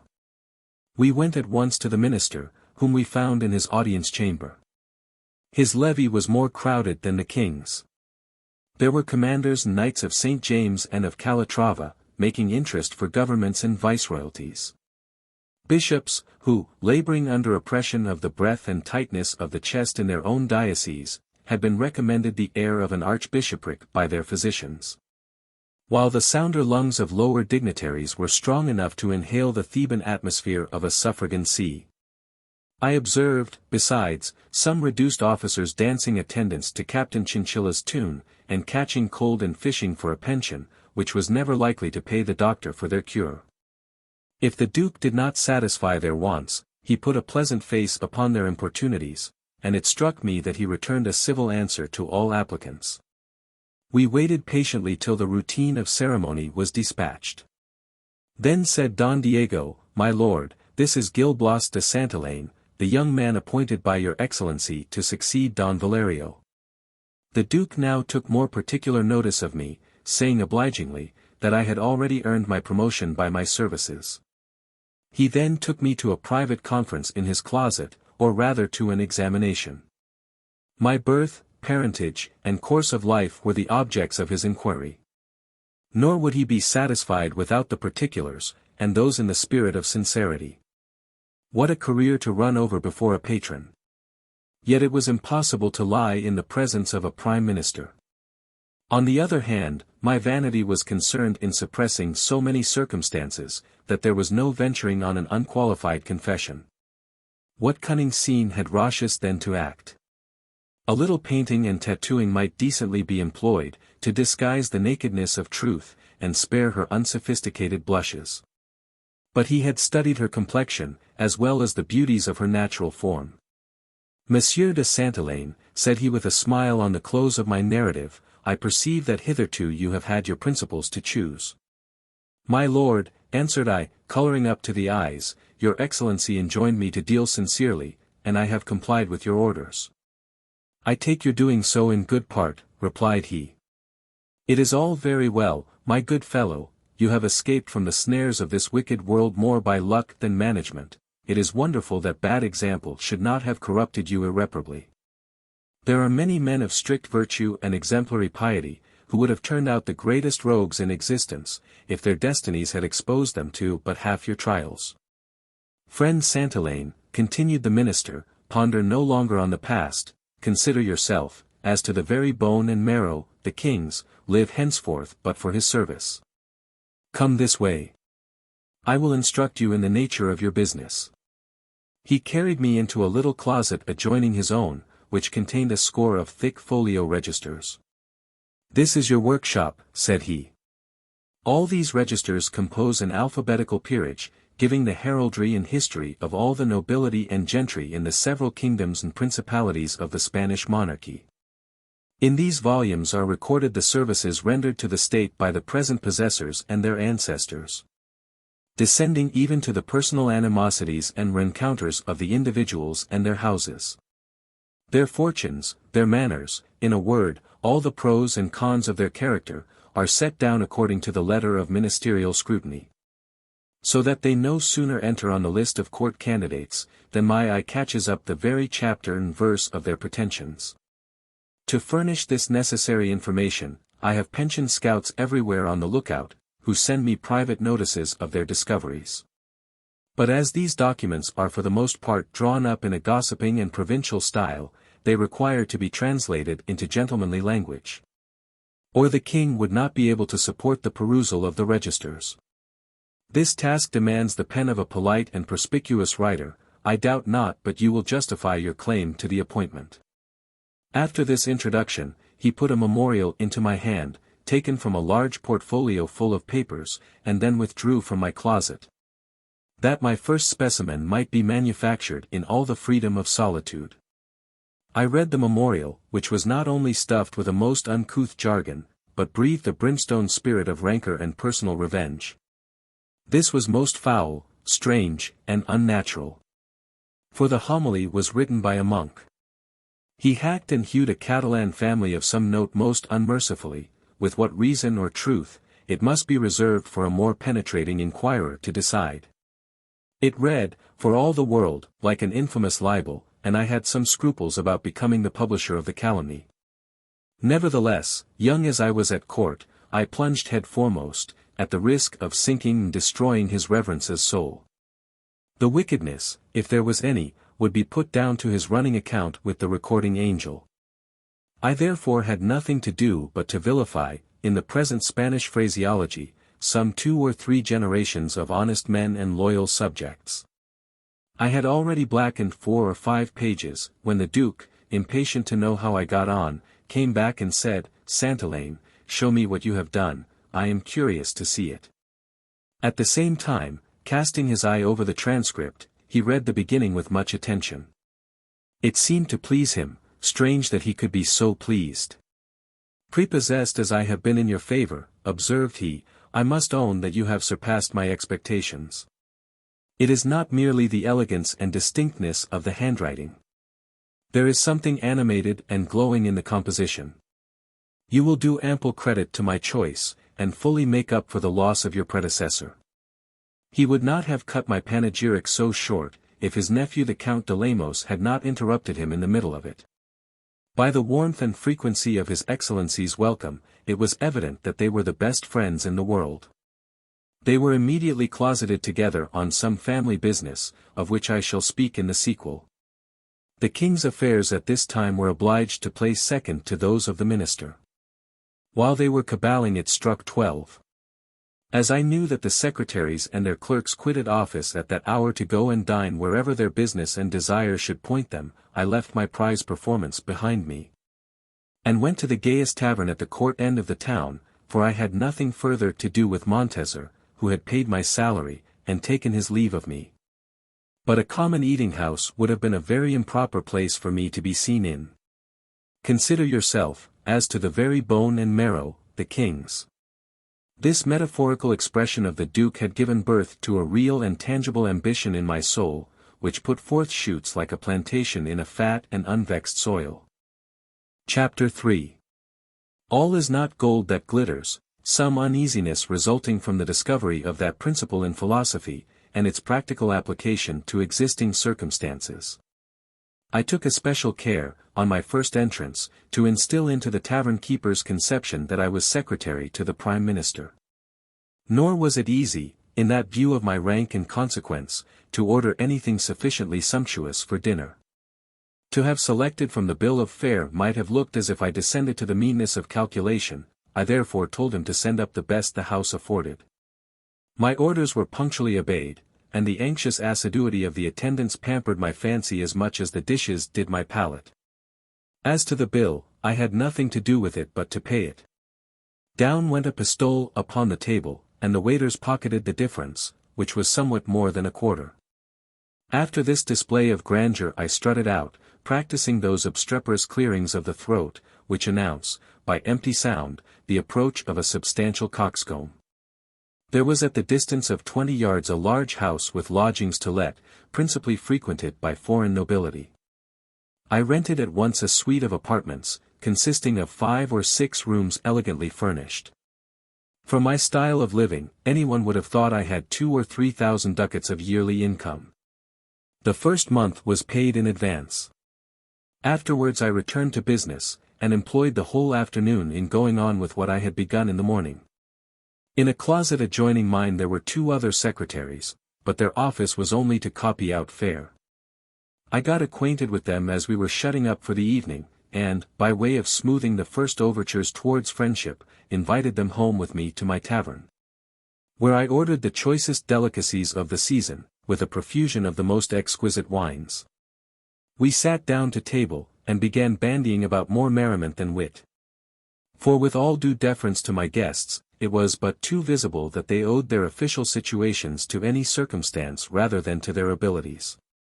They were adepts, it must be confessed, in all the history and mystery of scrivening and clerkship. But as for polite literature and university education, there was not even a suspicion of it in all their talk. To make amends for that defect, they had a keen eye to the main chance. And though sensible how high an honor it was to be on the Prime Minister's establishment, there were some dashes of acid in the cup of good fortune. "It is now full 5 months," said one of them, "that we have been serving at our own cost. We do not touch 1 farthing of salary. And, what is worst of all, our very board wages are shamefully in arrear. There is no knowing what footing we are upon."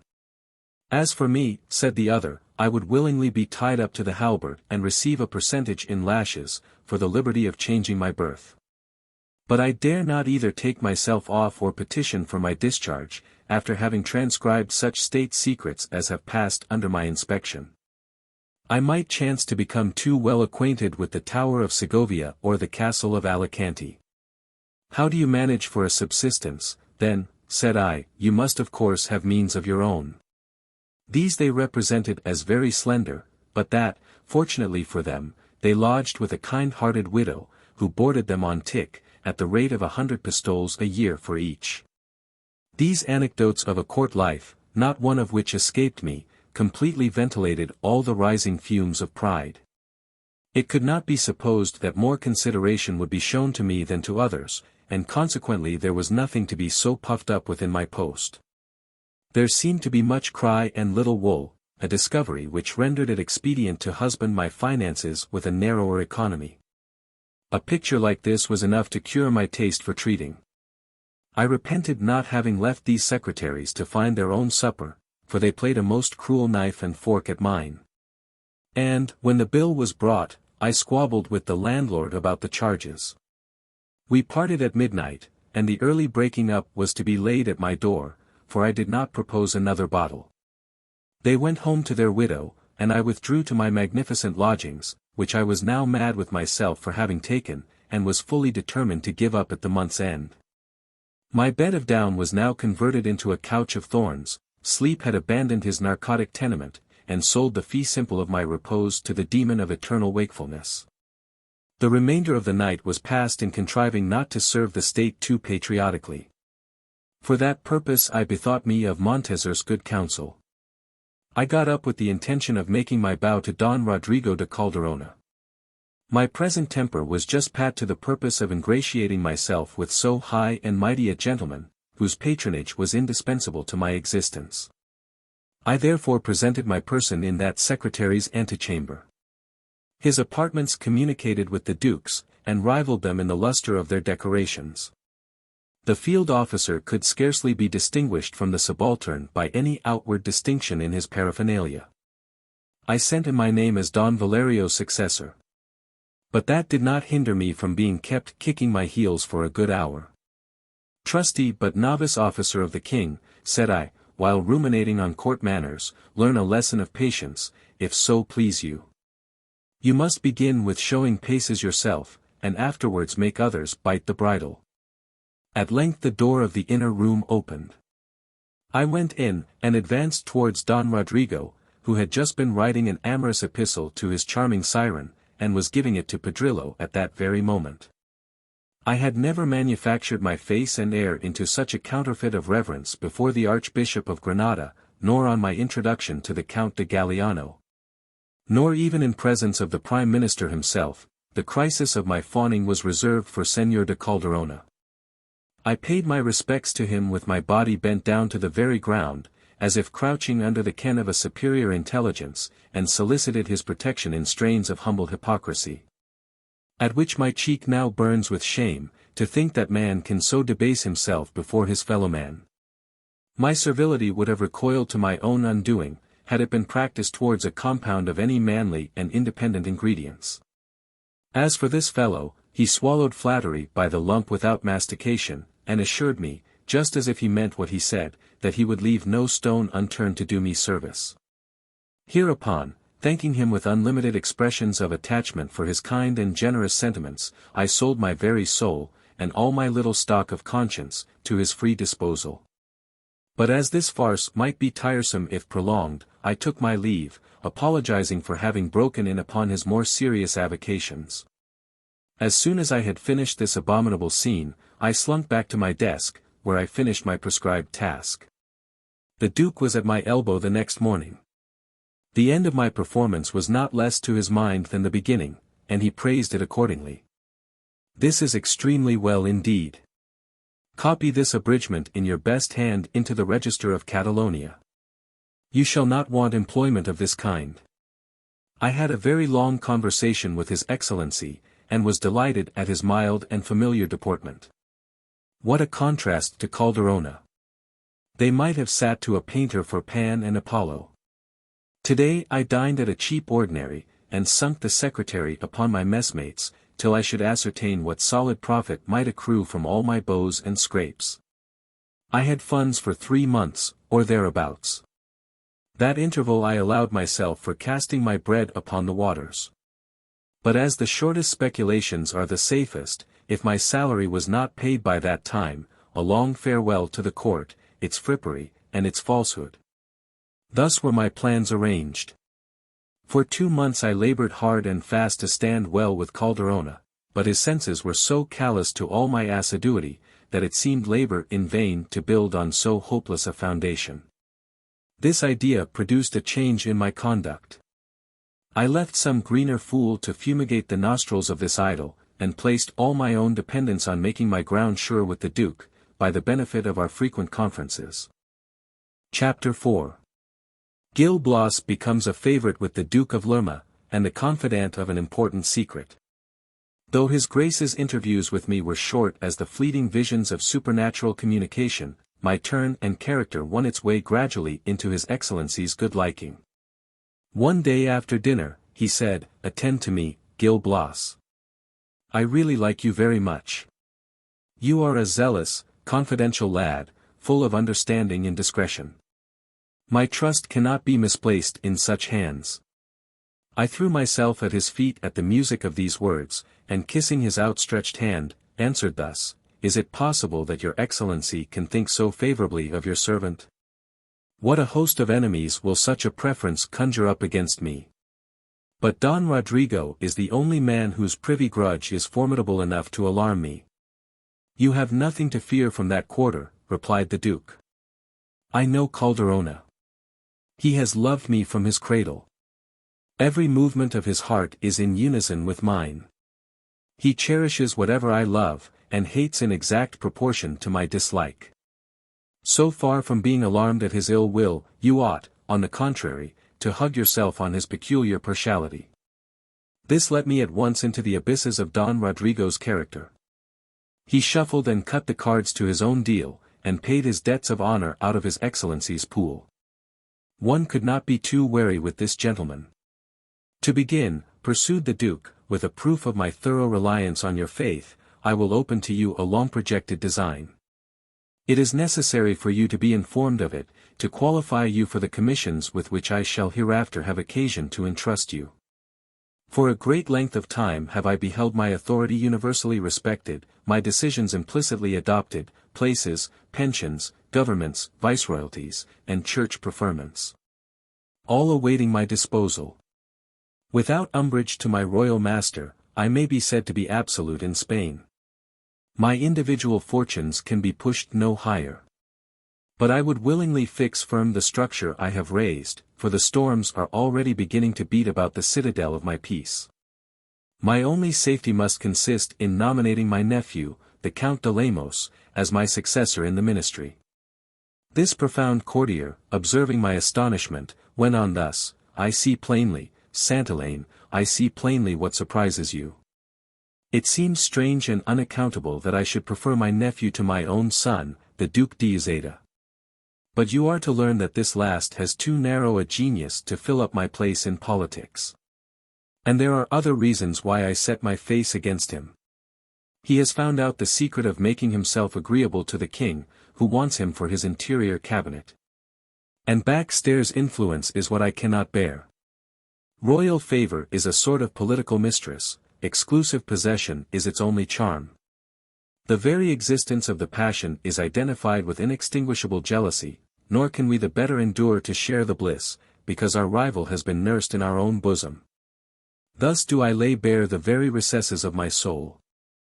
I have already tried to ruin the Duke d'Uzeda with the king, but having failed, am pointing my artillery towards another object. I am determined that the Count de Lemos shall stand first with the Prince of Spain. Being gentleman of his bedchamber, he has opportunities of talking with him continually. And, besides that he has a winning manner with him, I know a sure method of enabling him to succeed in his enterprise. By this device, my nephew will be pitted against my son. The cousins, harboring unfavorable suspicions of each other, will both be forced to place themselves under my protection, and the necessity of the case will render them submissive to my will. This is my project, nor will your assistance be of slender avail to its success. It is you whom I shall make the private channel of communication between the Count de Lemos and myself. After this confidence, which sounded, for all the world, like the clink of current coin, my mind was easy about the future. At length, said I, behold me taking shelter under Plutus's gutter.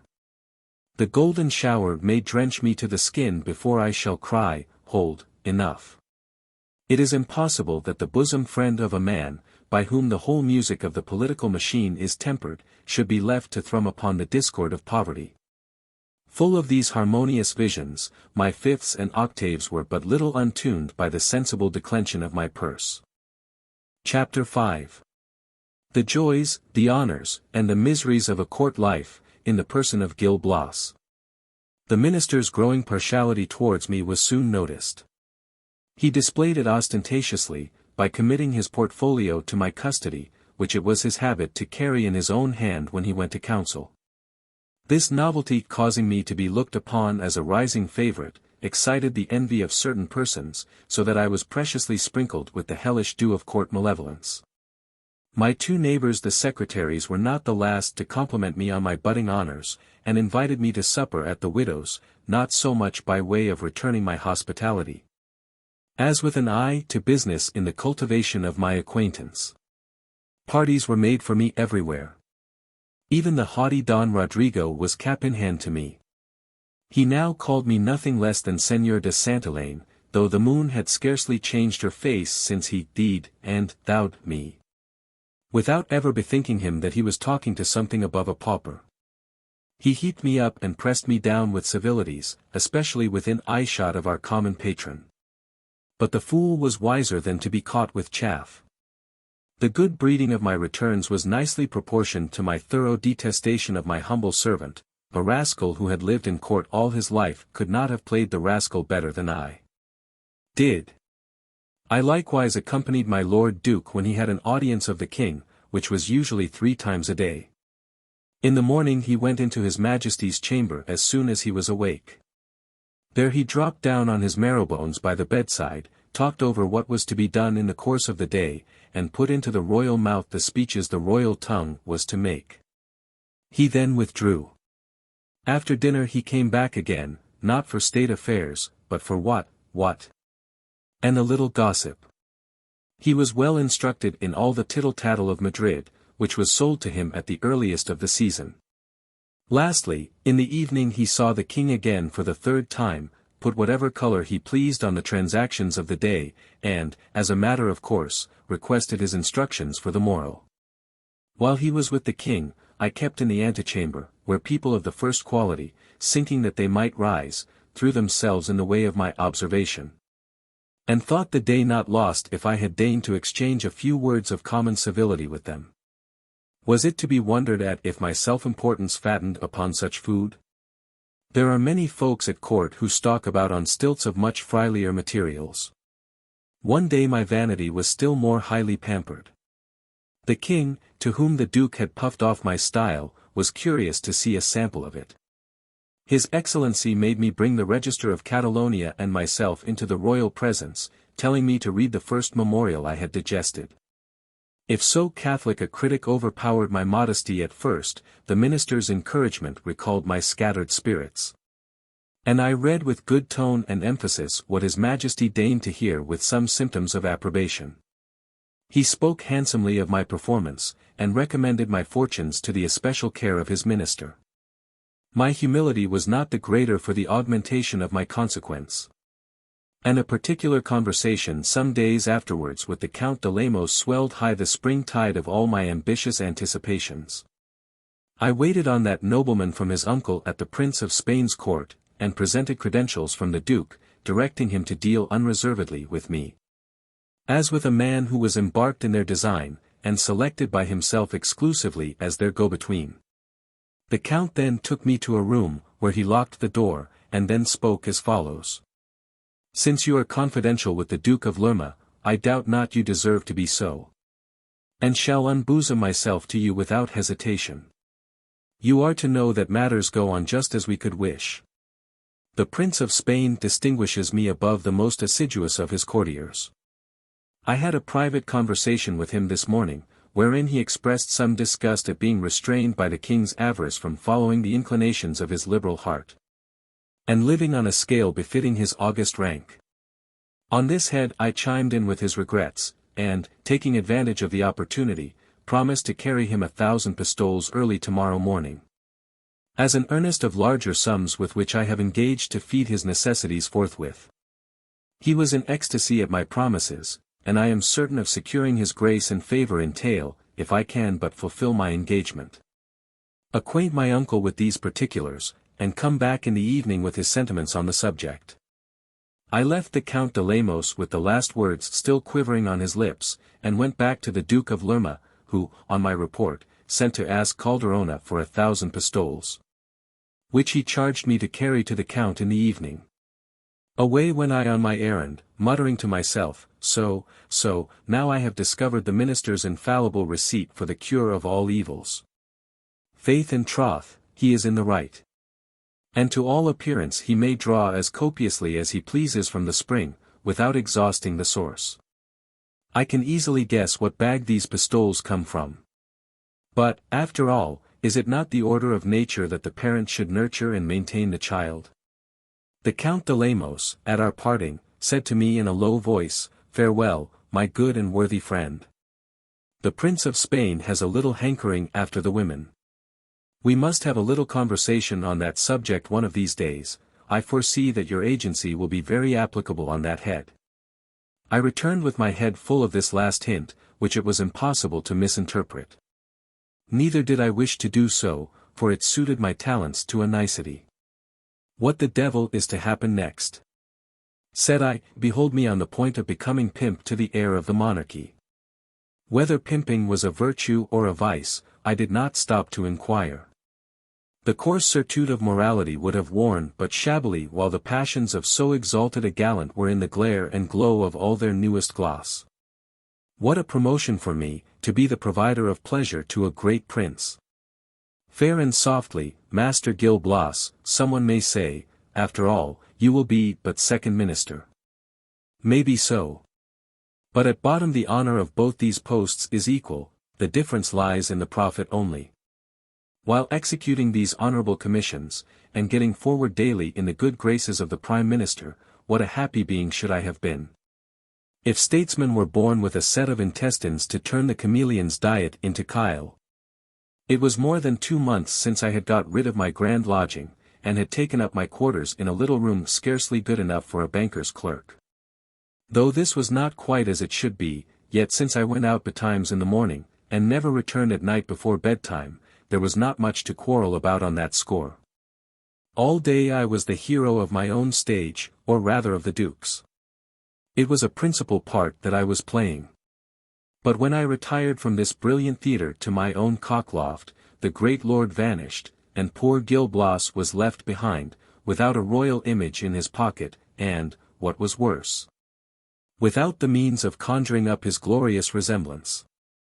Besides that it would have wounded my pride to have divulged my necessities, there was not a creature of my acquaintance who could have assisted me but Navarro. And him I had too palpably neglected, since my introduction at court, to venture on soliciting his benevolence. I had been obliged to sell my wardrobe article by article. There was nothing more left than was absolutely necessary to make a decent appearance. I no longer went to the ordinary, because I had no longer wherewithal to pay my score. How, then, did I make shift to keep body and soul together? There was every morning, in our offices, a scanty breakfast set out, consisting of a little bread and wine. This was the whole of our commons on the minister's establishment. I never knew what it was to exceed this stint during the day, and at night I most frequently went supperless to bed. Such was the fare of a man who made a splendid figure at court, but his illustrious fortunes, like those of other courtiers, were more a subject of pity than of grudge. I could no longer resist the pressure of my circumstances, and ultimately resolved on their disclosure at a seasonable opportunity. By good luck such an occasion offered at the Escurial, whither the king and the Prince of Spain removed some days afterwards. Chapter 6. Gil Blas gives the Duke of Lerma a hint of his wretched condition, that minister deals with him accordingly. When the king kept his court at the Escurial, all the world was at free quarters. Under such easy circumstances I did not feel where the saddle galled. My bed was in a wardrobe near the Duke's chamber. One morning that minister, having got up, according to his cursed custom, at daybreak, made me take my writing apparatus, and follow him into the palace gardens. We went and sat down under an avenue of trees, myself, as he would have it, in the posture of a man writing on the crown of his hat. His attitude was with a paper in his hand, and anyone would have supposed he had been reading. At some distance, we must have looked as if the scale of Europe was to turn upon our decision. But between ourselves, who partook of it, the talk was miserably trifling. For more than an hour had I been tickling His Excellency's fancy with all the conceits engendered by a merry nature and an eccentric course of life, when 2 magpies perched on the trees above us. Their clack and clatter was so obstreperous as to force our attention, whether we would or no. "These birds," said the Duke, "seem to be in dudgeon with one another. I should like to learn the cause of their quarrel." "My lord," said I, "your curiosity reminds me of an Indian story in Pilpay, or some other fabulist." The minister insisted on the particulars, and I related them in the following terms. There reigned in Persia a good monarch, who, not being blessed with capacities of sufficient compass to govern his dominions in his own person, left the care of them to his grand vizier. That minister, whose name was Adelmuck, was possessed of first-rate talents. He supported the weight of that unwieldy monarchy, without sinking under the burden. He preserved it in profound peace. His art consisted in uniting the love of the royal authority with the reverence of it. While the people at large looked up to the vizier as to an affectionate father, though a devoted servant of his prince. Adelmuck had a young Cacamerian among his secretaries, by name Zeengir, to whom he was particularly attached. He took pleasure in his conversation, invited him frequently to the chase, and opened to him his most secret thoughts. One day, as they were hunting together in a wood, the vizier, at the croaking of 2 ravens on a tree, said to his secretary, "I should like to know what those birds are talking about in their jargon." "My lord," answered the Cacamerian, "your wishes may be fulfilled." "Indeed." How so? Replied Adelmuck. Because, rejoined Zingir, a dervish, read in many mysteries, has taught me the language of birds. If you wish it, I will lay my ear close to these, and will repeat to you, word for word, whatever they may happen to say. The vizier agreed to the proposal. The Cacamirian got near the ravens, and affected to suck in their discourse. Then, returning to his master, my lord, said he, would you believe it? We are ourselves the topic of their talk. Impossible, exclaimed the Persian minister. Prithee now, what do they say of us? One of the two, replied the secretary, spoke thus, here he is, the very man.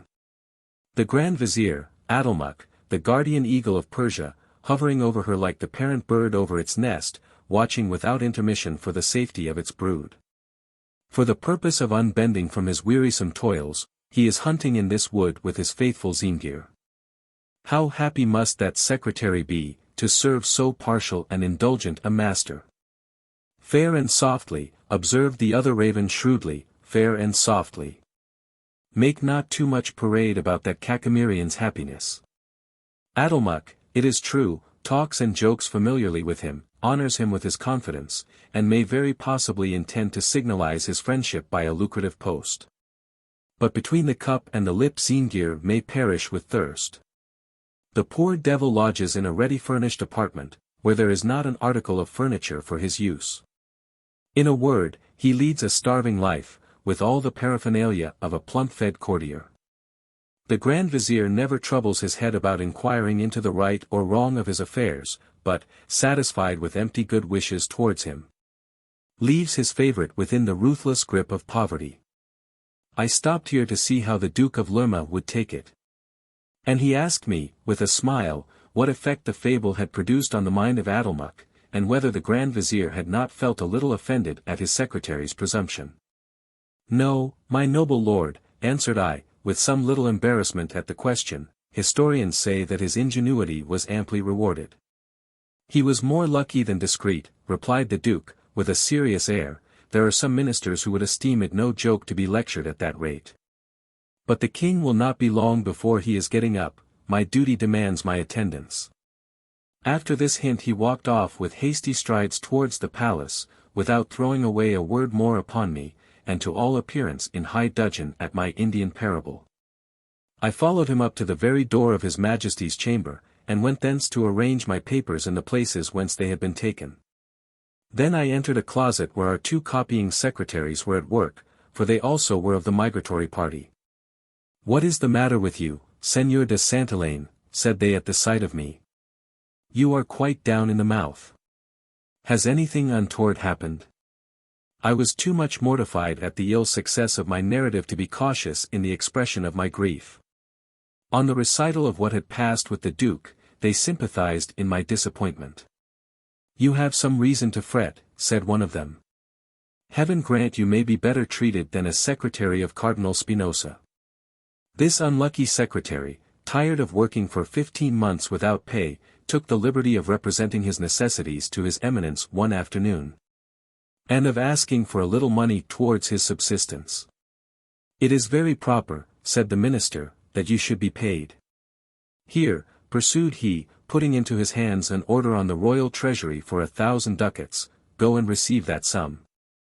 But take notice at the same time that it balances accounts between us.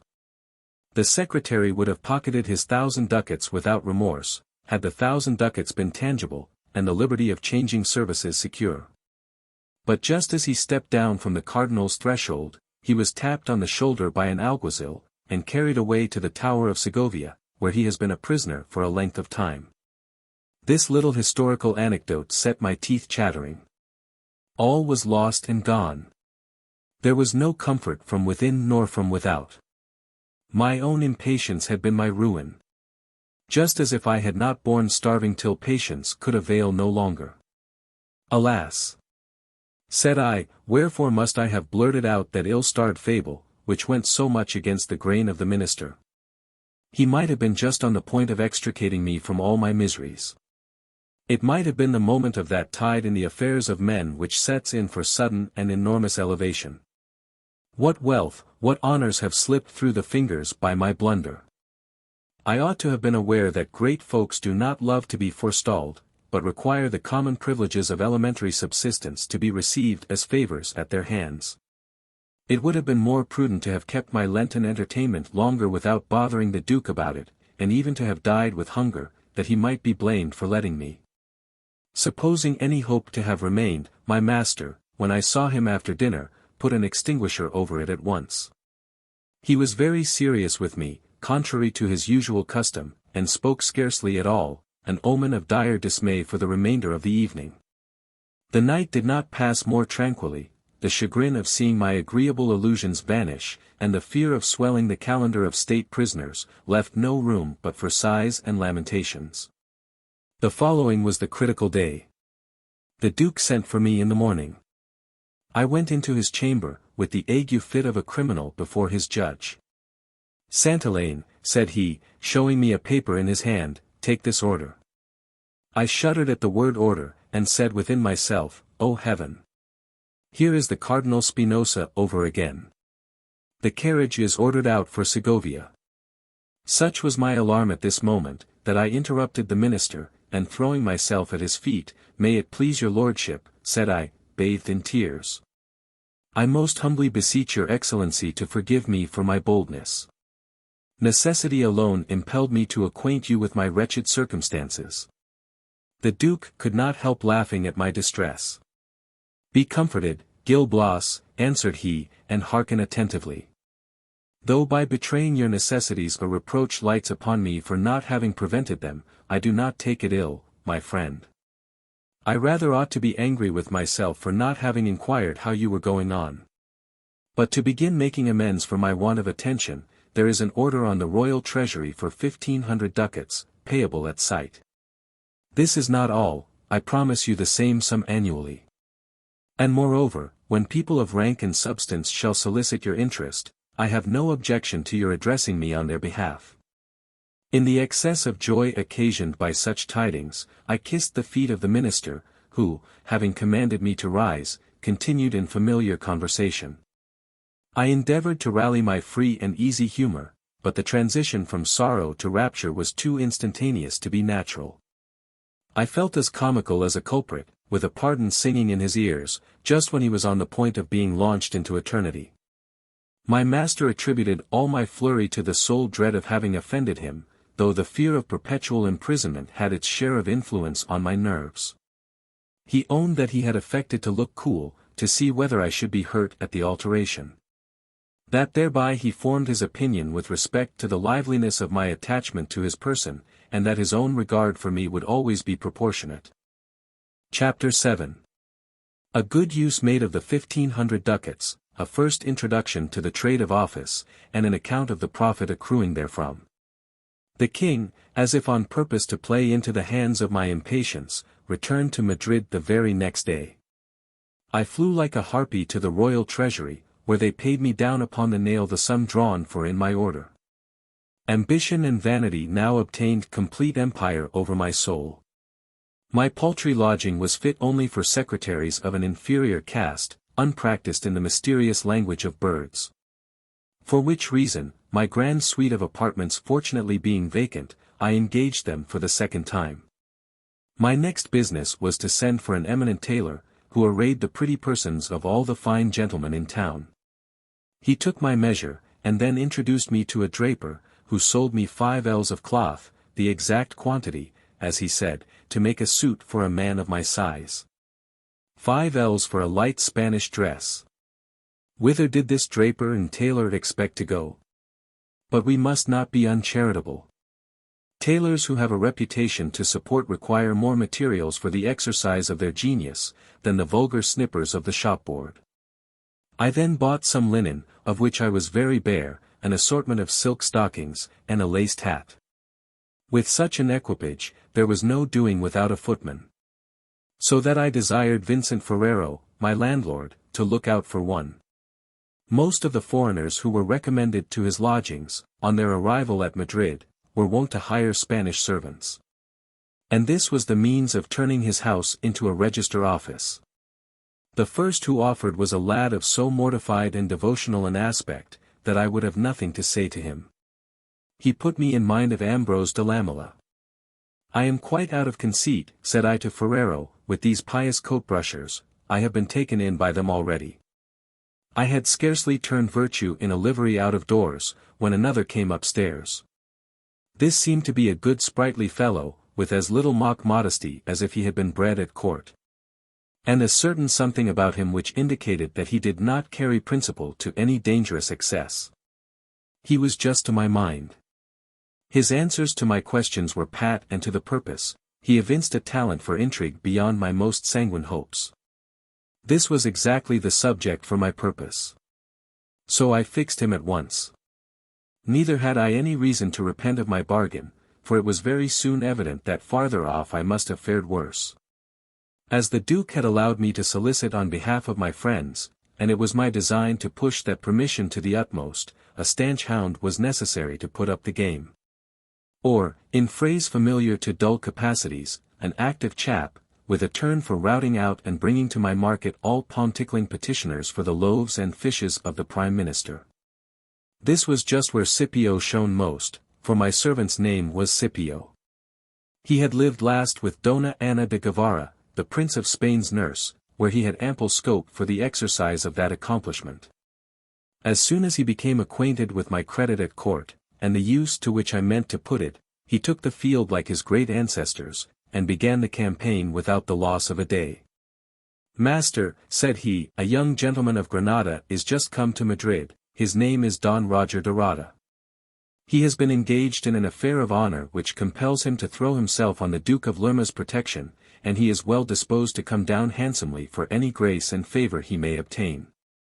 I have talked with him on the subject. He had a mind to have made friends with Don Rodrigo de Calderona, whose influence had been represented to him in magnificent terms. But I dissuaded him, by pointing out that secretary's method of selling his good offices for more than their weight in gold.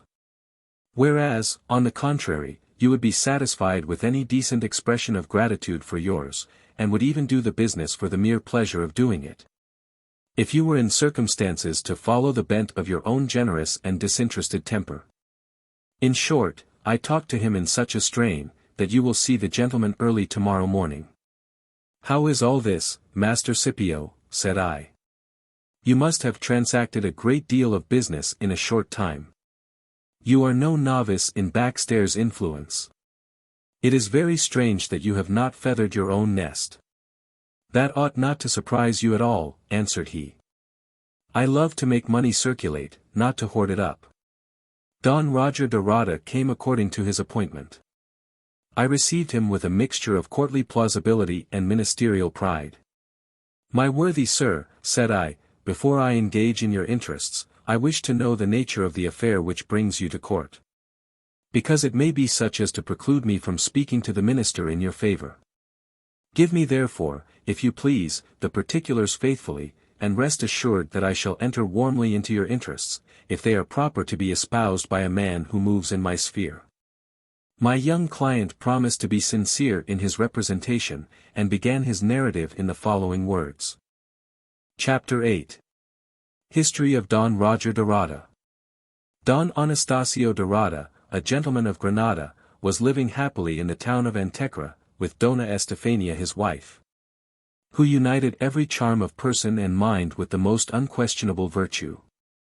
If her affection was lively towards her husband, his love for her was violent beyond all bounds. He was naturally prone to jealousy. And though wantonness could never assume such a semblance as his wife's, his thoughts were not quite at rest upon the subject. He was apprehensive lest some secret enemy to his repose might make some attempt upon his honor.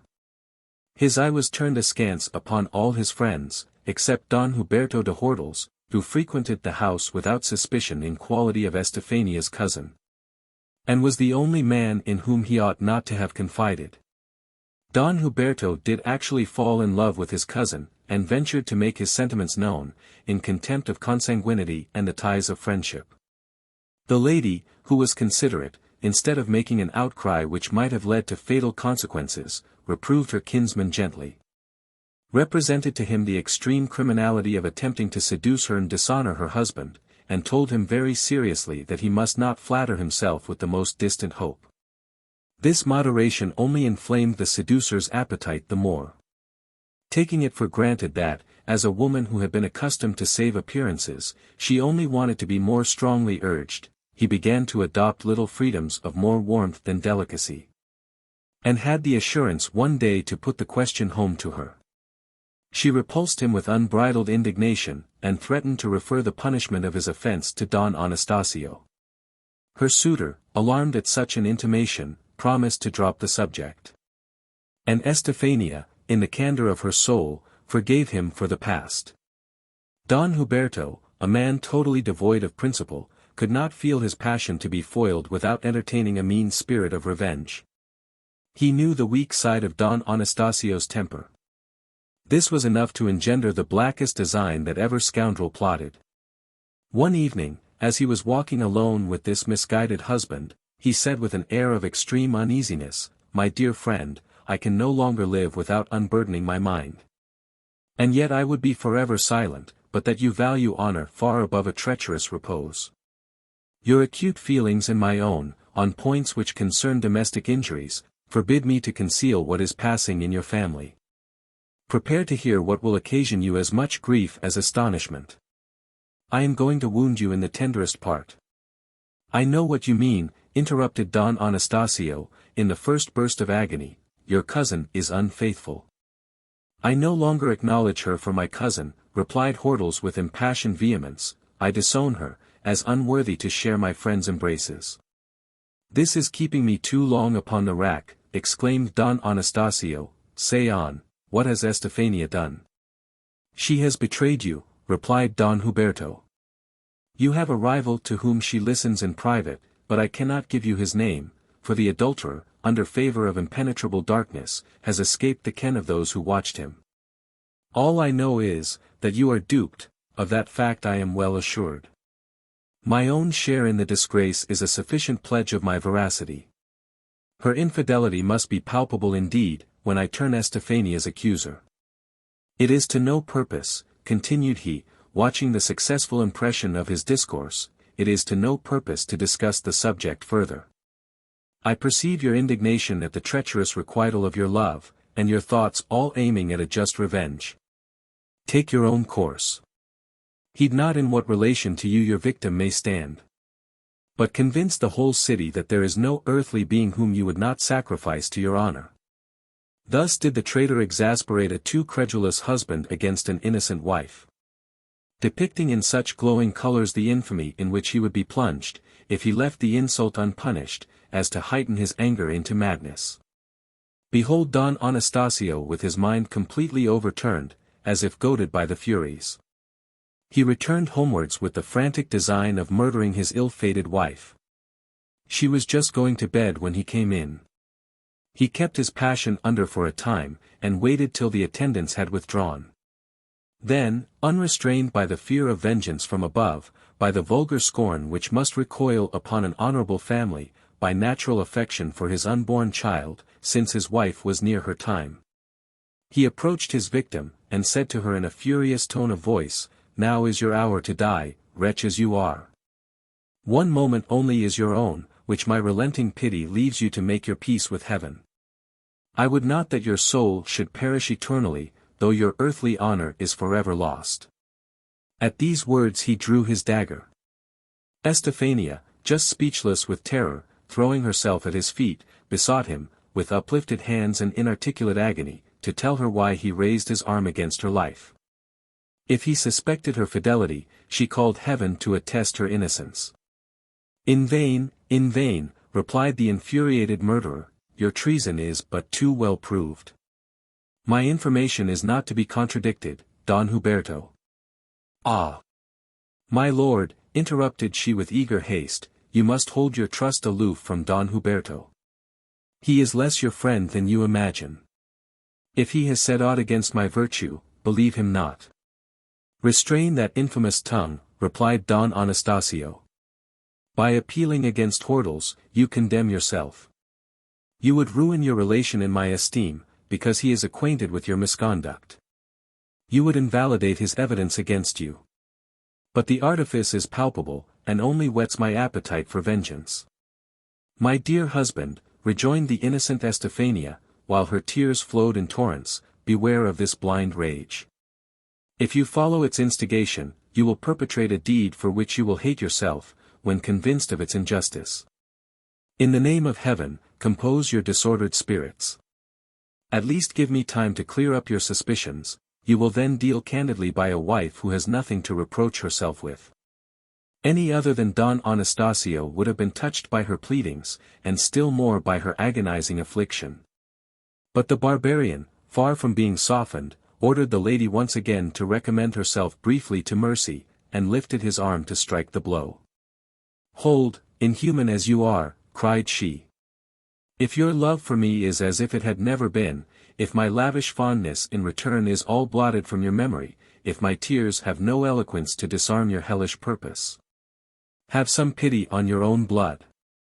Launch not your frantic hand against an innocent, who has not yet breathed this vital air.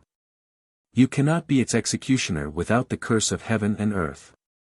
As for myself, I can forgive my murderer, but the butcher of his own child, think deeply of it, must pay the dreadful forfeit of so detestable a deed." Determined as Don Anastasio was to pay no attention to anything Estefania could say, he could not help being affected by the frightful images these last words presented to his soul. Wherefore, as if apprehensive lest nature should play the traitress to revenge, he hastened to make sure of his staggering resolves, and plunged his dagger into her bosom. She fell motionless on the ground. He thought her dead, and on that supposition left his house immediately, to be no more seen at Antecra. In the meantime, the unhappy victim of groundless suspicion was so stunned with the blow she had received, as to remain for a short interval on the ground without any signs of life. Afterwards, coming to herself, she brought an old female servant to her assistance by her plaints and lamentations. That good old woman, beholding her mistress in so deplorable a state, waked the whole household, and even the neighborhood by her cries. The room was soon filled with spectators. Surgical assistance was sent for. The wound was probed, and pronounced not to be mortal. Their opinion turned out to be correct, for Estefania soon recovered, and was in due time delivered of a son, notwithstanding the cruel circumstances in which she had been placed. That son, Señor Gil Blas, you behold in me, I am the fruit of that dreadful pregnancy. Women, when chaste as ice, when pure as snow, seldom escape calumny. This plague, however, though virtue's dowry, did not alight upon my mother. The bloody scene passed, in common fame, for the transport of a jealous husband. My father, it is true, bore the character of a passionate man, prone to kindle into fury on the slightest occasion. Hortels could not but suppose that his kinswoman must suspect him of having sown wild fancies in the mind of Don Anastasio, so that he satisfied himself with this imperfect relish of revenge, and ceased to importune her. But, not to be tedious, I shall pass over the detail of my education. Suffice it to say, that my principal exercise was fencing, which I practiced regularly in the most famous schools of Granada and Seville. My mother waited with impatience till I was of age to measure swords with Don Huberto, that she might instruct me in the grounds of her complaint against him. In my 18th year, she submitted her cause to my arbitrament, not without floods of tears, and every symptom of the deepest anguish. What must not a son feel, if he has the spirit and the heart of a son, at the sight of a mother in such distressing circumstances? I went immediately and called out Hortels. Our place of meeting was private, as it should be. We fought long and furiously, 3 of my thrusts took place, and I threw him to the ground, like a dead dog despised. Don Huberto, feeling his wound to be mortal, fixed his last looks upon me, and declared that he met his death at my hands as a just punishment for his treason against my mother's honor. He owned that in revenge for the pangs of despised love he had resolved on her ruin. Thus did he breathe his last, imploring pardon from heaven, from Don Anastasio, from Estefania, and from myself. I deemed it imprudent to return home and acquaint my mother of the issue. Fame was sure to perform that office for me. I passed the mountains, and repaired to Malaga, where I embarked on board a privateer. My outside not altogether indicating cowardice, the captain consented at once to enroll me among his crew. We were not long before we went into action. Near the island of Albutin, a corsair of Melilla fell in with us, on his return towards the African coast with a Spanish vessel richly laden, taken off Carthagena. We attacked the African briskly, and made ourselves masters of both ships, with 80 Christians on board, going as slaves to Barbary. Afterwards, availing ourselves of a wind direct for the coast of Granada, we shortly arrived at Punta de Helena. While we were inquiring into the birthplace and condition of our rescued captives, a man about 50, of prepossessing aspect, fell under my examination. He stated himself, with a sigh, to belong to Antecra.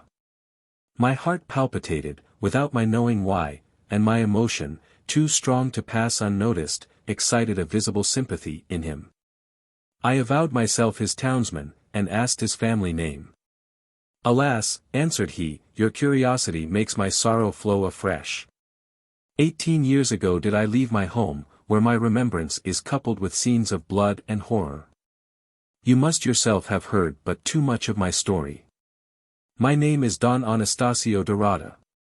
"Merciful heaven," I exclaimed, "may I believe my senses? And can this be Don Anastasio?" "Father! What is it you say, young man?" exclaimed he, in his turn, with surprise and agitation equal to my own. "Are you that ill-fated infant, still in its mother's womb, when I sacrificed her to my fury?" "Yes," said I. "None other did the virtuous Estefania bring into the world, after the fatal night when you left her weltering in her own blood." Don Anastasio stifled my words in his embraces. For a quarter of an hour we could only mingle our inarticulate sighs and exclamations. After exhausting our tender recollections, and indulging in the wild expression of our feelings, my father lifted his eyes to heaven, in gratitude for Estefania saved. But the next moment, as if doubtful of his bliss, he demanded by what evidence his wife's innocence had been cleared. "Sir," answered I, "none but yourself ever doubted it. Her conduct has been uniformly spotless. You must be undeceived. Know that Don Huberto was a traitor." In proof of this I unfolded all his perfidy, the vengeance I had taken, and his own confession before he expired. My father was less delighted at his liberty restored than at these happy tidings.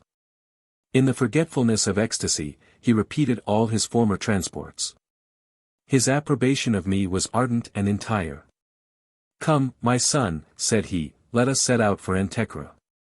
I burn with impatience to throw myself at the feet of a wife whom I have treated so unworthily. Since you have brought me acquainted with my own injustice, my heart has been torn by remorse. I was too eager to bring together a couple so near and dear to me, not to expedite our journey as much as possible. I quitted the privateer, and with my share of prize money bought 2 mules at Adra, my father not choosing again to incur the hazard of a voyage. He found leisure on the road to relate his adventures, which I inclined to hear as seriously as did the Prince of Ithaca the various recitals of the king his father. At length, after several days, we halted at the foot of a mountain near Antecra. Wishing to reach home privately, we went not into the town till midnight. You may guess my mother's astonishment at beholding a husband whom she had thought forever lost, and the almost miraculous circumstances of his restoration were a second source of wonder. He entreated forgiveness for his barbarity with marks of repentance so lively, that she could not but be moved. Instead of looking on him as a murderer, she only saw the man to whose will high heaven had subjected her. Such religion is there in the name of husband to a virtuous wife. Estefania had been so alarmed about me, that my return filled her with rapture. But her joy on this account was not without alleviation. A sister of Hordel's had instituted a criminal prosecution against her brother's antagonist. The search for me was hot, so that my mother, considering home as insecure, was painfully anxious about me. It was therefore necessary to set out that very night for court, whither I come to solicit my pardon, and hope to obtain it by your generous intercession with the Prime Minister. The gallant son of Don Anastasio thus closed his narrative, after which I observed, with a self-sufficient physiognomy, "It is well, Señor Don Roger, the offence seems to me to be venial. I will undertake to lay the case before His Excellency, and may venture to promise you his protection." The thanks my client lavished would have passed in at one ear and out at the other, if they had not been backed by assurances of more substantial gratitude. But when once that string was touched, every nerve and fibre of my frame vibrated in unison. On the very same day did I relate the whole story to the Duke, who allowed me to present the gentleman, and addressed him thus. "Don Roger, I have been informed of the duel which has brought you to court. Santillana has laid all the particulars before me. Make yourself perfectly easy, you have done nothing but what the circumstances of the case might almost warrant. And it is especially on the ground of wounded honor that His Majesty is best pleased to extend his grace and favor. You must be committed for mere form's sake. But you may depend on it, your confinement shall be of short duration. In Santillana you have a zealous friend, who will watch over your interests and hasten your release." Don Roger paid his respectful acknowledgments to the minister, on whose pledge he went and surrendered himself. His pardon was soon made out, owing to my activity. In less than 10 days, I sent this modern Telemachus home, to say, "How do you do," to his Ulysses and Penelope. Had he stood upon the merits of his case without a protector, he might have whined out a year's imprisonment, and scarcely have got off at last.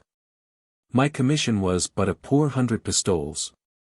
It was no very magnificent haul, but I was not as yet a Calderona, to turn up my nose at the small fry. Chapter 9. Gil Blas makes a large fortune in a short time, and behaves like other wealthy upstarts. This affair gave me a relish for my trade. And 10 pistoles to Scipio, by way of brokerage, whetted his eagerness to start more game of the same sort. I have already done justice to his talents that way. He might as modestly have appended "the Great" to the tail of his name, as the most noted scoundrel of antiquity. The second customer he brought me was a printer, who manufactured books of chivalry, and had made his fortune by waging war against common sense. This printer had pirated a work belonging to a brother printer, and his edition had been seized. For 300 ducats I rescued his copies out of jeopardy, and saved him from a heavy fine. Though this was a transaction beneath the Prime Minister's notice, His Excellency condescended, at my request, to interpose his authority. After the printer, a merchant passed through my hands. The occasion was thus: a Portuguese vessel had been taken by a Barbary corsair, and retaken by a privateer from Cadiz. 2/3 of the cargo belonged to a merchant at Lisbon, who, having claimed his due to no purpose, came to the court of Spain in search of a protector, with sufficient credit to procure him restitution. I took up his cause, and he recovered his property, deducting the sum of 400 pistoles, paid to me in consideration of my disinterested zeal for justice. And now most surely the reader will call out to me at this place, "Well said, good Master Santillana. Make hay while the sun shines. You are on the high road to fortune. Push forward, and outstrip your rivals. Oh! Let me alone for that. I spy, or my eyes deceive me, my servant coming in with a new gull that he has just caught. Even so. It is my very Scipio. Let us hear what he has to say. Sir," quoth he, "give me leave to introduce this eminent practitioner. He wants a license to sell his drugs, during the term of 10 years, in all the towns of the Spanish monarchy, to the exclusion of all other quacks, in short, a monopoly of poisons. In gratitude for this patent to thin mankind, he will present the donor with a gratuity of 200 pistoles." I looked superciliously, like a patron, at the mountebank, and told him that his business should be done. As lameness and leprosy would have it, in the course of a few days, I sent him on his progress through Spain, invested with full powers to make the world his oyster, and leave nothing but the shell to his unpatented competitors. Besides that my avarice outran my accumulating wealth, I had obtained the 4 boons just specified so easily from his grace, as not to be mealy-mouthed about asking for a 5th. The town of Vera, on the coast of Granada, wanted a governor, and a knight of Calatrava wanted the government, for which he was willing to pay me 1,000 pistoles. The minister was ready to burst with laughing, to see me so eager after the scut. "By all the powers, my friend Gil Blas," said he, "you go to work tooth and nail. You have a most inveterate itch to do as you would be done by. But mark me. When mere trifles stand between us, I shall not stand upon trifles. But when governments or other places of real value are in question, you will have the modesty to be content with half the fee for yourself, and will account to me for the other half. It is inconceivable at what expense I stand, and how it presses on my finances to support the dignity of my station. For though disinterestedness looks vastly well in the eyes of the world, you are to understand, between ourselves, that I have made a solemn vow against dipping into my private fortune. On this hint, arrange your future plans." My master, by this discourse relieving me from the fear of being troublesome, or rather egging me on to run at the ring for every prize, made me still more worldly minded than ever I had been before. I should not have objected to circulating handbills, with an invitation to all candidates for places to apply on certain terms at the secretary's office. My functions were here, Scipio's were there. And we met at the receipt of custom.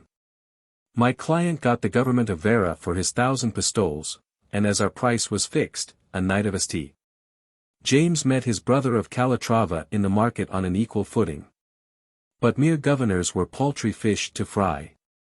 I distributed orders of knighthood, and converted some good stupid burgesses into most insufferable gentry by one stroke of the pen, and a lacing across the shoulders with a broadsword. The clergy, too, were not forgotten in my charities. Lesser preferments were in my gift, everything up to prebendal stalls and collegiate dignities. With regard to bishoprics and archbishoprics, Don Rodrigo de Calderona had the charge of our holy religion. As church and state must always go together, supreme magistracies, commanderies, and viceroyalties were all in his gift. Whence the reader will naturally infer, that the upper offices were little better tenanted than the lower ones.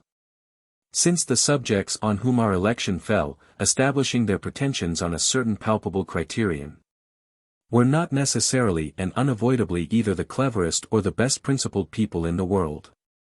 We knew very well that the wits and lampooners of Madrid made themselves merry at our expense.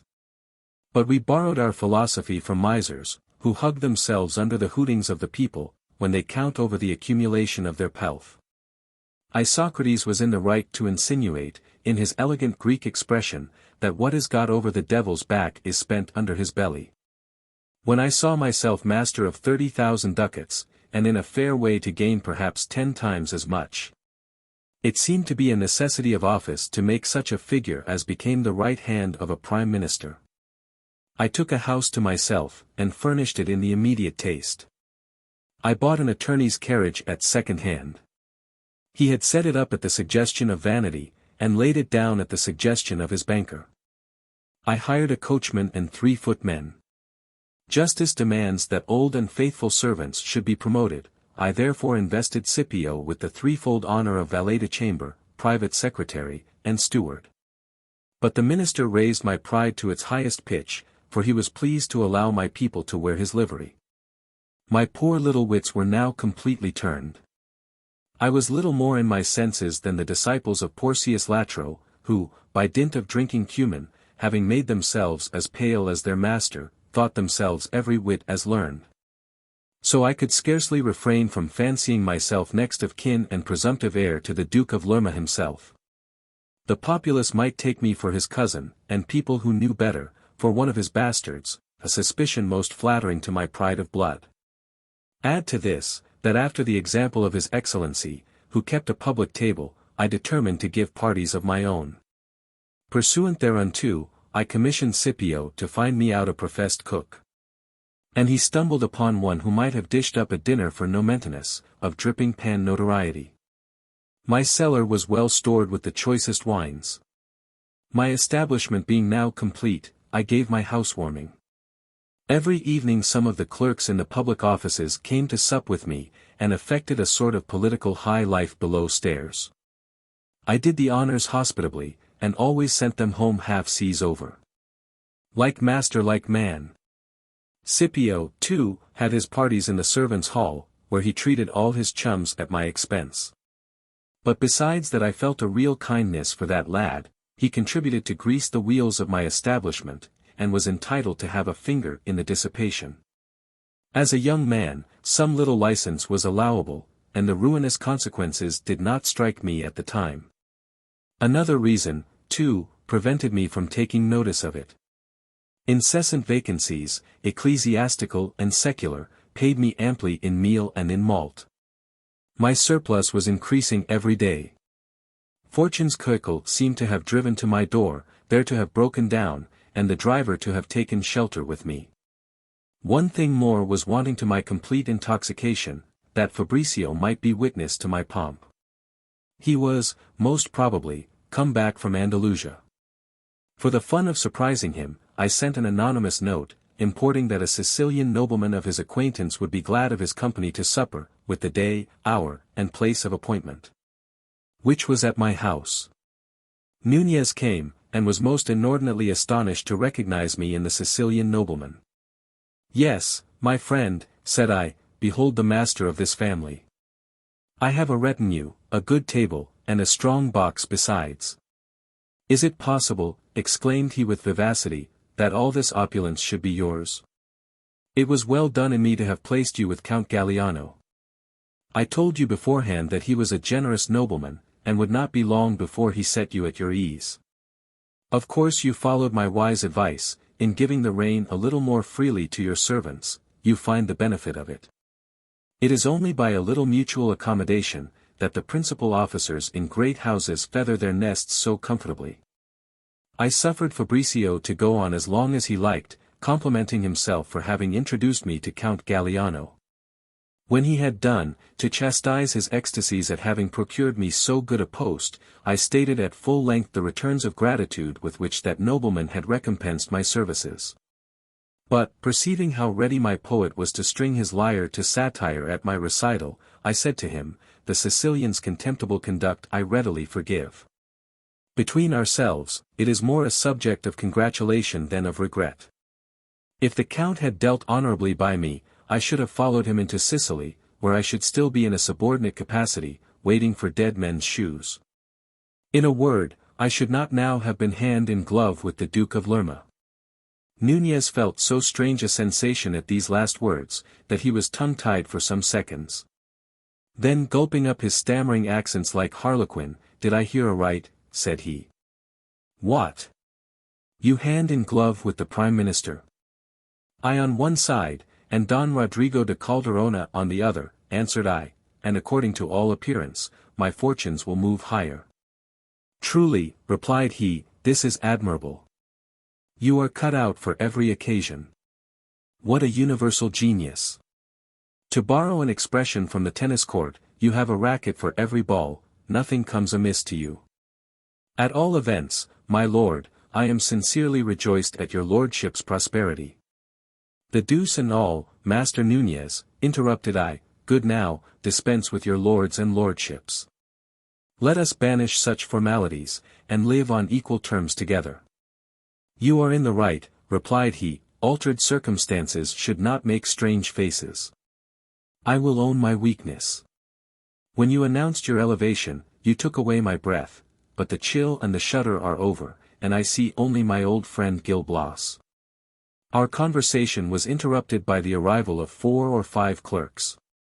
"Gentlemen," said I, introducing Nunez, "you are to sup with Señor Don Fabricio, who writes verses of impenetrable sublimity, and such prose as would not know itself in the glass."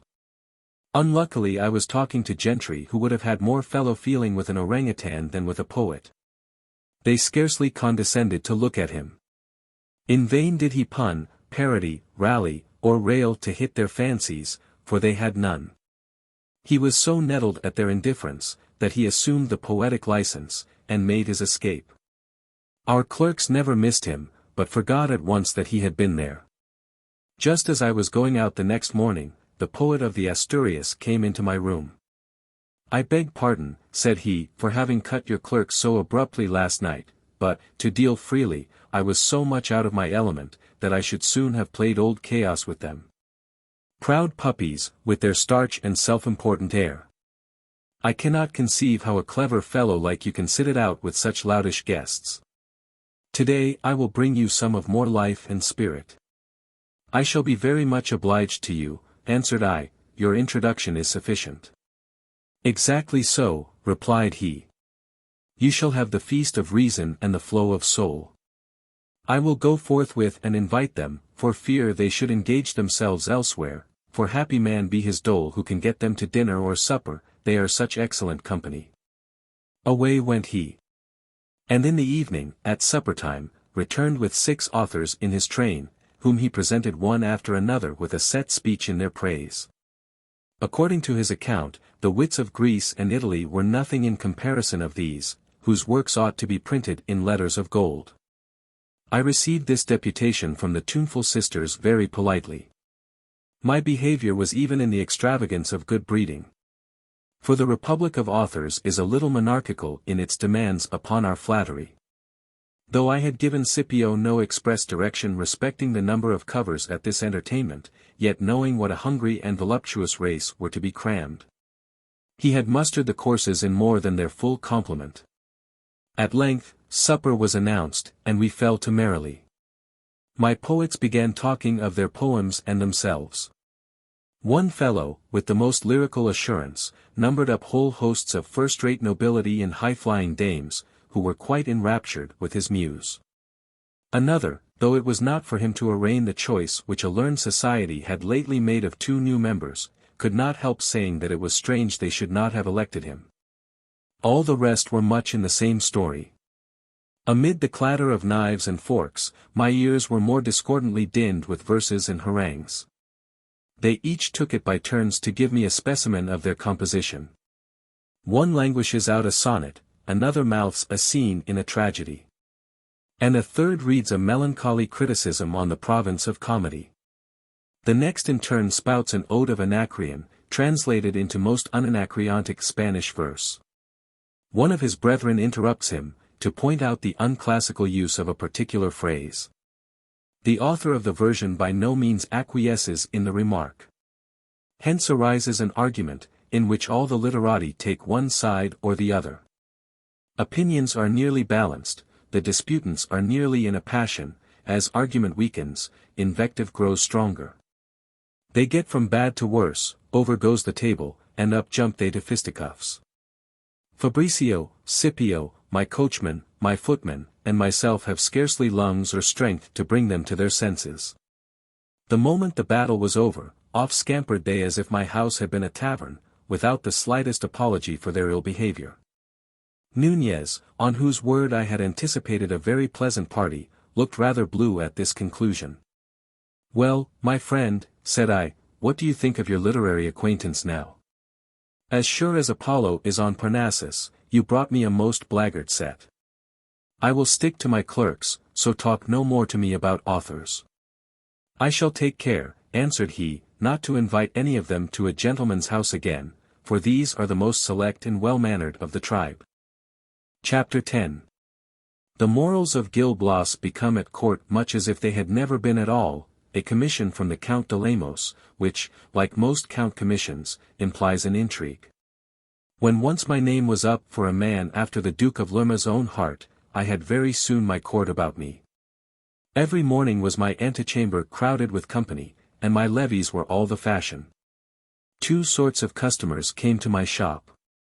One set, to engage my interposition with the minister, on fair commercial principles. The other set, to excite my compassion by pathetic statements of their cases, and give me a lift to heaven on the packhorse of charity. The first were sure of being heard patiently and served diligently. With regard to the second order, I got rid of them at once by plausible evasions, or kept them dangling till they wore their patience threadbare, and went off in a huff. Before I was about the court, my nature was compassionate and charitable, but tenderness of heart is an unfashionable frailty there, and mine became harder than any flint. Here was an admirable school to correct the romantic sensibilities of friendship, nor was my philosophy any longer assailable in that quarter. My manner of dealing with Joseph Navarro, under the following circumstances, will prove more than volumes on that head.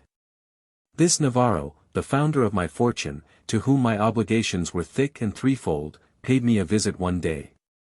With the warmest expressions of regard, such as he was in the habit of lavishing, he begged me to ask the Duke of Lerma for a certain situation for one of his friends. A young man of excellent qualities and undoubted merit, but encumbered with an inability of getting on in the world. I am well assured, added Joseph, that with your good and obliging disposition, you will be enraptured to confer a favor on a worthy man with a very slender purse. I am sure you will feel obliged to me for giving you an opportunity of carrying your benevolent inclinations into effect. This was just as good as telling me that the business was to be done for nothing.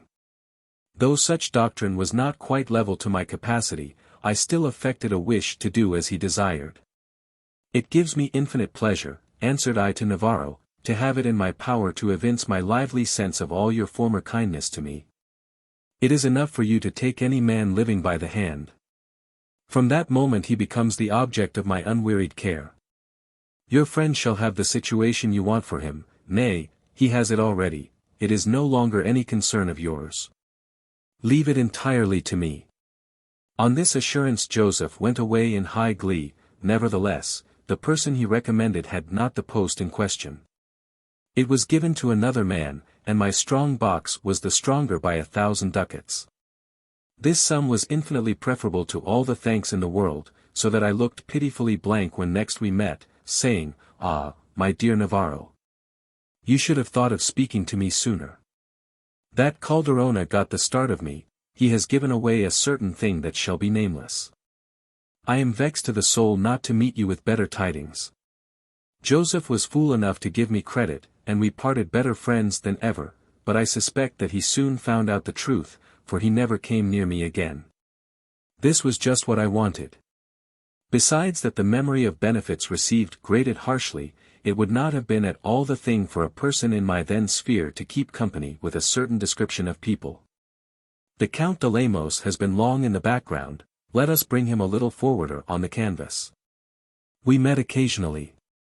I had carried him 1,000 pistoles, as the reader will recollect. And I now carried him 1,000 more, by order of his uncle, the Duke, out of his Excellency's funds lying in my hands. On this occasion the Count de Lemos honored me with a long conference. He informed me that at length he had completely gained his end, and was in unrivaled possession of the Prince of Spain's good graces, whose sole confidant he was. His next concern was to invest me with a right honorable commission, of which he had already given me a hint. "Friend Santillana," said he, "now is the time to strike while the iron is hot. Spare no pains to find out some young beauty, worthy to while away the prince's amorous hours. You have your wits about you, and a word to the wise is sufficient. Go, run about the town. Pry into every hole and corner, and when you have pounced upon anything likely to suit, you will come and let me know."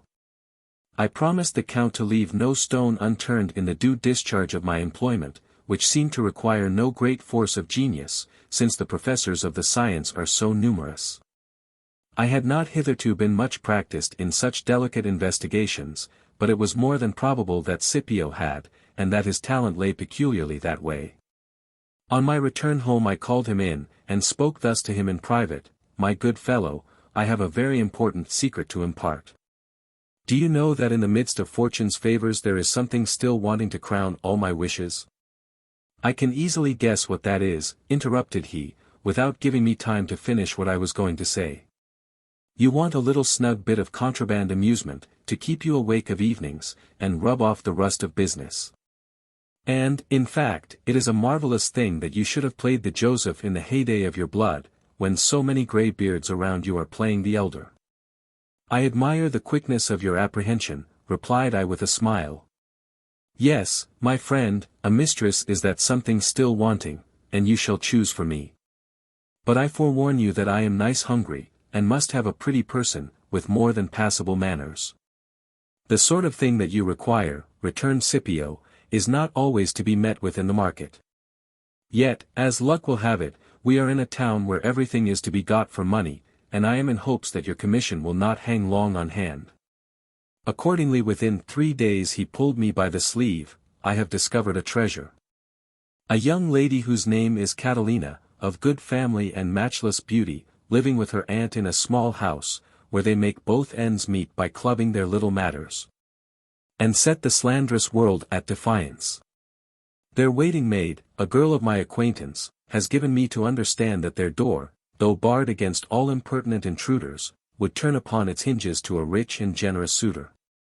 If he would only consent, for fear of prying neighbors, not to pay his visits till after nightfall, and then in the most private manner possible.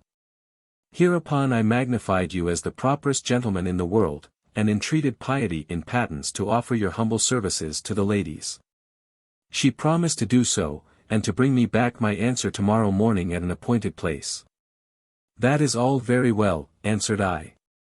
But I am afraid your goddess of bed-making has been running her rig upon you. No, no, replied he.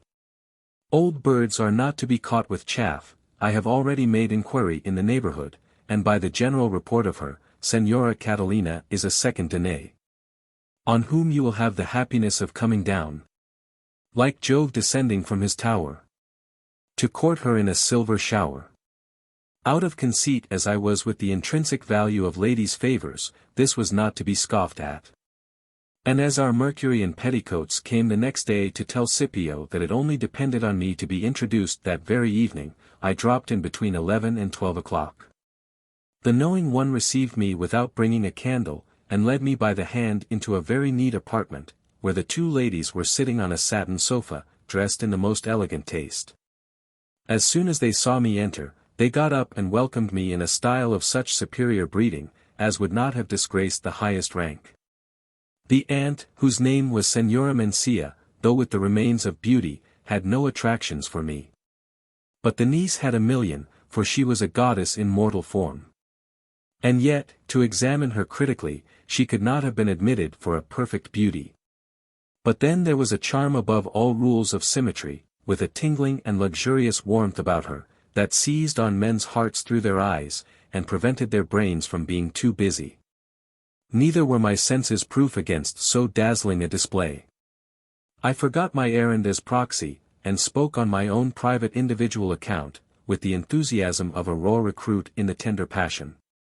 The dear little creature, whose wit sounded in my ears with 3 times its actual acuteness, under favor of her natural endowments, made a complete conquest of me by her prattle.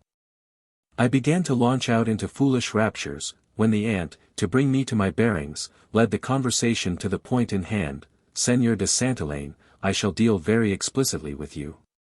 On the high encomiums I have heard of your character. You have been admitted here without the affectation of making much ado about trifles, but do not imagine that your views are the nearer their termination for that. Hitherto I have brought my niece up in retirement, and you are, as it were, the very first male creature on whom she has ever set eyes. If you deem her worthy of being your wife, I shall feel myself highly honored by the alliance. It is for you to consider whether those terms suit you, but you cannot have her on cheaper. This was proceeding to business with a vengeance. It put little Cupid to flight at once, or else he was just going to try one of his sharpest arrows upon me. But a truce with the Pantheon. A marriage so bluntly proposed dispelled the fairy vision. I sunk back at once into the Count's plotting agent, and changing my tone, answered Señora Mencía thus: Madam, your frankness delights me. And I will meet it halfway. Whatever rank I may hold at court, lower than the highest is too low for the peerless Catalina. A far more brilliant offer waits her acceptance. The Prince of Spain shall be thrown into her toils. Surely it was enough to have refused my niece, replied the aunt, sarcastically. Such compliments are sufficiently unpleasing to our sex. It could not be necessary to make us your unfeeling sport. I really am not in so merry a mood, madam, exclaimed I. It is a plain matter of fact. I am commissioned to look out for a young lady, of merit sufficient to engage the prince's heart, and receive his private visits. The object of my search is in your house, and here his royal highness shall fix his quarters. Señora Mencía could scarcely believe her ears, neither were they grievously offended. Nevertheless, thinking it decent to be startled at the immorality of the proceeding, she replied to the following effect: though I should give implicit credit to what you tell me, You must understand that I am not of a character to take pleasure in the infamous distinction of seeing my niece a prince's concubine. Every feeling of virtue and of honor revolts at the idea. What a simpleton you are with your virtue and honor, interrupted I, you have not a notion above the level of a tradesman's wife. Was there ever anything so stupid as to consider affairs of this kind with a view to their moral tendency? It is stripping them of all their beauty and excellence. In the magic lantern of plenty, pleasure, and preferment, they appear with all their brightest gloss. Figure to yourself the heir to the monarchy at the happy Catalina's feet. Fancy him all rapture and lavish bounty, nor doubt but that from her shall spring a hero, who shall immortalize his mother's name, by enrolling his own in the unperishable records of eternal fame. Though the aunt desired no better sport than to take me at my word, she affected not to know what she had best do. And Catalina, who longed to have a grapple with the Prince of Spain, affected not to care about the matter, which made it necessary for me to press the siege closer, till at length Señora Mencía, finding me chopfallen and ready to withdraw my forces, sounded a parley, and agreed to a convention, containing the two following articles, imprimis, if the Prince of Spain, on the fame of Catalina's charms, should take fire, and determine to pay her a nightly visit, it should be my care to let the ladies know when they might expect him. Secondo, that the prince should be introduced to the said ladies as a private gentleman, accompanied only by himself and his principal purveyor. After this capitulation, the aunt and niece were upon the best terms possible with me, they behaved as if we had known one another from our cradles. On the strength of which I ventured on some little familiarities, which were not taken at all unkindly. And when we parted, they embraced me of their own accord, and slabbered me over with inexpressible fondness. It is marvelous to think with what facility a tender connection is formed between persons in the same line of trade, but of opposite sexes. It might have been suspected by an eyewitness of my departure, in all the plenitude of warm and repeated salutation, that my visit had been more successful than it was. The Count de Lemos was highly delighted when I announced the long-expected discovery. I spoke of Catalina in terms which made him long to see her. The following night I took him to her house, and he owned that I had beat the bush to some purpose. He told the ladies he had no doubt but the Prince of Spain would be fully satisfied with my choice of a mistress, who, on her part, would have reason to be well pleased with such a lover. That the young prince was generous, good-tempered, and amiable, in short, he promised in a few days to bring him in the mode they enjoined, without retinue or publicity. That nobleman then took leave of them, and I withdrew with him. We got into his carriage, in which we had both driven thither, and which was waiting at the end of the street. He set me down at my own door, with a special charge to inform his uncle next day of the new game started. Not forgetting to impress strongly how conducive a good bag of pistoles would be to the successful accomplishment of the adventure. I did not fail on the following morning to go and give the Duke of Lerma an exact account of all that had passed. There was but one thing kept back. I did not mention Scipio's name, but took credit to myself for the discovery of Catalina. One makes a merit of any dirty work in the service of the great. Abundant were the compliments paid me on this occasion. My good friend Gil Blas, said the minister with a bantering air, I am delighted that, with all your talents, you have that besides of discovering kind-hearted beauties. Whenever I have occasion for such an article, you will have the goodness to supply me. My lord, answered I with mock gravity like his own, you are very obliging to give me the preference. But it may not be unseasonable to observe that there would be an indelicacy in my administering to your excellency's pleasures of this description. Señor Don Rodrigo has been so long in possession of that post about your person, that it would be manifest injustice to rob him of it. The Duke smiled at my answer, and then changing the subject, asked whether his nephew did not want money for this new speculation. Excuse my negligence, said I. He will thank you to send him 1,000 pistoles. Well and good, replied the minister. You will furnish him accordingly, with my strict injunction not to be niggardly, but to encourage the prince in whatever pleasurable expenses his heart may prompt him to indulge. Chapter 11. The Prince of Spain's secret visit, and presents to Catalina. I went to the Count de Lemos on the spur of the occasion, with 500 double pistoles in my hand. You could not have come at a better time, said that nobleman.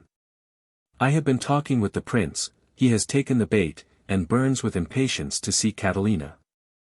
This very night he intends to slip privately out of the palace, and pay her a visit. It is a measure determined on, and our arrangements are already made.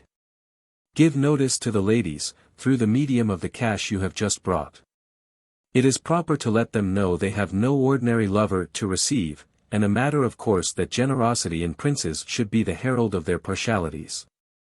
As you will be of our party, take care to be in the way at bedtime, and as your carriage will be wanted, let it wait near the palace about midnight. I immediately repaired to the ladies. Catalina was not visible, having just gone to lie down. I could only speak with Señora Mencía. Madam, said I, forgive my appearance here in the daytime, but there was no avoiding it. You must know that the Prince of Spain will be with you tonight. And here, added I, putting my pecuniary credentials into her hand, here is an offering which he lays on the Cytherean shrine, to propitiate the divinities of the temple. You may perceive, I have not entangled you in a sleeveless concern. You have been excessively kind indeed, answered she, but tell me, Señor de Santillana, does the prince love music? To distraction, replied I, there is nothing he so much delights in as a fine voice, with a delicate lute accompaniment. So much the better, exclaimed she in a transport of joy. You give me great pleasure by saying so, for my niece has the pipe of a nightingale, and plays exquisitely on the lute, then her dancing is in the finest style. Heavens and earth! Exclaimed I in my turn, here are accomplishments by wholesale, aunt, more than enough to make any girl's fortune. Any one of those talents would have been a sufficient dowry. Having thus smoothed his reception, I waited for the prince's bedtime. When it was near at hand, I gave my coachman his orders, and went to the Count de Lemos, who told me that the prince, the sooner to get rid of the people about him, meant to feign a slight indisposition, and even to go to bed, the better to cajole his attendants. But that he would get up an hour afterwards, and go through a private door to a back staircase leading into the courtyard. Conformably with their previous arrangements, he fixed my station. There had I to beat the hoof so long, that I began to suspect our forward sprig of royalty had gone another way, or else had changed his mind about Catalina. Just as if princes ever began to be fickle till the goad of novelty and curiosity began to be blunted. In short, I thought they had forgotten me, when two men came up. Finding them to be my party, I led the way to my carriage, into which they both got, and I upon the coach-box to direct the driver, whom I stopped 50 yards from the house, whither we walked. The door opened at our approach, and shut again as soon as we got in. At first we were in absolute darkness, as on my former visit, though a small lamp was fixed to the wall on the present occasion. But the light which it shed was so faint as only to render itself visible without assisting us. All this served only to heighten the romance in the fancy of its hero. Fixed as he was in steadfast gaze at the sight of the ladies as they received him in a saloon whose brilliant illumination was more dazzling when contrasted with the gloom of the avenue. The aunt and niece were in a tempting undress, where the science of coquetry was displayed in all its luxury and absolute sway. Our prince could have been happy with Señora Mencía, had the dear charmer Catalina been away. But as there was a choice, the younger, according to the rules of precedency in the court of Cupid, had the preference. Well, Prince, said the Count de Lemos, could you have desired a better specimen of beauty? They are both enchanting, answered the prince, and my heart may as well surrender at once. For the aunt would arrest it in its flight, if it attempted to sound a retreat from the niece's all-subduing charms. After such compliments as do not fall by wholesale to the share of aunts, he addressed his choicest terms of flattery to Catalina, who answered him in kind. As convenient personages of my stamp are allowed to mingle in the conversation of lovers, for the purpose of making fire hotter, I introduced the subject of singing and playing on the lute. This was the signal of fresh rapture. And the nymph, the muse, the anything but mortal, was supplicated to outtune the jingle of the spheres. She complied like a good-humored goddess. Played some tender airs, and sung so deliciously, that the prince flopped down on his knees in a tumult of love and pleasure. But scenes like these are vapid in description, suffice it to say that hours glided away like moments in this sweet delirium. Till the approach of day warned the sober plotters of the lunacy to provide for their patient's safety and their own. When the parties were all snugly housed, we gave ourselves as much credit for the negotiation as if we had patched up a marriage with a princess. The next morning the Duke of Lerma desired to know all the particulars. Just as I had finished relating them, the Count de Lemos came in, and said, "The Prince of Spain is so engrossed by Catalina, he has taken so decided a fancy to her, that he actually proposes to be constant. He wanted to have sent her jewels to the amount of 2,000 pistoles today, but his finances were aground. My dear Lemos," said he, addressing himself to me, "you must absolutely get me that sum. I know it is very inconvenient, you have pawned your credit for me already. But my heart owns itself your debtor, and if ever I have the means of returning your kindness by more than empty words, your fortunes shall not suffer by your complaisance." In answer, I assured him that I had friends and credit, and promised to bring him what he wanted. "There is no difficulty about that," said the Duke to his nephew. "Santillana will bring you the money, or, to save trouble, he may purchase the jewels, for he is an admirable judge, especially of rubies. Are you not, Gil Blas?" This stroke of satire was of course designed to entertain the Count at my expense, and it was successful, for his curiosity could not but be excited to know the meaning of the mystery. "No mystery at all," replied his uncle, with a broad laugh. "Only Santillana took it into his head one day to exchange a diamond for a ruby, and the barter operated equally to the advantage of his pocket and his penetration. Had the minister stopped there I should have come off cheaply. But he took the trouble of dressing out in aggravated colors the trick that Camilla and Don Raphael played me, with a most provoking enlargement of the circumstances most to the disadvantage of my sagacity. His Excellency, having enjoyed his joke, ordered me to attend the Count de Lemos to a jeweller's, where we selected trinkets for the Prince of Spain's inspection, and they were entrusted to my care, to be delivered to Catalina. There can be little doubt of my kind reception on the following night, when I displayed a fine pair of drop earrings, as the presents of my embassy. The two ladies, out of their wits at these costly tokens of the prince's love, suffered their tongues to run into a gossiping strain, while they were thanking me for introducing them into such worshipful society. In the excess of their joy, they forgot themselves a little. There escaped now and then certain peculiar idioms of speech, which made me suspect that the party in question was no such dainty morsel for royalty to feed upon. To ascertain precisely what degree of obligation I had conferred on the heir apparent, I took my leave with the intention of coming to a right understanding with Scipio. Chapter 12. Catalina's real condition a worry and alarm to Gil Blas, his precautions for his own ease and quiet. On coming home, I heard a devil of a noise, and inquired what was the meaning of it. They told me that Scipio was giving a supper to half a dozen of his friends. They were singing as loud as their lungs could roar, and threatening the stability of the house with their protracted peals of laughter. This meal was not in all respects the banquet of the 7 wise men. The founder of the feast, informed of my arrival, said to his company, "Sit still, gentlemen. It is only the master of the house come home, but that need not disturb you. Go on with your merrymaking, I will but just whisper a word in his ear, and be back again in a moment." He came to me accordingly. "What an infernal din," said I, "what sort of company do you keep below? Have you, too, got in among the poets?" "Thank you for nothing," answered he. "Your wine is too good to be given to such gentry, I turn it to better account. There is a young man of large property in my party, who wishes to lay out your credit and his own money in the purchase of a place. This little festivity is all for him. For every glass he fills, I put on 10 pistoles, in addition to the regular fee. He shall drink till he is under the table." "If that is the case," replied I, "go to your presidentship, and do not spare the cellar." Then was no proper time to talk about Catalina. But the next morning I opened the business thus: "Friend Scipio, the terms we are upon entitle me to fair dealing. I have treated you more like an equal than a servant. Consequently you would be much to blame to cheat me on the footing of a master.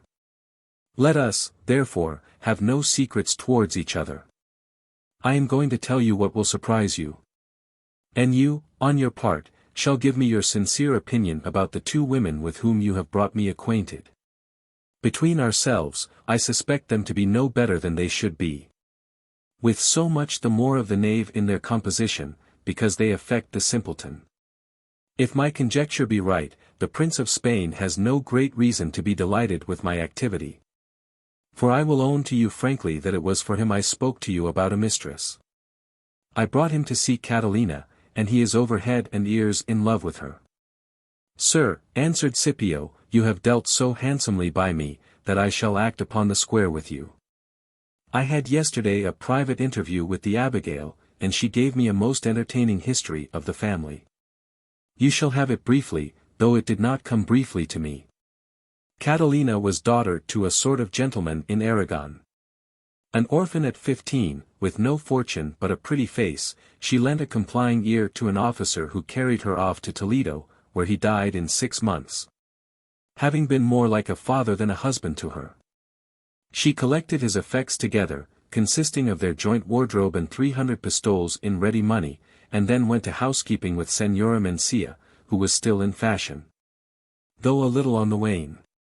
These sisters, every way but in blood, began at length to attract the attention of the police. The ladies took umbrage at this, and decamped in dudgeon for Madrid, where they have been living for these 2 years, without making any acquaintance in the neighborhood. But now comes the best of the joke, they have taken 2 small houses adjoining each other, with a passage of communication through the cellars. Senora Mencia lives with a servant girl in one of these houses, and the officer's widow inhabits the other, with an old duenna, whom she passes off for her grandmother. So that her versatile child of nature is sometimes a niece brought up by her aunt, and sometimes an orphan under her grandam's fostering whiff. When she enacts the niece, her name is Catalina. And when she personates the granddaughter, she calls herself Serena. At the grating sound of Serena I turned pale, and interrupted Scipio, saying, What do you tell me? Alas! It must be so. This cursed imp of Aragon is Calderona's charming siren. To be sure she is, answered he, the very same. I thought you would be delighted at the news. Quite the reverse, replied I. It portends more sorrow than laughter, do not you anticipate the consequences? None of any ill omen, rejoined Scipio. What is there to be afraid of? It is not certain that Don Rodrigo will rub his forehead, and in case any good-natured friend should show it him in the glass, you had better let the minister into the secret beforehand. Tell him all the circumstances straightforward as they happened, he will see that there has been no trick on your part. And if, after that, Calderona should attempt to do you an ill office with his excellency, it will be as clear as daylight that he is only actuated by a spirit of revenge. Scipio removed all my apprehensions by this advice, which I followed in acquainting the Duke of Lerma at once with this unlucky discovery. My aspect, while telling my tale, was sorrowful, and my tone faltering, in evidence of my contrition for having unadvisedly brought the prince and Don Rodrigo into such close quarters. But the minister was more disposed to roast his favorite than to pity him. Indeed, he ordered me to let the matter take its own course, considering it as a feather in Calderona's cap to dispute the empire of love with so illustrious a rival. And not to be worse used than his lawful prince. The Count de Lemos, too, was informed how things stood, and promised me his protection, if the first secretary should come at the knowledge of the intrigue, and attempt to undermine me with the duke. Trusting to have secured the frail bark of my fortunes by this notable contrivance from the rocks and quicksands that threatened it, my mind was once more at rest. I continued attending the prince on his visits to Catalina, siren-like in nature as in nickname, who was fertile in quaint devices to keep Don Rodrigo away from next door. Whenever the course of business required her to devote her nights to his royal competitor. Chapter 13. Gil Blas goes on personating the great man, he hears news of his family, a touch of nature on the occasion, a grand quarrel with Fabricio. I mentioned, some time ago, that in the morning there was usually a crowd of people in my antechamber, coming to negotiate little private concerns in the way of politics. But I would never suffer them to open their business by word of mouth. But adopting court precedent, or rather giving myself the airs of a Jack in office, my language to every suitor was, send in a memorial on the subject. My tongue ran so glibly to that tune, that one day I gave my landlord the official answer, when he came to put me in mind of a 12 months' rent in arrear. As for my butcher and baker, they spared me the trouble of asking for their memorials, by never giving me time to run up a bill. Scipio, who mimicked me so exactly, that only those behind the scenes could distinguish the double from the principal performer, held his head just as high with the poor devils who curried favor with him, as a step of the ladder to my ministerial patronage. There was another foolish trick of mine, of which I do not by any means pretend to make a merit. Neither more nor less than the extreme assurance of talking about the first nobility, just as if I had been one of their kidney. Suppose, for example, the Duke of Alva, the Duke of Osuna, or the Duke of Medina Sidonia were mentioned in conversation. I called them, without ceremony, my friend Alva, that good-natured fellow Osuna, or that comical dog Medina Sidonia. In a word, my pride and vanity had swelled to such a height, that my father and mother were no longer among the number of my honored relatives. Alas! Poor understrappers, I never thought of asking whether you had sunk or were swimming in the Asturias. A thought about you never came into my head. The court has all the soporific virtues of Lethe in the case of poor relations. My family was completely obliterated from the tablets of my memory, when one morning a young man knocked at my door, and begged to speak with me for a moment in private.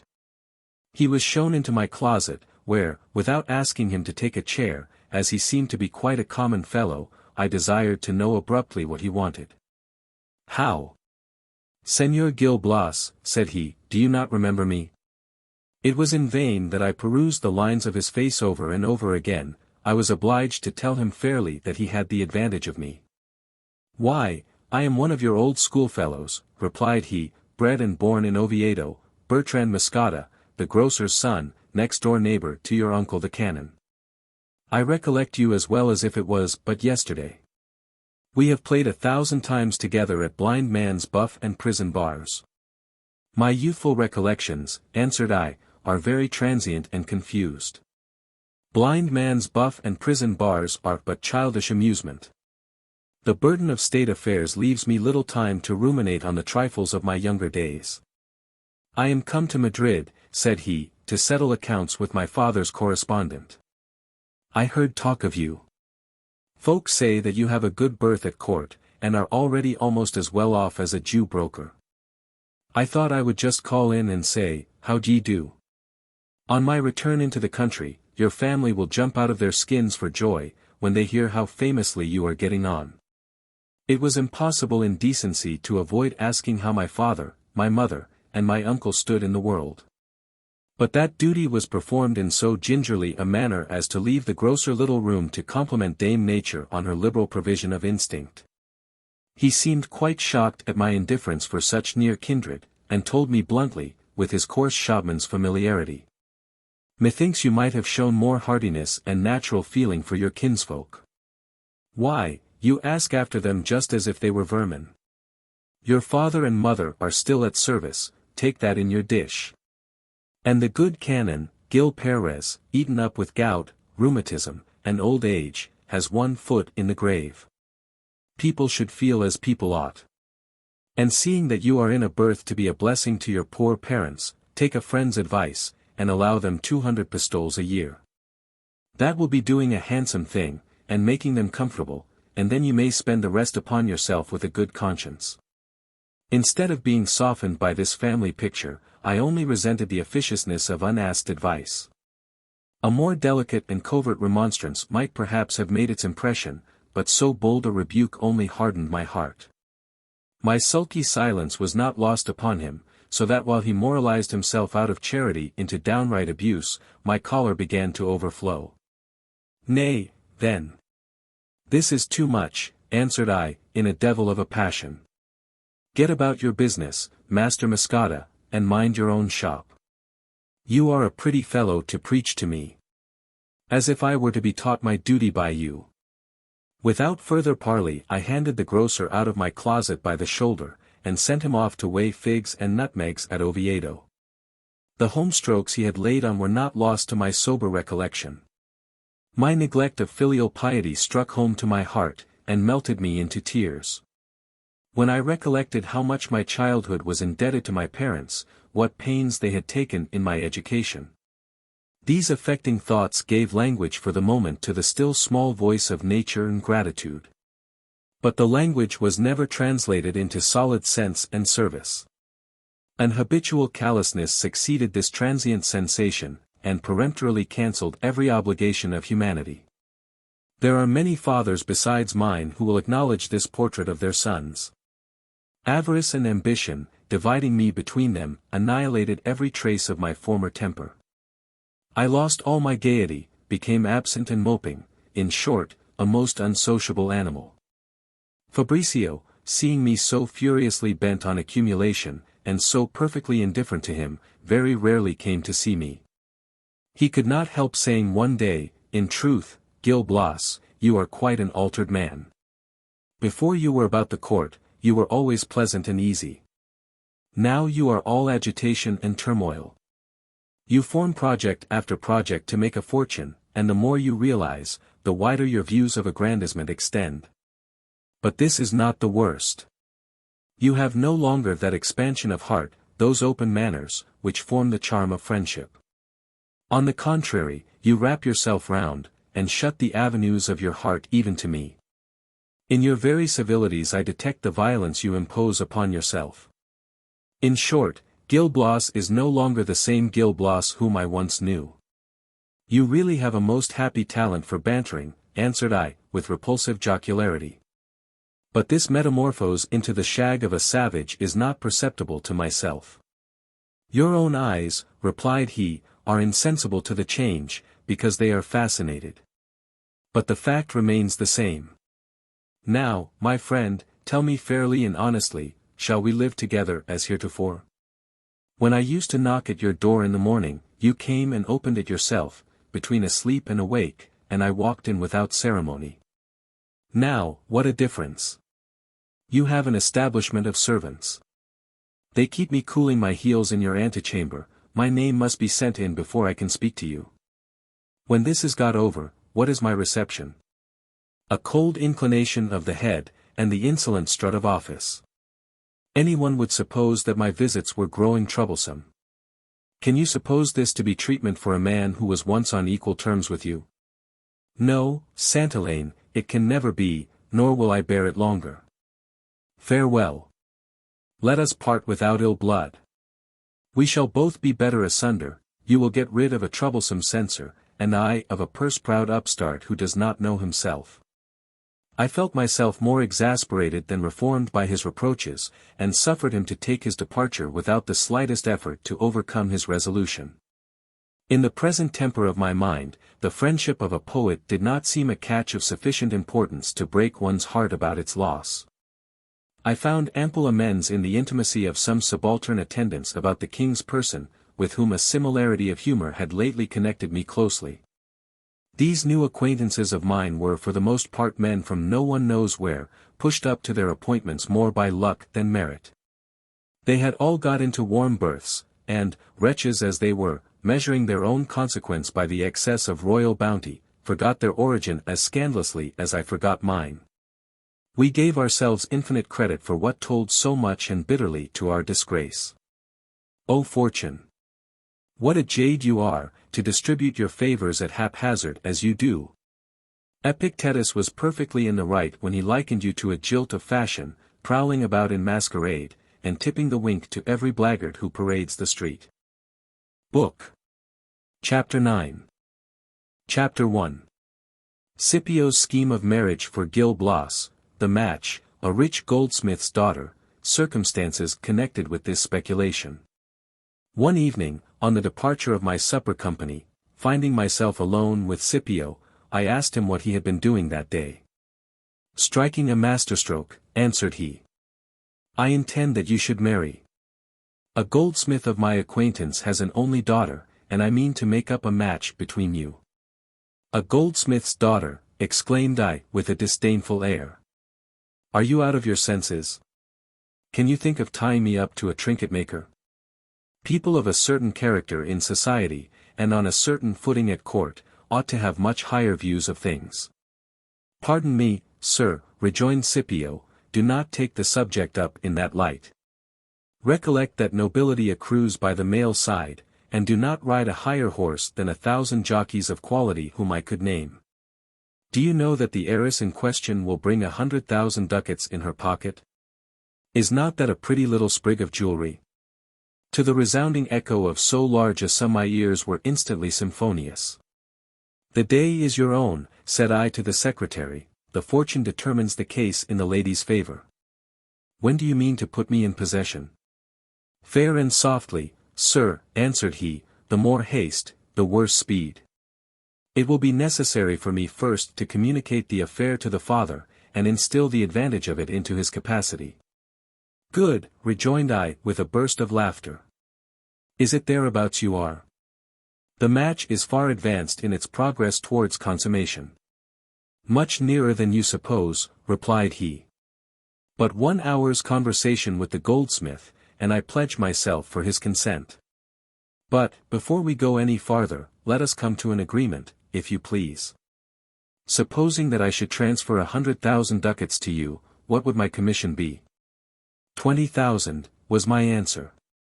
Heaven be praised therefore, said he. I guessed your gratitude at 10,000, so that it doubles mine in a similar case. Come on then. I will set this negotiation on foot tomorrow morning. And you may count upon its success, or I am little better than one of the foolish ones. In fact, he said to me 2 days afterwards, I have spoken to Señor Gabriel Solero, my friend the goldsmith. On the loud report of your high desert and credit, he has lent a favorable ear to my offer of you for a son-in-law.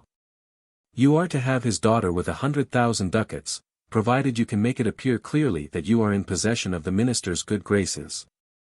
Since that is the case, said I confidently to Scipio, I shall soon be married. But, not entirely to forget the girl, have you seen her? Is she pretty? Not quite so pretty as her fortune, answered he. Between ourselves, this heiress's looks are as hard as her cash. Luckily, you are perfectly indifferent about that. Stone blind, by the light of the sun, my good fellow, replied I, as for us whimsical fellows about court, we marry merely for the sake of marrying. When we want beauty, we look for it in our friends' wives. And if, by fates and destinies, the sweets are wasted on our own, their flavor is so mawkish to our palate, that there is some merit in their not carrying the commodity to a foreign market. This is not all, resumed Scipio, Señor Gabriel hopes for the pleasure of your company to supper this evening. By agreement, there is to be no mention of marriage. He has invited several of his mercantile friends to this entertainment, where you will take your chance with the rest, and tomorrow he means to sup with you on the same terms. By this you will perceive his drift of looking before he leaps. You will do well to be a little on your guard before him.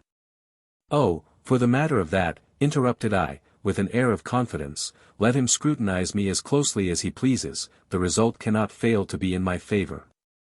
All this happened as it was foretold. I was introduced at the goldsmith's, who received me with the familiarity of an old acquaintance. A vulgar dog, but warm. And as troublesome with his civility as a prude with her virtue. He presented me to Señora Eugenia his wife, and the youthful Gabriella his daughter. I opened wide my budget of compliments, without infringing the treaty, and prattled soft nothings to them, in all the vacuity of courtly dialogue. Gabriella, with submission to my secretary's better taste, was not altogether so repulsive.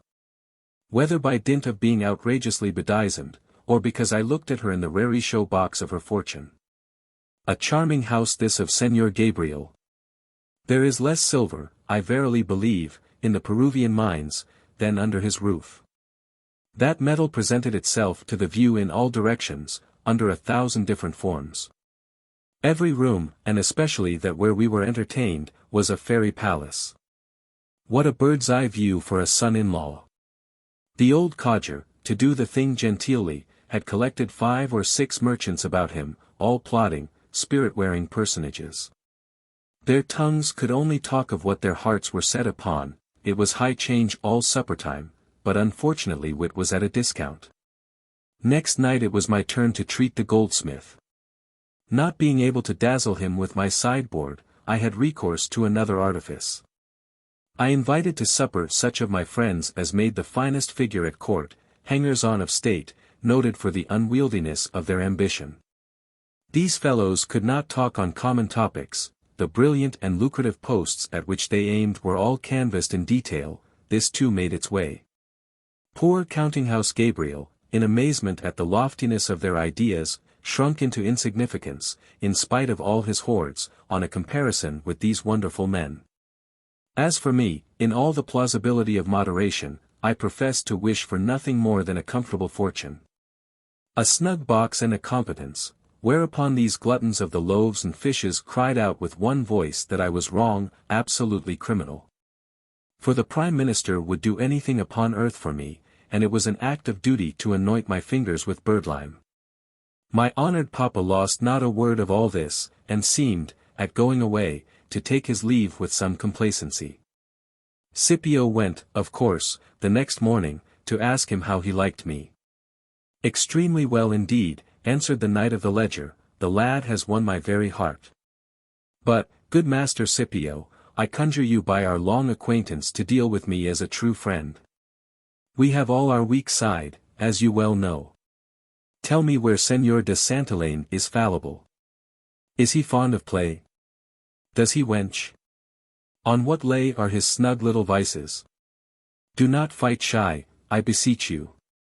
It is very unkind, Señor Gabriel, to put such a question, retorted the go-between. Your interest is more to me than my master's. If he had any slippery propensities, likely to make your daughter unhappy, would I ever have proposed him as a son-in-law? The deuce a bit. I am too much at your service.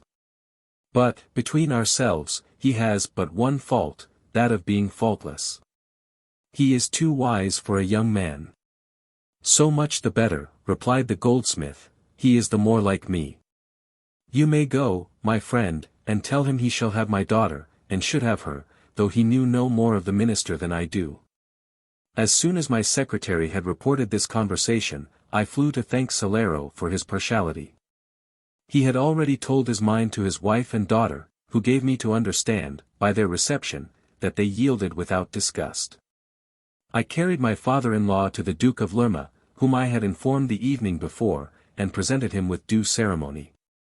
His Excellency gave him a most gracious reception, and congratulated him on having chosen a man for his son-in-law for whom he himself had so great a regard, and meant to do such great things.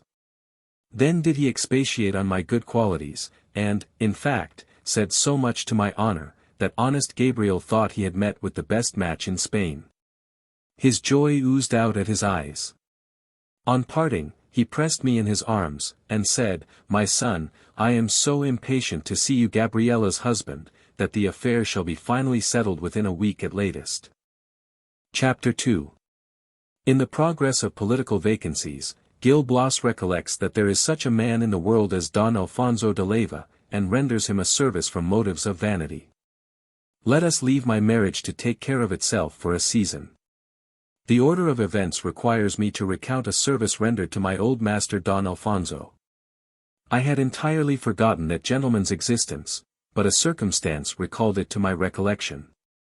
The government of Valencia became vacant at this time, and put me in mind of Don Alfonso de Leyva. I considered within myself that the employment would suit him to a nicety, and determined to apply for it on his behalf, not so much out of friendship as ostentation. If I could but procure it for him, it would do me infinite honor. I told the Duke of Lerma that I had been steward to Don Cesar de Leyva and his son, and that, having every reason in the world to feel myself obliged to them, I should take it as a favor if he would give the government of Valencia to one or other of them. The minister answered, Most willingly, Gil Blas. I love to see you grateful and generous. Besides, the family stands very high in my esteem. The Leyvas are loyal subjects. so that the place cannot be better bestowed. You may take it as a wedding present, and do what you like with it. Delighted at the success of my application, I went to Calderona in a prodigious hurry, to get the patent made out for Don Alfonso. There was a great crowd waiting in respectful silence till Don Rodrigo should come and give audience. I made my way through, and the closet door opened as if by sympathy. There were no one knows how many military and civil officers, with other people of consequence, among whom Calderona was dividing his attentions. His different reception of different people was curious. A slight inclination of the head was enough for some, others he honored with a profusion of courtly grimace, and bowed them out of the closet. The proportions of civility were weighed to a scruple. On the other hand, there were some suitors, shocked at his cold indifference, cursed in their secret soul the necessity for their cringing before such a monkey of an idol. Others, on the contrary, were laughing in their sleeve at his gross and self-sufficient air. But the scene was thrown away upon me, nor was I likely to profit by such a lesson. It was exactly the counterpart of my own behavior, and I never thought of ascertaining whether my deportment was popular or offensive, so long as there was no violation of outward respect. Don Rodrigo, accidentally casting a look towards me, left a gentleman, to whom he was speaking, without ceremony, and came to pay his respects with the most unaccountable tokens of high consideration. "Ah, my dear colleague," exclaimed he, "what occasion procures me the pleasure of seeing you here? Is there anything we can do for you?" I told him my business. Whereupon he assured me, in the most obliging terms, that the affair should be expedited within 24 hours. Not satisfied with these overwhelming condescensions, he conducted me to the door of his antechamber, whither he never attended any but the nobility of first rank. His farewell was as flattering as his reception. "What is the meaning of all this palaver?" said I, while retreating. "Has any raven croaked my entrance, and prophesied promotion to Calderona by my overthrow? Does he really languish for my friendship? Or does he feel the ground giving way under his feet, and wish to save himself by clinging to the branches of my favor and protection?" It seemed a moot point which of these conjectures might be the right. The following day, on my return, his behavior was of the same stamp, caresses and civilities poured in upon me in torrents. It is true that other people, who attempted to speak to him, were rumped in exact proportion with the blandishments of his face towards me. He snarled at some, petrified others, and made the whole circle run the gauntlet of his displeasure. But they were all amply avenged by an occurrence, the relation of which may give a gentle hint to all the clerks and secretaries on the list of my readers. A man very plainly dressed, and certainly not looking at all like what he was, came up to Calderona, and spoke to him about a memorial stated to have been presented by himself to the Duke of Lerma. Don Rodrigo, without looking from his clothes up to his face, said in a sharp, ungracious tone, "Who may you happen to be, honest man?" "They called me Francillo in my childhood," answered the stranger, unabashed. "My next style and title was that of Don Francillo de Zuniga, and my present name is the Count de Pedrosa." Calderona was all in a twitter at this discovery, and attempted to stammer out an excuse, when he found that he had to do with a man of the first quality. "Sir," said he to the Count, "I have to beg you 10,000 pardons, but not knowing whom I had the honor to—" "I want none of your apologies," interrupted Francillo with proud indignation. "They are as nauseous as your rudeness was unbecoming. Recollect henceforth that a minister's secretary ought to receive all descriptions of people with good manners. You may be vain enough to affect the representative of your master, but the public know you for his menial servant." The haughty Don Rodrigo blushed blue at this rebuke. Yet it did not mend his manners one whit. On me it made a salutary impression. I determined to take care and ascertain the rank of my petitioners before I gave a loose to the insolence of office, and to inflict torture only upon mutes. As Don Alfonso's patent was made out, I sent it by a purpose messenger, with a letter from the Duke of Lerma, announcing the royal favor. But I took no notice of my own share in the appointment, nor even accompanied it with a line, in the fond hope of announcing it by word of mouth, and surprising him agreeably when he came to court on occasion of taking the customary oaths. Chapter 3. Preparations for the marriage of Gil Blas, a spoke in the wheel of Hymen. And now once more for my lovely Gabriella. We were to be married in a week. Preparations were making on both sides for the ceremony. Salero ordered a rich wardrobe for the bride, and I hired a waiting woman for her, a footman, and a gentleman usher of decent aspect and advanced years. The whole establishment was provided by Scipio, who longed more longingly than myself for the hour when we were to be fingering the fortune. On the evening before the happy day, I was supping with my father-in-law, the rest of the company being made up of uncles, aunts, and cousins of either sex and every degree. The part of a supple-visaged son-in-law sat upon me to perfection. Nothing could exceed my profound respect for the goldsmith and his wife, or the transports of my passion at Gabriella's feet, while I smoothed my way into the graces of the family.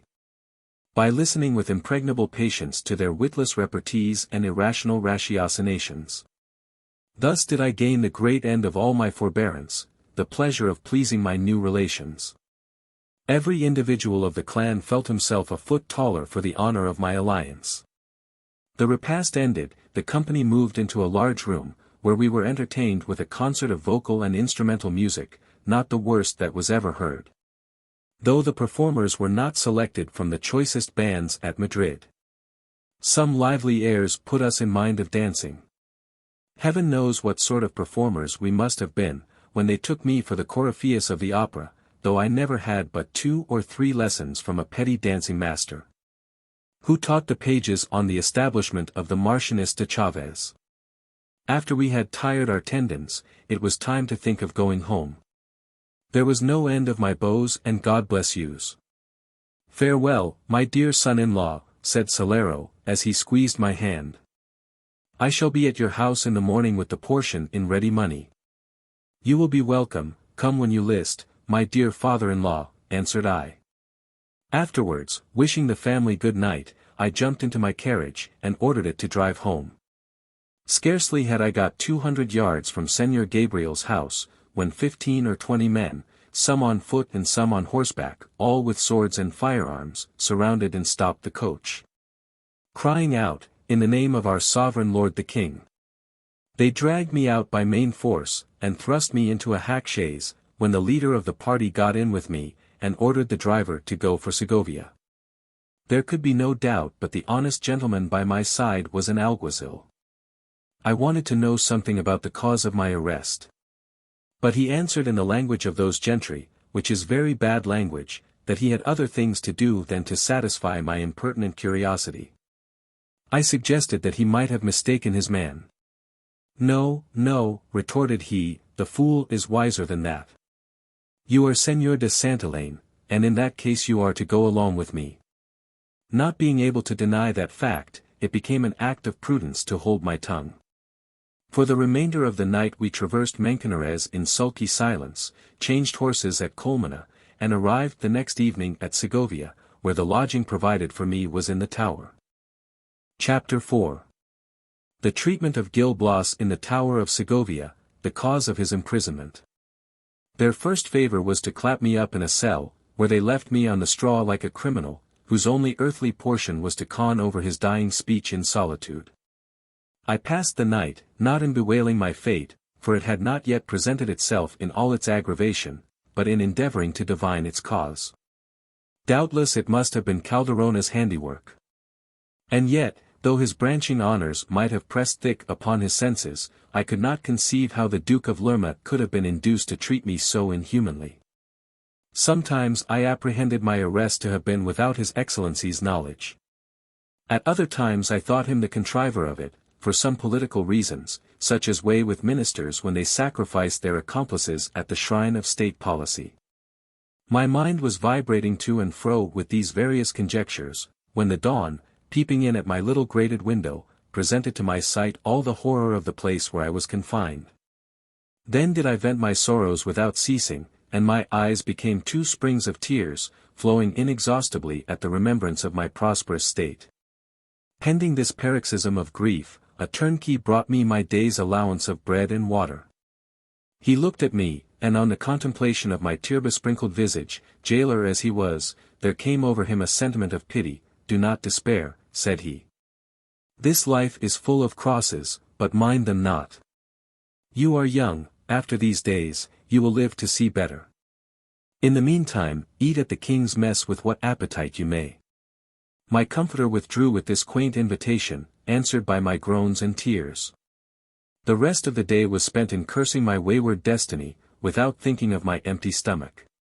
As for the royal morsel, it seemed more like the message of wrath than the boon of benevolence, the tantalizing protraction of pain, rather than the solace of affliction. Night came, and with it the rattle of a key in my keyhole. My dungeon door opened, and in came a man with a wax light in his hand. He advanced towards me, saying, "Señor Gil Blas, behold in me one of your old friends. I am Don Andrew de Tordesillas, in the Archbishop of Granada's service while you enjoyed that prelate's favor.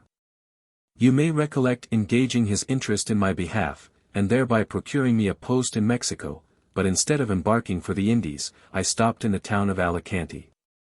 There I married the governor's daughter, and by a series of adventures of which you shall hereafter have the particulars, I am now warden of this tower. It is expressly forbidden me to let you speak to any living soul, to give you any better bed than straw, or any other sustenance than bread and water.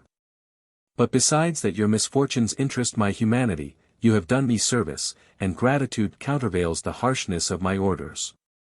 They think to make me the instrument of their cruelty, but it is my better purpose to soften the rigor of your captivity. Get up and follow me." Though my humane keeper was entitled to some acknowledgment, my spirits were so affected as to interdict my speech. All I could do was to attend him. We crossed a court, and mounted a narrow staircase to a little room at the top of the tower.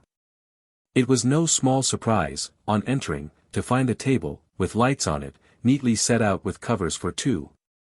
"They will serve up immediately," said Tordesillas. "We are going to sup together. This snug retreat is appointed for your lodging, it will agree better with you than your cell. From your window you will look down on the flowery banks of the Arima, and the delicious vale of Coca, bounded by the mountains which divide the two Castiles. At first you will care little for prospects, but when time shall have softened your keener sensations into a composed melancholy, it will be a pleasure to feast your eyes on such engaging scenes. Then, as for linen and other necessaries befitting a man accustomed to the comforts of life, they shall be always at your service. Your bed and board shall be such as you could wish, with a plentiful supply of books. In a word, you shall have everything but your liberty." My spirits were a little tranquilized by these obliging offers. I took courage, and returned my best thanks, assuring him that his generous conduct restored me to life, and that I hoped at some time or other to find an opportunity of testifying my gratitude. "To be sure. And why should you not?" answered he. "Did you fancy yourself a prisoner for life? Nothing less likely. And I would lay a wager that you will be released in a very few months." "What say you, Señor Don Andrew?" exclaimed I. "Then surely you are acquainted with the occasion of my misfortune." "You guess right," replied he. "The alguazil who brought you hither told me the whole story in confidence. The king, hearing that the Count de Lemos and you were in the habit of escorting the Prince of Spain by night to a house of suspicious character, as a punishment for your loose morals, has banished the Count, and sent you hither, to be treated in the style of which you have had a specimen." "And how," said I, "did that circumstance come to the king's knowledge?" "That is what I am most curious to ascertain." "And that," answered he, "is precisely what the alguazil did not tell, apparently because he did not know." At this epoch of our conversation, the servants brought in supper. When everything was set in order, Tordesillas sent away the attendants, not wishing our conversation to be overheard. He shut the door, and we took our seats opposite to each other. "Let us say grace, and fall to," said he. "Your appetite ought to be good after 2 days of fasting." Under this impression he loaded my plate as if he had been cramming the craw of a starveling. In fact, nothing was more likely than that I should play the devil among the ragouts, but what is likely does not always happen. Though my intestines were yearning for support, their staple stuck in my throat, for my heart loathed all pleasurable indulgence in the present state of my affairs. In vain did my warden, to drive away the blue devils, pledge me continually, and expatiate on the excellence of his wine. Imperishable nectar would have been pricked, according to the fastidious report of my palate. This being the case, he went another way to work, and told me the story of his marriage, with as much humor as such a subject would admit. Here he was still less successful. So wandering was my attention, that before the end, I had forgotten the beginning and the middle. At length he was convinced that there was no diverting my gloomy thoughts for that evening. After finishing his solitary supper, he rose from table, saying, "Seigneur de Santillana, I shall leave you to your repose, or rather to the free indulgence of your own reveries. But, take my word for it, your misfortune will not be of long continuance. The king is naturally good. When his anger shall have passed away, and your deplorable estate shall occur to his milder thoughts, your punishment will appear sufficient in his eyes." With these words, my kind-hearted jailer went downstairs, and sent the servants to take away. Not even the brass candlesticks were left behind. And I went to bed by the palpable darkness of a glimmering lamp suspended against the wall. Chapter 5. His reflections before he went to sleep that night, and the noise that waked him. 2 hours at least were my thoughts employed on what Tordesillas had told me. Here, then, am I, for having lent myself to the pleasures of the heir apparent. It was certainly not having my wits about me, to pander for so young a prince. Therein consists my crime. Had he been arrived at a more knowing age, the king perhaps might only have laughed at what has now made him so angry. But who can have given such counsel to the monarch, without dreading the prince's resentment or the Duke of Lerma's? That minister will doubtless take ample vengeance for his nephew the Count de Lemos. How can the king have made the discovery? That is above my comprehension. This last was the eternal burden of my song. But the idea most afflictive to my mind, what drove me to despair, and laid fiend-like hold upon my fancy, was the unquestioned plunder of my effects. "My strong box," exclaimed I, "my dear wealth, what is become of you? Into what hands have you fallen? Alas! You are lost in less time than you were gained." The ruinous confusion of my household was the perpetual death's head of my imagination. Yet this wilderness of melancholy ideas sheltered me from absolute distraction. Sleep, which had shunned my wretched straw, now paid his readier visit to my soft and gentlemanly couch. Watching and wine, too, imparted a strong narcotic to his poppies. My slumbers were profound. And to all appearance, the day might have peeped in upon my repose, if I had not been awakened all at once by such sounds as rarely perforate a prison wall. I heard the thrum of a guitar, accompanying a man's voice. My whole attention was absorbed, but the invisible musician paused, and left the fleeting impression of a dream. An instant afterwards, my ear was soothed with the sound of the same instrument, and the same voice. Wisely the ant against poor winter hoards the stock which summer's wealth affords. In grasshoppers, that must at autumn die. How vain were such an industry! Of love or fortune the deceitful light might half excuse our cheated sight. If it of life the whole small time would stay, and be our sunshine all the day. 3. These verses, which sounded as if they had been sung expressly for the dirge of my departed happiness, were only an aggravation of my feelings. The truth of the sentiment, said I, is but too well exemplified in me. The meteor of court favor has but plunged me in substantial darkness. The summer sunshine of ambition is quenched in these autumnal glooms. Now did I sink again into cold and comfortless meditation. My miseries began to flow afresh, as if they fed and grew upon their own vital stream. Yet my wailings ended with the night. And the first rays which played upon my chamber wall amused my mind into composure. I got up to open my window, and let the vivid air of morning into my room. Then I glanced over the country, so attractively depicted in the description of my keeper. It did not seem to justify his panegyric. The Arima, a second Tagus in my magnifying fancy, was little better than a brook. Its flowery banks were fringed with nettles, and arrayed in all the majesty of thistles. The delicious vale in this fairy prospect was a barren wilderness, untamed by human labor. It therefore was very evident that my keener sensations were not yet softened into such a composed melancholy as could give any but a jaundiced coloring to the landscape. I began dressing, and had already half finished my toilet, when Tordesillas ushered in an old chambermaid, laden with shirts and towels. "Señor Gil Blas," said he, "here is your linen. Do not be saving of it, there shall always be as many changes as you can possibly want. Well, now. And how have you passed the night? Has the drowsy god administered his anodyne?" "I could have slept till this time," answered I, "if I had not been awakened by a voice singing to a guitar." "The cavalier who has disturbed your repose," resumed he, "is a state prisoner. And his chamber is contiguous to yours. He is a knight of the military order of Calatrava, and is a very accomplished person. His name is Don Gaston de Cogallos. You may meet as often as you like, and take your meals together. It will afford reciprocal consolation to compare your fortunes. There can be no doubt of your being agreeable to one another." I assured Don Andrew how sensible I was of his indulgence in allowing me to blend my sorrows with those of my fellow sufferer. And, as I betrayed some impatience to be acquainted with him, our accommodating warden met my wishes on the very same day. He fixed me to dine with Don Gaston, whose prepossessing physiognomy and symmetry of feature struck me sensibly.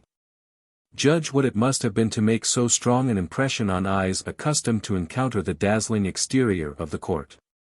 Figure to yourself a man fashioned in the mold of pleasure. One of those heroes in romance, who has only to show his face, and banish the sweet sleep from the eyelids of princesses. Add to this, that nature, who is generally bountiful with one hand and niggardly with the other, had crowned the perfections of Cogallos with wit and valor. He was a man, whose like, take him for all in all, we might not soon look upon again. If this fine fellow was mightily to my taste, it was my good luck not to be altogether offensive to him. He no longer sang at night for fear of annoying me, though I begged him by no means to restrain his inclinations on my account. A bond of union is soon formed between brethren in misfortune. A close friendship succeeded to mere acquaintance, and strengthened from day to day. The liberty of uninterrupted intercourse contributed greatly to our mutual support. Our burden became lighter by division. One day after dinner I went into his room, just as he was tuning his guitar. To hear him more at my ease, I sat down on the only stool. While he, reclining on his bed, played a pathetic air, and sang to it a ditty, expressing the despair of a lover and the cruelty of his mistress. When he had finished, I said to him with a smile, "Sir Knight, such strains as these could never be applicable to your own successes with the fair. You were not made to cope with female repulse." "You think too well of me," answered he. "The verses you have just heard were composed to fit my own case, to soften a heart of adamant. You must hear my story, and in my story, my distresses." Chapter 6. History of Don Gaston de Cogallos and Dona Helena de Galisteo. It will be very soon 4 years since I left Madrid to go and see my aunt Dona Eleonora de Laxarilla at Coria. She is one of the richest dowagers in Old Castile, with myself for her only heir. Scarcely had I got within her doors, when love invaded my repose. The windows of my room faced the lattice of a lady living opposite, but the street was narrow, and her blinds pervious to the eye. It was an opportunity too delicious to be lost, and I found my neighbor so lovely that my heart was captivated. The subject of my sentry watch could not be mistaken. She marked it well. But she was not a girl to glory in the detection, still less to encourage my fooleries. It was natural to inquire the name of this mighty conqueror. I learned it to be Dona Helena, only daughter of Don George de Galisteo, lord of a large domain near Coria. She had innumerable offers of marriage. But her father repulsed them all, because he meant to bestow her hand on his nephew Don Austin de Oligara, who had uninterrupted access to his cousin while the settlements were preparing. This was no bar to my hopes, on the contrary, it whetted my eagerness, and the insolent pleasure of supplanting a favored rival was, perhaps, at bottom equally my motive with a more noble passion. My visual artillery was obstinately planted against my unyielding fare. Her attendant Felicia was not without any incense of a glance, to soften her rigid constancy in my favor. While nods and becks stood for the current coin of language. But all these efforts of gallantry were in vain. The maid was impregnable, like her mistress, never was there such a pair of cold and cruel ones. The commerce of the eyes being so unthrifty, I had recourse to different agents. My scouts were on the watch to hunt out what acquaintance Felicia might have in town. They discovered an old lady, by name Theodora, to be her most intimate friend, and that they often met. Delighted at the intelligence, I went point-blank to Theodora, and engaged her by presents in my interest. She took my cause up heartily, promised to contrive an interview for me with her friend, and kept her engagement the very next day. I am no longer the wretch of yesterday, said I to Felicia, since my sufferings have melted you to pity. How deep is my debt to your friend for her kind interference in my behalf? Sir, answered she, Theodora can do what she pleases with me. She has brought me over to your side of the question.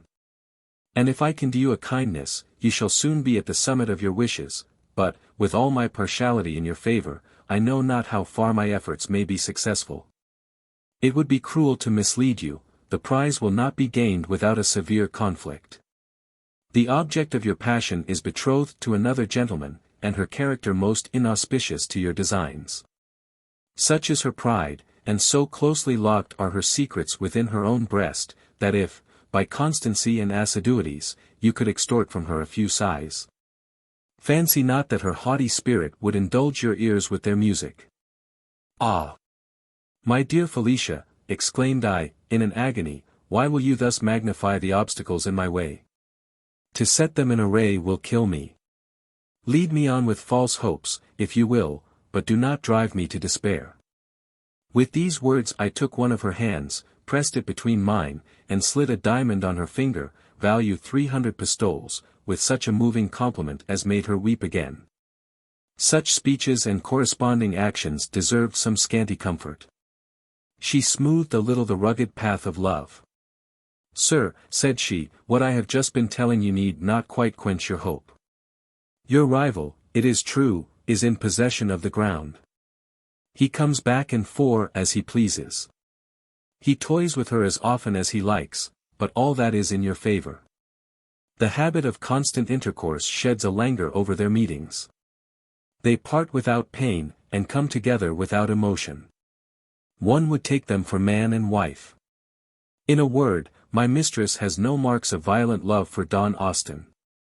Besides, in point of person, there is such a difference between you and him as cannot fail to catch the eye of a nice observer like Donna Helena. Therefore do not be cast down. Continue your particular attentions. You shall have a second in me. I shall let no opportunity escape of pointing out to my mistress the merit of all your exertions to please her. In vain shall she entrench herself behind reserve. In spite of guard and garrison, I will ransack the muster-roll of her sentiments. Now were my open attacks and secret ambuscades more fiercely pointed against the daughter of Don George. Among the rest, I entertained her with a serenade. After the concert, Felicia, to sound her mistress, begged to know how she had been entertained. The singer had a good voice, said Donna Helena. But how did you like the words? Replied the Abigail. I scarcely noted them, returned the lady, the music engrossed my whole attention. The poetry excited as little curiosity as its author. If that is the case, exclaimed the chambermaid, poor Don Gaston de Cogallos is reckoning without his host, and a miserable spendthrift of his glances, to be always ogling at our lattice-work. Perhaps it may not be he, said the mistress, with petrifying indifference, but some other spark, announcing his passion by this concert. Excuse me, answered Felicia, it is Don Gaston himself, who accosted me this morning in the street, and implored me to assure you how he adored, in defiance of your rigorous repulses. But that he should esteem himself the most blessed of mortals if you would allow him to soothe his desponding thoughts by all the most delicate and impassioned attentions. Judge now if I can be mistaken, after so open an avowal. Don George's daughter changed countenance at once, and said to her servant, with a severe frown, "You might well have dispensed with the relation of this impertinent discourse. Bring me no more such idle tales. And tell this young madman, when next he accosts you, to play off his shallow artifices on some more accommodating fool. But, at all events, let him choose a more gentlemanly recreation than that of lounging all day at his window, and prying into the privacy of my apartment." This message was faithfully delivered at my next interview with Felicia, who assured me that her mistress's modes of speech were not to be taken in their literal construction, but that my affairs were in the best possible train.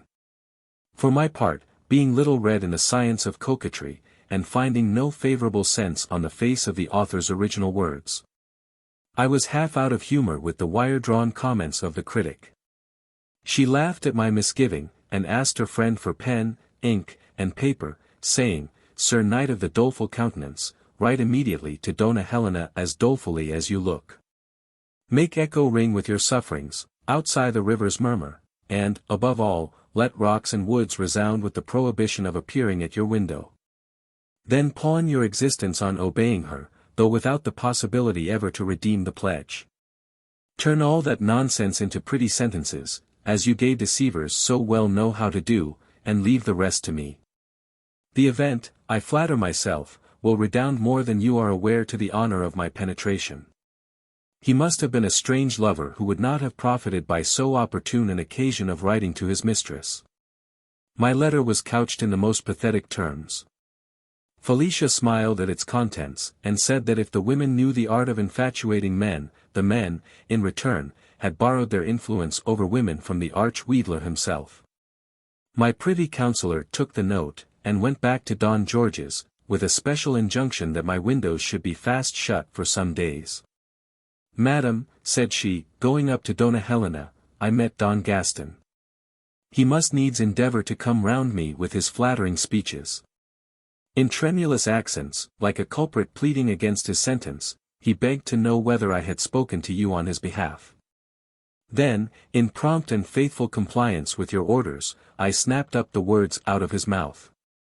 To be sure, my tongue did run at a fine rate against him. I called him all manner of names, and left him in the street like a stock, staring at my termagant loquacity. "I am delighted," answered Donna Helena, "that you have disengaged me from that troublesome person. But there was no occasion to have snubbed him so unmercifully.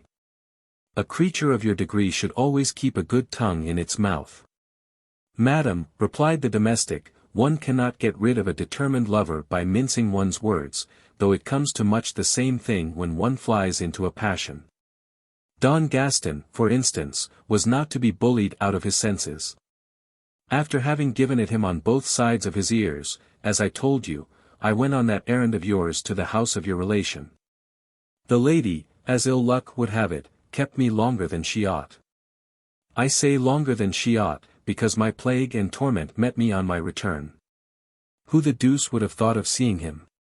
It put me all in a twitter, but then my tongue, which at other times is apt to be in a twitter, stuck motionless in my mouth. While my tongue stuck motionless in my mouth, what did he do?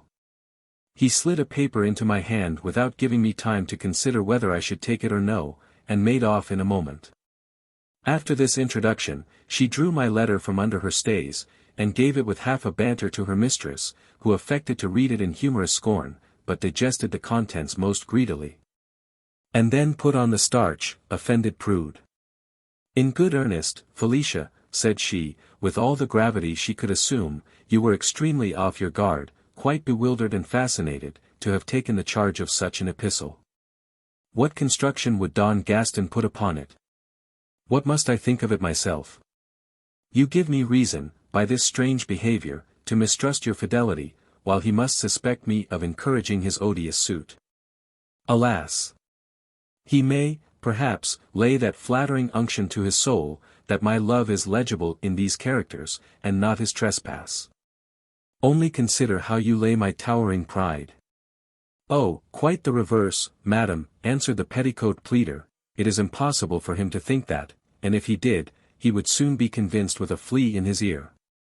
I shall tell him, when next we meet, that I have delivered his letter, that you glanced at the superscription with petrifying indifference, and then, without reading a word, tore it into 10,000 pieces.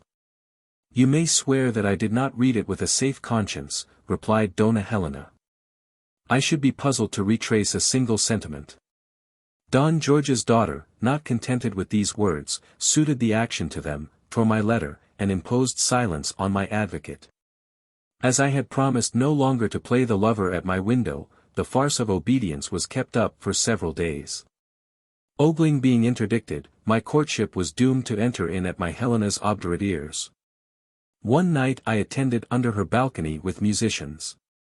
The first bars of the serenade were already playing, when a staggering blade, sword in hand, rushed in upon our harmony, laying about him to the right and left, to the utter discomfiture of the troupe.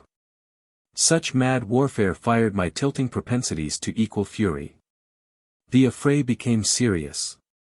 Dona Helena and her maid were disturbed by the clash of swords. They looked out at their lattice, and saw two men engaged. Their cries roused Don George and his servants. The whole neighborhood was assembled to part the combatants. But they came too late. On the field of battle, bathed in its own blood and almost lifeless, lay my unfortunate body. They carried me to my aunt's, and sent for the best surgical assistants in the place. All the world was merciful, and wished me well, especially Dona Helena, whose heart was now unmasked. Her forced severity yielded to her natural feelings. Would you believe it? The cold, relentless, insensible, was kindled into the warmest of love's votaries. She wore out the remainder of the night in weeping with her faithful confidant, and giving her cousin, Don Austin de Oligara, to perdition. For him they taxed with the plotted massacre, and the bill was a true one. He could hide his heart as well as his cousin, he therefore watched my motions, without seeming to suspect them. And fancying them not to be without a corresponding impulse, he resolved not to be sacrificed with impunity. The accident was an awkward one to me, but it ended in overpowering rapture. Dangerous as my wound was, the surgeon soon brought me about. I was still confined to my chamber, when my aunt, Dona Eleonora, went over to Don George, and made proposals for Dona Helena.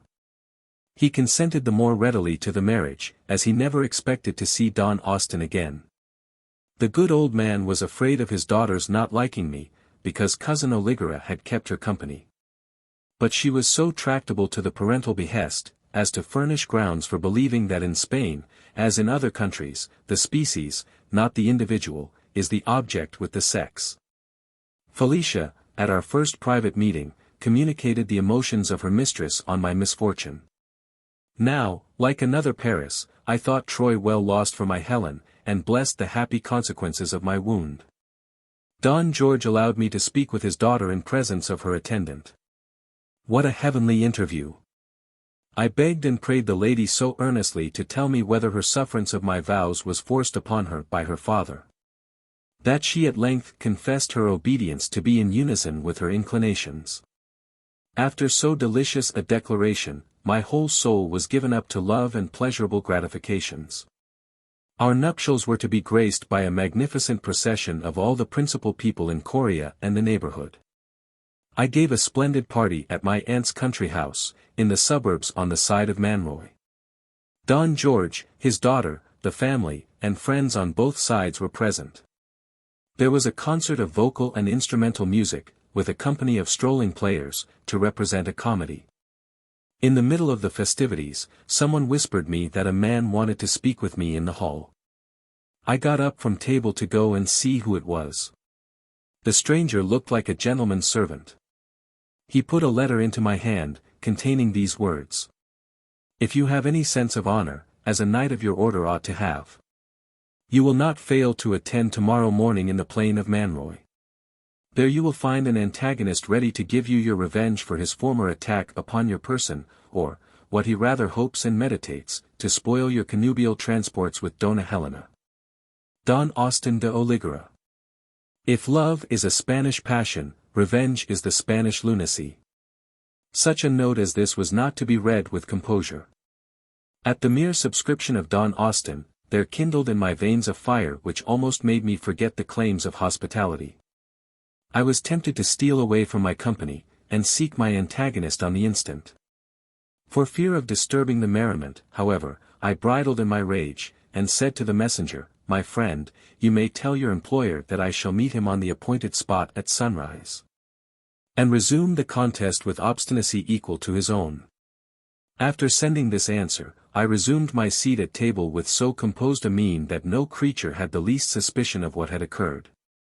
During the rest of the day I gave myself up to the pleasures of the festival, which ended not till midnight. The guests then returned to town. But I stayed behind, under pretext of taking the air on the following morning. Instead of going to bed, I watched for the dawn with maddening impatience. With the first ray I got on horseback, and rode alone towards Manroy. On the plain was a horseman, riding up to me at full speed. I pushed forward, and we met halfway. It was my rival. "Knight," said he, superciliously, "it is against my will that I meet you a second time on the same occasion, but you have brought your fate on yourself.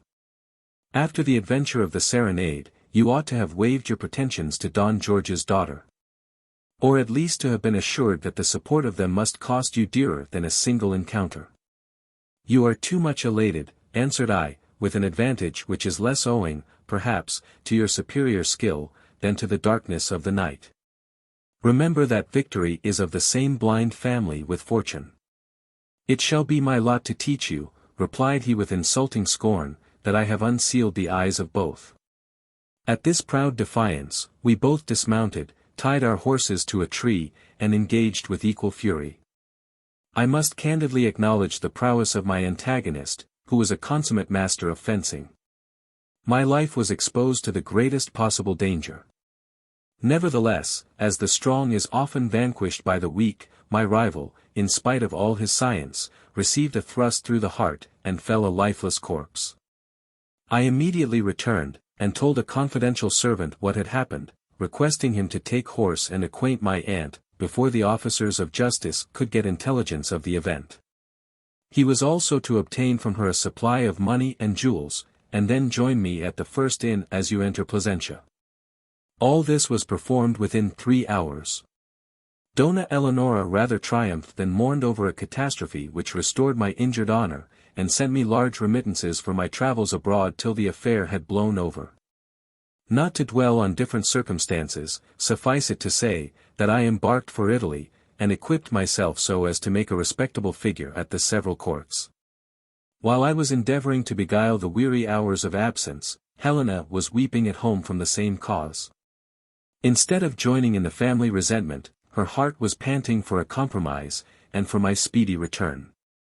6 months had already elapsed, and I firmly believed that her constancy would have been proof against the track of time, had time been seconded by no more powerful ally. Don Blas de Cambados, a gentleman from the western coast of Galicia, came to Coria, to take possession of a rich inheritance unsuccessfully contested by a near relation. He liked that country so much better than his own, that he made it his principal residence. Cambados was a personable man. His manners were gentle and well-bred, his conversation most insinuating. With such a passport, he soon got into the best company, and knew all the family concerns of the place. It was not long before he heard of Don George's daughter, and of her extraordinary beauty. This touched his curiosity nearly, he was eager to behold so formidable a lady. For this purpose, he endeavored to worm himself into the good graces of her father, and succeeded so well, that the old gentleman, already looking on him as a son-in-law, gave him free admission to the house, and the liberty of conversing with Dona Helena in his presence. The Galician soon became deeply enamored of her, indeed, it was the common fate of all who had ever beheld her charms. He opened his heart to Don George, who consented to his paying his addresses, but told him that so far from offering violence to her inclination, he should never interfere in her choice. Hereupon Don Blas pressed every device that impassioned ingenuity could suggest into his service, to melt and warm the icicles of reserve. But the lady was impenetrable to his arts, fast bound in the fetters of an earlier love. Felicia, however, was in the new suitor's interest, convinced of his merit by the universal argument. All the faculties of her soul were called forth in his cause. On the other hand, the father urged his wishes and entreaties. Thus was Dona Helena tormented for a whole year with their importunities, and yet her faith continued unshaken. Cambados, finding that Don George and Felicia took up his cause with very little success, proposed an expedient for conquering prejudice to the following effect. We will suppose a merchant of Coria to have received a letter from his Italian correspondent, in which, among the news of the day, there shall be the following paragraph: a Spanish gentleman, Don Gaston de Cogallos, has lately arrived at the court of Parma. He is said to be nephew and sole heir to a rich widow of Coria. He is paying his addresses to a nobleman's daughter, but the family wishes to ascertain the validity of his pretensions. Send me word, therefore, whether you know this Don Gaston, together with the amount of his aunt's fortune.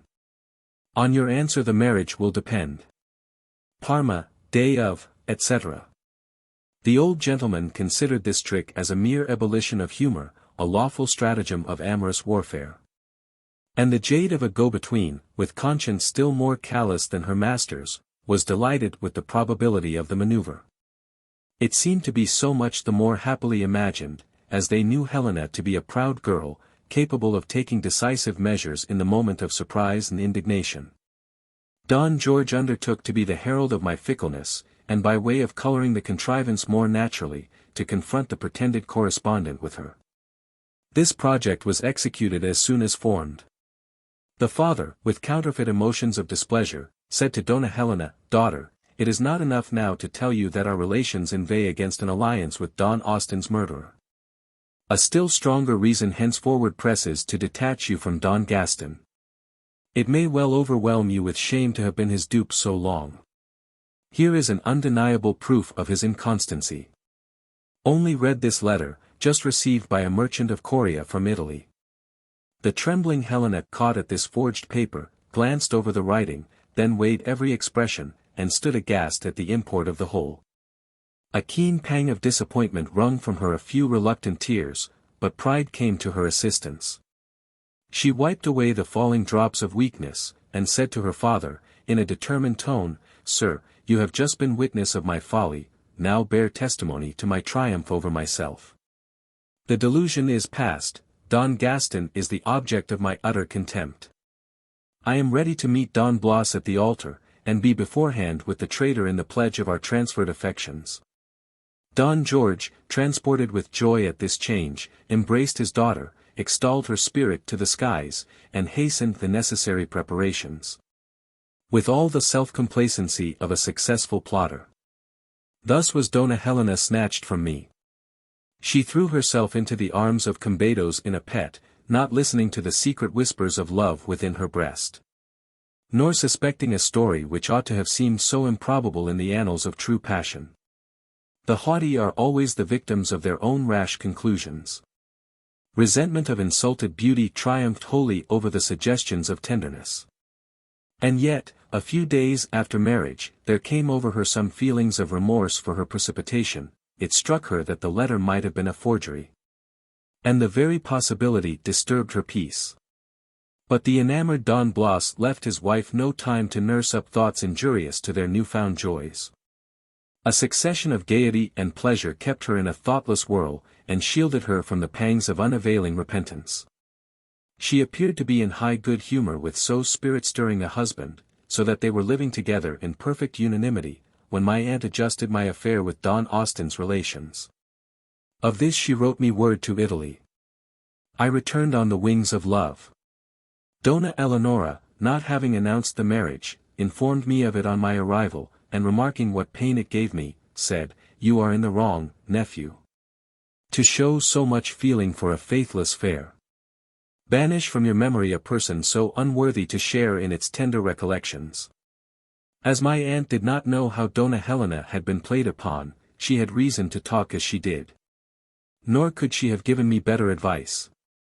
To affect indifference, if not to conquer my passion, was my bounden duty. Yet there could be no harm in just inquiring by what means this union had been brought to bear. To get at the truth, I determined on applying to Felicia's friend, Theodora. There I met with Felicia herself, who was confounded at my unwelcome presence, and would have escaped from the necessity of explanation. But I stopped her. "Why do you avoid me?" said I. "Has your perjured mistress forbidden you to give ear to my complaints? Or would you make a merit with the ungrateful woman of your voluntary refusal?" "Sir," answered the plotting Abigail, "I confess my fault, and throw myself on your mercy. Your appearance here has filled me with remorse. My mistress has been betrayed, and unhappily in part by my agency." The particulars of their infernal device followed this avowal, with an endeavor to make me amends for its lamentable consequence. To this effect, she offered me her services with her mistress, and promised to undeceive her. In a word, to work night and day, that she might soften the rigor of my sufferings, and open the career of hope. I pass over the numberless contradictions she experienced before she could accomplish the projected interview. It was at length arranged to admit me privately, while Don Blas was at his hunting seat. The plot did not linger. The husband went into the country, and they sent for me to his lady's apartment. My onset was reproachful in the extreme, but my mouth was soon shut upon the subject. "It is useless to look back upon the past," said the lady. "It can be no part of our present intention to work upon each other's feelings, and you are grievously mistaken if you fancy me inclined to flatter your aspiring hopes. My sole inducement for receiving you here was to tell you personally that you have only henceforth to forget me. Perhaps I might have been better satisfied with my lot had it been united with yours. But, since heaven has ordered it otherwise, we must submit to its decrees." "What? Madam," answered I, "is it not enough to have lost you, to see my successful rival in quiet possession of all my soul holds dear, but I must also banish you from my thoughts? You would tear from me even my passion, my only remaining blessing. And think you that a man, whom you have once enchanted, can recover his self-possession? Know yourself better, and cease to enforce impracticable behests." "Well then. If so," rejoined she with hurried importunity, "do you cease to flatter yourself with interesting my gratitude or my pity? In one short word, the wife of Don Blas shall never be the mistress of Don Gaston. Let us at once end a conversation at which delicacy revolts in spite of virtue, and peremptorily forbids its longer continuance." I now threw myself at the lady's feet in despair. All the powers of language and of tears were called forth to soften her. But even this served only to excite some inbred sentiments of compassion, stifled as soon as born, and sacrificed at the shrine of duty. After having fruitlessly exhausted all my stores of tender persuasion, rage took possession of my breast. I drew my sword, and would have fallen on its point before the inexorable Helena. But she saw my design, and prevented it. "Stay your rash hand, Cogalos," said she. "Is it thus that you consult my reputation? In dying thus, and here, you will brand me with dishonor, and my husband with the imputation of murder." In the agony of my despair, far from yielding to these suggestions, I only struggled against the preventive efforts of the two women, and should have struggled too successfully, if Don Blas had not appeared to second them.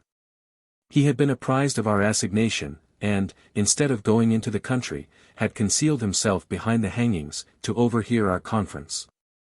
"Don Gaston," cried he, as he arrested my uplifted arm, "recall your scattered senses, and no longer give a loose to these mad transports." Here I could hold no longer. "Is it for you," said I, "to turn me from my resolution? You ought rather yourself to plunge a dagger in my bosom. My love, with all its train of miseries, is an insult to you. Have you not surprised me in your wife's apartment at this unseasonable hour? What greater provocation can you want for your revenge? Stab me, and rid yourself of a man who can only give up the adoration of Dona Helena with his life." "It is in vain," answered Don Blas, "that you endeavor to interest my honor in your destruction. You are sufficiently punished for your rashness.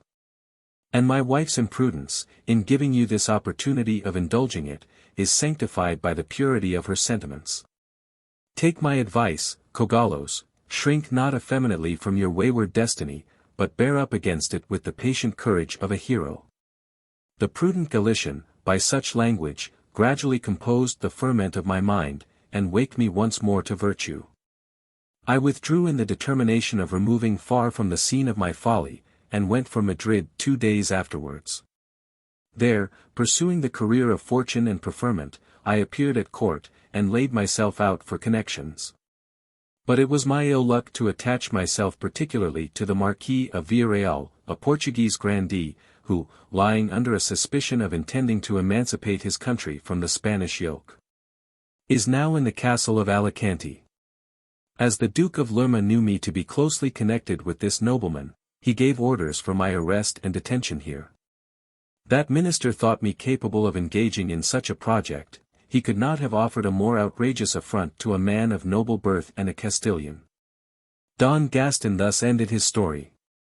By way of consolation I said to him, "Illustrious sir, your honor can receive no taint from this temporary detainer, and your interest will probably be promoted by it in the end.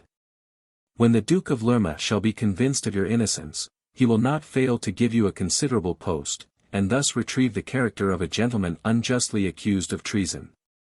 Chapter 7. Scipio finds Gil Blas out in the Tower of Segovia, and brings him a budget of news. Our conversation was interrupted by Tordesillas, who came into the room, and addressed me thus: "Señor Gil Blas, I have just been speaking with a young man at the prison gate. He inquired if you were not here, and looked much mortified at my refusal to satisfy his curiosity. Noble governor," said he, with tears in his eyes, "do not reject my most humble petition. I am Señor de Santillane's principal domestic, and you will do an act of charity by allowing me to see him. You pass for a kind-hearted gentleman in Segovia. I hope you will not deny me the favor of conversing for a few minutes with my dear master, who is unfortunate rather than criminal.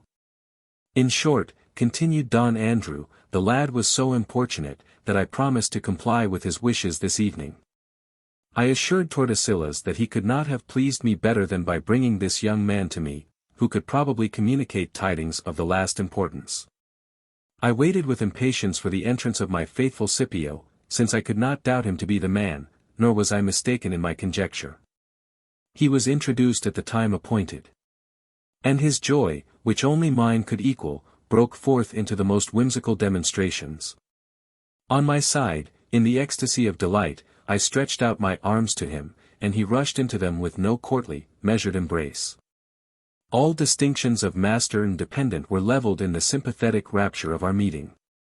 When our transports had subsided a little, I inquired into the state of my household. "You have neither household or house," answered he. "To spare you a long string of questions, I will sum up your worldly concerns in 2 words. Your property has been pillaged at both ends, both by the banditti of the law and by your own retainers, who, regarding you as a ruined man, paid themselves their own wages out of whatever they found that was portable. Luckily for you, I had the dexterity to save from their harpy clutches 2 large bags of double pistoles. Solero, in whose custody I deposited them, will make restitution on your release, which cannot be far distant. As you were put upon His Majesty's pension list of prisoners without the Duke of Lerma's knowledge or consent. I asked Scipio how he knew His Excellency to have had no share in my arrest. "You may depend on it," answered he, "my information is undeniable. One of my friends in the Duke of Uzeda's confidence acquainted me with all the circumstances of your imprisonment. Calderona, having discovered by a spy that Señora Serena, with the handle of an alias to her name, was receiving night visits from the Prince of Spain, and that the Count de Lemos managed that intrigue by the panderism of Señor de Santillane, determined to be revenged on the whole knot. To this end, he waited on the Duke of Uzeda, and discovered the whole affair. The Duke, overjoyed at such a fine opportunity of ruining his enemy, did not fail to bestir himself. He laid his information before the king, and painted the prince's danger in the most lively colors. His Majesty was much angered, and showed that he was so by sending Serena to the nunnery provided for such frail sisters, banishing the Count de Lemos, and condemning Gil Blas to perpetual imprisonment. "This," pursued Scipio, "is what my friend told me. Hence you gather your misfortune to be the Duke of Uzeda's handiwork, or rather Calderona's. Thus it seemed probable that my affairs might be reinstated in time, that the Duke of Lerma, chagrined at his nephew's banishment, would move heaven and earth for that nobleman's recall. And it might not be too much to expect that His Excellency would not forget me. What a delicate gypsy is hope! She wheedled me out of all anxiety about my shattered fortunes, and made me as light-hearted as if I had good reason to be so. My prison looked not like the dungeon of perpetual misery, but like the vestibule to a more distinguished station. For thus run the train of my reasoning: Don Fernando Borgia, Father Jerome of Florence, and more than all, Friar Louis of Aliaga, who may thank him for his place about the king's person, are the Prime Minister's partisans. With the aid of such powerful friends, His Excellency will bear down all opposition, even supposing no change to take place in the political barometer. But His Majesty's health is very precarious. The first act of a new reign would be to recall the Count de Lemos. He would not feel himself at home in the young monarch's presence till he had introduced me at court. And the young monarch would not sit easy on his throne till he had showered benefits on my head. Thus, feasting by anticipation on the pleasures of futurity, I became callous to existing evils. The 2 bags, snug in the goldsmith's custody, were no bad doubles to the part which hope acted in this shifting pantomime. It was impossible not to express my gratitude to Scipio for his zeal and honesty. I offered him half the salvage, but he rejected it. "I expect," said he, "a very different acknowledgment." Astonished as much at his mysterious claim as at his refusal, I asked what more I could do for him. "Let us never part," answered he. "Allow me to link my fate with yours. I feel for you what I never felt for any other master. And on my part, my good fellow," said I, "you may rest assured that your attachment is not thrown away. You caught my fancy at first sight. We must have been born under Libra or Gemini, where friendship is lord of the ascendant. I willingly accept your proffered partnership, and will commence business by prevailing with the warden to immure you along with me in this tower." "That is the very thing," exclaimed he. "You were beforehand with me, for I was just going to beg that favor. Your company is dearer to me than liberty itself. I shall only just go to Madrid now and then, to snuff the gale of the ministerial atmosphere, and try whether any scent lies which may be favorable for your pursuit. Thus will you combine in me a bosom friend, a trusty messenger, and an unsuspected spy. These advantages were too important for me to forego them. I therefore kept so useful a person about me, with leave of the obliging warden, who would not stand in the way of so soothing a relief to the weariness of solitude." Chapter 8.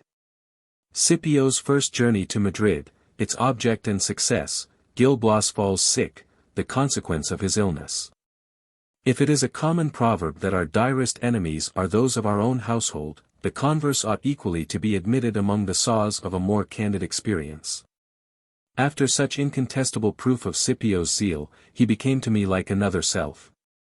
All distinction of place was confounded between Gil Blas and his secretary. All insolence was dropped on the one hand, all cringing on the other. Their lodging, bed, and board were in common. Scipio's conversation was of a very lively turn. He might have been dubbed the Spanish Momus, without any derogation to the Punch of the Pantheon.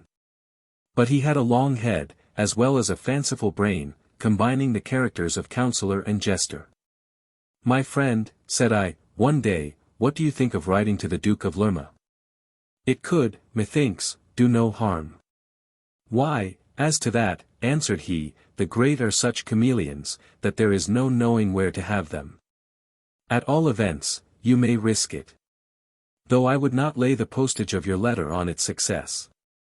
The minister loves you, it is true, but then political love lacks memory as much as personal love lacks visual discrimination. Out of sight, out of mind, is at once the motto and the stigma of these gentry." "True as this may be in the general," replied I, "my patron is a glorious exception. His kindness lives in my recollection. I am persuaded that he suffers for my sufferings, and that they are incessantly preying on his spirits. We must give him credit for only waiting till the king's anger shall pass away." "Be it so," resumed he, "I wish you may not reckon without your host. Assail his excellency then with an epistle to stir the waters. I will engage to deliver it into his own hands. Pen, ink, and paper being brought, I composed a specimen of eloquence which Scipio declared to be a paragon of pathos, and Tordesillas preferred, for the cant of sermonizing prolixity, to the old archbishop's homilies. I flattered myself that there would be tears in the Duke of Lerma's eyes, and distraction in his aspect, at the detail of miseries which existed only on paper. In that assurance, I dispatched my messenger, who no sooner got to Madrid, than he went to the ministers. Meeting with an old domestic of my acquaintance, he had no difficulty in gaining access to the Duke. "My lord," said Scipio to his Excellency, as he delivered the packet, "one of your most devoted servants, lying at his length on straw, in a damp and dreary dungeon at Segovia, most humbly supplicates for the perusal of this letter, which a tender-hearted turnkey has furnished him with the means of writing." The minister opened the letter, and glanced over the contents. But though he found there a motive and a cue for passion enough to amaze all his faculties at once, far from drowning the floor with briny secretions, he cleaved the ear of his household, and smote the heart of my courier with horrid speech. "Friend, tell Santillana that he has a great deal of impudence to address me, after so rank an offence, worthily confronted by the severe sentence of the king. Under that sentence let the wretch drag out his days, nor look to my mediation for a respite." Scipio, though neither dull nor muddy-mettled, began to be unpregnant of this defeated cause. Yet he was not so pigeon-livered as to retire without an effort in my favour. "My lord," replied he, "this poor prisoner will give up the ghost with grief at the recital of your Excellency's displeasure." The Duke answered like a prime minister, with a supercilious corrugation of features, and a decisive revolution of his front to some more prosperous suitor.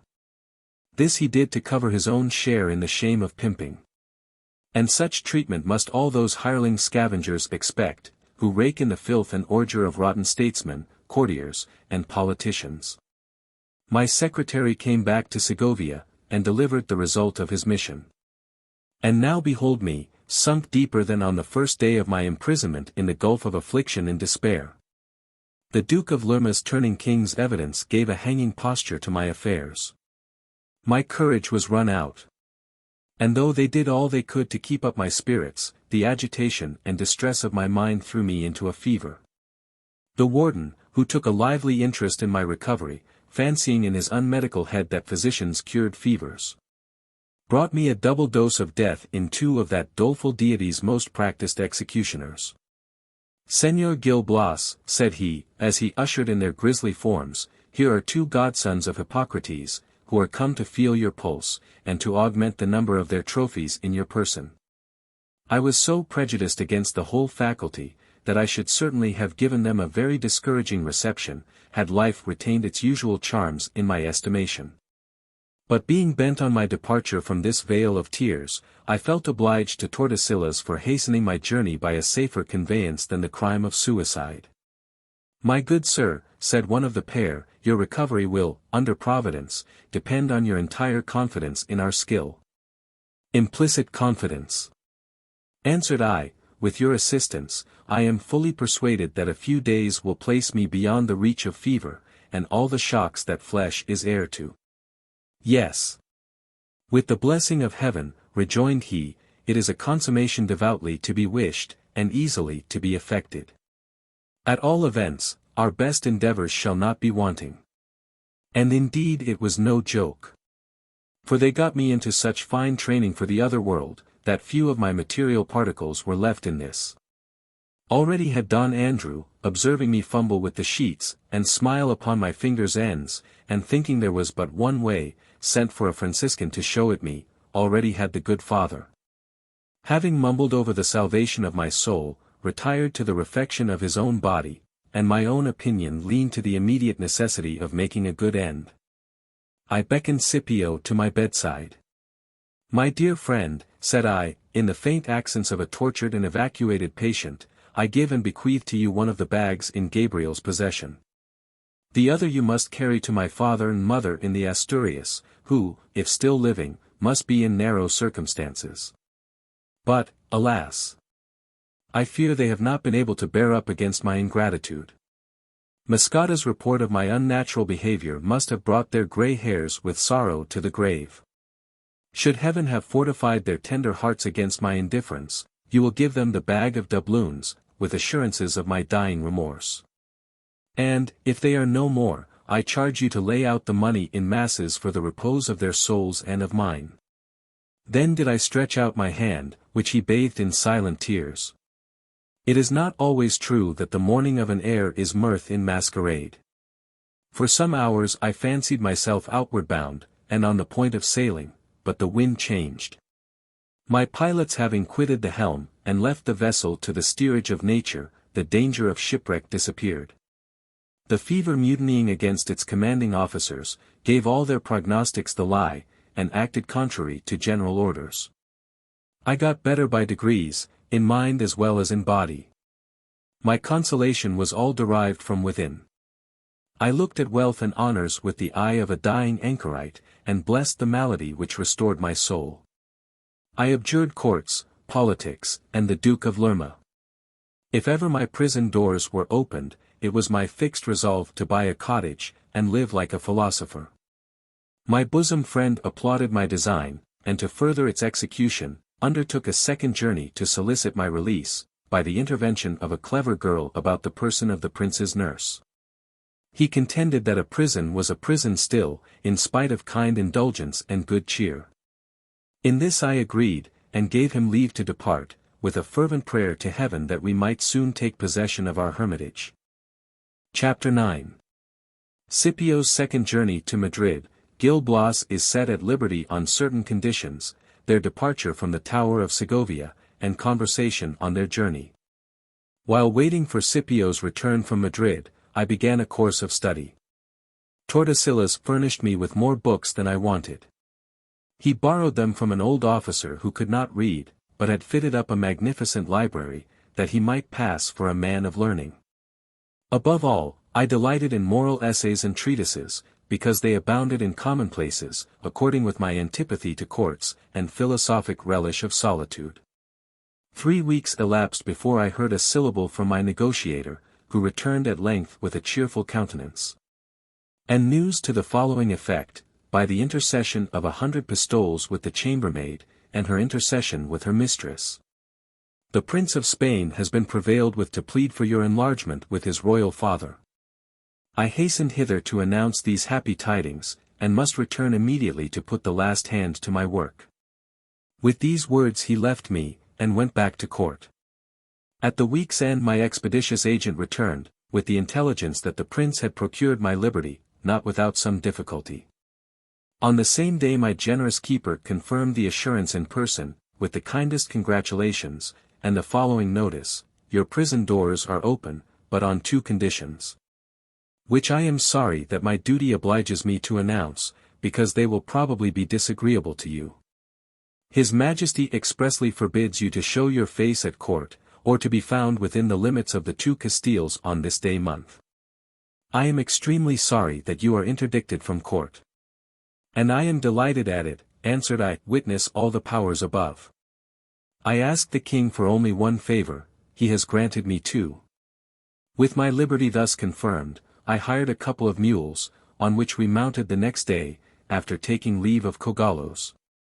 And thanking Tordesillas 1,000 times for all his instances of friendship. We set forward cheerfully on the road to Madrid, to draw our deposit out of Señor Gabriel's hands, amounting to 1,000 doubloons. On the road my fellow traveller observed, if we are not rich enough to purchase a splendid property, we can at least secure ease and competency to ourselves. A cabin, answered I, would be large enough for my most ambitious thoughts. Though scarcely at the middle period of life, the world has lost its charms for me. Its hopes, its fears, its cares, its duties are all absorbed in the selfishness of philosophical retirement. Independently of these principles, I can assure you I have painted for myself a rural landscape, with a foreground of innocent pleasures, and pastoral simplicity in the perspective. Already does the enamel of the meadows glitter under my eyes. Already does the river's murmur accord with the winged chorus of the grove, hunting exasperates the manly virtues, and fishing preaches patience.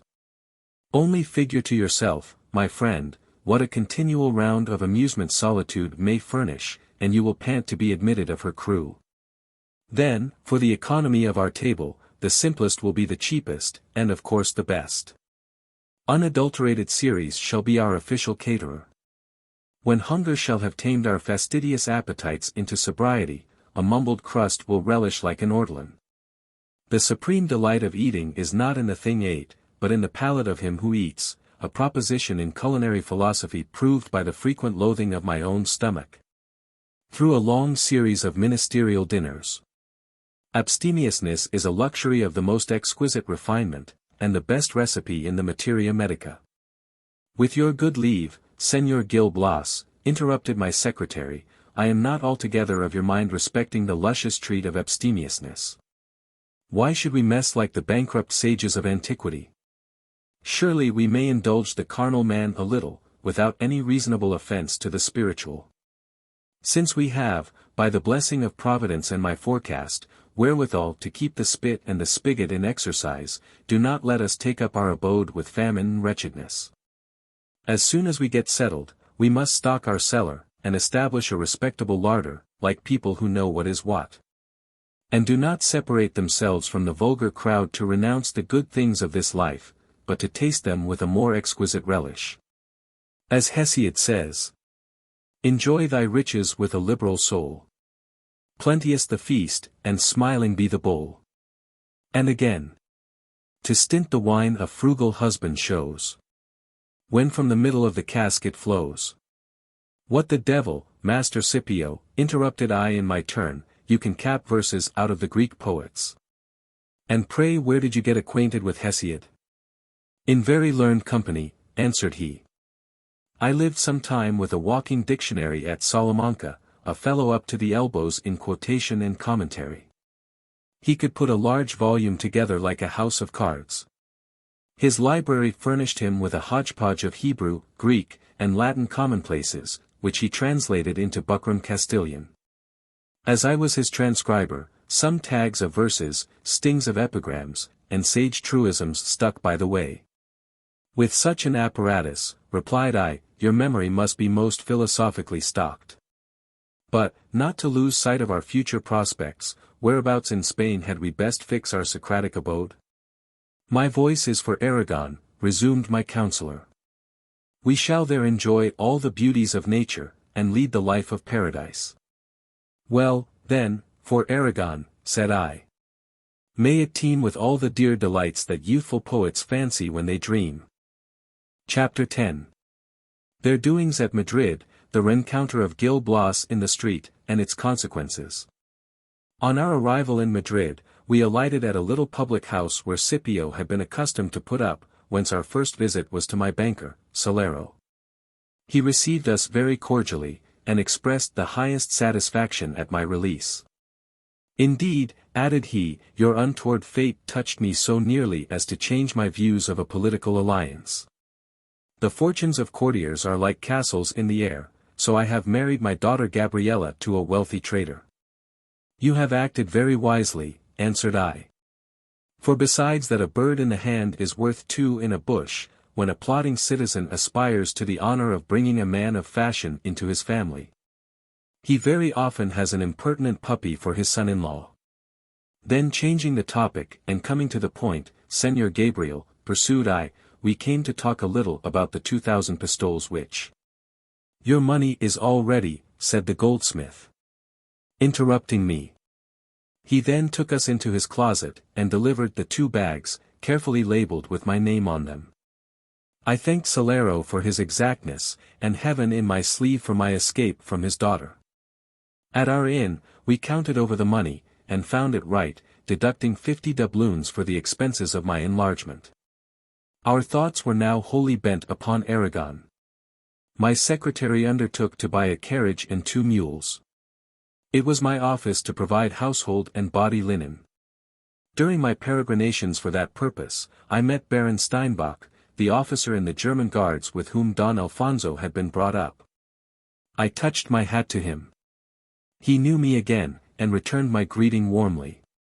My joy is extreme, said I, at seeing your lordship in such fine health, to say nothing of my wish to inquire after Don Cesar and Don Alfonso de Leyva. They are both in Madrid, answered he, and staying at my house.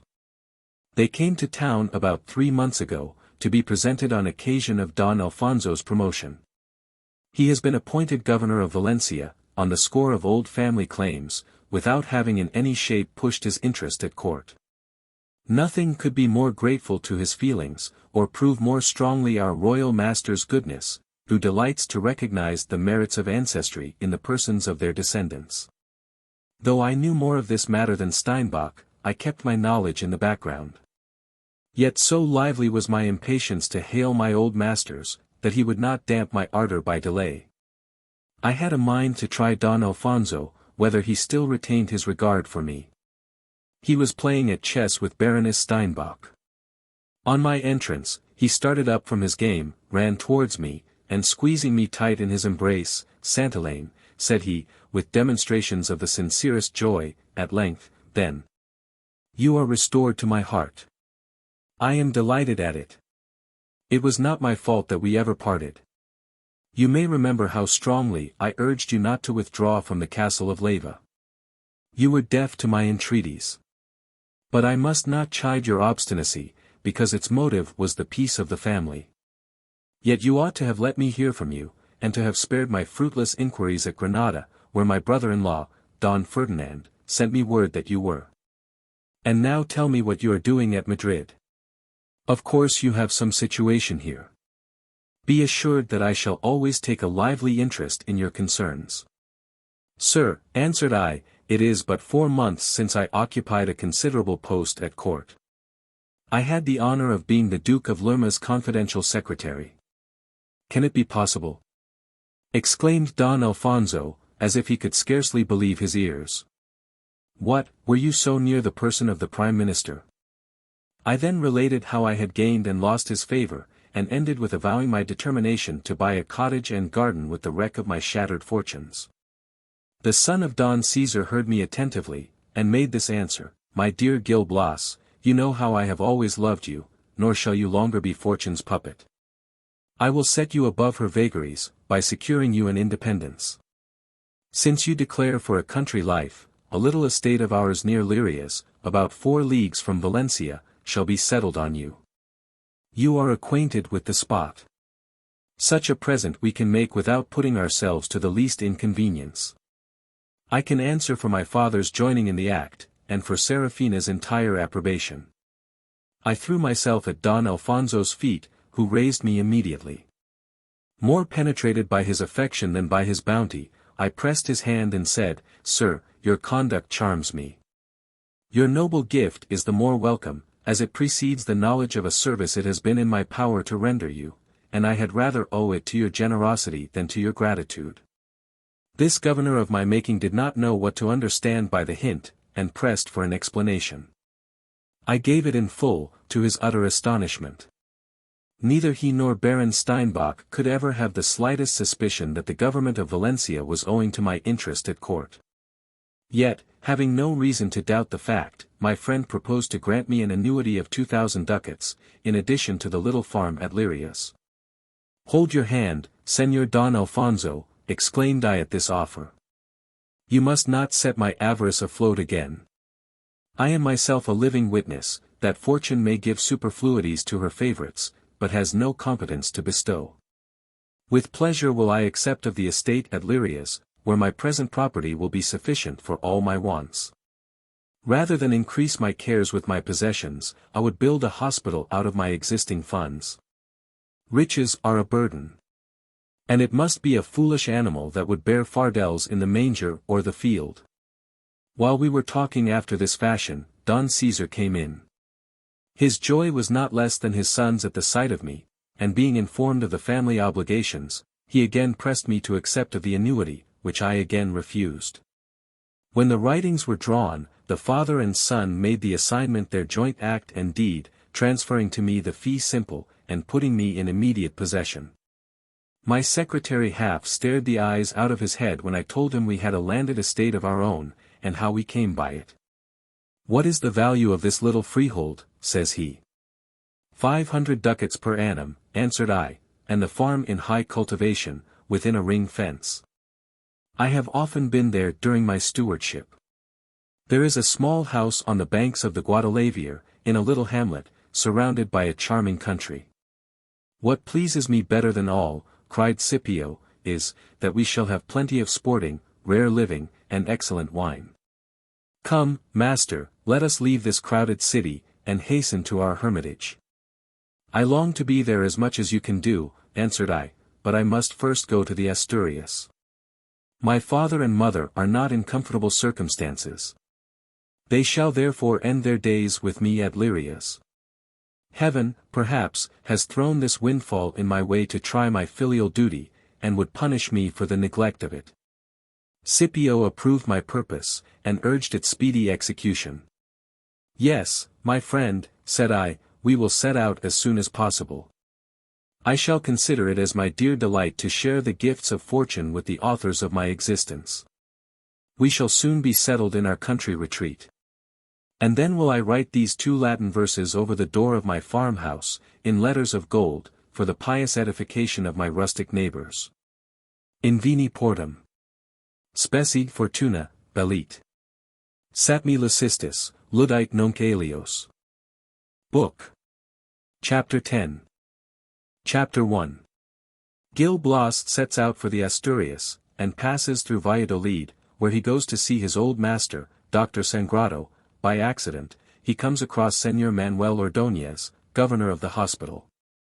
Just as I was arranging matters to take my departure from Madrid, and go with Scipio to the Asturias, Paul V gave the Duke of Lerma a cardinal's hat. This pope, wishing to establish the Inquisition in the kingdom of Naples, invested the minister with the purple. And by that means hoped to bring King Philip over to so pious and praiseworthy a design. Those who were best acquainted with this new member of the Sacred College, thought, much like myself, that the Church was in a fair way for apostolical purity, after so ghostly an acquisition. Scipio, who would have liked better to see me once more blazing at court, than either cloistered or rusticated, advised me to show my face at the cardinal's audience.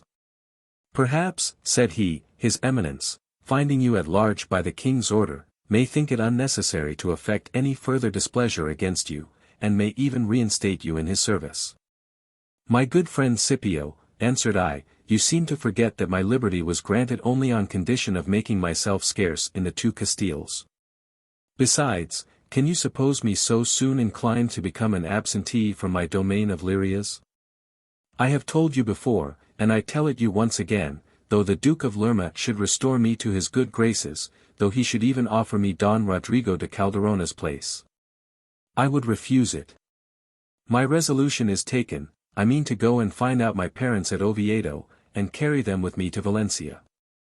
As for you, my good fellow, if you repent of having linked your fate with mine, you have only to say so. I am ready to give you half of my ready money, and you may stay at Madrid, where fortune puts on her kindest smiles to those who woo her lustily. What, then, replied my secretary, a little affected by these words, can you suspect me of any unwillingness to follow you into your retreat? The very idea is an injury to my zeal and my attachment. What, Scipio? That faithful appendage, who would willingly have passed the remnant of his days with you in the Tower of Segovia, rather than abandon you to your wretched fate? Can he feel sorrowful at the prospect of an abode where 1,000 rural delights are waiting to smile on his arrival? No, no, I have not a wish to turn you aside from your resolution. Nor can I refrain from owning my malicious drift. When I advised you to show your face at the Duke of Lerma's audience, it was for the purpose of ascertaining whether any seedlings of ambition were scattered among the fallows of your philosophy. Since that point is settled, and you are mortified to all the pomps and vanities of the world, let us make the best of our way from court, to go and suck in with Zephyrus and Flora the innocent. Delicious pleasures so luxuriant in the nursery of our imaginations. In fact, we soon afterwards took our departure together, in a chaise drawn by 2 good mules, driven by a postilion whom I had added to my establishment. We stopped the first day at Alcalá de Henares, and the second at Segovia, whence, without stopping to see our generous warden, Tordesillas, we went forward to Penafiel on the Duero. And the next day to Valladolid. At sight of this large town, I could not help fetching a deep sigh. My companion, surprised at that conscientious ventilation, inquired the reason of it. "My good fellow," said I, "it is because I practiced medicine here for a long time. It gives me the horrors, even now, to think of my unexpiated murders. The whole list of killed and wounded are mustered in battle array yonder, the tomb and the hospital yawn with their disgorged inhabitants, who are rushing on to tear me piecemeal, and exact the vengeance due to the drenched crew." "What a dreadful fancy," said my secretary. "In truth, Senor de Santillana, your nature is too tender. Why should you be shocked at the common course of exchange in your branch of trade? Look at all the oldest physicians, their withers are unwrung. What can exceed the self-complacency with which they view the exits of patients, and the entrances of diseases? Natural constitution bears the brunt of all their failures, and medical infallibility takes the credit of lucky accidents."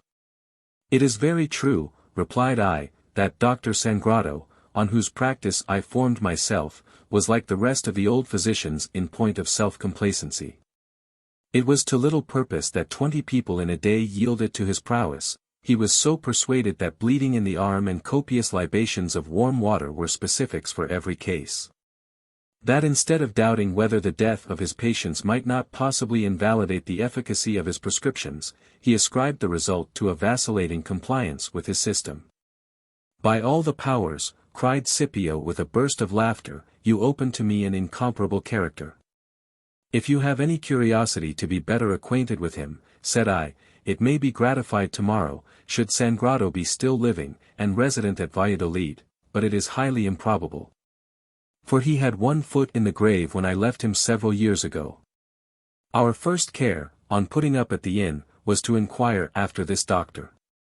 We were told that he was not dead, but, being incapacitated by age from paying visits or any other vigorous exertions, he had been superseded by 3 or 4 other doctors who had risen into repute by a new practice, accomplishing the same end by different means. We determined on lying by for a day at Valladolid, as well to rest our mules as to call on Senor Sangrado. About 10 o'clock next morning we knocked at his door, and found him sitting in his elbow chair, with a book in his hand. He rose on our entrance, advanced to meet us with a firm step for a man of 70, and begged to know our business. "My worthy and approved good master," said I, "have you lost all recollection of an old pupil? There was formerly one Gil Blas, as you may remember, a boarder in your house, and for some time your deputy." "What? Is it you, Santillana?" answered he, with a cordial embrace. "I should not have known you again. It, however, gives me great pleasure to see you once more. What have you been doing since we parted? Doubtless you have made medicine your profession." "It was very strongly my inclination so to do," replied I, "but imperious circumstances made me reluctantly abandon so illustrious a calling." "So much the worse," rejoined Sangrado, "with the principles you sucked in under my tuition, you would have become a physician of the first skill and eminence, with the guiding influence of heaven to defend you from the dangerous allurements of chemistry. Ah, my son," pursued he with a mournful air, "what a change in practice within these few years! The whole honor and dignity of the art is compromised. That mystery by whose inscrutable decrees the lives of men have in all ages been determined, is now laid open to the rude, untutored gaze of blockheads, novices, and mountebanks. Facts are stubborn things, and ere long the very stones will cry aloud against the rascality of these new practitioners, lapides clamabunt. Why, sir, there are fellows in this town, calling themselves physicians, who drag their degraded persons at the currus triumphalis antimonii, or, as it should properly be translated, the cart's tail of antimony. Apostates from the faith of Paracelsus, idolaters of filthy kermes, healers at haphazard, who make all the science of medicine to consist in the preparation and prescription of drugs. What a change have I to announce to you! There is not one stone left upon another in the whole structure which our great predecessors had raised. Bleeding in the feet, for example, so rarely practiced in better times, is now among the fashionable follies of the day. That gentle, civilized system of evacuation, which prevailed under my auspices, is subverted by the reign of anarchy and emetics, of quackery and poison. In short, chaos is come again. Everyone orders what seems good in his own eyes, there is no deference to the authority of ancient wisdom. Our masters are laid upon the shelf, and their axioms not one tittle the more regarded for being delivered in languages as defunct as the subjects of their application. However desirable it might seem to laugh at so whimsical a declamation, I had the good manners to resist the impulse. And not only that, but to inveigh bitterly against Kermes, without knowing whether it was a vegetable or an animal. And to pour forth a combination of curses against the authors and inventors of so diabolical an engine. Scipio, observing my byplay in this scene, had a mind to come in for his share in the banter. Most venerable prop of the true practice, said he to Sangrado, as I am descended in the third generation from a physician of the old school. Give me leave to join you in your philippic against chemical conspiracies. My late illustrious progenitor, heaven forgive him all his sins, was so warm a partisan of Hippocrates, that he often came to blows with ignorant pretenders, who vomited forth blasphemies against that high priest of the faculty. What is bred in the bone will not come out of the flesh. I could willingly inflict tortures and death with my own hands on those rash innovators whose daring enormities you have characterized with such accuracy of discrimination and such force of language. When wretches like these gain an ascendancy in civilized society, can we wonder at the disjointed condition of the world? The times are even more out of joint than you are aware of, said the doctor. My book against the vanities and delusions of the new practice might as well have fallen stillborn from the press. It seems, if anything, to have acted by contraries, and to have exasperated heresy. The apothecaries, like the Titans of old, heaping potion upon pill, and invading the Olympus of medicine, think themselves fully qualified to usurp and maintain the throne. Now that it is only thought necessary to set open the doors, and to drive the enemy out at the portal or the postern by main force, they go to the length of infusing their deadly drugs into apozems and cordials, and then set themselves up against the most eminent of the fraternity. This contagion has spread its influence even among the cloisters. There are monks in our convents who unite surgery and pharmacy to the labors of the confessional. These medical baboons are always dipping their paws into chemistry, and inventing compositions strong enough to lay a scene of ecclesiastical mortality in the temperate abodes of peace and religion. Now, there are in Valladolid above 60 religious houses for both sexes. Judge what ravage must have been made there by unmerciful pumping and the lancet misapplied. Señor Sangrado, said I, you are perfectly in the right to give these poisoners no quarter. I utter groan for groan with you, and heave the philanthropic sigh over the invaded lives of our fellow creatures, sinking under the fell attack of so heterodox a practice. It fills me with horror to think what a dead weight chemistry may one day be to medicine, just as adulterated coin operates on national credit. Far be that evil day from this generation. Just at this climax of our discourse, in came an old female servant, with a salver for the doctor, on which were a little light roll and a glass with 2 decanters. The one filled with water and the other with wine. After he had eaten a slice, he washed it down with a diluted beverage, 2 parts water to 1 of wine. But this temperate use of the good creature did not at all save him from the acrimony of my ridicule. So, good master doctor, said I, you are fairly caught in the fact. You a wine-bibber? You, who have entered the lists like a knight-errant against that unauthenticated fermentation. You, who reached your grand climacteric on the strength of the pure element. How long have you been so at odds with yourself? Your time of life can be no excuse for the alteration. Since, in one passage of your writings, you define old age to be a natural consumption, which withers and attenuates the system. And as an inference from that position, you reprobate the ignorance of those writers who dignify wine with the appellation of old men's milk. What can you say, therefore, in your own defense? You belabor me most unjustly, answered the old physician. If I drank neat wine, you would have a right to treat me as a deserter from my own standard. But your eyes may convince you that my wine is well mixed. Another heresy, my dear apostle of the wells and fountains, replied I. Recollect how you rated the canon Sedillo for drinking wine, though plentifully dashed with the salubrious fluid. Own modestly and candidly that your theory was unfounded and fanciful, and that wine is not a poisonous liquor, as you have so falsely and scandalously libelled it in your works, any further than. Like any other of nature's bounties, it may be abused to excess. This lecture sat rather uneasily on our doctor's feelings as a candidate for consistency. He could not deny his inveteracy against the use of wine in all his publications. But pride and vanity not allowing him to acknowledge the justice of my attack on his apostasy, he was left without a word to say for himself. Not wishing to push my sarcasm beyond the bounds of good humor, I changed the subject.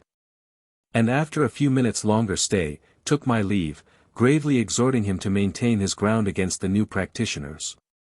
Courage, Señor Sangrado, said I, never be weary of setting your wits against Kermes, and deafen the health-dispensing tribe with your thunders against the use of bleeding in the feet. If, spite of all your zeal and affection for medical orthodoxy, this empiric generation should succeed in supplanting true and legitimate practice, it will be at least your consolation to have exhausted your best endeavors in the support of truth and reason. As my secretary and myself were walking to the inn, making our observations in high glee on the doctor's entertaining and original character, a man from 55 to 60 years of age happened to pass near us in the street, walking with his eyes fixed on the ground, and a large rosary in his hand. I conned over the distinctive cut of his appearance most cunningly, and was rewarded in the recognition of Señor Manuel Ordóñez, that faithful trustee for the affairs of the hospital, of whom so honorable mention is made in the first volume of these true and instructive memoirs. Accosting him with the most profound and unquestionable tokens of respect, I paid my compliments in due form and order to the venerable and trustworthy Señor Manuel Ordóñez, the man of all the world in whose hands the interests of the poor and needy are most safely and beneficially placed. At these words he looked me steadfastly in the face, and answered that my features were not altogether strange to him, but that he could not recollect where he had seen me. I used to go backwards and forwards to your house, replied I, when one of my friends, by name Fabricio Núñez, was in your service. Ah! I recollect the circumstance at once, rejoined the worthy director with a cunning leer, and have good reason to do so. For you were a brace of pleasant lads, and were by no means backward in the little scapegrace tricks of youth and inexperience. Well, and what is become of poor Fabricio? Whenever he comes across my thoughts, I cannot help feeling a little uneasy about his temporal and eternal welfare. It was to relieve your mind upon that subject, said I to Señor Manuel, that I have taken the liberty of stopping you in the street. Fabricio is settled at Madrid, where he employs himself in publishing miscellanies and collections. What do you mean by miscellanies and collections? Replied he. I mean, resumed I, that he writes in verse and prose, from epic poems and the highest branches of philosophy, down to plays, novels, epigrams, and riddles. In short, he is a lad of universal genius, and most exemplary benevolence. Sometimes modestly taking to himself the credit of his own compositions, and sometimes lending out his talents to the literary ambition of those noblemen who write for their own amusement, but wish their names to be concealed, except from a chosen circle. By traffic like this, he sits at the very first tables. But how does he sit at his own? Said the director. Upon what terms does he live with his baker? Not quite so confidentially as with people of fashion, answered I, for, between ourselves, I take him to be quite as much out at elbows as ever Job was.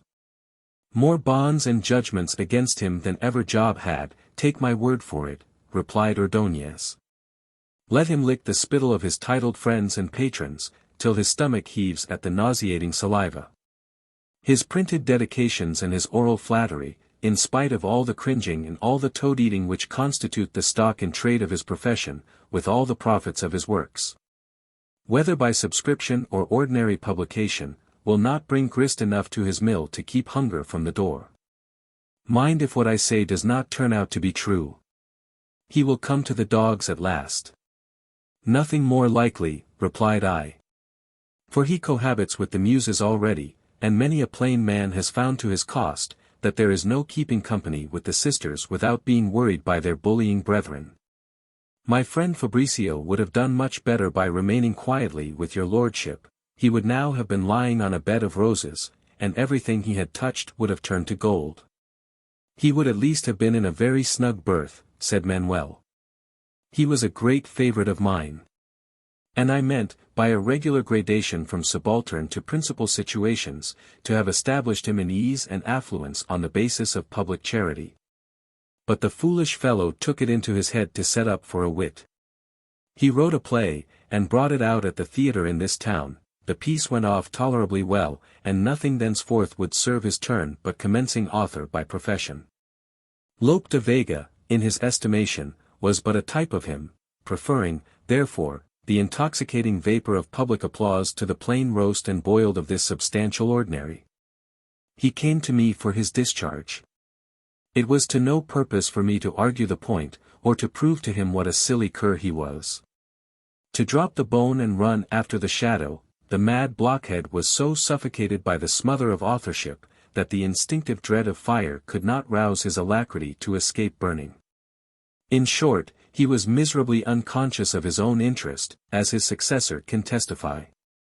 For he, possessing practical good sense, though without half Fabricio's quickness and versatility, makes it his whole study and delight to go through his business in a workmanlike manner. And to fall in with all my little ways. In return for such good conduct, I pushed him forward in a manner corresponding with his deserts. And he unites in his own person, even at this time of day, 2 offices in the hospital, the least lucrative of which would be more than sufficient to place any honest man at his ease. Though encumbered with a yearly teeming wife.